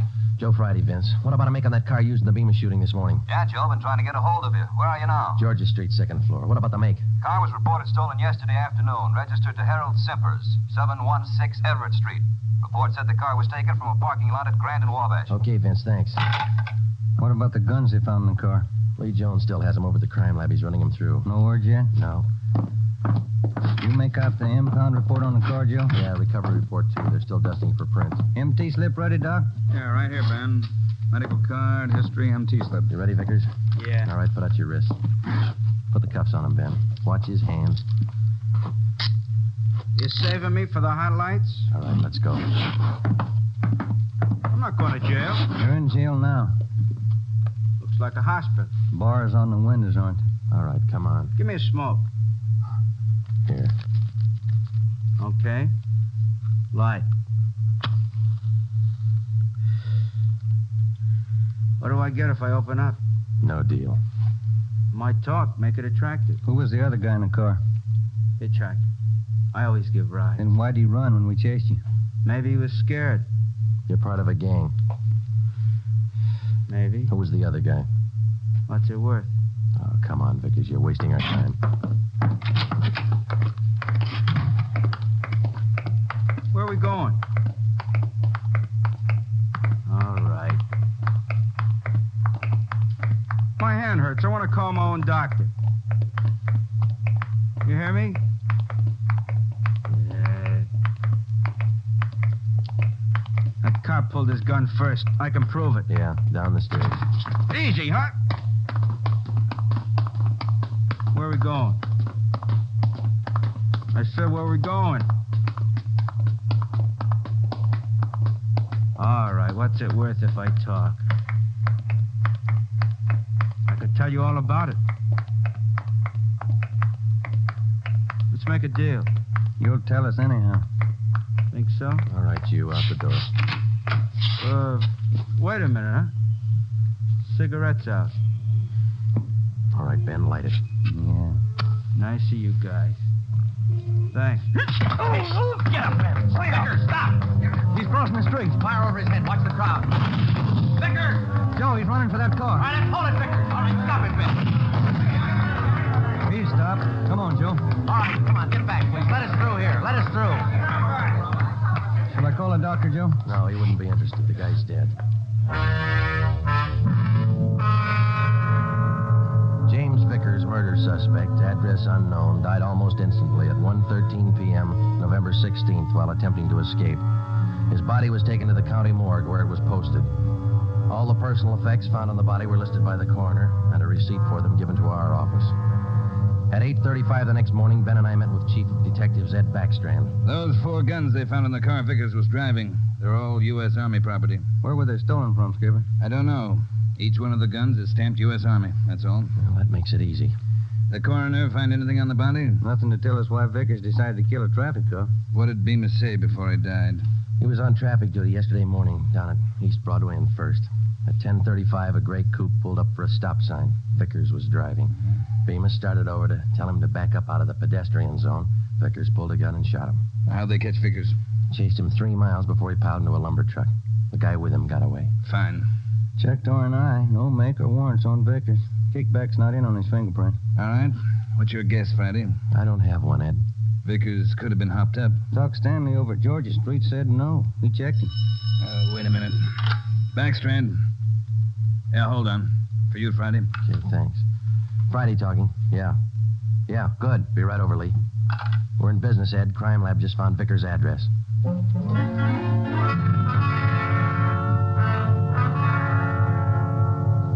There it is, Joe. Thanks, Lee. Let's see, huh? Silver Dollar Hotel. Received a Mr. James Vickers, $6.50, room 345. Where'd you find it, Lee? Under the front seat, in with the tools. Anything else? Not a thing. How about prints? 2. Kind of smudged. Hope we can run a make with them. No prints on those 4 guns, Lee? Smeared. Not enough to classify. Yeah, this is it, Ben. That's all we got. Come on, let's see if we can make it pay off. We located the Silver Dollar Hotel on East Grand between 16th Street and Pico. It was an old-type frame building with a brightly colored neon sign jutting out over the sidewalk just above the dark entrance. The manager's name was Luther Gage. We showed him a picture of James Vickers. He definitely identified him as one of his former tenants. He told us that Vickers had stayed at the hotel 1 week in room 345 and that he had checked out 2 days ago. Was Vickers staying here alone, Mr. Gay? Yes, alone. Quiet man. Did he have any visitors? Maybe. Wouldn't know. Paid his bills, spent most of his time away from the hotel. Good tenant. Did Vickers have any friends here in the hotel? Maybe. Fell in the room next to Mr. Vickers. He still lives here. 2 of them used to be kind of thick. Can we look at that room Vickers stayed in, Mr. Gage? Let's see. Yes, it's still vacant. All right, this way. This man Vickers was friendly with. What's his name, Gage? Knight. Raymond Knight. Room 343. Is he in his room now? No. Went out about 8 this morning. Here's the elevator. How well would you say Knight and Vickers knew each other? Couldn't say. Good tenants, both of them. Pay their bills. Did they go out together? Seem to know each other well? Wouldn't know. I don't pry. Look, this case involves murder, Mr. Gage. We told you that. We'd appreciate your cooperation. Cooperation don't pay the rent, Sergeant. 3rd floor. This way. Here, 345. Open it up.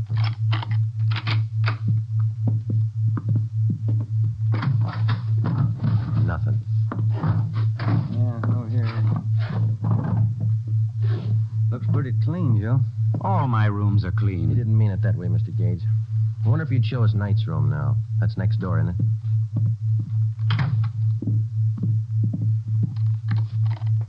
I don't know about this. Poking into other people's rooms. Not regular. Neither's murder. Come on, let's go.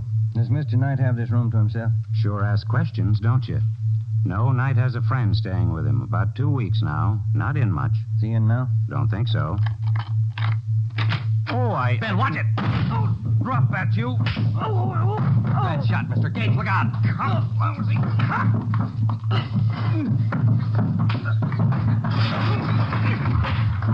Come on, get up.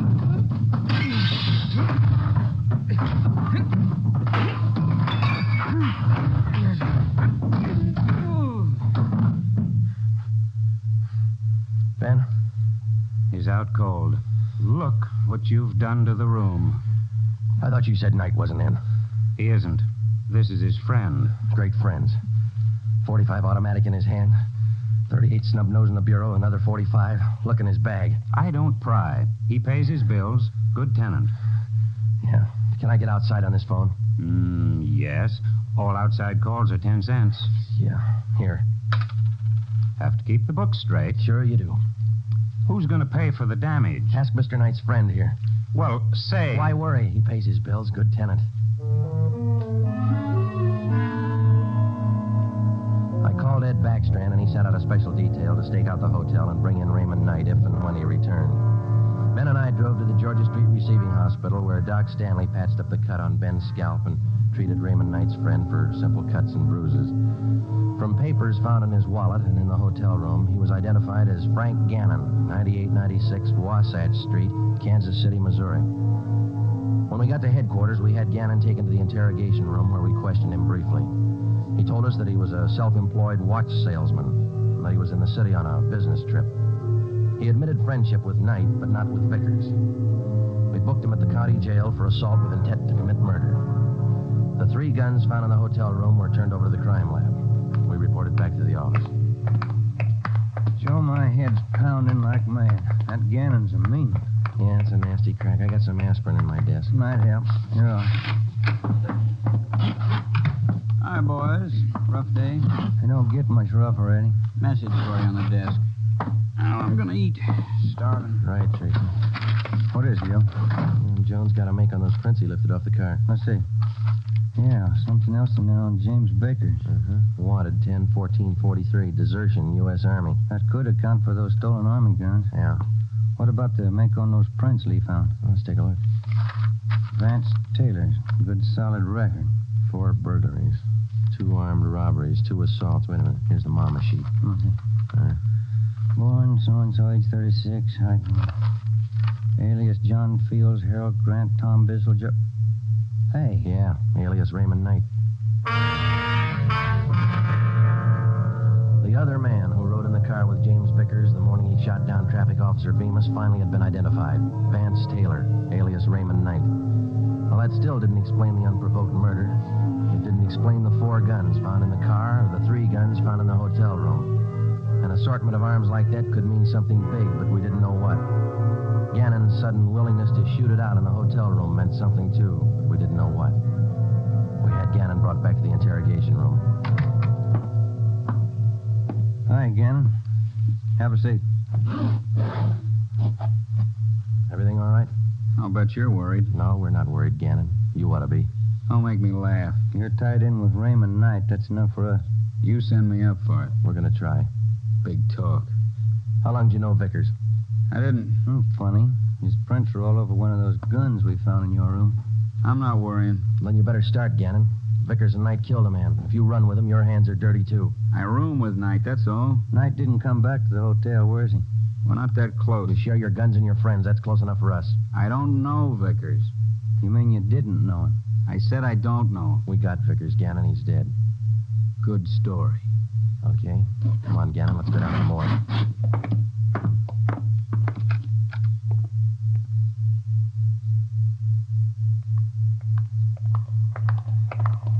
Down this way, Joe.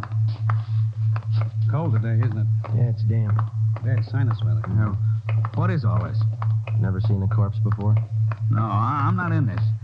Take me back. I don't want to look. You can close your eye. Take me back. I don't want to look. Here we are, fellas. Slam 45. This way, Gannon. I get sick. I don't want to look. Throw back the sheet, Fred. Take a good look, Gannon. No, he's Knight's friend. I'm not in it. Who is in it? I don't know. Take me out. I'm sick. All right, Fred. Thanks. Okay, boys.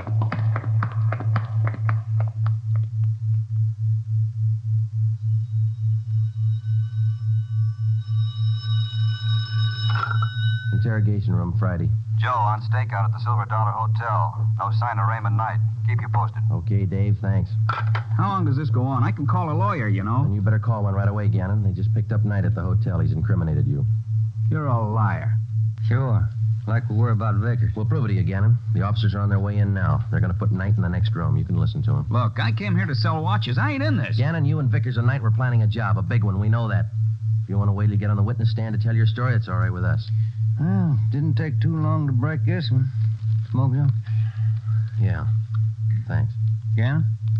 Smoke? What are you going to do? Nothing. Just kill a little time. They bring in Knight.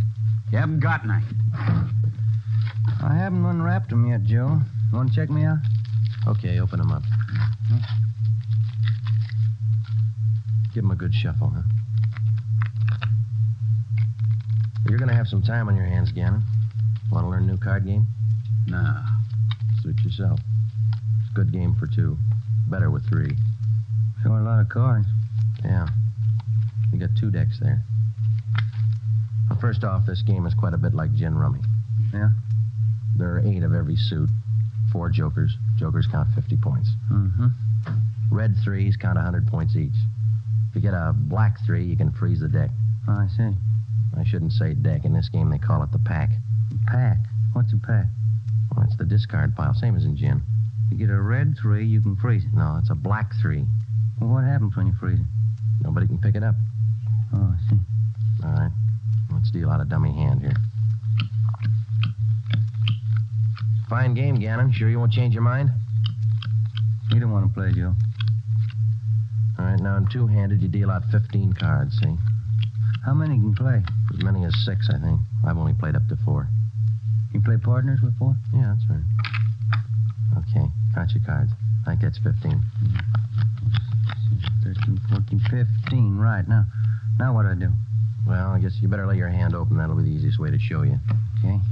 Now spread them all out over there. Well, you don't have a great hand there. You got a couple of black threes. You can use those. Yeah, that's fine. They count 100 apiece. No. Those are red threes. Black threes don't count anything. Oh, red three. That's right. Do you remember what black threes are for? You can use them to freeze a pile. Pack. That's right. The pack. Well, you know what I mean. All right, now, look, you see, I got a joker here. Jokers are wild. Do you remember how much they count? They're wild. 100 points. No, red threes are worth 100. Jokers count 50. You don't explain it very good. I don't understand. Well, how simple can it be? Gannon's not even playing. You get it, don't you, Gannon? Okay, red threes count 100. Jokers count 50. Black threes, you can freeze the pack. Yeah, good. Now hold on to that, will you? Now, black threes freeze the pack, but that's not the only card that can do it. No? No. Deuces can do the same thing. Well, you see, the only difference is if you use a deuce, which is also wild, you have to have a natural pair in order to pick up the pack. Now, with a black three, it's only good until... I knew it wouldn't work. It was sour right from the start. Vickers killed the cop. Ben, I'm not in it. stenographer. I'm copping out. I'm taking no raps. Johnny, the stenographer. Right, Ben. All right, Gannon. It's too late. You haven't got time. 20 after 1, they're going to do it. Do what? Payroll. Brazier Company. Messenger leaves at 1:20. He's got the payroll. 30 grand. They're going to get him. Where does the messenger leave? 1:20. You're too late. I'm not in it. Where does he leave? 1:20 leaves the bank, I think. No, maybe the company. Where's the company? 3rd and Spring. They're going to get him. Where's the bank the messenger goes to? Up the block, 2nd National, 3rd and Hill. Where are they going to get the messenger? By the alley, Clay Street. I'm not in it. Ben, check it. Get out of communications. Have him put out a call to block off the area. Give him the details. All right. Johnny. Yeah, Joe. Stay with this guy. Okay. Davis. Let's go. Brazier. Manufacturing. Olympia.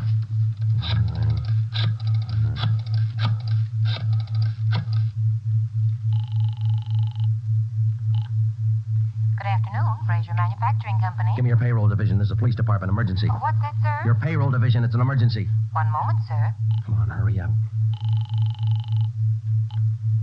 Payroll, Hopkins. Mr. Hopkins, this is Sergeant Friday, Police Department. We've had a tip your payroll messenger's going to be held up today. Has he left your building yet? The messenger? Yeah. Oh, my, he left early today. Went out the door about 10 minutes ago. Thanks. Second National Security. Second National. What's your 3? Friday, what's all the excitement? You break that guy? Explain in a minute, Ed. No time. Good afternoon, 2nd National. Give me the manager on duty, please. Emergency. One moment, please. One moment. Come on. I'm sorry, sir. The line is busy. Would you care to wait? Give me the chief teller. Thank you. Chief Teller, Waters. This is Sergeant Friday, Police Department. Emergency call. Has the payroll messenger from the Brazier Company left the bank yet? Well, I wouldn't know, Sergeant. Just a moment. I'll have your call switched. Yeah. Operator. Beatrice, would you give this call to Miss Chalmers? It's important. Thank you, Mr. Waters. Miss Chalmers, good afternoon. Miss Chalmers. What's the matter, Friday? You sick? Yeah, I'm sick. Miss Chalmers, good afternoon. Miss Chalmers, this is Sergeant Friday, Police Department. Has the payroll messenger from the Brazier Company left the bank yet? From Brazier's? Why, yes, not more than 2 or 3 minutes ago. And he had the payroll with him? Of course. Thanks. Got a tip on a payroll stick. I bet you coming? Yeah, let's go. Ben, down this way. Coming. Let's hustle it. Down the stairs. Communications, get the story? Got it on the air now. Where's this Brazier Company? 3rd and Spring, about 5 blocks from here. Come on, here's the garage.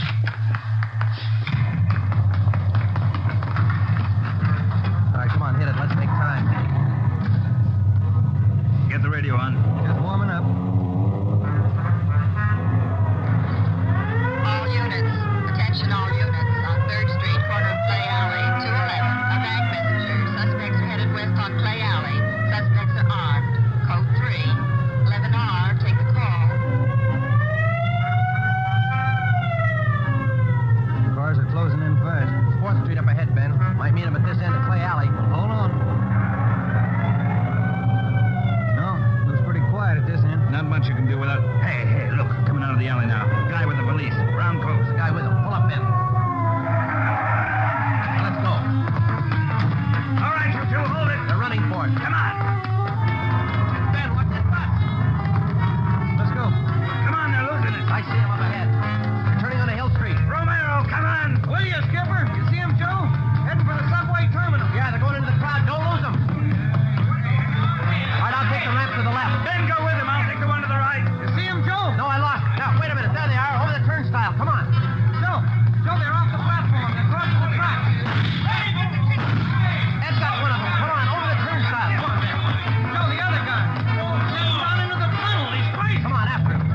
side.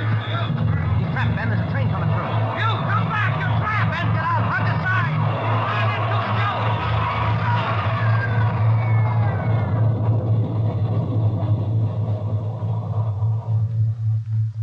You all right, Joe? Yeah. You? Mm-hmm. You want to check? No, I don't think it's any use. Yeah. Well, let's go. Wonder why he tried so hard, Joe. I don't know, Ben. Some people are like that. You can blow the whistle all you want. They never know when to stop. The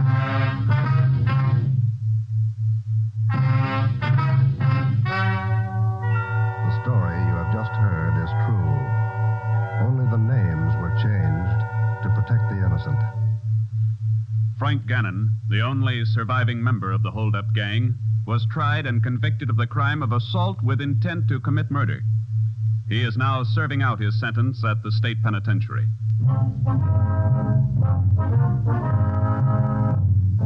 You have just heard the 16th in a new series of authentic cases from official files. Technical advice for Dragnet comes from the office of Acting Chief of Police W.A. Wharton, Los Angeles Police Department.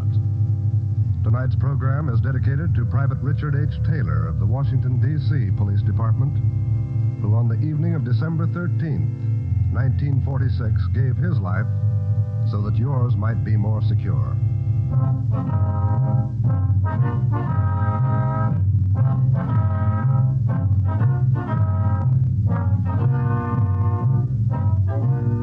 Dragnet came to you from Los Angeles.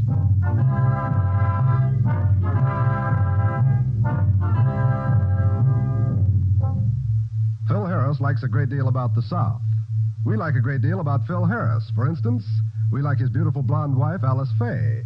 In fact, we like the Phil Harris-Alice Faye show, and it just happens that it returns to the NBC air tomorrow. Why don't you take our advice and listen to one of the funniest shows around anywhere? That's the Phil Harris-Alice Faye show tomorrow on most of these same NBC stations.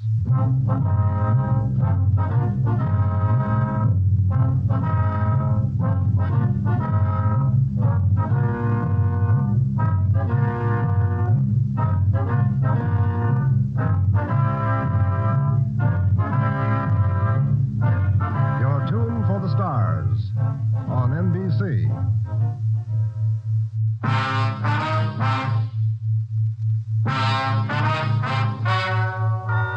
Ladies and gentlemen, the story you are about to hear is true.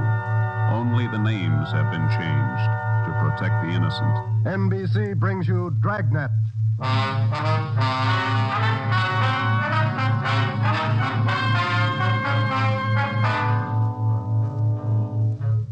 You're a detective sergeant. You're assigned to homicide. A mad killer is loose in the city.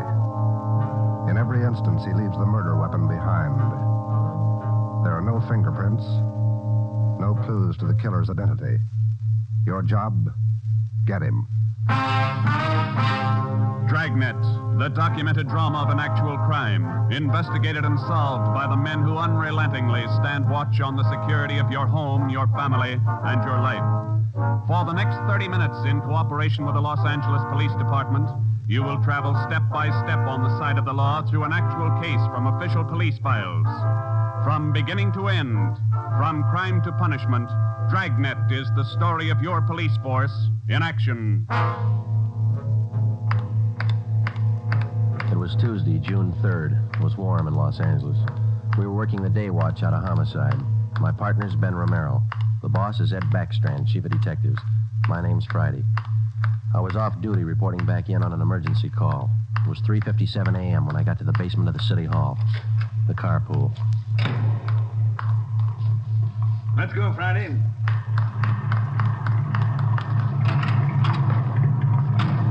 Sorry to call you back in. Couldn't be helped. All right, Ben. Okay, Skipper.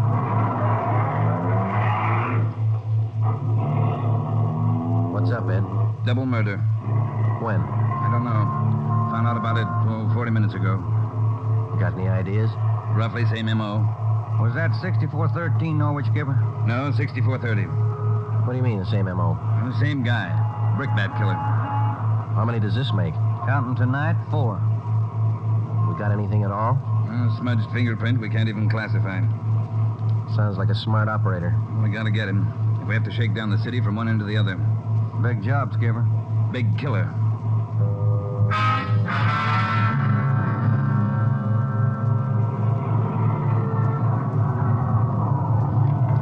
At 4:26 a.m., we pulled up in front of 6430 Norwich Drive, a small group of bungalow apartments facing on an oval-shaped garden court.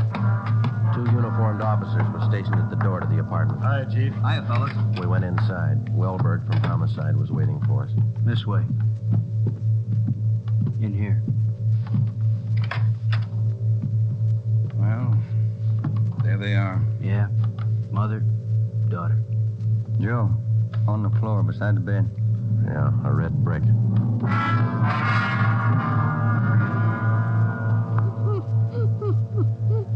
Miss Hafters, we know how you must feel about all this, but would you please try to answer a few more questions for us? Yes. All right. Oh, Margaret. Miss Hafters, how long had you known Mrs. Diaz and her daughter? 9 years. This November they moved next door. I remember it so well. We got along right from the start. And as far as you know, the only close friends the mother and daughter had live right here in the apartment court? Yes. Margaret was a pretty girl, but she was no chaser, no boyfriends. Very close to her mother. The 2 of them very close. Did they keep any amount of valuables in the apartment? Money, jewelry, things like that? Oh, no. Mrs. Diaz and Margaret didn't have much, you know. Very modest income. They both worked. And you can think of no good reason. Oh, no. Oh, poor Margaret. Poor Mrs. Diaz. Lying in there. Shock. It's a terrible shock. Wellberg. Yes, Sergeant. Would you show Miss Hafters back to her apartment? Sure, Sergeant. Thank you, Miss Hafters. We appreciate it. Yes, thank you. Poor Margaret. Poor Mrs. Diaz. Well, Joe? Let's check with Ed. He's back in the bedroom. You get anything from the neighbors? The usual, Ed. No jealous boyfriends, ex-husbands, nothing like that. Boys find any evidence yet, Skipper? I'm still working on it. You got any theories? Well, we know the killings were all done by the same guy. Mm-hmm. Cuts the same pattern out of the window screen. Cuts the same pattern with a glass cutter out of the window. Reaches in and flips the locks. All right, where's that leave us? And before he gets inside, he makes sure there are only women in the house. That means he probably watches the house for a few days. Yeah. Once he gets inside, he wants only one thing, to kill. He's never taken any valuables.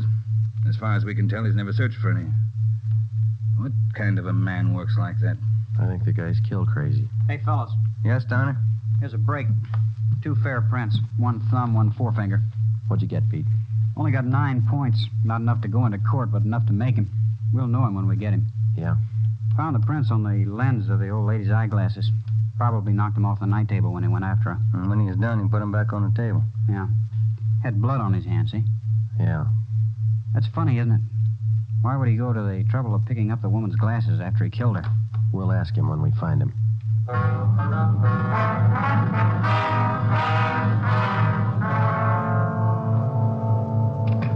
Hi, Ben. Joe. Might have something for you. We can use it, Lee. Hold it just a minute. Yeah. Crime Lab, Jones. Yeah. Yeah, all right. I'll tell him. Right, Ed. Backstrand. If you're through checking the victim's clothes by 8 o'clock, you can knock off for sleep until noon. What if we're not through? Take it up with the chaplain. Here's what I wanted to show you. Over here. A couple of casts. Bare footprint. That's right. Those from the Diaz place? Found them outside the dining room window in the flower bed. Take a look. Mm-hmm. Good cast. Size 9. 10. Missing toe there, huh? Left foot, first toe. That's lucky. Well, then the guy took his shoes off before he went in that house. That's the way it looks. You leave any other prints, Lee? 3 with his shoes on. Here they are. Here. Yeah. How would you say the guy is built, Lee? Oh, from the impression, pretty heavy man. There's no full length of stride, or I might give you an idea of his height. How about the bricks, Lee? Here they are, all 3 of them. Used this one in the first murder, this one in the second, this one last night. Leaves them around like calling cards, and there's no way to check them. You'll never get a fingerprint off a common red brick like this, Ben. Surface is too rough. Well, I got an idea of his weight. We know that the first toe's missing from his left foot. That's something. One we had yesterday. We can check that missing toe in the amputation file, Joe. Yeah. Well, we better get back. Pete ought to have those prints ready, too. Thanks a lot, Lee. Okay, fellas. Say, they post the bodies yet? Yeah, they're doing it now. Same as the first two. The brain? Concussion, hemorrhage. They didn't have a chance. Hold it a minute. Crime Lab Jones. Sure, just a minute. Either one of you fellas. I'll get it, Joe. Okay. Here, Romero. Yeah. Good, we'll be right over. They got a make on those two fingerprints.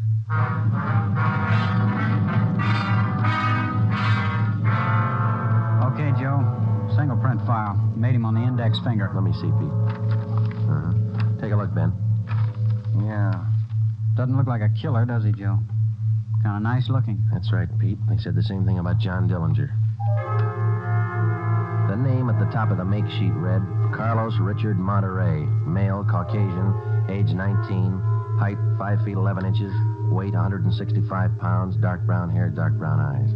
Last known address, 1663 Naples Street, Los Angeles.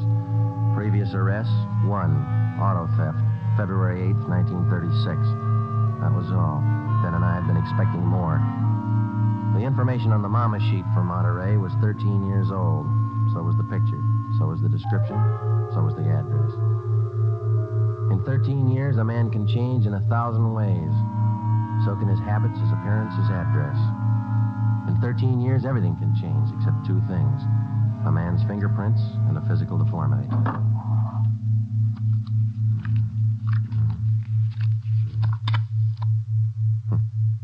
Missing toe on left foot. Carlos Richard Monterey.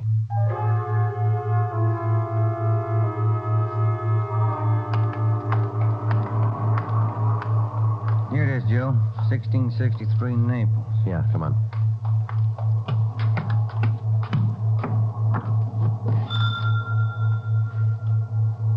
Somebody's coming. Mm-hmm. Yes? What is it? We're police officers. We'd like to ask you a few questions. Oh, yes. Would you like to come in? Thank you, ma'am. Yes? Would you mind telling us your name? Monterey. Isabel Monterey. What is it you want? You're married? Yes. My husband is Francisco Monterey. Would you explain why you are here? We thought you might be able to help us. We're looking for a man named Carlos Monterey. I don't understand you. We're looking for a man. We'd like to talk to him. Do you know where he is? Yes. Carlos is dead 7 years ago. He's dead, my husband told me. And does your husband know Carlos, or did he know him? He was his brother. What about your husband's parents, Miss Monterey? Where are they? They're both dead. Sometime now. Have you ever met Carlos? No, never. I have only heard of him. What have you heard of him, Miss Monterey? Do not ask me. This is important, very important. Francisco would not like it if I told you. It's important, Miss Monterey, believe us. Carlos, he's sick. His mind. For 8 years, Francisco has not seen him, not heard from him. He thinks he's dead. But he only thinks so, Miss Monterey. No one's told him his brother's dead. He just thinks so. What else is there to think? Where's your husband now? At his work, the store, Rivera Street near Maine. Grocery. Monterey Cartwright Grocery.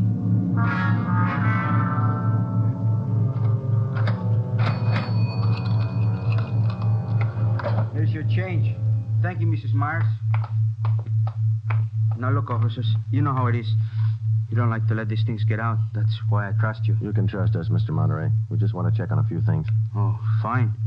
Always glad to help out if I can. Well, can you tell us if your brother was ever in a mental institution in his life? Oh, I know there was nothing wrong. 1923. Got a little bad, so Mom and Dad had to put him away for a while, just till he calmed down. I remember the day. Sometimes, dumb, stupid kid, what do you know? Standing there by himself in the train, crying. The public nurse, stupid way he cried. What do you do? I cried too. I was only 10, Sergeant. I saw him go. He was alone. Later on, Mr. Monterey, your brother was released from the state institution. Yeah, he was 16. And then he started running around, playing tough, carried a gun, lived by himself. He never came around. He dropped from sight about 1938. You haven't heard from him since then? Nothing. Never seen him. Do you know of anybody who might have seen him? Ooh, there was a girl he had. Anita something. On Soteo Street. Anita Martin, yeah, that's it. Soteo Street. Maybe she's seen him. Ask her. Maybe she's seen him. Carlos Monterey? Not in a year. Last March he was in. When I was working at the Peacock, down on South Main. He came in, we talked for a while. That was all. And you haven't seen Carlos for the past 2 months or so? I tell you, no. Has he written to you? Has he phoned you? Once, 3 weeks ago, he phoned. Here. He left a message with my girlfriend. But he didn't call back again. Now, that's it. That's all I know. Thank you, Miss Martin. Here's our card. If he does call, well, you'll let us know. Yeah, I'll let you know. You liked Carlos, is that it, Anita? Like him? No, I didn't like him. He was funny, but he was nice. You know, I pitied him. Why did you pity him, Miss Martin? Well, he was a good fellow who was strange. He could smile, you know. He had a nice smile, but you could tell he was never laughing. There was something in his mind. Something... Oh, I don't know.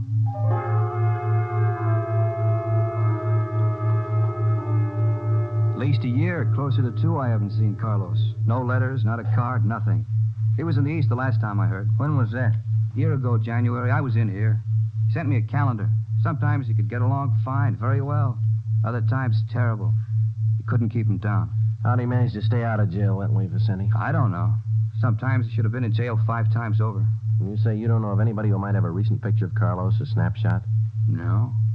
No one I can think of. Okay, Vincenti, here's our card. If you do think of somebody, let us know, will you? It'll help. Sure, glad to. If I hear of anybody. What kind of a day is it outside? Hot? Hot.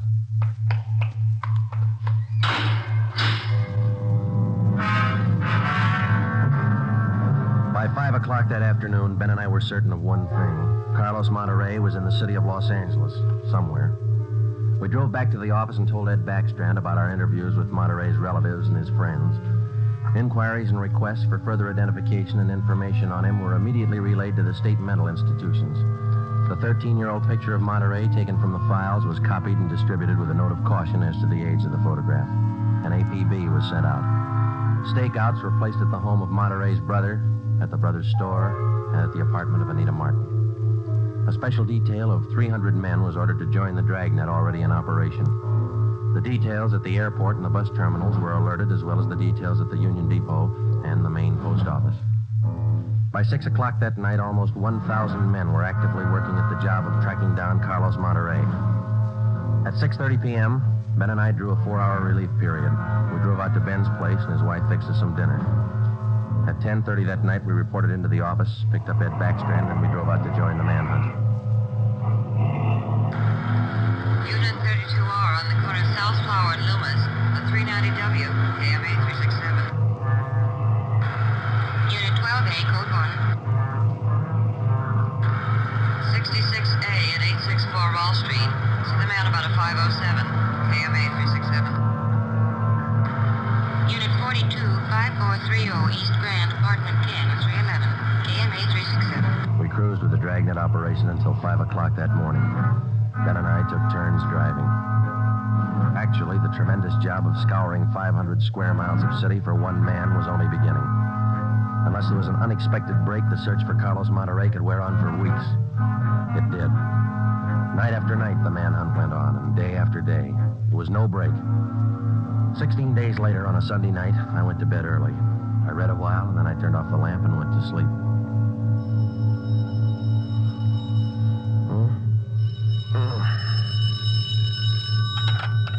Hello? Friday talking. Sorry, Joe. Get in here as fast as you can. What's the matter? That girl Monterey knew, the one you talked to? Yeah? She left her apartment, went to her girlfriend's. Yeah? She's dead.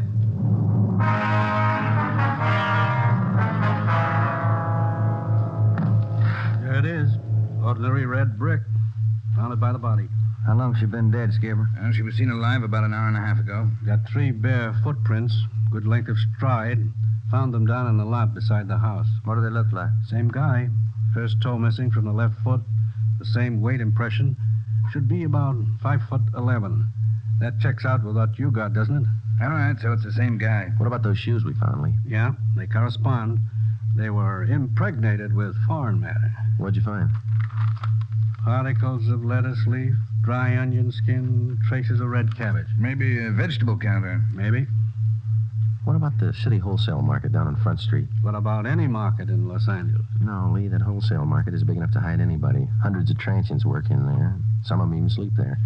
For a guy like Monterey, it'd be perfect. That's a fair guess. Check it when it opens. They open at 2 a.m. 2:30 now. All right, get back to the office and pick up as many extra men as you need. Get down there right away. Okay, Ed. Now, you know he's a rough one, so watch it.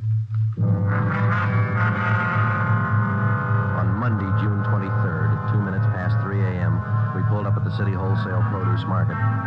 With the exception of 54 police officers in plain clothes who mingled with the buyers and sellers, business went along as usual. The market itself covered almost 3 square blocks in the lower part of the downtown area. It was divided off into hundreds of individual stalls by flimsy wooden partitions. To make the search even tougher, the place was crowded. For the first 45 minutes, we had the men circulate at random through the crowd on the chance that one of them might spot Carlos Monterey from the 13-year-old picture. It didn't happen. After that, we started a systematic canvass. We talked to the customers, we talked to the managers of the different booths, we gave them Monterey's description, we showed them his picture. Nobody recognized him. We checked the employment records one by one. Not a sign. Sorry, Sergeant. I'd like to help. I've never seen the guy. Okay, Mr. Snyder, thank you. We sure pick the sweet jobs, don't we? Oh, yeah, we could spend a year at this. Oh, Sergeant Friday. Yeah, Kamansky. Did you find something? Guy at the booth over there against the far wall. Thinks he might have hired Monterey a couple of days ago. Come on, Ben. Where? Over there, Sergeant. You showing Monterey's picture? Yeah, he thinks it might be him. Mr. Frasinetti, this is Sergeant Romero, Sergeant Friday. Yes, I told your boy, Sergeant. This fellow Carlos, I hired him to help last Thursday. Big rush for me now, so I hired him. You sure he's the man? In the picture? I think so. A little older, maybe. Oh, but I know faces. He's the man. You're looking for him? You say you hired this man last Thursday? That's right. It's a big rush for me now in the morning. I hired him Thursday. He worked Thursday, Friday, Saturday. But he don't show up this morning, so I got no use. Too many men to pick from. He don't show up, I let him go. What kind of work did he do for you? Same as he did for Schiller down there. Heavy work. Moving the stores, cleaning up. What kind of produce does Schiller handle, Mr. Frasinetti? Fancy, very fancy vegetables. Choice. New potatoes, expensive red onions. Schiller sells to the big hotels. Does Schiller handle brown onions, Mr. Frasinetti? Oh, only the best. Big dealer that Schiller sells it to the big hotels. How long has this Carlos been working around the market? Oh, I don't know. Is it just like the rest?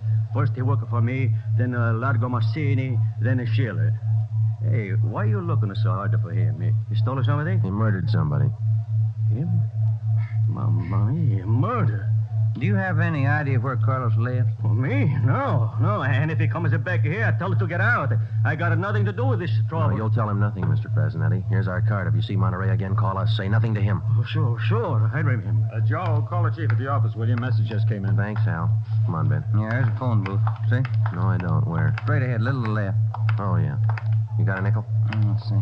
Oh, yeah. Yeah, there you are. Thanks. I'll see what Ed wants.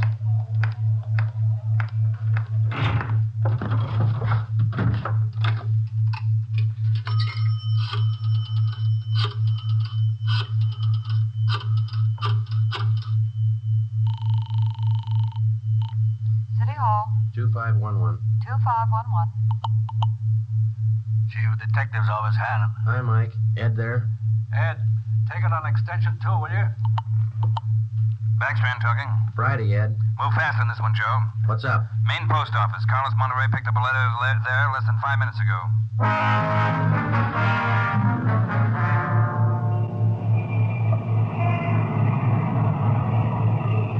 Come on, Ben. There's Ed over there with Wellberg. Yeah. Traffic short jammed up around here. Hi, Ed. Friday, Romero. You all set, Wellberg? All set, Chief. Spring Street to San Pedro. Sunset the first. Got it covered. Good. What's the story? Post office detail tipped us off. 5 minutes after 8, a man answering Carlos Monterey's description picked up a letter at the general delivery window. That was 16 minutes ago. Who spotted him? Sam Lane. He got a look at him just as he was leaving the window.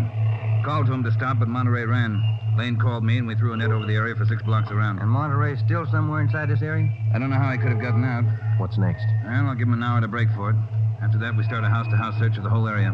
Stop all pedestrian and vehicular traffic for identification. You're gonna jam up the depot traffic. That's cheaper than murder, Romero. Get going. The first hour we counted off in 5-minute segments. Like Backstrand, we felt close enough to Monterey to touch him, but he still wasn't there. The north and south ends of the blockade started to move in, slowly, searching every store, every house, every conceivable place where a man might hide out. In the meantime, Ben and I worked the Spring Street side of the blockade, watching the faces of the pedestrians as they came through, one by one, examining all vehicles and their drivers. The morning wore on, the sun came out, and it started to get warm. By 11 o'clock that morning, Monterey still had not been found.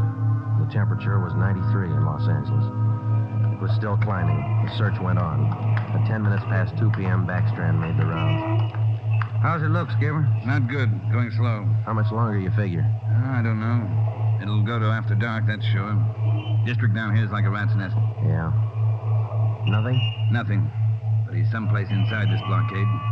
He's got to be. Any chance of getting relief for the men in our squad? Some of them been working straight through since yesterday. I'll see. Check with me around 5 this afternoon. Thank you, Skipper. Keep a sharp lookout. One slip. That's all it takes. The search went on. At 3 o'clock that afternoon, the temperature was 95. We sweltered and we waited. At 3:45, Backstrand sent a squad of men into the Union Depot to search it from top to bottom. There was one false alarm when one of the men thought he saw Monterey slipping out a side door into a taxi. He turned out to be a train conductor. At 25 minutes past 4, Backstrand passed along the order to our detail to start moving in, house by house.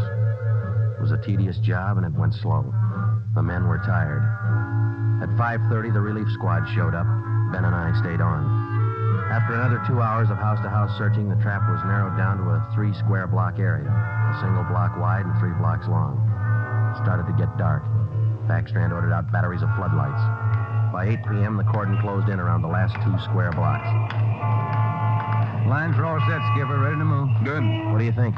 Well, we'll know pretty soon, one way or the other. Frank, keep that traffic moving. All right, you two, get going. See you later, Skipper.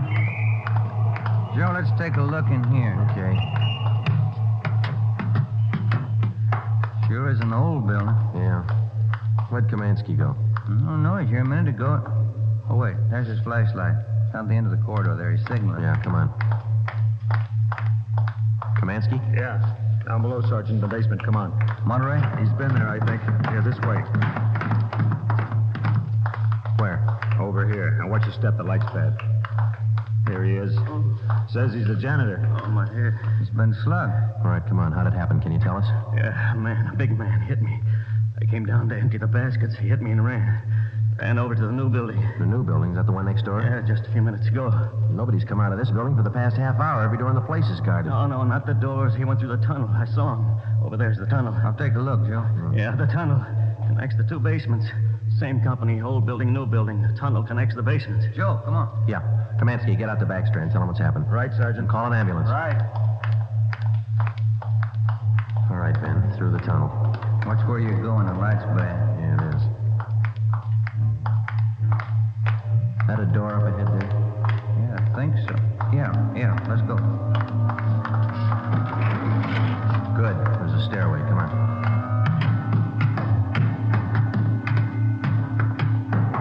Watch the doors. Joe, the elevator.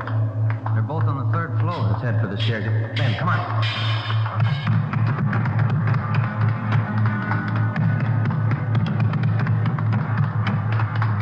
One more floor. Yeah, right. Come on, hurry. Yeah. Look, top of the stairs. There he goes. All right, hold it, you. Stuck in the elevator. Joe, he's going down. Well, we'll never make it on the stairs. Joe, look. This other elevator. The control lever's bent. Let's try it anyway. Yeah. All right, kick the control lever. Kick it, Ben. Good. All right, Ben, knock the lever back. Come on, quick. Yep. What's the matter? Door's jammed. We're going past. All right, let's kick it. Here. There, that does it. Can you reach the door control? Wait just a minute. I'll see. Yeah. Okay. Well, he's still in the building. Both elevators are here now. Yeah. Down the hall, Ben. The office on the left, I think. Yeah. Here we are. All right, keep clear of the door. All right, Monterey, put on that gun and come on out. I'll kill you! I'll kill all of you! All of you! Okay, Joe, let's take it. Watch it, Ben. He's throwing everything he can get his hands on. I'll kill you! Come on! Come on! I'll kill you! Get away! I'll kill all of you! All right, Monterey. Come on, you. Everywhere you kill you! Okay, Ben, take him. Yep.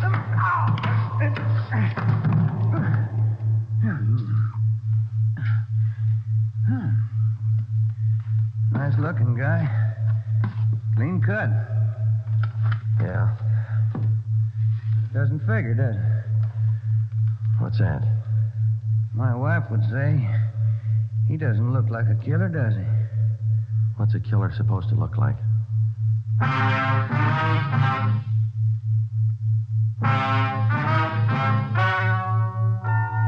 story you have just heard is true. Only the names were changed to protect the innocent. Carlos Monterey was examined by 5 different psychiatrists appointed by the Superior Court and was found to be sane. He was tried and convicted of murder in the first degree. He was executed in the lethal gas chamber at the state penitentiary.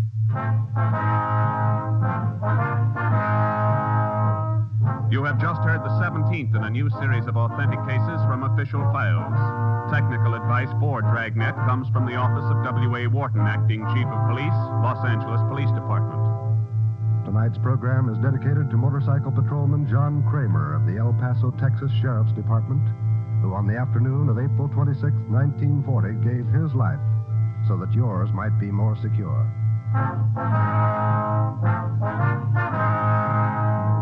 Dragnet came to you from Los Angeles. Your tune for the stars on NBC.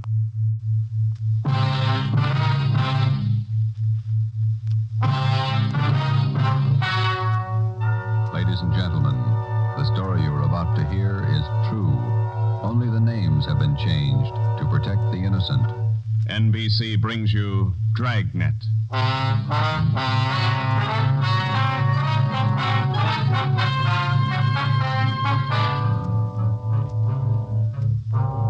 You're a detective sergeant. You're assigned to burglary detail.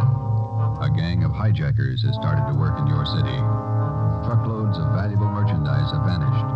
The thieves are clever, seem to have a foolproof system. Your job, find them. Dragnet, the documented drama of an actual crime, investigated and solved by the men who unrelentingly stand watch on the security of your home, your family, and your life. For the next 30 minutes, in cooperation with the Los Angeles Police Department, you will travel step by step on the side of the law through an actual case from official police files. From beginning to end, from crime to punishment, Dragnet is the story of your police force in action. It was Thursday, March 6th. It was windy in Los Angeles. We were working the night watch out of burglary detail. My partner's Ben Romero. The boss is Ed Backstrand, chief of detectives. My name's Friday. I was on the way back from the record bureau, and it was 5:35 a.m. when I got to room 2A. Interrogation room. Read this to him, Ben. Yeah.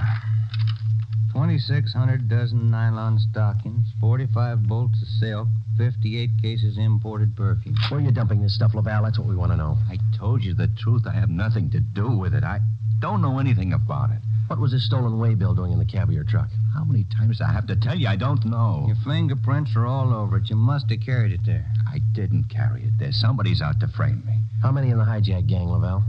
I'm not in a hijack game. I told you I don't know. When are you going to let me go? Who's the head of the gang? I don't know any head of the gang. I want to get out of here. You're covering for somebody. I'm not covering for anybody. You take the rap for all this, you're going to have a beard down to your knees by the time you get out. I'm not taking any rap. Then let's have it. Oh, I'm tired. $42,000 worth. You know who took it. You know where it is. They could have disappeared anywhere on their way from the east to the 1,000 places. Nothing was missing from those shipments when they came in on the train. Everything was there when they were unloaded at the warehouse. Then I don't know. I don't know. Every dollar's worth was accounted for when it was loaded on the truck. Well, where is it now? I'm tired. We've been here all night. Let me... Laval, let me read it for you again. Oh. 2,600 dozen nylon stockings, 45 bolts of silk, 58 cases imported perfume.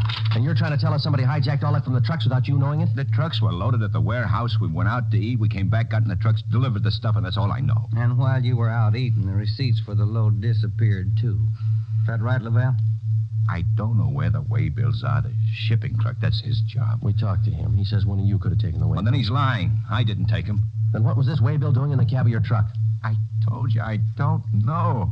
Somebody's trying to frame me. Why? I don't know. Somebody, I don't know why. Then you better come up with an answer, mister. Look, I'm tired. We've been here since 6 o'clock last night. We're all tired. Who are you covering for? What are you trying to build? Any of that coffee left, Ben? It's cold. It's all right. You want some, Laval? No.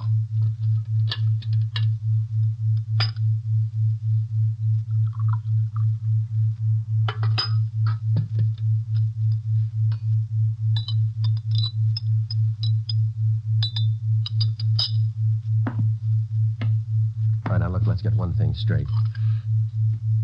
We've been here all night. We can be here all day, tomorrow, the day after that, and the day after that. Yeah. We got enough to make you on this. You know that, and we're going to stay with you to tell us the truth, everything. I've told you all I'm going to tell you. If we stay here for 6 months, you got it all. This your home phone, Hillside 8321. That's right, 8321. What time's your wife get up, Laval? What do you mean? Ben, get an outside line. Yeah. You're not going to call my home. It's Hillside 8321, Ben. Outside, please. Don't do that. Don't. Not my wife. Please. All right. Ask the questions again. This time I'll give you the answers.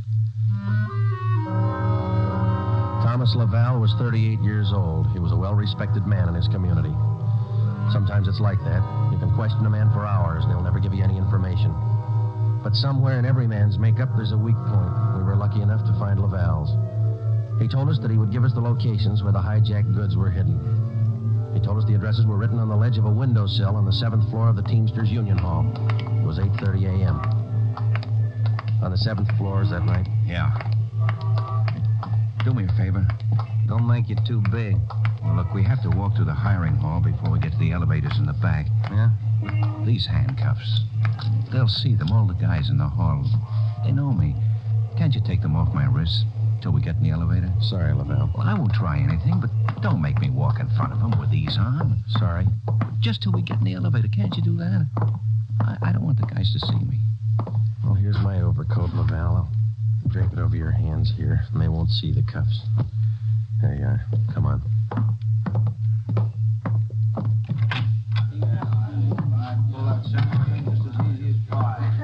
Hi, Tom. How are you? Hi. What's new, Tom? Not much.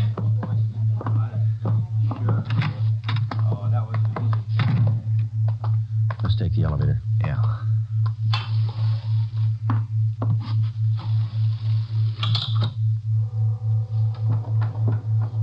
Cigarette? No, thanks. You? Yeah, okay. Thanks.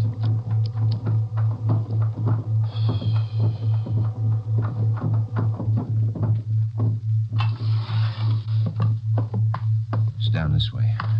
Let me show you. To the left. Window up ahead.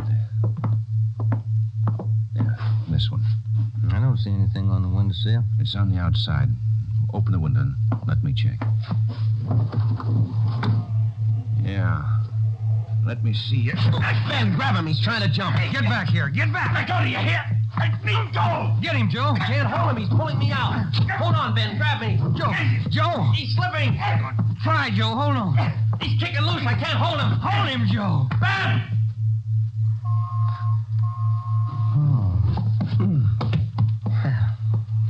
I couldn't hold him. You almost went with him. Let's get downstairs. What happened? Call an ambulance. There's been an accident. Thomas Laval was 38 years old. He was a well-respected man in his community. He died with the same reputation. We had a prisoner who'd met his death while in our custody. In cases like this, we had to have witnesses. By the time we got to the street, the usual accident crowd had gathered. Anybody here see the accident? What you want, witnesses? Yeah. Did you see it? Yeah, we saw it. Let's get their names, Ben. My name's Pete Garfield. This is Jack Morris. We'll be your witnesses. You'll probably be subpoenaed for the inquest tomorrow morning. Sure, we'll be there. We saw you push the guy out the window. We saw you kill him. The next morning at 10 a.m. in the basement of the Hall of Justice, Harold J. Lane, Deputy Coroner, City and County of Los Angeles, read the report of the findings of the autopsy on the body of the deceased Thomas Laval. As is customary at a coroner's inquest, the identification witness was called to testify first. Elizabeth Laval, please. Raise your right hand. Do you solemnly swear that the testimony you're about to give to be the truth, the whole truth, and nothing but the truth, so help you God? Yes. Be seated. State your name. Elizabeth Laval, What is your address? 1216 East Camarillo Drive. What is your occupation?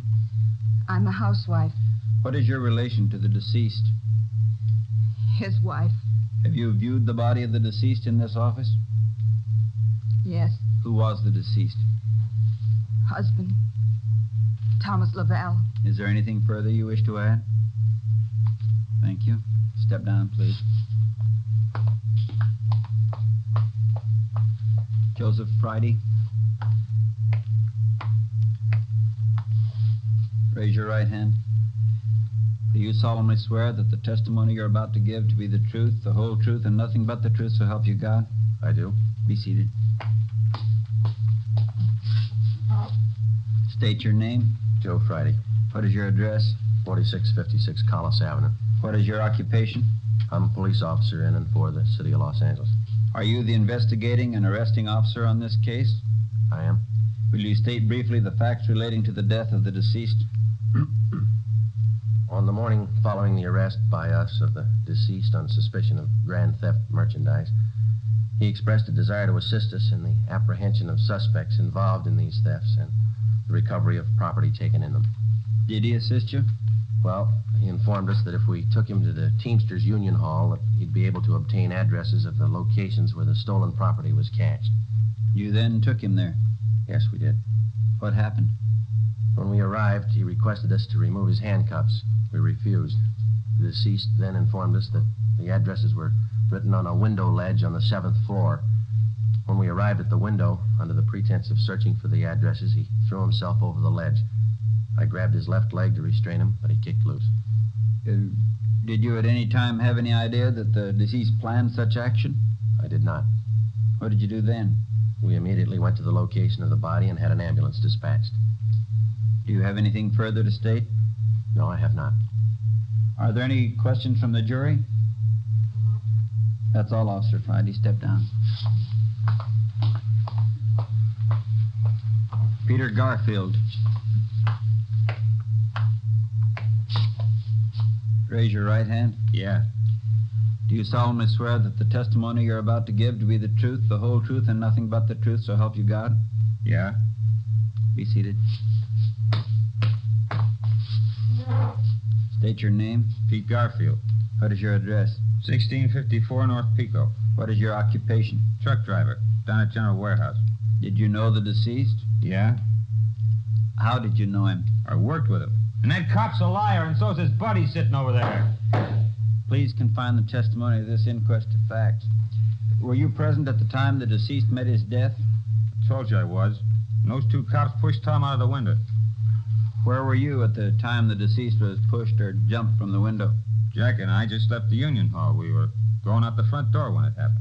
What attracted your attention? I heard him scream. When I looked up, Tom was falling. That cop was standing at the window watching him. Did you see the officer push him? Yes, I saw him. Did I understand you to say you were on the street outside the building at the time? Yeah. And you saw the officers push the deceased from the window on the 7th floor from your vantage point? Yeah. Isn't it true that that's a physical impossibility? What is? That you could have seen what you testified to from where you were standing. I know they pushed it. You know or you saw? I know, that's all. Tom wouldn't jump out of a window. Then it's true you didn't see the officers push the deceased out of the window. No, I didn't see him. Is there anything further you'd like to add? They must have pushed him. Any question from the jury? That's all. Garfield, step down. Dorothy River. Raise your right hand. Yes. Do you solemnly swear that the testimony you're about to give to be the truth, the whole truth, and nothing but the truth, so help you God? I do. Be seated. State your name. Dorothy River. What is your address? 211 South Beverly Drive. And what is your occupation? I'm a stenographer at the Teamsters Union Hall. Were you present the morning the deceased met his death? I was. State where you were and what you were doing. I was in our office on the 7th floor doing some filing. Please state what you witnessed. The filing cabinet in our office is by the door. The office faces on the hallway, and the door happened to be open. I heard a commotion and looked out. I saw those two officers struggling with a man. Did you hear any conversation? Yes. I heard that officer there say, "Get back here, get back." The man outside the window yelled, "Let me go, let me go." This officer here, Officer Friday, said, "He's pulling me out. Hold on, Ben, grab me." How far from the window were you? I'd say about 15 feet. Do you have anything else to add? Yes. As the two policemen started downstairs, Officer Friday said to me, "Call an ambulance. There's been an accident." Thank you, Miss River. Those officers didn't push that man out the window. They were trying to hold him. After hearing additional witnesses, the coroner's jury retired at 11:57 a.m. 8 minutes later, they returned with their decision. The deceased met his death voluntarily and by his own actions. The homicide detail continued the investigation of Laval's death. A week went by. With homicide working one side, we hoped that they might turn up additional leads in the hijacking case. Nothing turned up. It seemed that with the death of Thomas Laval, our leads came to an abrupt stop. On Tuesday morning, March 16th at 9 a.m., we got a call from Chief of Detectives Ed Backstrand. Now, once more, what about the waybills on these shipments? You checked them? Everything we could. Talked to everybody at Helen. And talk to him some more. $42,000 in merchandise doesn't just disappear. Now, who's the last one to handle those waybills? The warehouse shipping clerk. The bills were signed and stamped. 2 hours after he filed them in his desk, they disappeared. What about the truck drivers? You checked them out? Talked to all of them. Nothing so far. Nothing was missing from those shipments until they left the warehouse. Is that right? Yeah. And somewhere in between the warehouse and the delivery points, $42,000 worth of goods disappeared. Somebody's got to be hijacking those loads. We know that, but how do we get to it? Maybe they're working alone. Maybe they're working with the truck drivers. It's one of the others. Got to be. We just hadn't lost Laval. Well, you lost him. That doesn't close the case. You got a suggestion? Yeah, I got a suggestion. Crack it.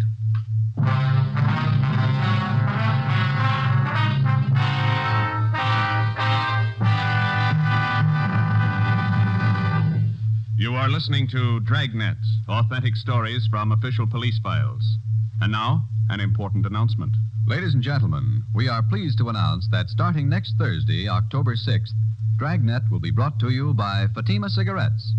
We'd like to take this opportunity to thank you, the listener, for your excellent response to our efforts in bringing you these weekly authentic presentations of actual cases from official files.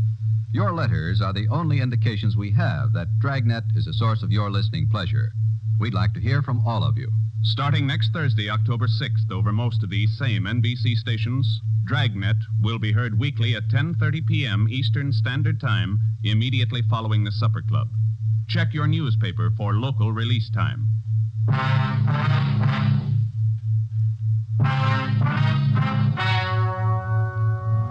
We stayed on the job. Another week went by. No leads.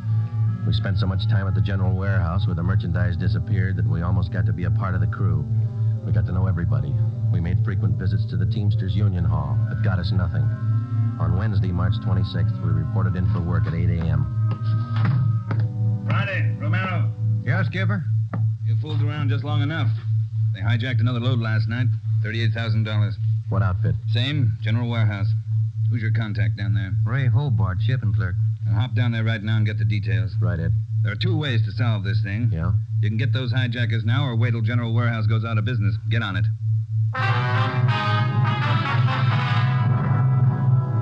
Hobart, who was the shipping clerk on duty last night? I was, working for Siegelmeister. He's out of the cold. And you saw the stuff was loaded on the trucks, and you checked the waybill. As usual. Everything as usual. Checked the trucks out at 2 a.m., went back to the office, filed the waybills. You work a pretty heavy schedule, Hobart. You started at 2 a.m. and you're still on duty? It took the last 4 hours of Siggy's shift, at 2 a.m. to 6 a.m. He had a cold. I was back here at 10 this morning to start my own shift. When did you find out the waybills were missing on that shipment last night? Just before I went off. Maybe 5:30, 5:45. Well, how about the truck drivers who handled that load, Hobart? You got them? Let's see. I got it right here. Okay. Here you go, Sergeant. Jack Morris and Pete Garfield. Jack Morris and Pete Garfield were brought in for questioning. We double-checked with Homicide and found that their reports on Morris and Garfield tallied with ours. No previous records. Both men had been tailed for a reasonable length of time since their testimony at the Laval inquest.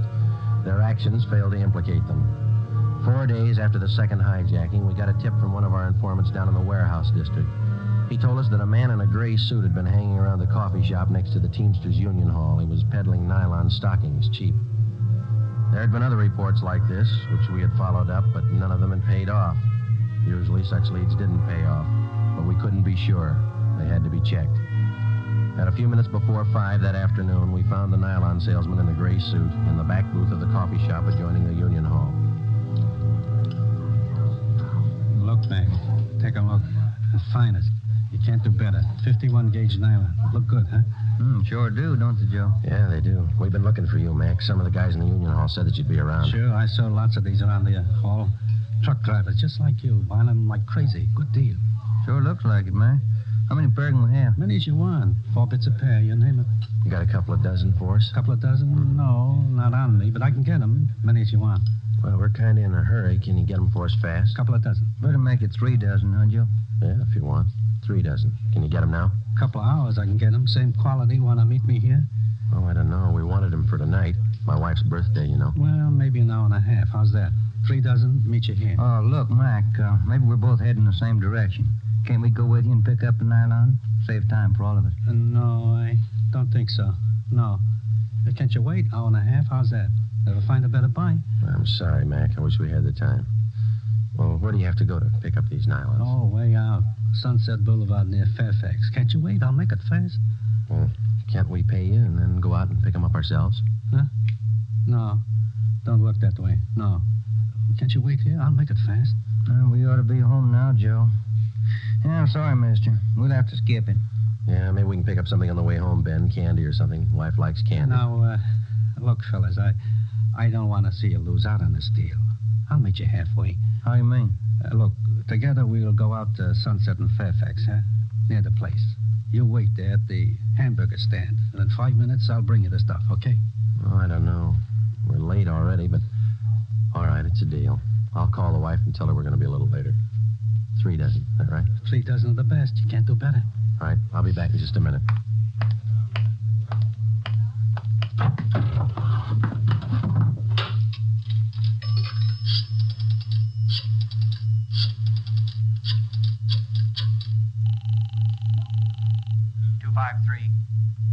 $253.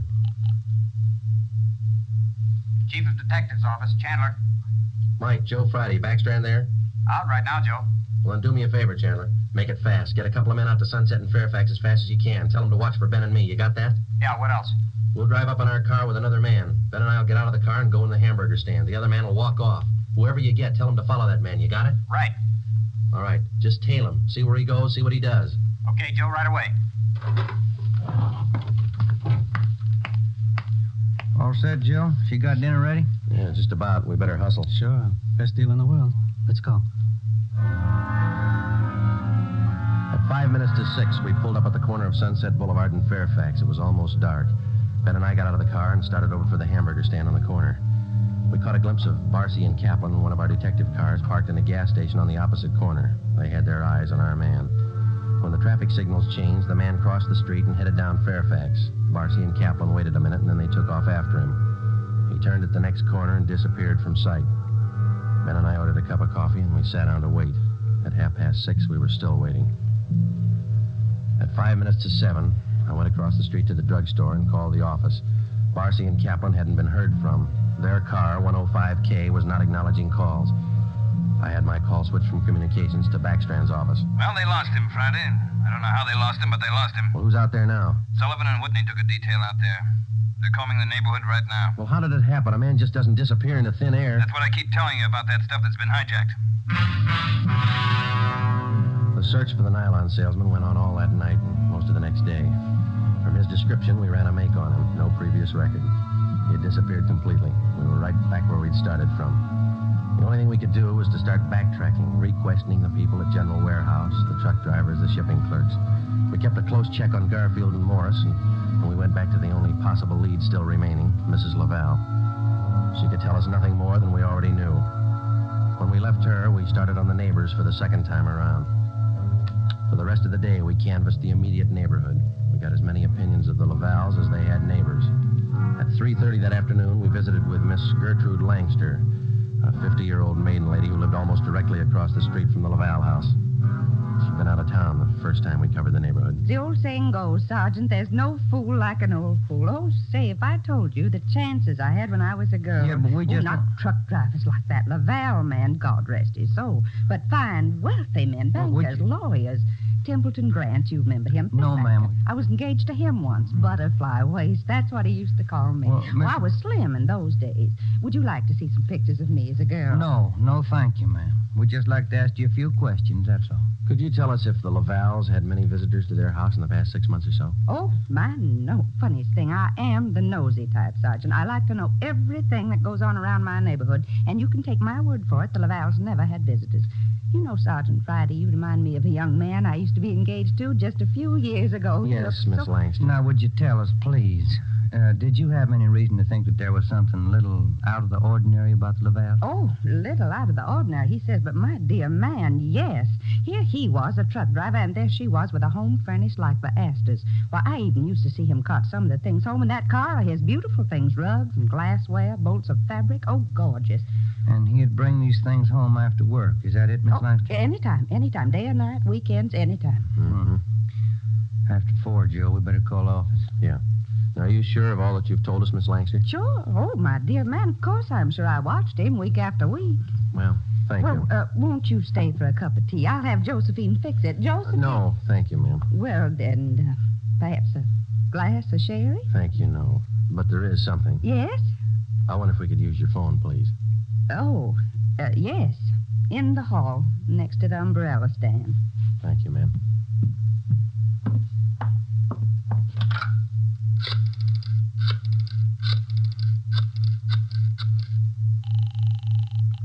City Hall. 2523. 2523.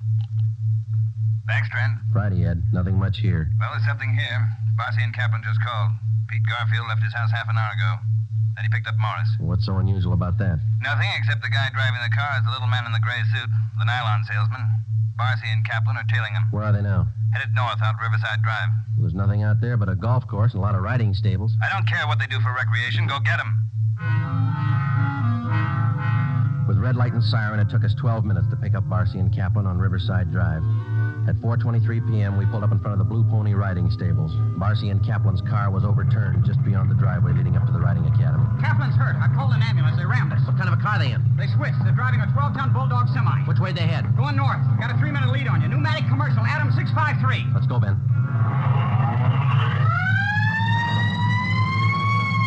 Can you see him, Joe? No, not yet. Watch that crossing. Up ahead, Joe. That's a semi. Can you read it? Wait a minute. Adam 653. That's them. Took a right on Lancashire. Don't lose them. They're pushing that semi too hard. Look at that trailer sway. They'll have to stay on Lancashire. They're going too fast to turn now. Traffic's closing in up ahead of them. They better not turn. That's what they're doing. Look at that trailer whip. They're going over. Into that storefront.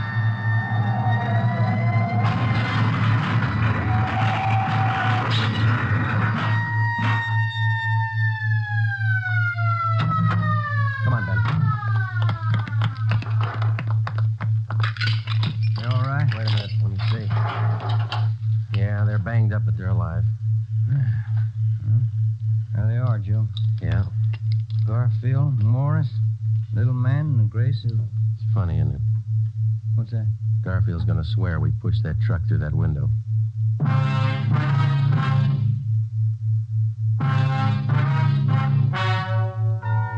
The story you have just heard is true. Only the names were changed to protect the innocent. Peter Garfield, Jack Morris, and John Dolfo, the stocking salesman, were hospitalized and later brought to trial. They were convicted on charges of grand theft and received sentences as prescribed by law. They are now serving their terms in the state penitentiary. You have just heard the 18th in a new series of authentic cases from official files. Technical advice for Dragnet comes from the Office of Acting Chief of Police W.A. Wharton, Los Angeles Police Department. Tonight's program is dedicated to motorcycle officer Elmer Forsman of the Fresno, California Police Department, who on the afternoon of October 6, 1946, gave his life so that yours might be more secure. Remember, starting next Thursday night, October 6th, Fatima Cigarettes invite you to listen to Dragnet immediately following the Supper Club. That's 10:30 p.m. Eastern Standard Time over most of these same NBC stations. Check your newspaper for local release time. Dragnet came to you from Los Angeles. Judy Canova joins the star lineup of Saturday shows tonight on NBC.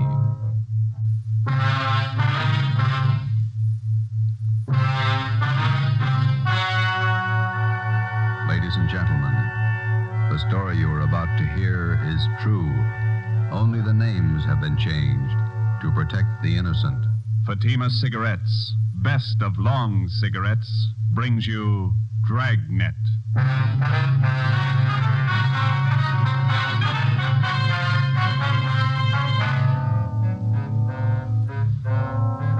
You're a detective sergeant. You're assigned to homicide detail. A vicious killer has taken the life of a 62-year-old woman. Suspicion points in only one direction. The murderer was heartless, cold-blooded. Your job, get him.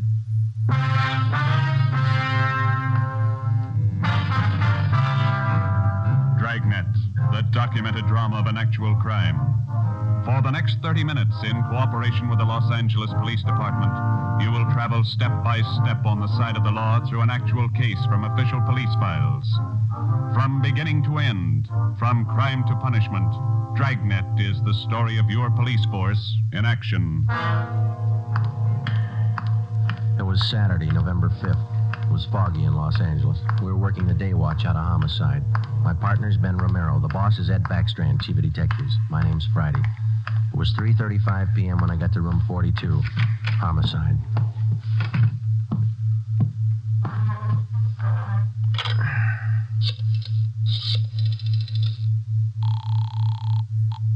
Long distance. This is Friday in homicide. I'd like to place a call to Mr. Frank Rinard in Murphy, Idaho. The number's 761. Frank Rinard, Murphy, Idaho, 761. Yeah, that's right. The call's been cleared with the business office. All right. Do you want me to call you back, Sergeant? No, I'll hang on. Okay, I'll place it for you.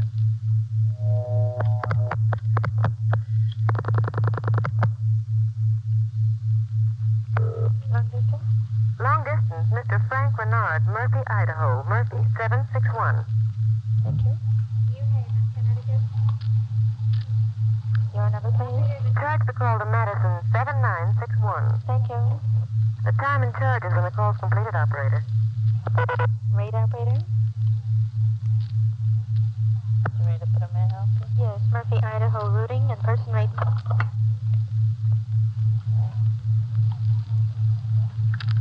Chute, N-A-M-P-A, Napa. Hi. Operator, the number is 4C. Alright. 160 plus.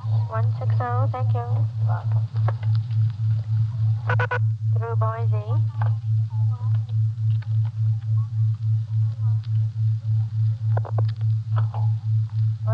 I'm calling Napa.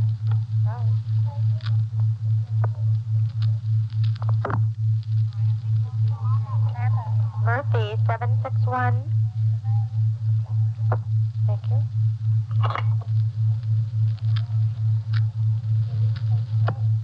Keep ringing, 761. They're ringing the number, Sergeant. Okay, thanks.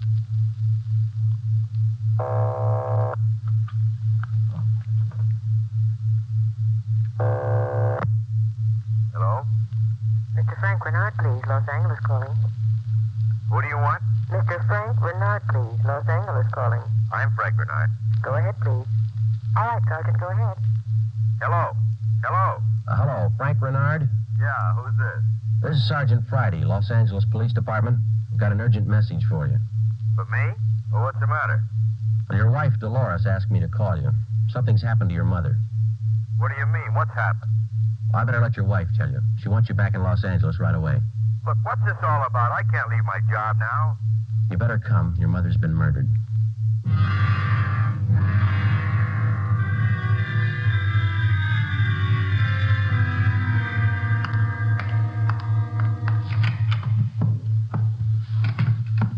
Talk to the skipper, Joe. He's on his way in. That's good.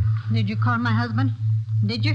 He's flying down from Idaho tonight. Be here in the morning. You tell him about me? The trouble I'm in? I told him his mother was murdered. That's all I told him, Mrs. Rinard.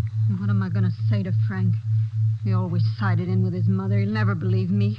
What can I tell him? Jury can give you more trouble than your husband can. What you going to tell them? Are you stupid or something? How many times do I have to say it? I didn't kill her. I didn't kill her. It's a small room, Ms. Rinard. We can hear you. Sit down, please. I won't sit down. You're not pinning this on me because I didn't do it. Anybody could have killed the old hag, but I didn't. Will you sit down, please? I don't have to take this. I'm no tramp. Keeping me in here, asking me questions. I told you all I know. Look, you're in a bad spot. I hope you realize that. I didn't kill her.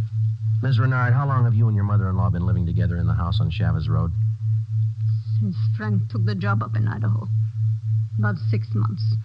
He said it'd be better for me while he was away living with her. Your neighbors told us you didn't get along very well with your mother-in-law. That's right, I didn't. She hated me, I hated her. You used to fight with her, is that right? You hit her? Only a couple of times. She called me dirty names. I hit her. She pulled me by the hair. I hated her like everything. I didn't kill her. Once more, Ms. Rinard, would you mind telling us how you spent your time since early this morning, where you went, what you did, everything? I told you already everything. Will you tell us again, please? I got up about 8:45. I had a cup of coffee and then I got dressed. The old lady was on the back porch doing the washing. What did your mother-in-law do for a living? I told you. She took in washing. After I got dressed, I left the house. About 10 minutes after 9, I went downtown to the dentist. He filled a tooth for me. This one here, you can ask him. What time did you leave the dentist's office? About 10:15. Maybe 20 after. You can ask him. What'd you do after that? I walked around window shopping. Did you buy anything? Talk to anybody? I told you no. What time did you get home? 12:30. I went in the bedroom. The old lady was on the floor. Blood all over. I felt her heart. It wasn't beating. And is that when you got the blood on your dress? Yeah. Now that's all I'm going to say. 3 times I told you the same story already. And you still can't account for your time between 10:20 this morning and the time you found the body and called the police at 12:30. I told you I left the dentist, I went window shopping, then I walked home. And during that time you didn't talk to anyone and no one saw you? Lots of people saw me, people on the street downtown. I'm no tramp, I don't talk to everybody. None of your neighbors saw you come home, Ms. Rinard? Of course they didn't see me. I cut across the back lot up from San Jose Avenue. I came in the back way. The lady who lives next door to you, she says she was in the backyard about noontime. She stayed there till after 1 o'clock. She didn't see you come in the back way. Then she's a liar. She's a dirty liar. You and your husband took out an insurance policy on your mother-in-law last year. Is that right, Ms. Rinard? Sure it is. What of it? $5,000? Yeah, so what? You know a man by the name of George Martino? No.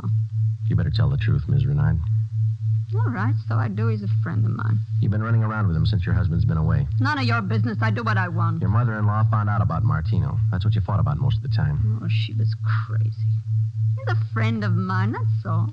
Are you telling the truth, Ms. Rinard? Martino's a boyfriend of mine. I told you, that's all. Your mother-in-law found out you were running around with him. She warned you if you didn't shake Martino, she'd write your husband. You said you'd kill her if she did. That's a lie. That's what your mother-in-law told one of the neighbor ladies. And I said it just to scare her. One night I was drinking. We had a fight. She was yapping at me all night. I said it just to scare her. But she wrote the letter anyway. And that's what she said.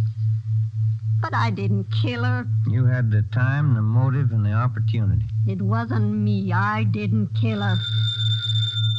Interrogation room, Friday. This is Brennan, Joe. Yeah, Bill. Where are you? Santa Monica. Picked up George Martino.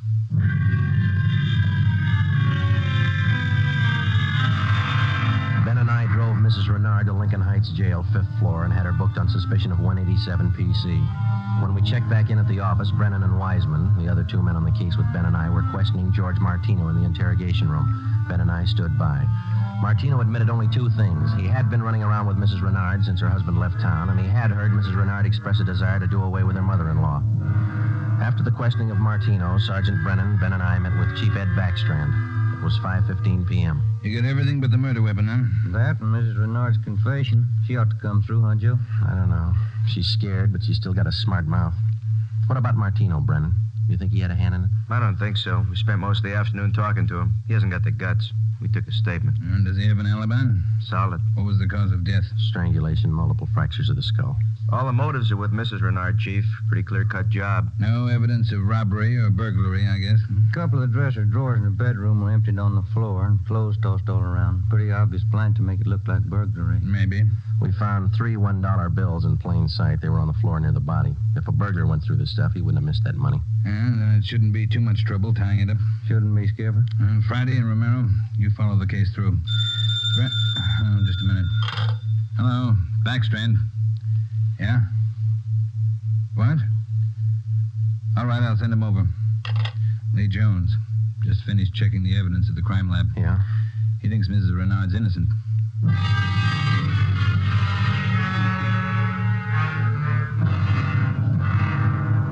There they are, fellas. Facts don't lie. But she had every reason in the world to kill the old lady. In my book, she couldn't have killed her. All right, let's have it, Lee. How does the evidence add up? That's just it, Joe. It doesn't. Take a look.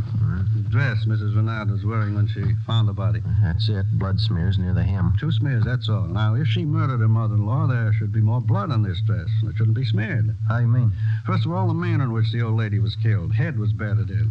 Must have bled profusely. No question about that. All right, go ahead. Whoever murdered the old lady must have stains all over their clothes. Here's the important part.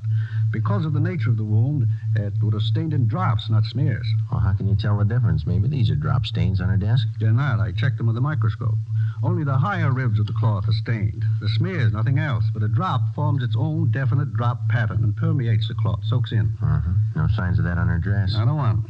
Now, here's the silk scarf the old lady was strangled with. Yeah? Here's what I found in the knot tied in the scarf. A blonde hair, wavy. Old lady had dark hair. So does Miss Renard. So does her boyfriend. That's what I mean. This blonde hair is one of 2 things that didn't belong at that murder scene. What else you got? This here. What is it, Lee? Small piece of plastic. Well, a gun butt, I'd say. See here? Uh-huh. Crisscross surface, then a little smooth area here. Yeah. The killer could have hit the old lady with the butt of a gun. And a piece of the stock could have chipped off like this, huh? Miss Renard doesn't own a gun. Neither did her mother-in-law. Well, where does that leave us? I don't know, Joe. There's the stuff. You can't disregard it. Maybe you can explain it. Yeah. How? Well, first prove this dress isn't the one Mrs. Renard was wearing this morning. Then find the dress she did wear. We know she wore this when the dentist identified it, and so did 2 of the neighbors. That's what I mean. The dress is too clean, doesn't belong. Yeah. This blonde hair, this piece of gun butt, they don't belong either. Well, then you think she's innocent. You're looking at the evidence. What do you think? 6 p.m., Saturday, November 5th. Ben and I went back to the office and met with Brennan, Wiseman, and Ed Backstrand. The open and shut case against Mrs. Renard was up in the air, but we still weren't sure that she was innocent of the murder of her mother-in-law. Ben and I drove to the Lincoln Heights jail and interviewed the suspect again. She agreed to submit to a lie detector test. We drove back to the office, contacted Sergeant Berger, the department's polygraph man, and set up a special test for the following day. The next morning, we met with Berger and formulated a list of key questions, and then we picked up Mrs. Renard and brought her to the 3rd floor of the Old City Jail building, the polygraph room. At 10:33 a.m., the test got underway. As usual, Sergeant Berger conducted the interview alone. Backstrand, Ben, and I waited outside. Well, how about Mrs. Renard's husband? Get in town yet? He's due in around noon, Skipper. Got a smoke? Yeah. Here you are, Ed.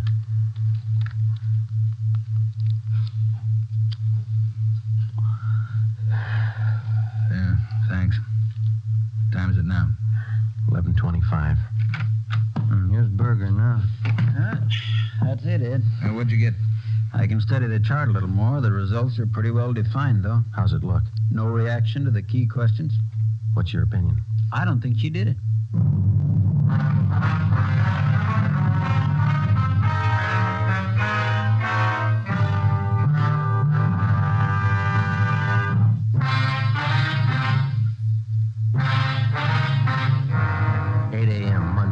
7th. Mrs. Rinard was released from custody. We questioned her husband, Frank Rinard, briefly. He could tell us nothing more than we already knew. Brennan and Wiseman were called back on the case, and together the four of us started over again from the beginning. We had a dead body, 2 pieces of physical evidence to work with, no idea how to fit them together, and no suspects. We went back to the Chavez Road neighborhood where the murdered woman lived and started pushing doorbells. We canvassed the neighborhood for 3 days, and we uncovered one slim lead. He was selling magazines, officer. Went door to door, right up the street here. Young fellow. Could you describe the man for us, please? Nothing to talk about. Pasty face, pimply complexion, blonde hair. 5:30 p.m. Wednesday, November the 9th. Ben and I met with Brennan and Wiseman in Ed Backstrand's office to compare notes. Together, we had more than a dozen reports of the magazine salesman's presence in the neighborhood just prior to the murder of Mrs. Renard's mother-in-law. The various descriptions of the man which we obtained from the people in the neighborhood tallied closely. About 6 feet, 170 pounds, pimply complexion, blonde hair, fast talker. About 25 years old. As far as we know, Skipper, he was the only stranger in the neighborhood last Saturday morning. Only one that people remember, anyway. How close did you trace him to the Renard house? You got your list there, Brennan? Yeah. There you are. Thanks. Let's see. Well, he picked up his tracks down on Floresta Street, sold a couple of descriptions there, then he headed up Landers Avenue onto Chavez Road. Yeah. The Renards live at 2280 Chavez Road. That salesman talked to the woman at 2274 Chavez. That's 3 doors away from the Renards. When was he seen there? Let me see. Where is that, Brennan? Oh, on the 15-7 sheet, Joe. Didn't have enough room on the report. Oh, yeah. Here it is. Mrs. John Rico, 2274 Chavez. The guy was there about 11:45 Saturday morning. Well, that puts him in the running. First time he ever showed in that neighborhood? First time, Skipper. Fresh kid, not a very good salesman. Here's the name of the company he's working for, the Harrison News Distributors. You check with them? No, they're closed for the night. We'll call them the first thing tomorrow. Good. Here's something else for you.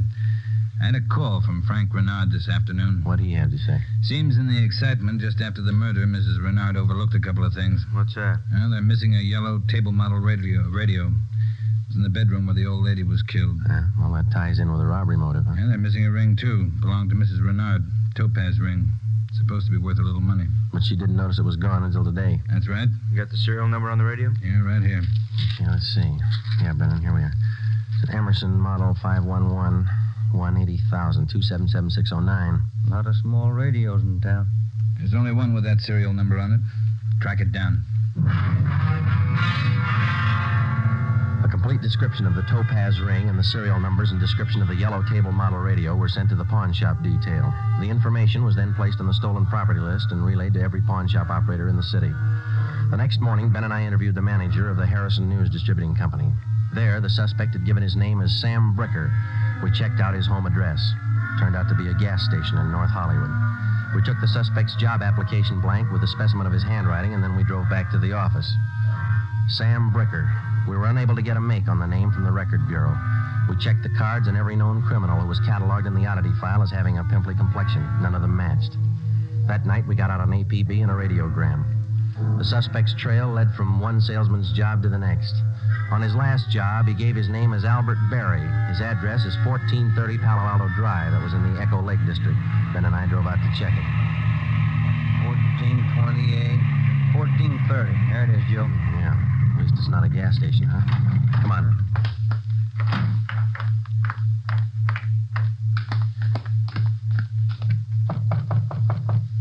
Tiresome, huh? Yeah, I could stand a change. Yes, what is it? We're looking for an Albert Berry, ma'am. Does he live here? Mr. Berry, I'm sorry. He and his wife moved 4 days ago.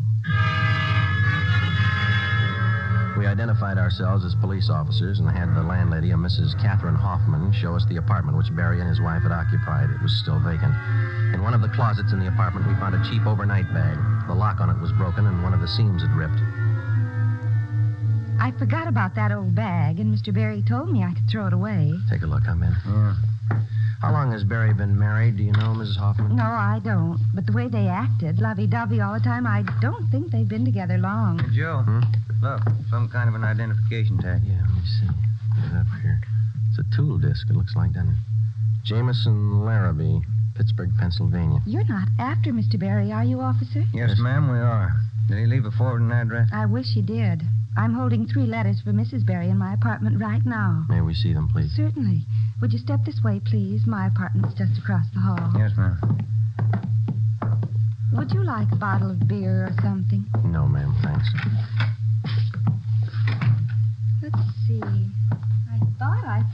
Yes, here they are. 3 of them, Sergeant. From her folks, I think. Mrs. Berry's from Fresno. Oh, that's good. You want to copy down this return address, Ben? Yeah, go ahead. Okay. That's C.K. Ulrich, U-L-R-I-C-K. 525 North Lamona, Fresno. Yeah, I got it. There you are, Miss Hoffman. By the way, did the Berrys say they'd call for their mail? Mrs. Berry did. That's why I'm holding on to it. All right. Just one more question. Do you remember if Mr. and Mrs. Berry had a radio? Yes, they did. A small one. Do you remember what brand it was? No, I don't. It had a yellow case. That's all I remember. Before we left, we called Ed Backstrand, and he had an immediate stakeout placed at the apartment house in case the Berrys returned to pick up their mail. Ben and I went back to the office and placed a call to the Pittsburgh Police Department. We gave them the description and the number of the tool disc which we'd found in Berry's old suitcase. They said they'd check with the Jameson Larrabee Company in the morning, and then they'd call us back. That night, Ben and I drove to Fresno and checked in at the police station up there. 2 officers were assigned to stake out the Ulrich home. We interviewed Mr. Ulrich, who identified himself as Albert Berry's father-in-law. He told us his daughter had married the murder suspect 8 months before, and he gave us pictures of Berry taken at the wedding. Ulrich told us that he'd catch a Santa Fe train out of Fresno the next morning. He wanted to be in Los Angeles to take his daughter home when Berry was apprehended. It was almost 2 a.m. when Ben and I left Fresno and started back for Los Angeles. We checked in at the office at 10 minutes past 8 the next morning. At 8:35, the call came through from the Pittsburgh Police Department. What did they say, Joe? It was a tool disc, all right. Jameson Larrabee Company, issued 18 months ago to one of their workers. They give a name? Albert Berry. 11 a.m. Monday, December the 5th. 1 month to the day since the 62-year-old woman had been beaten to death. The pictures of Berry and his wife, which had been taken at their wedding, were printed up in wholesale lots and distributed to all points. Mr. Ulrich, Berry's father-in-law, arrived in town and got himself a hotel room. We waited. There was no report from the stakeout at the apartment house. We checked back in at the office at 5 minutes to 1. I'll get it. Homicide, Friday. This is Mr. Ulrich, Sergeant. I just got a call from my wife in Fresno. I thought you'd want to know. What's that? The wife got a letter from Norma. They're living in South Pasadena, an apartment. You got the address there? Yes, sir. That's what the wife called about. It's 134 Norway Terrace. When was the letter mailed, do you know? Wife said it was postmarked December 3rd, day before yesterday. Get your coat on, Ulrich. We'll be right over. Ben and I picked up Mr. Ulrich at his hotel and drove to the South Pasadena address. Berry and his wife had the apartment on the top floor. Neither of them were at home. The landlord let us in with a pass key. In the bedroom, we found a small yellow radio. We checked the serial numbers. They matched. It was the same radio stolen from the Rinard house. In the bedroom closet, we found 2 suitcases. We checked through them. Nothing in this one, Joe. Oh, here we are. Look at these. What are they, Sergeant? A pair of plastic gun butts. Let's see, Joe. One of them's been chipped, see? Sergeant, somebody coming up the stairs. All right, let's get in the living room. Be quiet.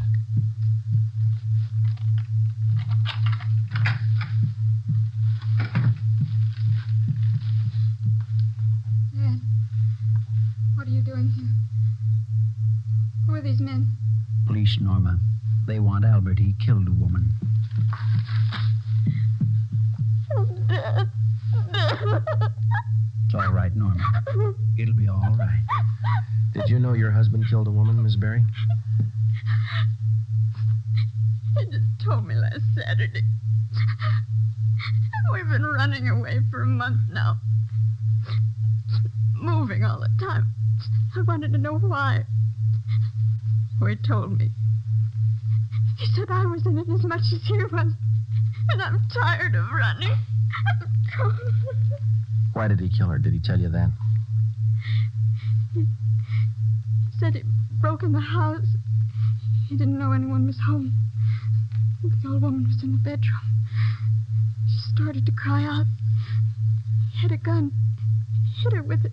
Where's your husband now? I don't know. He said he'd come home for dinner. About 5. I bought the groceries. What time you got, Ben? 3:30. That ring you're wearing, Miss Berry, did your husband give you that? Yes, why? What kind of a stone is that? Topaz. Bert gave it to me. Why? Nothing. We'll wait. 5 o'clock came and went. Barry failed to show. 5:30. Ulrich started to get nervous. 6 o'clock. 6:30. No sign of Barry. I went to the window and kept an eye on the street below. At 6:45, a light green Nash sedan pulled to a stop in front of the apartment house. A man got out and went into the main floor entrance. Bert. I'll let him in. All right. How long have you had the new car? A couple of days. Bert got it credit. What do you want me to do now? Does he have a key to the apartment here? He lost it. Okay, when he rings, let him in and just act natural. Ben? Yeah. You cover me. I'll get the cuffs on him. Right.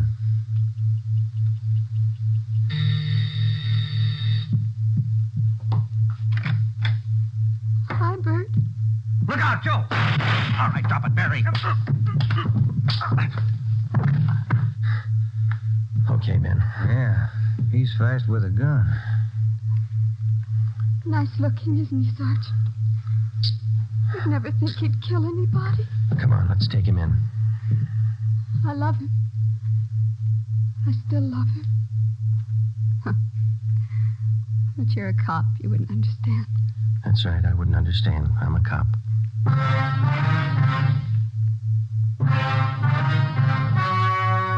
The story you have just heard was true. Only the names were changed to protect the innocent. On February 16th, 1947, trial was held in Superior Court, Department 82, City and County of Los Angeles, State of California. In a moment, the results of that trial.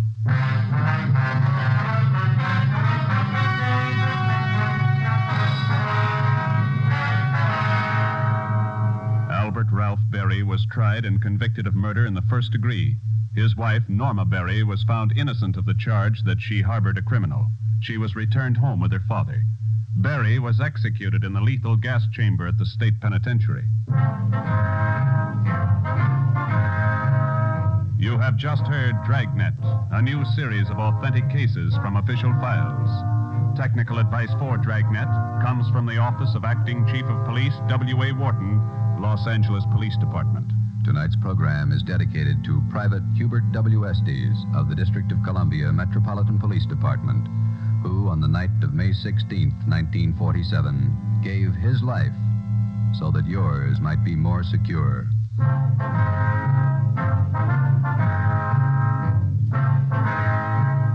Fatima Cigarettes, best of long cigarettes, has brought you Dragnet, portion transcribed from Los Angeles. Be sure to hear songs by Morton Downey tonight on NBC.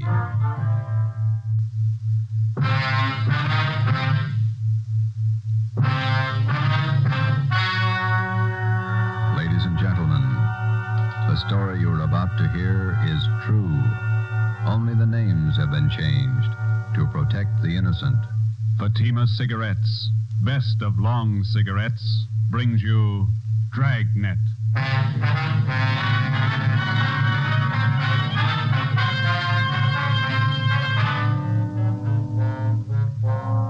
You're a detective sergeant. You're assigned to Juvenile Bureau. A rash of crimes has broken out in your city. Suspicion points to an organized gang of juveniles. Your job, stop them.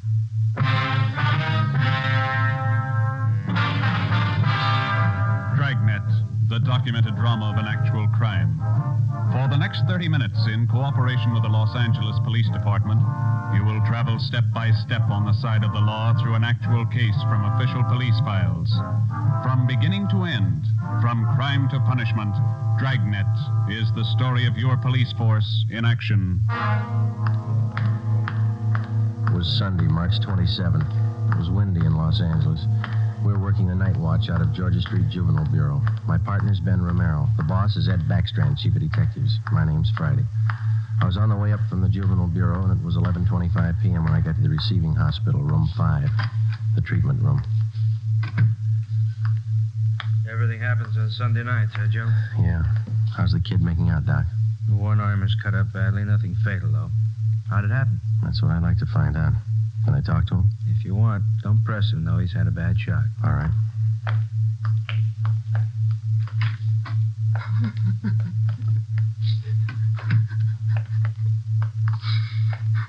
Officer here to talk to you, son.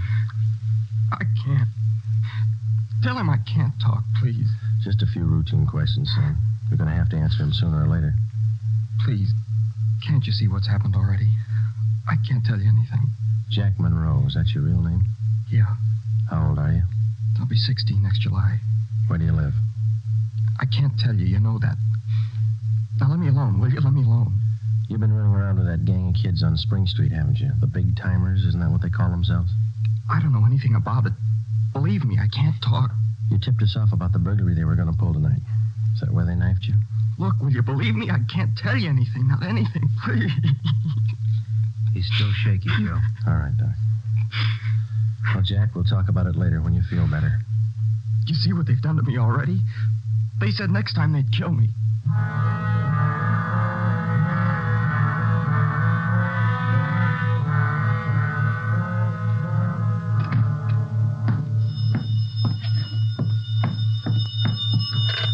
Juvenile Bureau, Friday. Yeah, okay, Fred. Goodbye. How'd you make out, Joe? Not very good, Ben. Captain Bowling come in yet? You checked in while you were gone. Wants to see us. Okay. The kid tell you who knifed him? No, I scared him good. He wouldn't tell me a thing. You get a line on the boy's parents, Friday? I got a hold of his father. He's on his way in. How's the boy? Bad knife wounds. Nothing fatal. You know the boy? Not till this afternoon, Captain. He tipped us off about a burglary a gang of young kids were supposed to pull tonight. Go through? No, but 2 hours ago, this Monroe kid was found in a vacant lot down on Olympic, cut up pretty bad. The gang must have pegged him. How long is it going to take you to break that up? Well, we're just starting to get a line on them, Bob. Must be nearly 100 in that gang. And every one of them working hard. Take a look at the pin map over here. This spot here, look at it. All the jobs pulled during the last month, huh? The last 5 weeks up to date. Red tabs for burglary, must be more than 100. The robberies, green pens, count them, at least 50. There's 5 more orange ones I added for the weekend, auto thefts. You bet those kids are working hard. We got a lead on them. That's more than we had last week. You have to push it harder. Here's the big reason. This line of pins, brown and black. Purse snatchings. Purse snatching and rape, 26 of them in the past 5 weeks.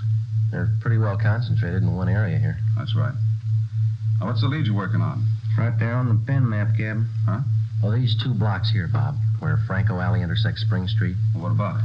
Well, it's the only clear area for a dozen blocks around. There's not a colored pin on it, you see? Yeah. Now, all the rest of the pins, the robberies, burglaries, attacks, they all seem to branch out from this same spot right here in definite patterns. Franco Alley and Spring Street.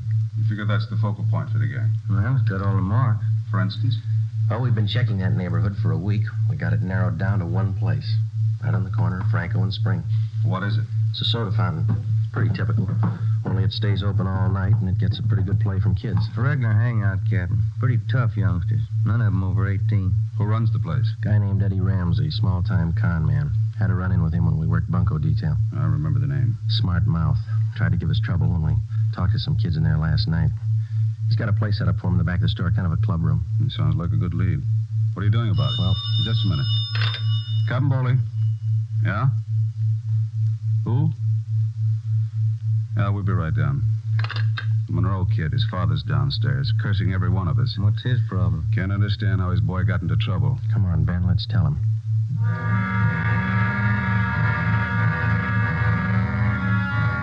What kind of a city do we have when we can't allow our children out on the street without being stabbed or shot?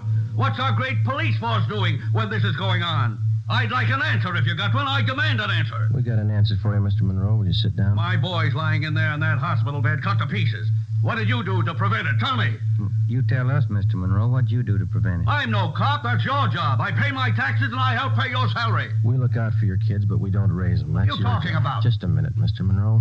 Answer me this. How old is your son, Jack? He's 16, I think. Why?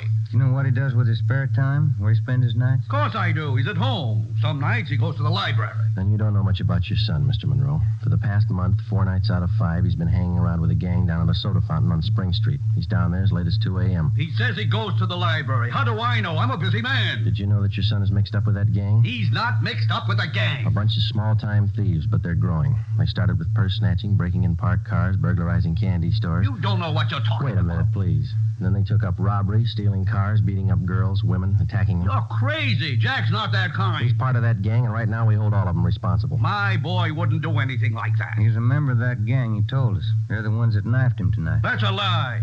Jack's not mixed up with anything like that. You believe anything you want, Mr. Monroe. We're going to protect your boy as much as we can, but don't expect us to raise him for you.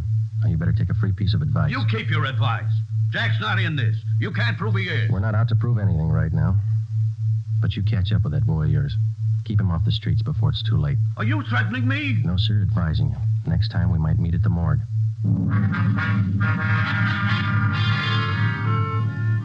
a.m. Monday, March 28th. A detail of 50 officers from Juvenile Bureau and Metropolitan Division were deployed for 16 blocks along Figueroa Street.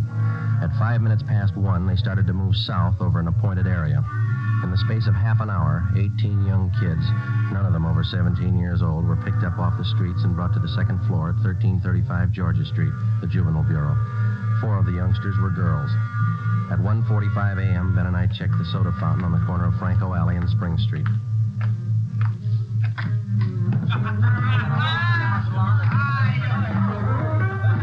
Same bunch, Joe. Business as usual. Yeah, come on. Hey, Teddy, the Bulls. They're back again. Same guys. Go back and tell Eddie. Hey, look, why do you guys have to keep tracking us, huh? You'd think we were crooks or something. You were here the last time we checked in, Teddy. You ever go home? Sure, when I'm tired. I ain't tired. What's the matter? That's your money on the table there? Sure, it's my money. You want to borrow a buck? $28. That's a lot of money for a boy your age. You keep pretty late hours, son. You have to go to school in the morning? Maybe. I can sit here, can't I? It's free country. I'm drinking coffee. You gonna make me on that?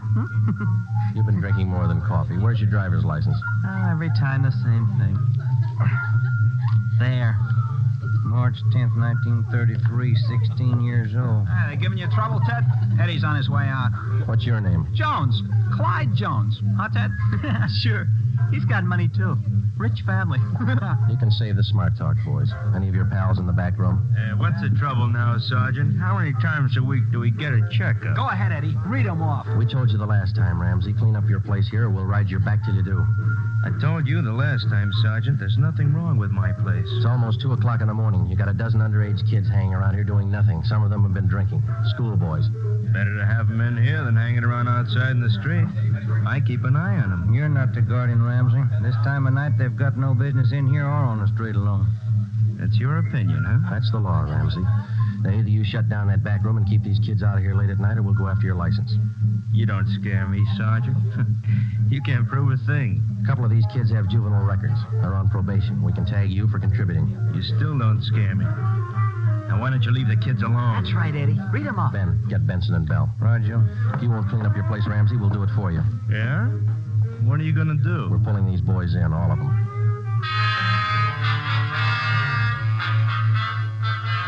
2:25 a.m. Monday, March 28th. The Dragnet operation had netted 30 juveniles, 26 boys, 4 girls. 24 of the children were between the ages of 16 and 17. They were lodged in the assembly room at the Georgia Street Juvenile Bureau. The other half dozen were 13 and 15-year-olds. They were taken to the juvenile hall at 1369 Henry Street. At 2:43 a.m., we met with Captain Bowling. All checked in, 30 of them. All right, in the morning we file petitions to have every one of these cases brought to the attention of the juvenile court. Make a note of it. Okay, Bob. For the kids with records, ask for detention from the probation department. Right. We'll call their parents in the morning. Call them now. They've got some explaining to do. By 6 a.m., all but 3 of the children's parents had shown up. To most of them, it was nothing new. Their kids had been there before. They'd be there again. They took the lecture from the juvenile officers calmly. As long as it didn't mean trouble for them, they wouldn't worry. When they got their children home, they would reprimand them, not for running the streets, but for being picked up by the police. Ben and I had seen the cycle of the young criminals start before, 100 times over. It had a lot of different endings, most of them sour. During the next week that followed, we booked an average of a dozen juvenile delinquents every night. The clampdown continued, so did the crime wave. 10 burglaries, 4 robberies, 8 car thefts, 6 purse snatchings, 3 assaults on women. 1 week's work. Picked up a new angle on Ramsey today, Captain. He might be fencing for the gang. Who gave you the tip-off? One of our informants. Ramsey's brother lives out in the valley. He's supposed to be pushing this stuff. You check him out? Yeah, couldn't get a thing on him. Well, it might explain what attracts the kids to that soda fountain. Explains those $20 bills the kids are flashing. They steal and rob, and then they sell the loot to Ramsey for nothing. Another thing, Ramsey keeps his place open all night, and there's no reason to. He doesn't get that much trade. It's only from the young gang that hangs around there. You question the kids. How do they account for having all that money? Well, most of them say Ramsey lends it to them. They say they pay him back a little at a time. I think he's fencing for the kids. Have you tried to get his license? No luck, Captain. We can't prove a thing against him. Then we'll do it the hard way. Sweat it out. That night, we drove out to Ramsey's soda fountain and asked him again to clean up his place, to keep the young kids out after 10 o'clock at night, to stop lending them money. He refused. There was nothing we could do. His business was a public place. He could not be held responsible for any of his patrons. In the next 10 days that followed, Ben and I haunted the sidewalk outside the soda fountain. We questioned every youngster as they entered and left. We made more than a dozen arrests. Many of the kids had been drinking heavily. We found some of them under the influence of narcotics. But Ramsey was still in the clear. The crime wave continued sporadically. Ben and I waited for our chance. It was a long time coming. Thursday, April 14th, we had dinner at Johnny Cokin's place, and it was 10:35 p.m. when we checked back in at the office. Hot shot. Grab it, Joe. Yeah. The terminal on Market Street, a 459 and shooting. The terminal on Market Street, a 459. Let's go.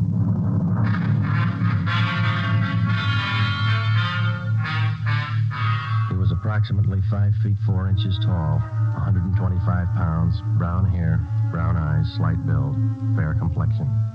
He was wearing blue jeans and a corduroy jacket. We found him between a row of packing cases at the rear of the warehouse at Terminal and Market Streets. There was a single bullet hole in his forehead just above the left eye. There was a .38 revolver near his right hand. The watchman told us how it happened. He broke in the back of the warehouse, Sergeant. He wanted to shoot it out with me. Here's his ID card. Fell out of his pocket. Teddy Cameron, age 15. Dear God, a kid. I didn't know, Sergeant. He didn't either. He thought he was grown up.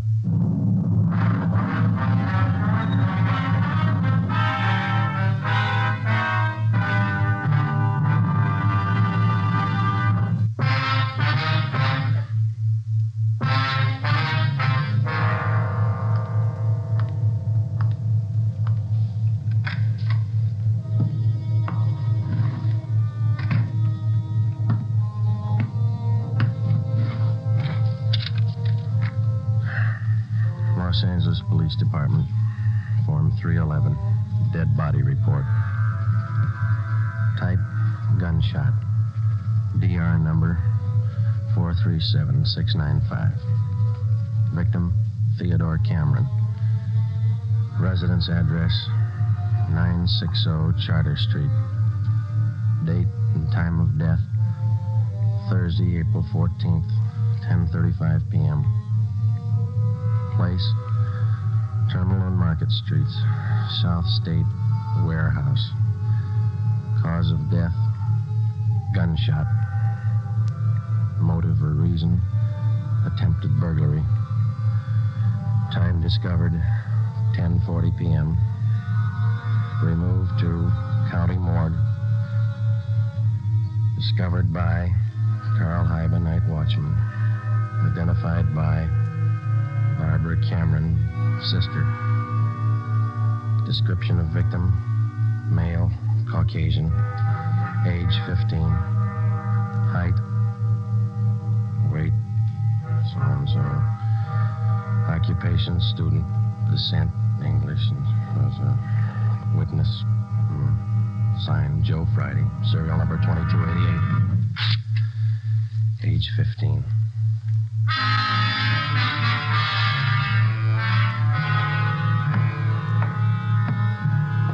Ready, Joe?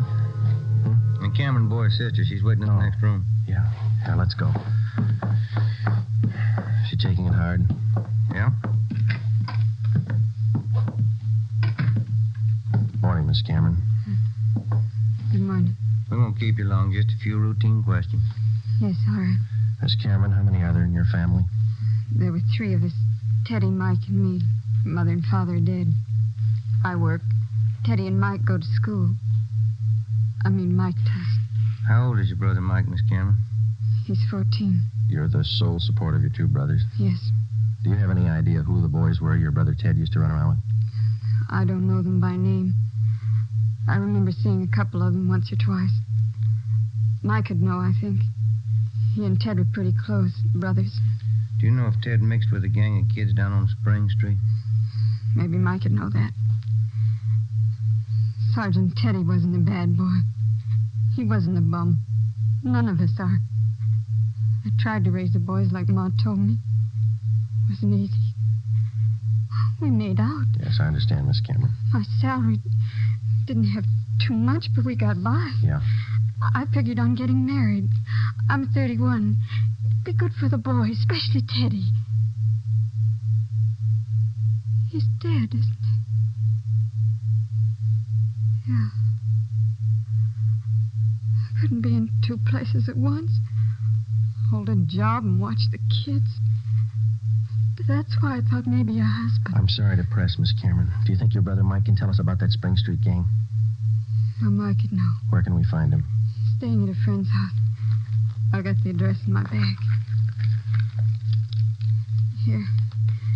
That's 2514. I don't write numbers too well. Thank you, Miss Cameron. You've been very helpful. I'll get somebody to drive you home. Or do I have to go? Would it be all right if I just sit here for a while? That's all right. I'm tired. Real tired. 2514 West Serrano Street. That was the address Barbara Cameron had given us. It was the home of Mr. and Mrs. Jean Brewer, high school friends of the dead boy's sister. We talked to Mike Cameron. He told us that his brother Teddy had been running around with a gang down on Spring Street. He identified Ramsey Soda Fountain as the hangout. It was 2:25 p.m. when we got back to Georgia Street Juvenile Bureau. I got it. Juvenile Bureau, Romero. Yeah, hold on, I'll call him. You, Joe. Thanks. Friday. Joe, this is Canfield in Burglary. Yeah, Homer. You're working that Cameron case, aren't you? Yeah? I just got a report on one you might be interested in, out of the same neighborhood. Distillery prowl. What do you got on it? Looks like a juvenile M.O. They got away with 7 cases of Scotch whiskey. Expensive stuff. Okay, we'll hop on it. Bubeck Warehouse, Crocker at 7th. Miss Elizabeth Rice was the auditor in charge at the Bubeck Warehouse. We located her on the mezzanine office row. It was her job to keep a running inventory on all incoming and outgoing liquor stock. She knew her job well. As you know, Sergeant Friday, each and every bottle of distilled spirits carries a United States Internal Revenue stamp. Yes, ma'am. Each stamp carries a serial number together with the name of the firm to whom the stamps are issued. Well, Miss Rice, in the stuff that's missing, the stamp on each bottle carries the case number. Is that right? That's right. Now, what did I tell you? Oh, yes, I have it right here. 7 cases of high-grade blended Scotch whiskey. Now, I have a bottle identical to those in the missing cases. Yes, I see. Now, if you'll just look here. Yes, ma'am. The number on this stamp here, 368-227-9956, followed by the firm name. Could you give us the numbers of the stolen cases? Now, I have them typed out for you right here. 7 cases, 12 bottles to the case, Canada Dry Incorporated, 4 of the red label and 3 of the black label, Johnny Walker. All right, thank you very much, Miss Rice. And you think that this might be a juvenile case, Sergeant? Yes, ma'am, we do. 7 cases, that's close to $600, isn't it? We've lost a great deal more than that, Sergeant. The insurance company makes up for the liquor loss. Yes, ma'am. Those youngsters, who makes up for them? Ben and I left the Bubeck Warehouse with a list of serial numbers of the 7 cases of stolen liquor. We headed back for the Juvenile Bureau. We figured that there was a strong possibility that the Spring Street gang was responsible for the warehouse liquor theft. How were they disposing of the stolen property? That was the key question we had to answer. Ben and I had a hunch and a tip from an informant that the young gang was operating under the guidance of a fence, a man or woman whose job it is to dispose of stolen property. The gang members were close to Ramsey at the soda fountain. Ramsey was the logical suspect. All right, now suppose they did steal the liquor. Suppose Ramsey's a fence. What's he done with the stuff? I don't think he's turned it this fast, if he's turned it at all. He wouldn't keep it at the soda fountain, no liquor license. And we've been around too much. He wouldn't keep it in his house. He lives in the rear of the fountain. It's too hot. Only leaves one other location that we know about. His brother's place in the valley. It was 5 minutes to 10 when we turned left off Ventura Boulevard onto Sepulveda. Ramsey's brother had a small farm about a mile and a half off the highway. It was a modest white frame house planted squarely in the center of an acre of ground. An unpaved driveway led off to the left of the house to the garage. Pull up here, huh? Yeah, okay. Yeah, it looks kind of quiet, no lie. Let's go.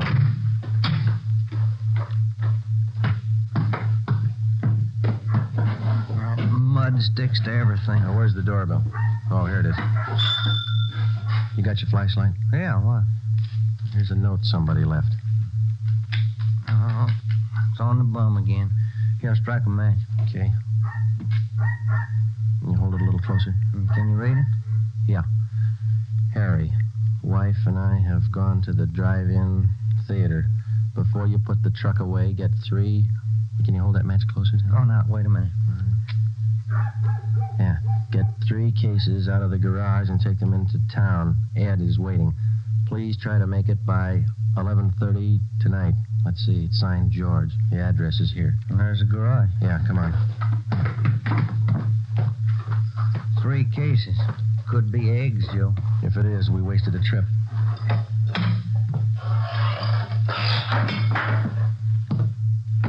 Oh, I'm out of matches, Joe. All right, here, use mine.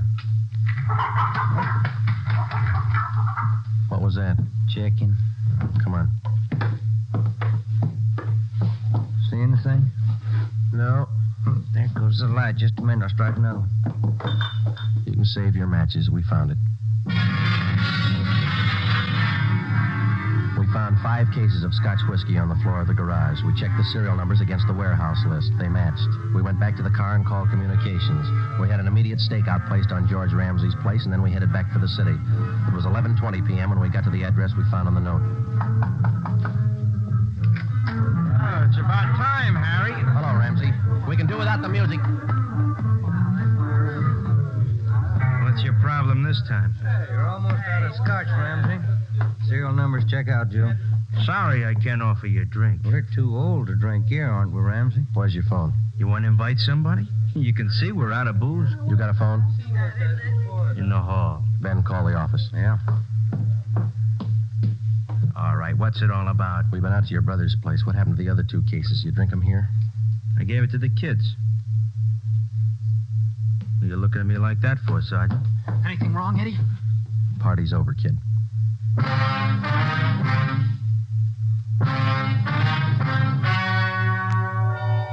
The story you have just heard was true. Only the names were changed to protect the innocent. On June 5th, 1949, trial was held in Superior Court, Department 74, City and County of Los Angeles, State of California. In a moment, the results of that trial.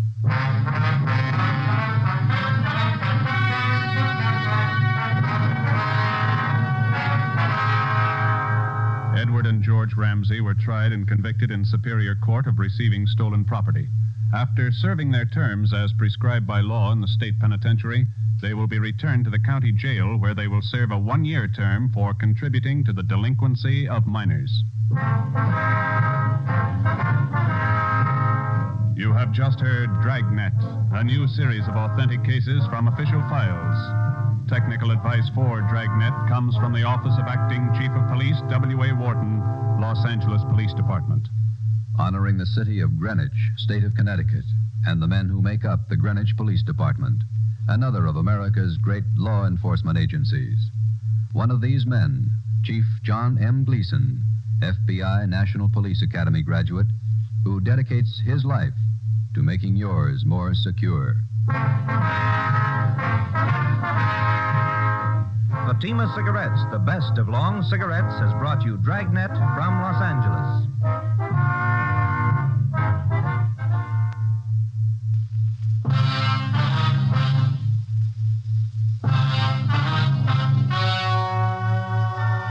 Ladies and gentlemen, the story you are about to hear is true. Only the names have been changed to protect the innocent. Fatima Cigarettes, best of all long cigarettes, brings you Dragnet.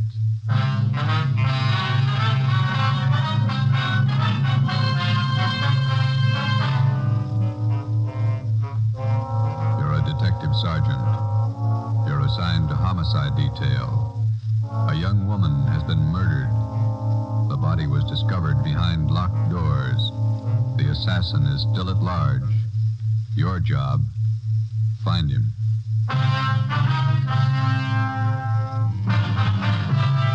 Dragnet, the documented drama of an actual crime. For the next 30 minutes, in cooperation with the Los Angeles Police Department, you will travel step by step on the side of the law through an actual case from official police files. From beginning to end, from crime to punishment, Dragnet is the story of your police force in action. It was Tuesday, January 9th. It was stormy in Los Angeles. We were working a day watch out of homicide detail. My partner's Ben Romero, my name's Friday. I was on the way to work, and it was 6:45 a.m. when I got to the steps of the City Hall, the Main Street entrance. Hey, Joe, wait up. Morning, Ben. When did they call you? 5 a.m. Donahoe called you? Yeah. Miserable out, isn't it? It's pretty wet. My feet are soaking wet. See the transfer list? Yeah. New chief of detectives? Wait a minute, I want to get some gum. Pack of spearmint. Well, I heard about the new chief. Thad Brown. Good man. Piece of gum? Thanks. I wish they'd make up their minds about our shift. Work days, they call you back nights. Work nights, they call you back days. Why don't you put in for a desk job? You never have to call you back. You're here all the time. No, you're just hard to please. Here we are.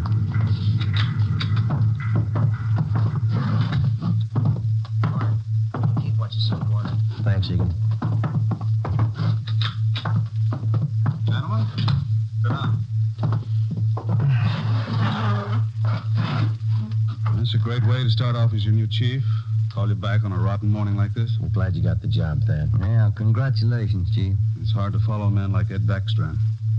Gonna need your help. You got it. Here's why I called you back. Laura Barkley. The dead body report, nightclub entertainer. Landlady found the body an hour ago. Who's covering? Burton and Anderson, they're out there now. Strangled, huh? Well, the lamp cord. Still trying to figure out how the guy got in the house. Doors and windows all locked. Yeah. The tact. That the motive? For now, yeah. I just came from there. I think there's more. Any reason? Her room wasn't prowled. Yeah? Just a hunch. Play it for me.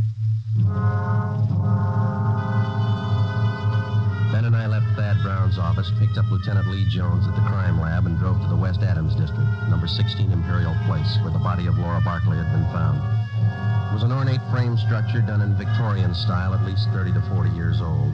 Number 16 was on the ground floor. We went in. A narrow hallway led to the bedroom in the rear of the house. 2 gas jet fixtures, which had been converted to electricity, were the only illumination.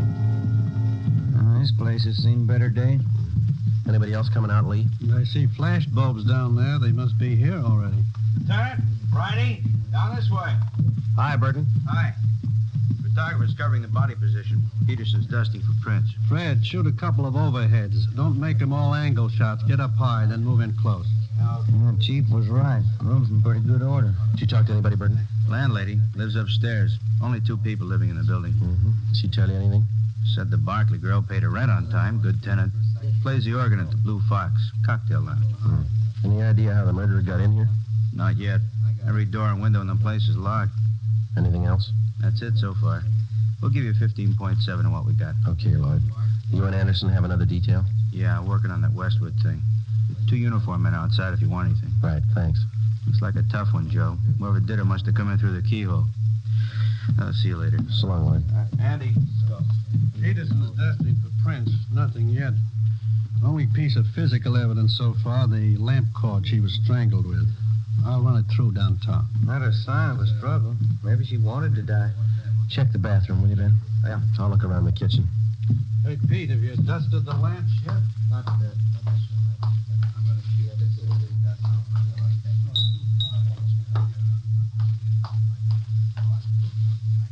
Ben, come here a minute, will you? Ben. Yeah? Come in the kitchen, will you?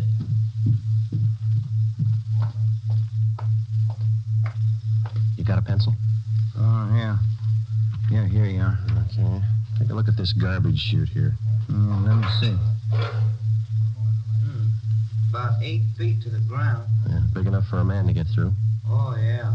Yeah, Yeah, no problem. Lee. I'll be right there. That could be the answer, Joe. Well, he either got in this way or he was in the house when she came home. What do you got? Garbage chute here. What do you think? Could be. Let me grab a kit. Let's see. Aluminum powder. There it is.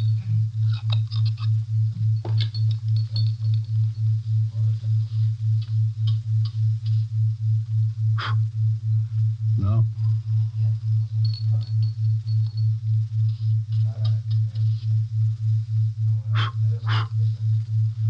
No, nothing on the outside of the lid. Looked pretty clean. Must have just been scrubbed. Abrasions here. Got a pencil? Here, I'll get it. Hold it up there, will you? Yeah.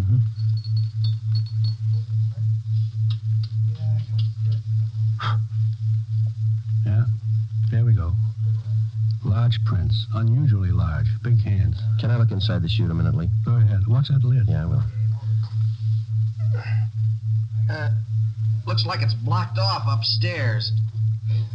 This thing hasn't been used for garbage for some time. Most of them were condemned a few years back. I'll get Fred to shoot these. Let's go in the living room.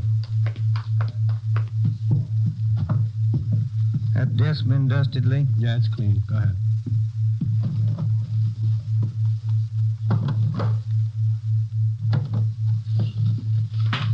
Take a look, Joe.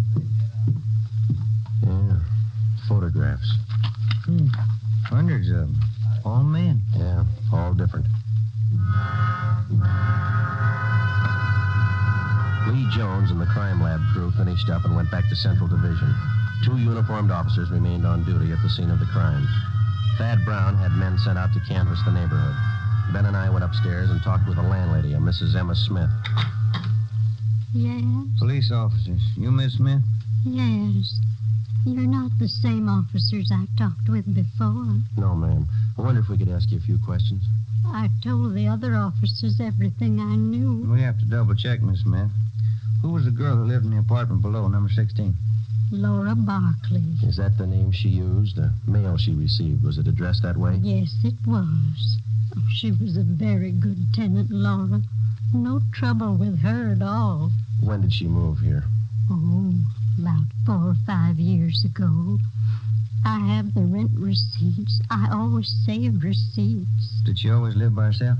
Oh, yes. That apartment rents to one person only. Did she have many visitors, friends dropping in? None that I ever saw. Pretty much to herself, Laura. The men came yesterday and took it away. What's that, ma'am? The organ. Electric one. Laura rented it from a big downtown firm. Used to practice all the time. My, it was beautiful. Yeah. In the gloaming. She used to play that for me. Mrs. Smith, when did the men come and take the organ away? Yesterday, in the afternoon, about 4:30. Was Miss Barkley at home when they came? No, she wasn't. She left me a note to let them in, so I let them in. I never allow anyone in the apartment without a note. You know the name of the company where she rented the organ? Braziers, it was called, down on South Spring. Well, didn't you think it was unusual that Miss Barkley didn't have any friends?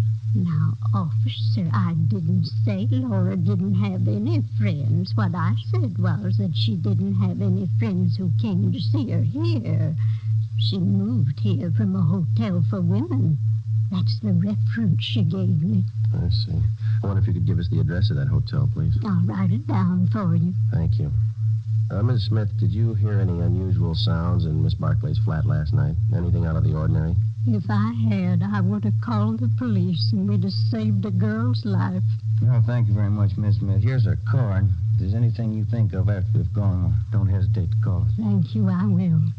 I hope you get the dirty men who killed Laura. We didn't say it was a man, Miss Smith. Well, isn't it always a man? Before we left Mrs. Emma Smith, we asked her about the garbage chute.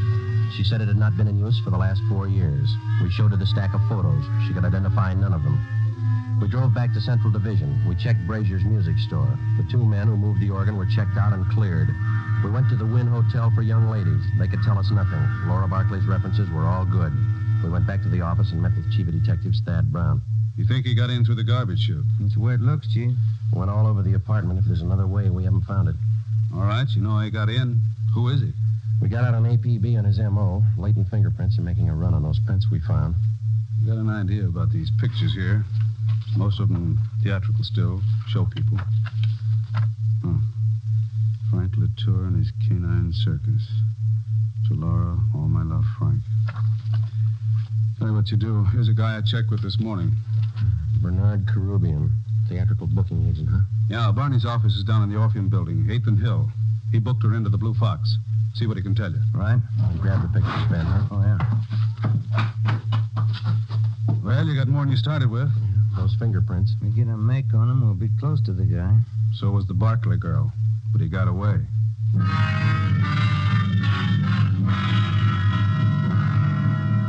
I wonder if we could see Mr. Carubian.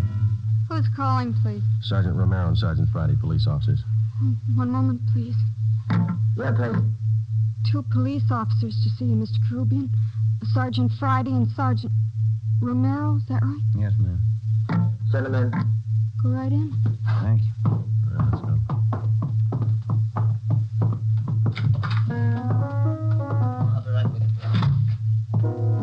When them rosy roses bust through the snow, I'll be coming home on furlough again. When them General Sherman tanks are covered with ice, I'll be home for good, and won't that be nice? No, spiced up as cornbread. Sit down, fellas. Thank you. Can I help you? I understand that you booked Laura Barkley. Yeah, that's right. I spoke with a... Got his name right here. Chief Thad Brown? That's right. He asked me about Laura. Too bad about that. Any clues? We're working on it, Mr. Carubian. What makes a person pull a stunt like that? Laura didn't have no enemies. She had one. Well, I don't know much about her, except I've been booking her for about 4 years. Good organist. Pretty fair voice, too. Got some pictures here. I wonder if you could take a look at them. Yeah, sure. Quite a stack. Yeah, old Frankie Latour and them dogs. Great act. I book 'em. Ricky Rogan, King of the Tap. Gus Orinoco and that singing seal of his. Yeah, I know all these people. I book 'em all. Did Laura Barkley work with all these people? One time or another, yeah. During the war, USO camp shows, you know. Do you know whether she was close to any of them? Well, come to think of it, she was. That Frankie Latour, crazy about them dogs of his. No, I mean the men themselves. Anybody that she seemed particularly interested in? Never heard her mention anybody. Pretty girl. Did you know her very well, Mr. Carubian? Only when she came in and out of town on an engagement. I'm a married man. Well, then you don't think there's anything to these pictures here of hers, huh? Well, I wouldn't say so. When you're on the road, you always collect photos of the people you work with. Souvenirs. Mm-hmm. Well, thank you very much, Mr. Carubian. Here's our card. You betcha. I sure hope you catch the guy. Wonder why he picked on Laura. Sometimes they don't have a reason. When we left Bernard Carubian's office, we checked by the Blue Fox Cocktail Lounge. It was still early. The sign said open 5 p.m. It was 3:15. We went to the morgue in the basement of the Hall of Justice and looked at the coroner's report. The autopsy report stated that the cause of death for Laura Barkley was strangulation. We went to the second floor of the old city jail building, the crime lab. Nothing on the lamp cord. Standard UL 110 line. About anywhere. No prints. How about the chute, Lee? Went back there and rechecked. You were right. The guy got in through the garbage chute. Found more of the same prints along with some cloth impressions in the dust. Tell you anything? The guy was wearing some kind of tweed, Donegal, 15 to the inch. How about the size of a man, Lee? How big could he be to clear that chute? It had a 20-inch diameter. Almost any man could squeeze through that. Check the ground level of the chute. Cement. No footprints. You don't have too much for it. I got one thing for you. What's that? I think I found your motive. And not the one listed on the report. Yeah? Here are the blow-ups of the body. It's 36 by 54 here. Hold that in, will you, Ben? No, I don't. Look through this magnifying glass here. The right hand. Yeah. See where I'm pointing? Ring finger, yeah. Look like ring marks. That's right. Pretty wide. Must have been good-sized rings. Well, they might still be in that room. I called Thad Brown. He had the room rechecked. No sign. And you think we got a burglary motive on our hands? That's my guess. Thad had the boys check with the landlady. She didn't know anything about any rings the Barkley girl might have had. That doesn't help. I think I got something else here. Oh, library book. Hers? There are cards in one of the pockets inside, checked out from the L.A. Public Library main branch. Mm-hmm. I think these might be your lead on the missing rings. A librarian sees a person's hands every time they check out a book. That makes sense, Lee. We'll play it that way. What department were the books checked out of? The music room. Well, that's it. I think you've got your motive now and a good set of prints. You're close. Thanks a lot, Lee. Well, let's go to the library, Ben. I'll get it. Crime lab. No, this is Friday. Oh. Thanks, Frank. Well, all we got's a motive. How do you mean? No make on those fingerprints. Nothing.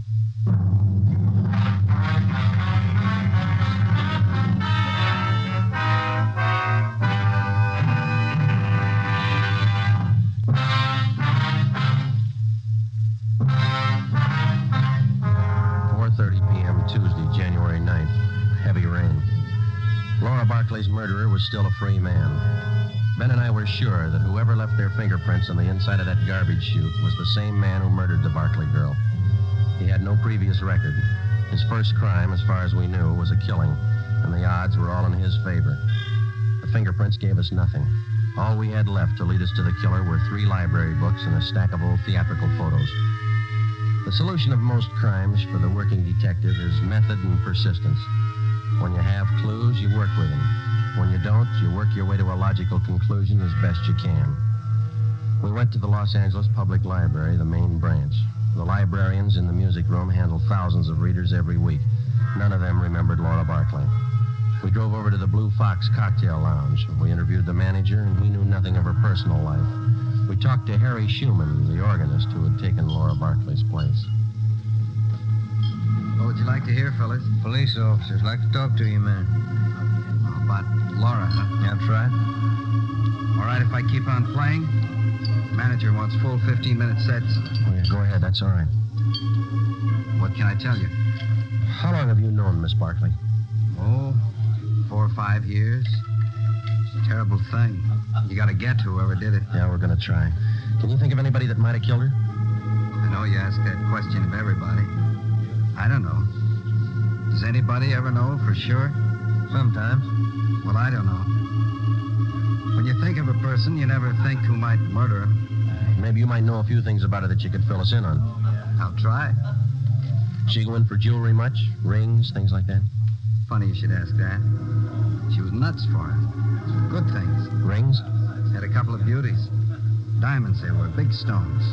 Cost $4,000. I know she used to put most of her money into those rings. She buy them on time? Yeah. I remember one night she was overjoyed. The night she paid them off. Cost a lot of dough. Can you describe those rings for us? Not too good. I can give you the name of the jeweler she bought them from. That'll do. Do you know anybody else that we might talk to?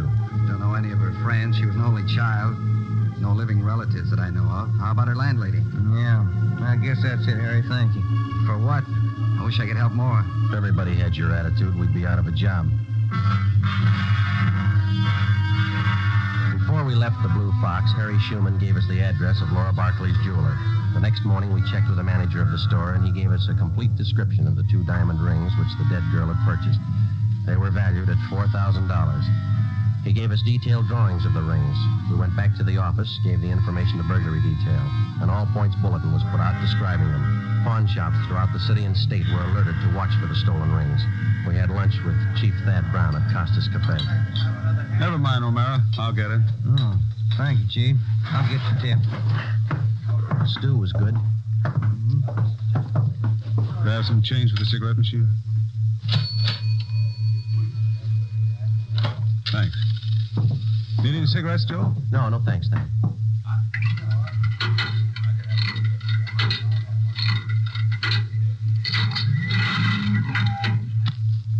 Let's go. What do you think, Thad? The description of the rings and the MO should help. They haven't turned up. Good chance he's holding on to them. Could be his first job. Probably scared. Anybody check back over the neighborhood there? Yesterday afternoon and this morning. A lot of door-to-door salesmen through that district. All been checked out. It's a dead end. Now where? Only those prints are checked out. Well, they didn't. Got a kickback from Brericks in Sacramento on his M.O. No make. We'll have to get him with what we've got. Here's the car. Sure you picked up all the loose ends? We've been back over the course 3 times. Go over it again. Keep going over it until something breaks. For the next 10 days, we retraced our steps from the room where the crime was committed throughout the neighborhood to the place where she worked, back to the same dead end. Ben and I checked and double-checked each other to make certain that neither of us had overlooked even the smallest detail of the investigation. We got no place. It was 8 a.m., January 19th. Homicide, Friday. This is Robles and Burglary, Joe. Yeah, Dick. Got something for you. Job pull last night. Couple of watches, strand of pearls. How do we figure in it? His M.O. Yeah? Guy got in through the garbage chute. Besides fingerprints and photographs, one other mark by which the unknown criminal is identified is by his method of operation, his M.O. Once a thief finds a successful means of operation, he seldom changes it. In our search for Laura Barkley's murderer, we had checked our files and found no criminals at large whose practice it was to gain entrance through a garbage chute. It was reasonably safe to assume that this was the same man. It was 2 p.m., January 23rd. I was on my way back from the Record Bureau.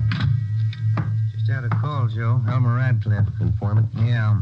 Says 2 days ago he heard about some guy who was making the rounds trying to peddle a couple of diamond rings. Same ones? He's not sure. Doesn't know what the guy looked like. Any idea where the guy is now? Hasn't been around since. Told Elmer to keep his eyes open. Oh, that's good. Come in here, you two. What do you got, Thad? This report just came down from Burglary. Pawn shop down on North Main took in a watch and strand of pearls last night. Yeah? Same stuff that Rubles called you about. Yeah, I remember. Where's it tying? Same guy tried to peddle a couple of diamond rings. 10 a.m., January 25th. Thad Brown arranged to have all pawn shop detail calls concerning the suspect put through to us on extension 2521, homicide. 5 days passed. No further word. Homicide, Friday. This is George Rose. I run the Harbor Pawn Shop, 2nd and Main. Yeah, what's the matter? Man in here, trying to turn those diamond rings. The ones on the stolen property list. I can't talk now. Stall him, we'll be right down.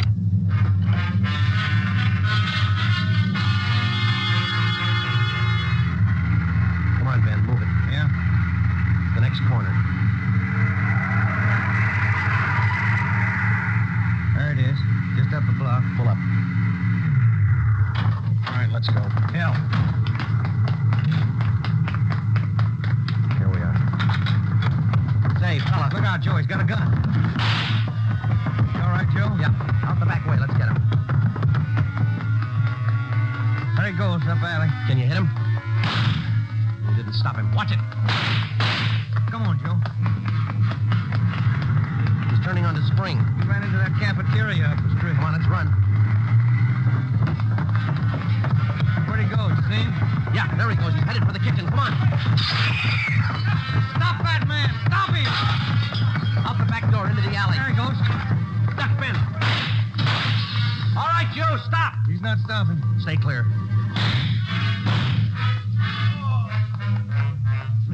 He's down. All right, come on.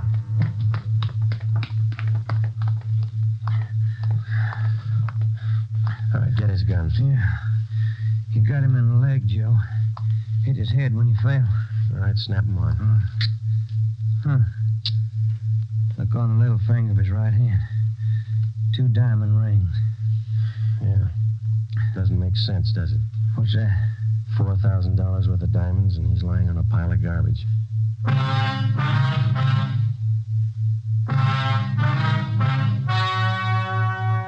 story you have just heard was true. Only the names were changed to protect the innocent. On April 2nd, 1947, trial was held in Superior Court, Department 81, City and County of Los Angeles, State of California. In a moment, the results of that trial.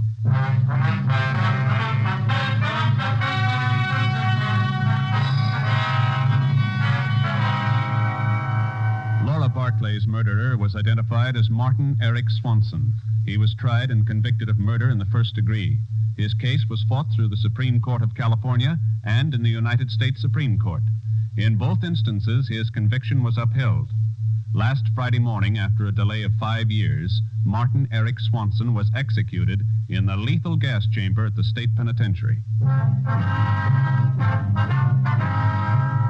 You have just heard Dragnet, a new series of authentic cases from official files. Technical advice for Dragnet comes from the Office of Acting Chief of Police W.A. Wharton, Los Angeles Police Department. Dragnet honors the city of Youngstown, state of Ohio, and the men who make up the Youngstown Police Department, another of America's great law enforcement agencies. One of these men, Chief of Police Edward J. Allen, honored as Policeman of the Year, who dedicates his life so that yours might be more secure. Fatima Cigarettes, best of all long cigarettes, has brought you Dragnet from Los Angeles.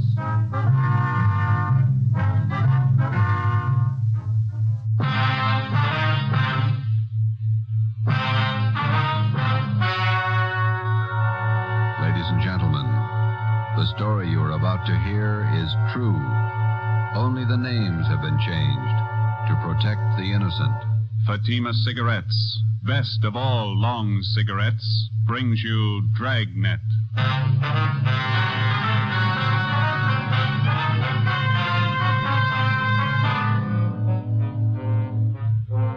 You're a detective sergeant. You're assigned to homicide detail. A small boy is reported missing from his home. His age, 9 years. Foul play is suspected. Your job, find him. Dragnet, the documented drama of an actual crime. For the next 30 minutes, in cooperation with the Los Angeles Police Department, you will travel step by step on the side of the law through an actual case from official police files. From beginning to end, from crime to punishment, Dragnet is the story of your police force in action. It was Thursday, December 22nd. It was cold in Los Angeles. We were working the night watch out of homicide. My partner's Ben Romero. The boss is Thad Brown, chief of detectives. My name's Friday. I was on the way into work, and it was 3:55 p.m. when I got to room 42. Homicide. Hi, Joe. Ben, what's doing? Oh, pretty quiet. How's your mother? Well, that cold's still hanging on. Bad cough. Doc says nothing serious. My kid's got the same thing. Must be some kind of a virus going around. Yeah. Is that a new suit you got on? Oh, yeah. Ma figured I needed one. Let me see. Oh, yeah, that's a nice shade of blue. Where'd you get it? Quincy's down in South Fig. Look okay? Turn around. Oh, yeah, that's a good fit. Did you get all the reports on the Webster case yet? Yeah, all taken care of. Let me get it. Homicide, Friday. Well, this is Levinson, Unit 113J. Got something for you. Yeah, Harry, what's doing? Doherty and I are out here on Collis Avenue, 4656, trying to track down a 9-year-old boy. What's the story? The kid's missing, suspicion of foul play. How long has he been gone? About 2 hours. Looks like a job for homicide. How do you figure? The kid was last seen playing in the backyard of his home. Yeah? We checked over the yard. Find anything? Bloodstains, lots of them. They look new. Ben and I left a message for Chief of Detectives Thad Brown. Then we went over to the crime lab, picked up Lieutenant Lee Jones, and drove out the Arroyo Seco freeway to Collis Avenue. It was an average neighborhood. Number 4656 was a one-story green stucco residence situated on the corner of Collis Avenue and Harrison Drive. Beyond the backyard was a tract of undeveloped land covered with scrub oak. Harry Levinson from Highland Park Juvenile was waiting for us in front of the house. Back this way, fellas. I'm coming, Lee. Wait till I get my back. Okay. Who notified you that the boy was missing, Harry? The mother. Said she went out to do some Christmas shopping about 11 this morning, left the boy home. She came back about 2 this afternoon. He was gone. What's the name? Johnstone. Kid's name is Stanley, 9 years old. Mm-hmm. Was this gate open like this when you got here? Oh, yeah. I haven't touched the thing. Here are the stains over here, Lieutenant Jones, along the edge of the walk, see? Yeah. Let me see. Quite a few stains, huh? Looks like it might be blood. I'll try some benzodine on these spots here. Yeah, there we are. See what happens? Where's the kid's mother now, Harry? In the house. Doherty's talking to her. Did you talk to any of the neighbors? People next door. One's on this side. They couldn't tell us anything. There it is, fellas. Galley? These spots I covered with benzodine, they're turning blue. Bloodstains, all right. Can't say definitely whether it's human or animal blood. You have to go back to the lab to run it through. Yeah, biological precipitin test. Hand me one of those glass vials from my bag, will you? Yeah. Okay, here you are. Thanks. Scrape some of these flakes off for a test. There we are. How soon can you tap the blood for us, Lee? Precipitin test won't run more than 20 minutes. It'll take 3 or 4 hours to run a blood grouping, though. That's it. Anything else you want to check? Levinson, anything else? Oh, right here in my handkerchief. Empty shell. That marker over there by the rose bush, that's where I found it. From a 22, huh? Yeah. Might tie in, might not. Mark it and dump it in this envelope, will you? Oh, yeah. There. Shell. There you go. Did you get out a missing broadcast in the boy here? Doherty did about half hour ago. Oh, here's a description here. Thank you. Mother know about the bloodstains? No, we didn't tell her. She's worried enough already. And she has no idea what might have happened to her boy. No more than we do. She checked all her friends, relatives. We're covering the neighborhood. No trace so far. Not much to go on. Bloodstains, empty cartridge. Could mean 100 things. Any ideas, Friday? Yeah, just one, and I don't like it.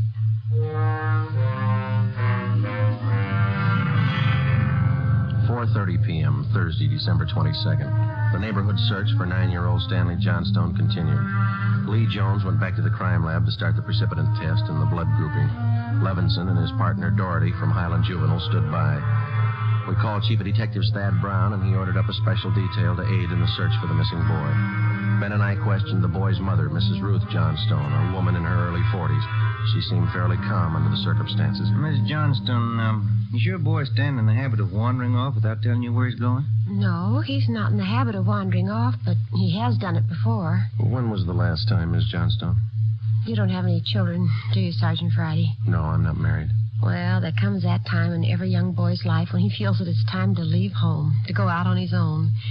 Usually happens somewhere around 8 to 10. I think I know what you mean. I got a boy. Well, then you know how it is.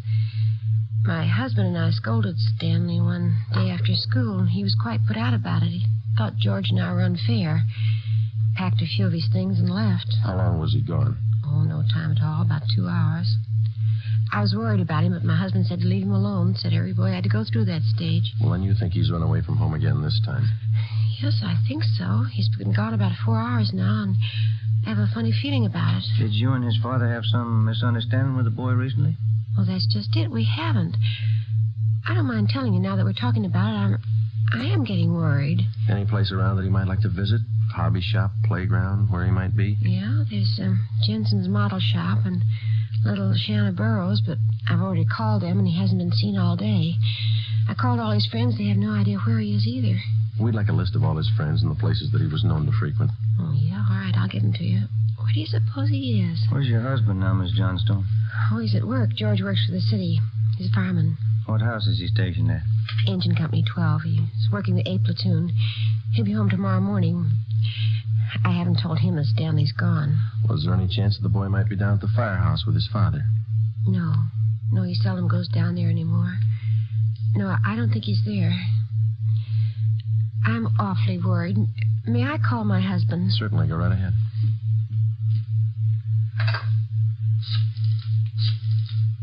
I know George will be worried. Stanley's been gone too long. Hello? May I speak with George Johnstone? This is Mrs. Johnstone. Thank you. I hate to call George at his work. Yes, ma'am. Does your husband own a gun? Yes, he does. What caliber, do you know? Well, it's a .45 automatic. He got it. George? This is Ruth. George, is Stanley down there with you by any chance? Oh. No, I can't find him anywhere. He hasn't been here when I came home from my shopping. There are 2 policemen here.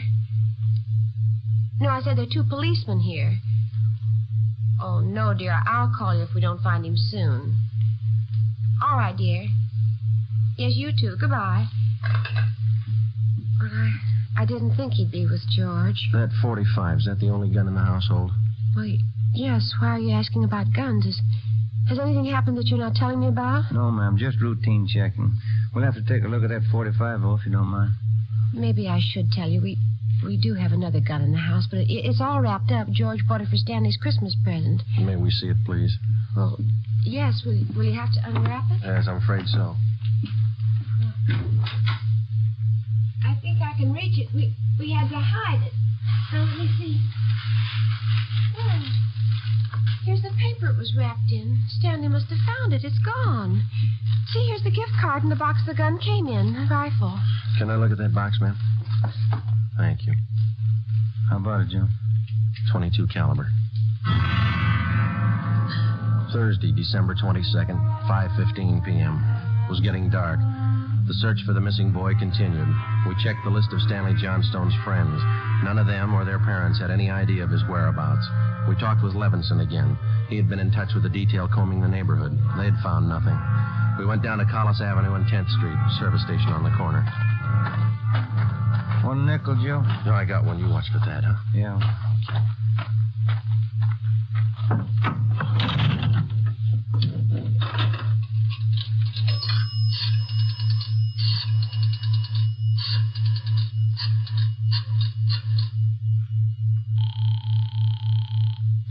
City Hall.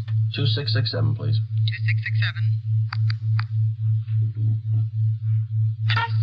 Crime Lab, Jones. Hi, Lee. Joe Friday. Yeah, Joe. Any sign of the Johnson kid? No, not yet. How are you coming? Finished the precipitin test. It's human blood. Yeah? Working with a blood group now. Do you know what type the Johnson boy has? Well, we didn't want to upset his mother. Thought we'd wait till the last thing. We're still in the neighborhood. Check with the family physician. That way you won't disturb him. Yeah, we figured on that. Oh, just a minute, Lee. Yeah, Ben. Boss just pulled up. Okay. Thad Brown's out here now. I'll check you later, Lee, huh? Yeah, right, Joe. All right, goodbye.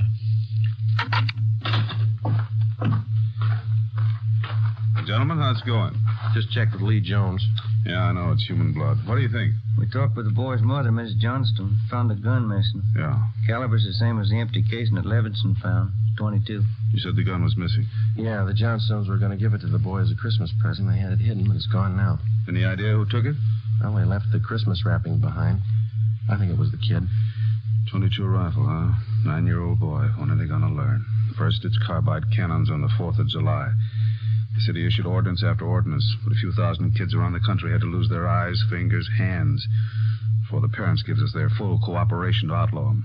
I know what you mean. Sure you do. You and every other cop in the country became the heavies trying to clamp down on them. It's always the same story. This time it's guns for Christmas. I know what you're thinking, but we're not sure yet. Now listen, Friday, there's a city ordinance against giving a gun to a kid. You know that? Yes, I know that. There's a missing boy and a missing gun. There's blood on the ground and an empty shell. That's enough for me. We're going to stay with it. Something's got to break. Yeah. I hope it's not the hearts of that kid's parents. Oh, hi, Chief. I've been looking for you, Friday. What do you got, Harry? Found the gun. New .22 rifle. Strong smell of cordite. I'd say it's been recently fired. Where'd you find it, Levinson? Back up there in that scrub oak. Up behind the Johnston house. Mrs. Johnstone identified it. Buckley took it down to the crime lab. Thanks, Harry. Is Miss Johnstone okay? Pretty sick now. Kilby came up with something else. What's that? There's another one missing. An 8-year-old boy. 6:30 p.m. We talked with Officer Kilby about the other missing boy. He told us that his name was Stephen Morheim, 8 years old. His family had just moved into the neighborhood, and it seemed that no one besides the Morheim family knew that the boys played together. Mrs. Morheim told us that Stephen told her that he was going out to play and that he'd be home by 6 o'clock for dinner. She told us that he was an unusually prompt boy and almost never overstayed his playtime. We got a description of the Morheim boy and put out a missing broadcast. We called the Johnstones' family doctor. He told us that Stanley's blood was type O. At 7 p.m., we talked again with Mrs. John Morheim. Are you sure Mrs. Johnstone doesn't know where the boys are? She has no idea, Miss Morheim. This is terrible. It's just awful. I feel there's more to this thing. Something you're not telling me. Well, there's no use to upset you until we know a few things for sure. And you are holding back something. Now, please try not to worry, Miss Morheim. There are certain questions we'll have to ask, routine questions in any kind of investigation. Is there anything else you want to know? Yes, ma'am. What is your boy's blood type? That's a funny question. Do you think anything's happened to him? Have you found him and you're not telling me? No, ma'am, we haven't found him. We don't think anything's happened to him. His blood type? Yes, ma'am. I think I have it written down in Stevie's baby book. Yes, here it is. It's type O. Thank you. I wonder if I might use your phone, please. Yes, of course. It's in the hall. Be right back, Ben. Yeah, okay.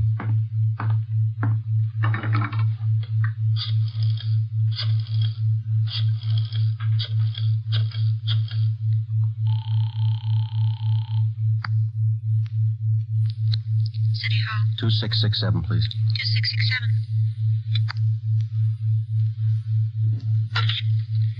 Ram that pinker. Hello, Ray. This is Friday. Lee there? Just a minute, Joe. Take 2, Lee. John speaking. Checking back, Lee. Did you get the blood types on the 2 missing boys? Yeah, both boys type O. So were the stains, Joe. Type O.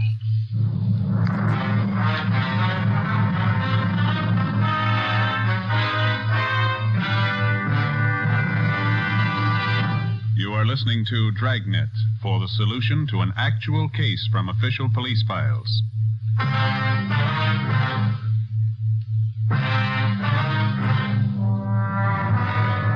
8 p.m., Thursday, December 22nd. Still no sign of either of the missing boys.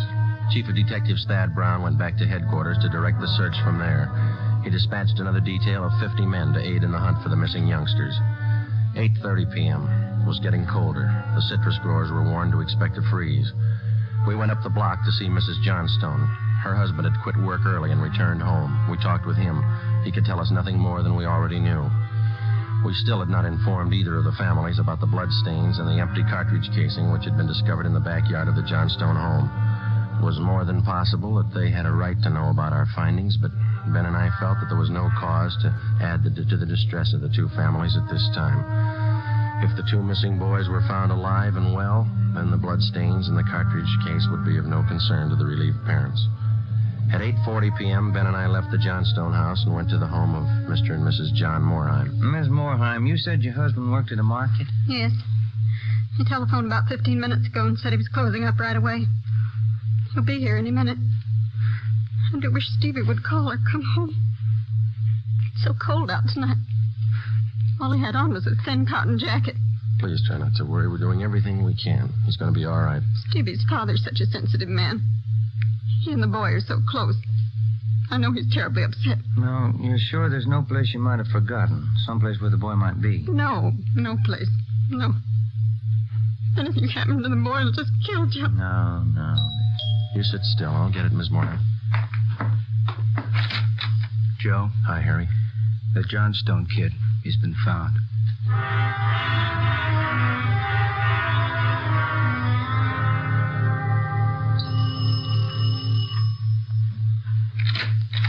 Oh, he's home, Sergeant. He's come home. Thank God he's all right. Where's he been? Did he tell you? No, he didn't. His clothes were all dirty and he's acting strange. I've never seen him like this. How do you mean, Miss Johnson? Well, he just came in the front door and said, "Hello, Mom," and then he sat down in a chair and stared at the floor. He won't talk to his father or me. Do you mind if I talk to him? No, go ahead.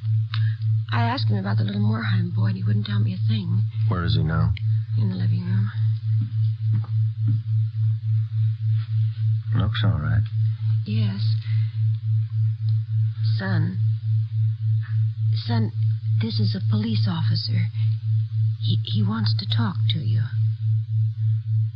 Now, don't be afraid, dear. He only wants to ask you some questions. Son. You see, Sergeant? Stanley, come on, look at me, son. Get your head up, youngster. Come on, now that's better. I had your mother pretty worried, you know that? You want to tell us where you've been? I wish you'd try to get him to eat a little something. Do you hear that, son? Want something to eat? Stanley, there's another little boy up the street who hasn't come home. Do you know where he is? His father and mother are worried about him, too, just like your folks were. You've got to help us find him, son. I killed him. I killed Steve with the .22. We were only playing. But I killed him. How do you know you killed him? Maybe he's only hurt. Now, isn't that it? No, he's dead. I know he's dead. The gun went off. We forgot we put bullets in there. Where is he, Stanley? I hid him. I was scared. I didn't want anybody to find him. Where did you hide him, son? In a cave up on the hill. I didn't mean it. It was my pal. You want to show us where, son? Yes, I'll show you. Please don't send me to jail. 9:15 p.m., Thursday, December 22nd. 9-year-old Stanley Johnstone led the way up the hill behind the backyard of his home. He showed us the wagon he moved the body in. His father came along with us. About 50 feet from the crest of the hill, the boy pointed to a thicket of scrub oak. There we found a small cave holding the body of Stephen Morheim. There was a single bullet wound in his chest just below his heart. He was dead. We covered the body. Stanley, how did it happen? I knew my folks were going to give me the gun for Christmas. I knew where it was, and I got it. There was a box of bullets with it. Were you pointing the gun at Stephen? No, sir. No, sir, I wasn't. It was Steve's turn to play with it. I was chasing him. He tripped over the stump there in our backyard and fell.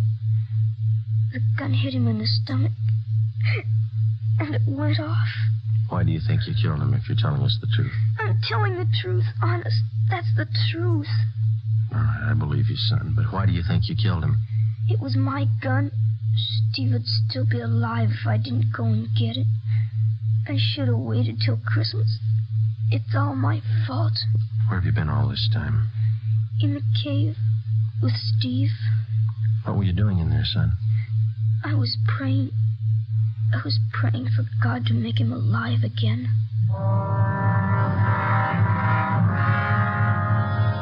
After a thorough investigation, Ben and I were convinced that the shooting of Stephen Morheim was accidental. Lieutenant Lee Jones' findings substantiated the Johnstone boy's story even to the smallest detail. We put in a call to the coroner's office and acquainted him with the facts. He designated a local mortuary to handle the body pending autopsy and granted us permission to remove the body to the Morheim home. Mrs. Morheim collapsed. The family doctor was called. Ben and I sat in the living room to wait for John Morheim, the dead boy's father. Edith! Edith! Mr. Morheim? Yes. You the police? Yes, sir. Where's Edith? Where's my wife? Has my boy come home? Have you found him? Yes, sir. Oh, where is he? Steve! Stevie! Where's Steve? He's hurt, isn't he? Yes, sir. Oh, where is he? I want to see him. He's hurt bad, Mr. Morheim. Oh, where is he? I want to see him. He's in his room. How bad? Pretty bad.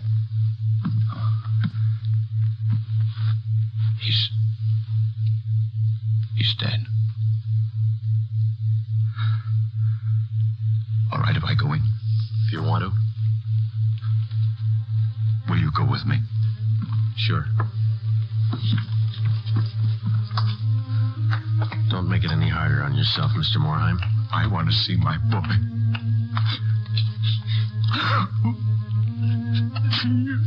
Mr. Morheim. Stevie.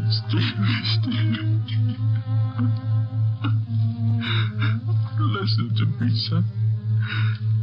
We've got you a lot of nice things for Christmas. Everything you wanted. I got you those 3 new cars for the train. The one with the searchlight really works.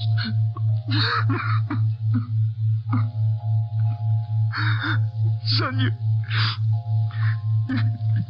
got that new switch you wanted to it. The little boy tried.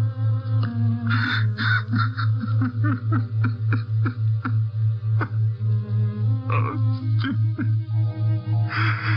No, you can have a big payout. You know that new baseball that you saw? Well, I got it for you. Steve. That cowboy outfit you wanted, I got it too. Mr. Morheim. Come on, Joe.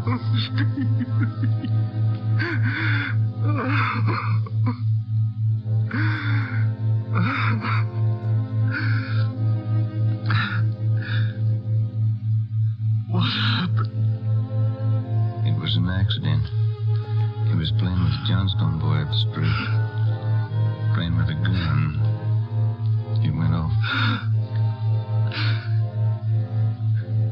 was the other boy's name? Stanley Johnston. It was an accident. Morheim, where are you going? I want to see that boy. We had no idea what the dead boy's father had in mind. We didn't feel that we should try to restrain him. We went along with him up the street to the Johnstone home.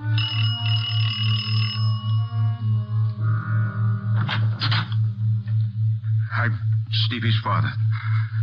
Where's your boy? I'm sorry. Where's your boy? He's right here. Won't you come in? It's all right, Miss Johnston. You the boy that was with Stevie? Yes, sir. What's your name? Stanley. Stanley. I know it wasn't your fault, Stanley. I wonder if you'd do something for me. Yes, sir. I've got a lot of nice presents for Stevie. I know he'd want you to have them. I want to give them to you. Christmas Eve. Mom? I think that would be a fine idea, son. Come on, Ben.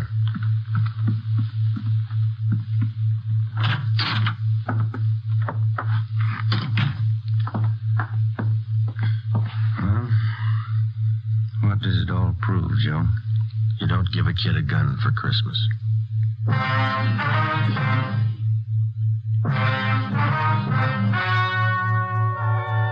The story you have just heard was true. Only the names were changed to protect the innocent. On December 24th, 1948, a coroner's inquest was held in the county morgue, city and county of Los Angeles, state of California. In a moment, the results of that inquest.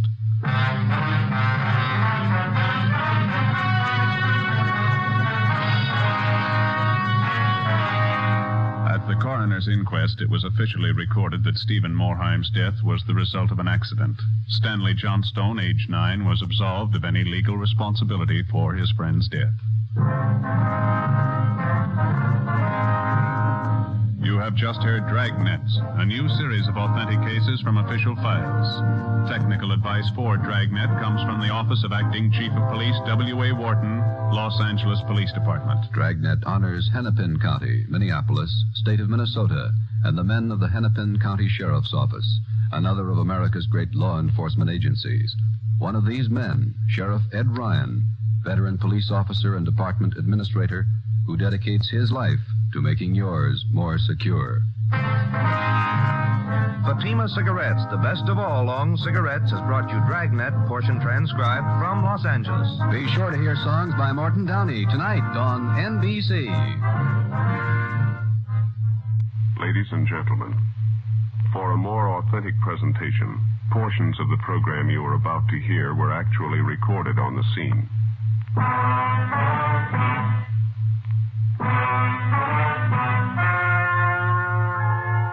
The story you are about to hear is true.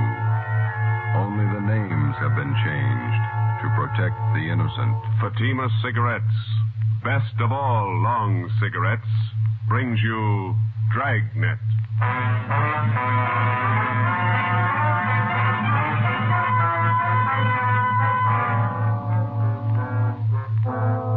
You're a detective sergeant. You're assigned to robbery detail. A gang of hold-up men have been running loose in your city. They've committed more than a dozen robberies. They're heavily armed, quick to shoot. Your job, stop them.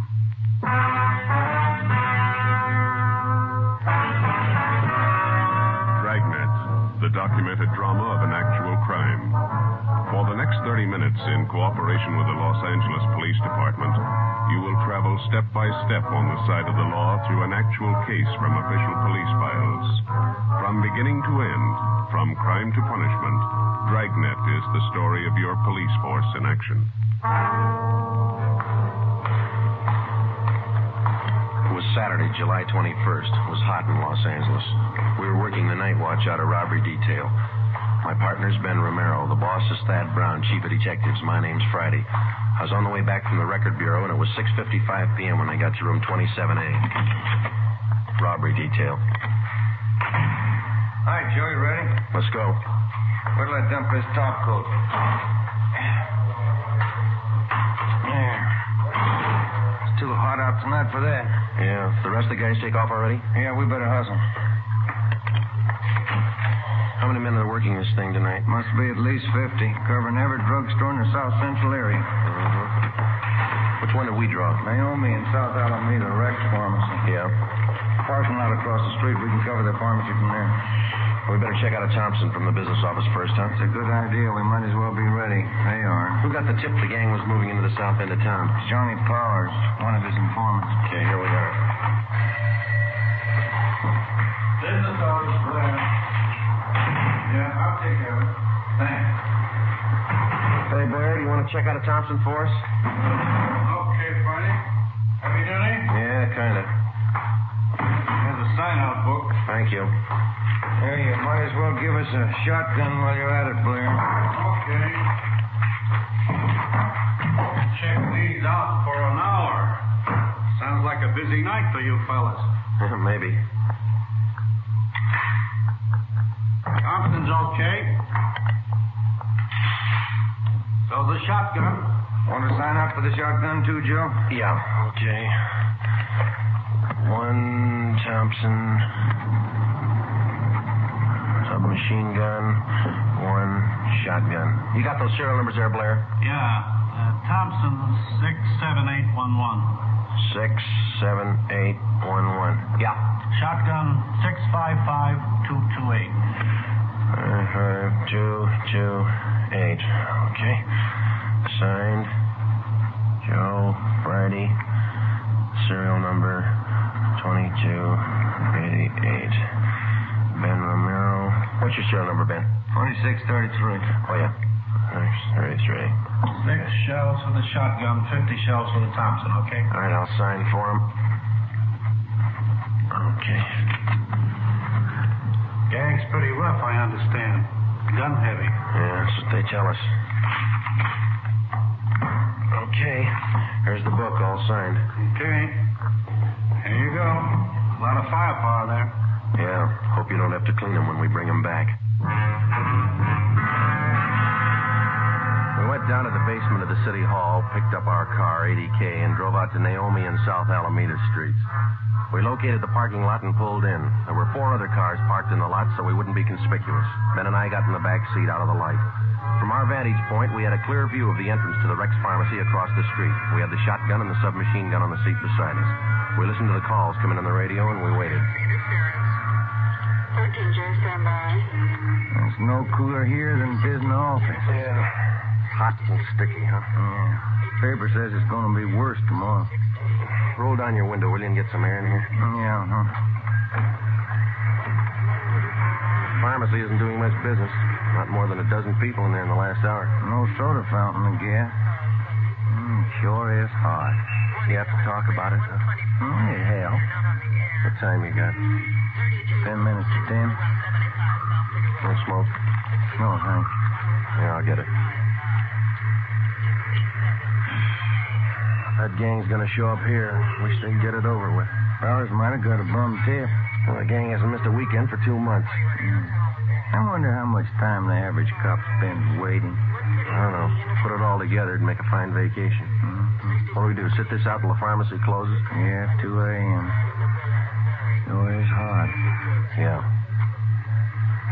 Midnight came and passed. The traffic on South Alameda thinned out. Only an occasional customer entered the pharmacy across the street. Ben kept complaining about the heat. We waited. Well, that's it, Joe. There go the lights. Drugstore's closing. Yeah, the guy's locking the doors. There he goes. We might as well shove off, too. Yeah. Let's get in the front seat. There's not much call for this shotgun tonight. There's no use checking it in. Same duty to mine, eh? Attention all units. All units in the vicinity of 8th and Hill, on the corner of Hill and Geneva Alley, the 211 and shooting. Code 3. Hit the light. Yeah, come on, let's roll.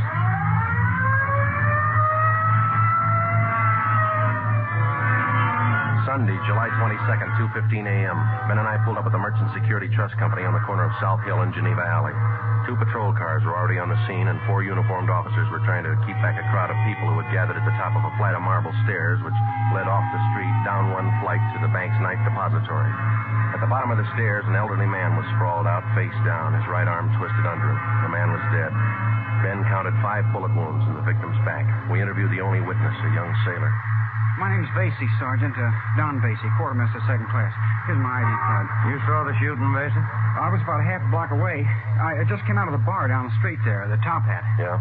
Had a couple of beers, and I left, and I started walking back to the hotel. When was that? About 5 after 2. Mm-hmm. Go on. Well, before I got to the corner, I saw this man ahead of me.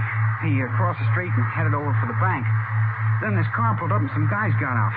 They ran over to the man, and it looked like they were frisking him. Yeah? All of a sudden, I heard shots. The man ran for the stairs here, and it looked like he stumbled and fell. A bunch of guys jumped back in the car and drove away. What'd you do then? Well, I ran up to see what I could do for the old man. He was lying down there where he is now. Nothing I could do for him. I yelled for a cop. Did you get a look at the men in that car? No, I just saw him from a distance. 4 of them, maybe 5. What about the car? Did you see the license number?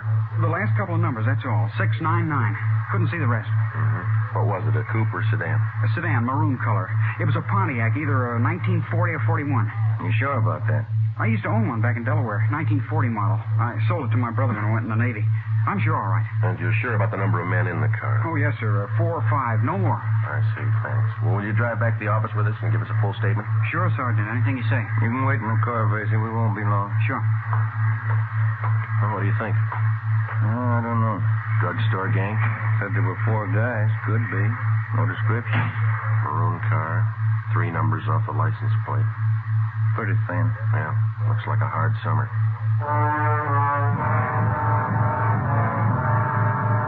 We completed our preliminary investigation. The coroner arrived and the body was taken to the county morgue in the basement of the Hall of Justice. The victim was identified as Walter Conroy, the proprietor of the Flowerland Dance Hall on South Hill Street. Together with officers Fremont and Hurst from homicide, Ben and I spent most of Sunday tracking down employees of the dance hall and interviewing them.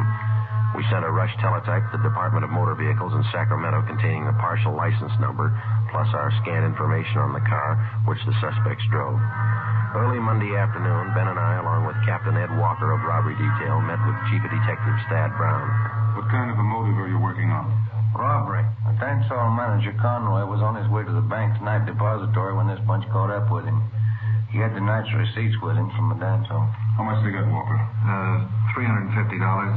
They missed over 1,000 Conroy had in an inside pocket. No idea who pulled the stick up? Could have been that drugstore gang. Why them? Well, they haven't missed working a weekend night for 2 months. There's no sign of any other job that they might have pulled Saturday. Just a hunch, Chief. Nothing to go on. We'll have to guess our way for a while. Sacramento checking the description of the car, the numbers off the license plate? Yeah, ought to have an answer this afternoon. Any leads on the drugstore gang at all? Plenty. None of them good. Suspects are loaded down with guns, that's all we know. Excuse me. Brown speaking. Just a minute. Friday speaking. Okay, thanks. Reached over here. Friday. Yeah, Ralph. How many? Yeah. Okay, thank you. All right, got an answer from DMV, Sacramento, about the hold-up car. What'd they say, Joe? Well, they looked up the possible combinations of 1940 or 41 Pontiac sedans with the number 699 on the license plate. Yeah? 123 possibles to check. Not much choice. No car of that description on the hot list. The killer might be the legal owners. 123. Well, even after we check them, we still might not have the right party. That's right. If we got a better lead, we'll work on it. Nope. Well, then ride this till it falls apart. For the next 13 days, Ben and I, Fremont and Hurst from homicide, plus a half a dozen other men, hacked away at the list of 123 car registrations, any one of which could have been issued to the hold-up car. The color of the sedan didn't help us much to start with, since California vehicle registrations do not include the colors of the cars. After 14 days of gradual elimination of possibles, the field was narrowed to 6, then 4, and then 2. August 6th, Monday, 5:30 p.m. Ben and I were called to Thad Brown's office. Gentlemen, you checked out that last possible yet? About 20 minutes ago. It didn't pan out. What about Hearst and Fremont? They had one left. Right here. Could be the answer. Yeah. 1940 Pontiac sedan, license number 4XA699. Last registration, San Diego. Sounds good. We teletyped the San Diego police. They say the car's been sold to a woman out in Santa Monica. Anyone checked her? Well, that's what I want you two for. San Diego and Santa Monica. Well, it's in the right area. Can't afford to miss now. I hope it's the right one. Well, it's gotta be. Check it.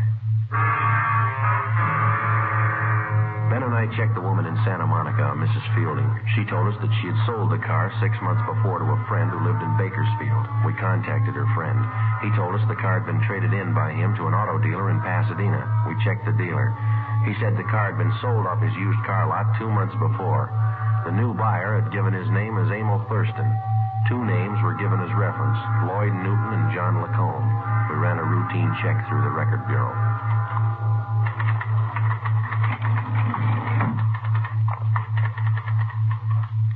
Ran them through, fellas. Here's the packages. Get a make for him? On all 3. What'd you find on Thurston? Let's see. Thurston, 2-time loser, second time up to Q on 5 counts of armed robbery. On parole from Quentin now. How about the other 2? Lacombe, let's see. Preston reformatory, 2 terms, went up 3 years ago, violation of Dyer Act. He's on parole, too. What about Newton? Did you make him? 2 terms in Oklahoma. They're looking for him now at jump parole. Can I look at that just a minute, Frank? Sure. Have all 3 of them. Take a look, Ben. Each one of the marma sheets on these 3 guys. Yeah. Right here under General M.O. See? Mm-hmm. Thurston, heavily armed at time of arrest. Yeah. This one, Lacombe. Huh? Heavily armed. This one on Newton. Same thing. Gun happy. Yeah. Come on. At the time he purchased the car, suspect Emil Thurston listed his home address as 1517 North Hoover Avenue. Previous robbery victims positively identified Thurston and his companions. At 1517 North Hoover, the landlady also identified Thurston and his companions as tenants. She told us they drove a red sedan and they parked the car at a Temple Street garage. An immediate stakeout was placed on the apartment house, and we started the canvass of Temple Street garages from Hoover Avenue down to Rampart Boulevard. At 4 p.m., Ben spotted the car in Donnelly's garage on Temple Street near Michigan Drive. The garage attendant told us that the owner of the car had given his name as Emil Thurston. We showed him the mug shots. Yeah, used to park his car in here a while back. Then he came in yesterday morning with these 2 guys and said he wanted a paint job. Doesn't look like he needs a paint job to me. They offered me $20 extra if I do it in a hurry. He wants the car painted green. When's he going to call for the car? About 10 o'clock tonight. These jobs take time. He's not going to like it if the car's not finished. He won't like it if it is. Come on, Ben.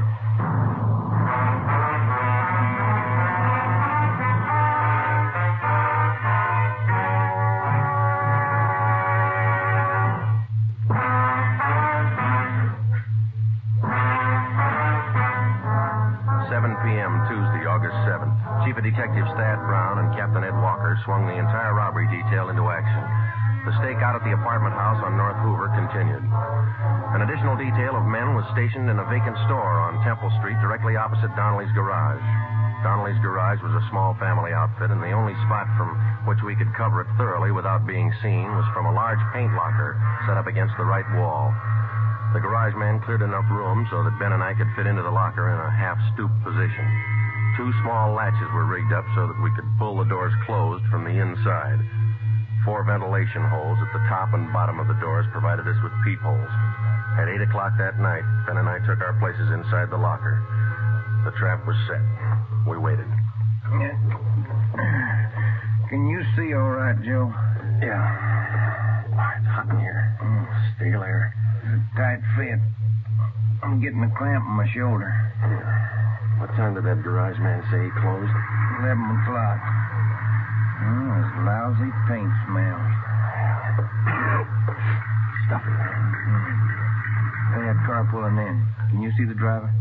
Wait a minute. It's nothing. Somebody getting gas. they show up. I wouldn't want this to go on another night. Well, don't count on it. What's going to sleep? Why don't you stand still? What time you got? Let me see. Get the light on in here. 10 minutes to 9. Thanks. The popular conception of the working detective rarely includes a glimpse of his everyday run-of-the-mill duties. Filling out forms, conducting interviews, or waiting long, monotonous hours parked in a car or standing half-crouched in a garage paint locker. It's slow, dull, and tedious, and it's 95% of the police officer's job. By 10 o'clock that night, there was still no sign of Thurston and his friends. The cramped locker got more cramped with the passing minutes. The air was thick with paint fumes. We waited. At 10:55, a taxi pulled to a stop in front of the garage. 3 men got out. You see him, Joe? Wait till they step into the light. There's another guy still in the cab. Here he comes. There's the first guy. Yeah, it's Thurston. Fourth guy's getting out of the cab. That looks like Newton. That's him. Yeah, it's Lacombe right behind. Fat guy. Here they come. Sure do look the part. All right. Unlight your door, but don't open it. Yeah. Quiet, Ben. What's the matter? Not just stuck. Wait a minute. You get it? No, it's really stuck. All right, tap it with your gun stock. Come on, easy. There it is. It's loose. Good. Can you see where they are now? Yeah. Talking to the garage man. Not looking this way. No, they just stay that way, huh? You ready? Okay. Don't tip them off till we're right on top of them. Let them get away from that garage man, huh? Right. All right, let's go. Approximately 25 or 30 yards separated us from the suspects. I glanced across Temple Street at the vacant store where Thad Brown and the other men were staked out. 25 yards is a long way to walk when you're approaching a murderer, and you know that he won't hesitate to kill you in order to escape. Ben flipped the safety off the machine gun. We were almost halfway across the garage, 15 yards away. Thurston turned and saw us. Look out, Joe! Stop, man! You got one of them! They ducked behind the car, went up the stairs. 3 of them. Come on! Hey, where they go? Up the stairs. Over!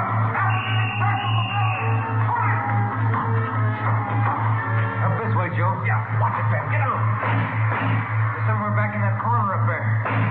You're trapped. Throw down your gun. All right, Ben, give it over.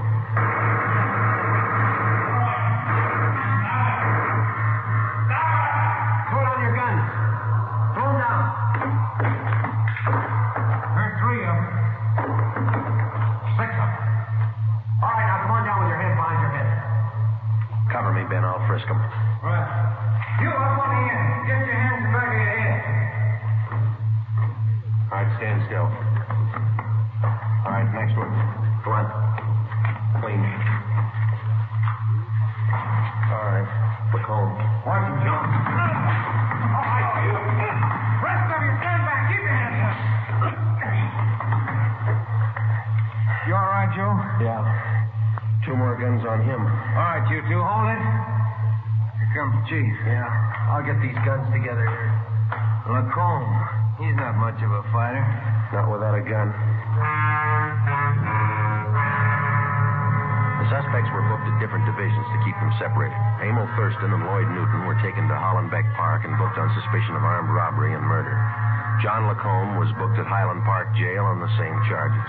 The other suspect, who had been wounded in the escape attempt, was identified as Harold Steves, 19 years old.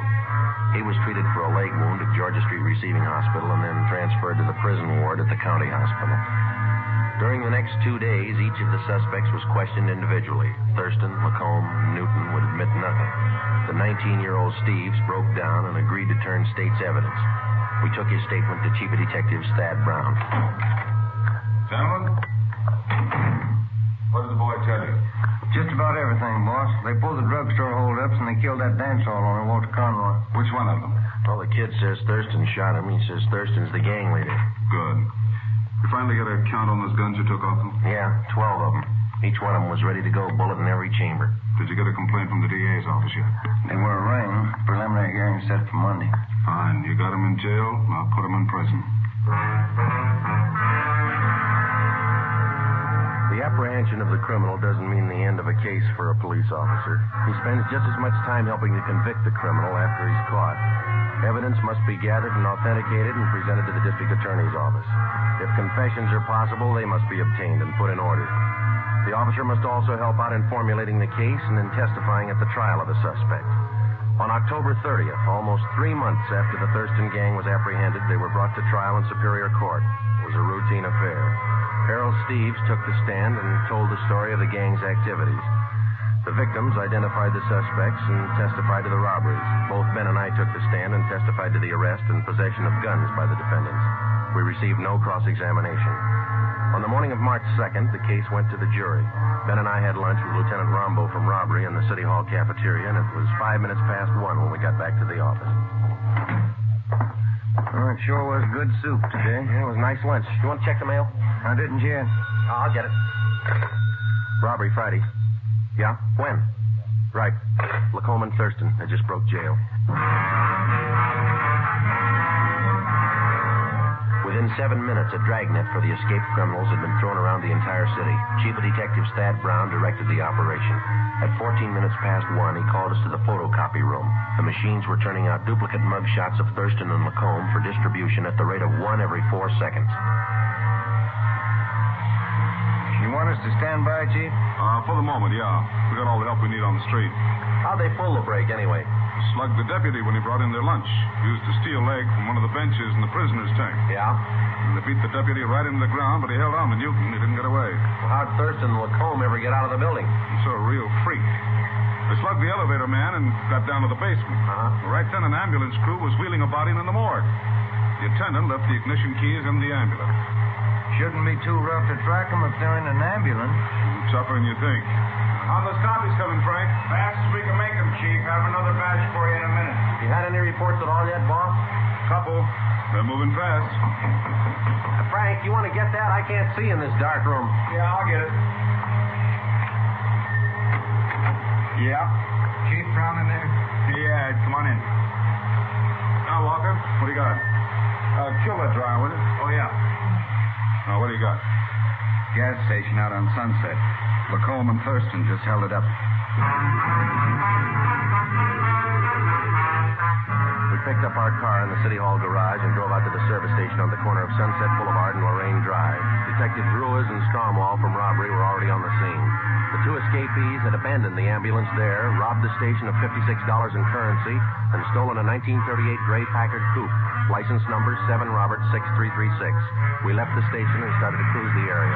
It was 1:55 p.m. Attention all units, attention all units. Get it up, Joe. 6380 North Sunset at 211 in progress. 6380 North Sunset at 211 in progress. Code 3. This is the 6100 block. Yeah, come on. At 6380 North Yes, look, maybe. Push it. Hey, that car pulling out up ahead there. A gray coupe. Wait a minute. 7 Robert, that's them.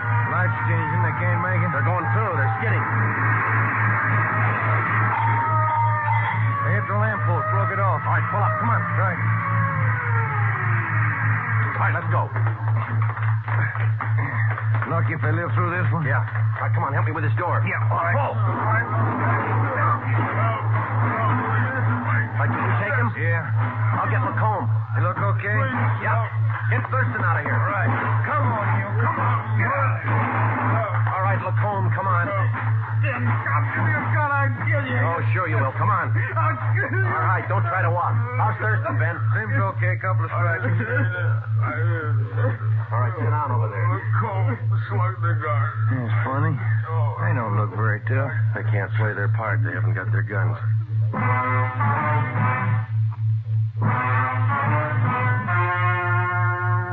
story you have just heard was true. Only the names were changed to protect the innocent. On March 3rd, 1947, trial was held in Superior Court, Department 91, City and County of Los Angeles, State of California. In a moment, the results of that trial.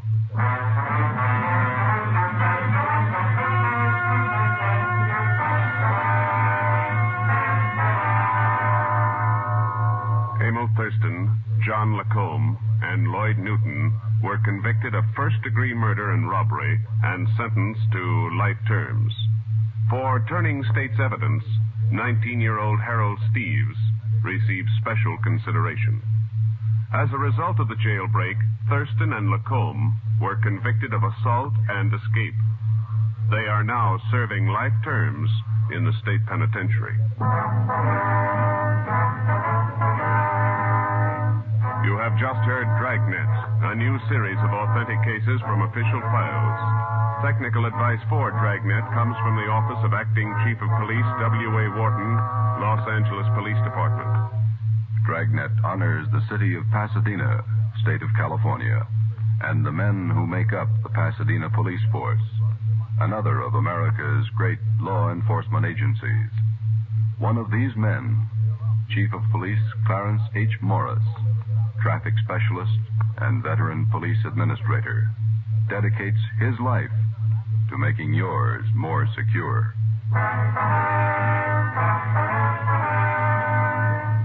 Fatima Cigarettes, the best of all long cigarettes, has brought you Dragnet, portion transcribed from Los Angeles. Be sure to hear songs by Morton Downey tonight on NBC.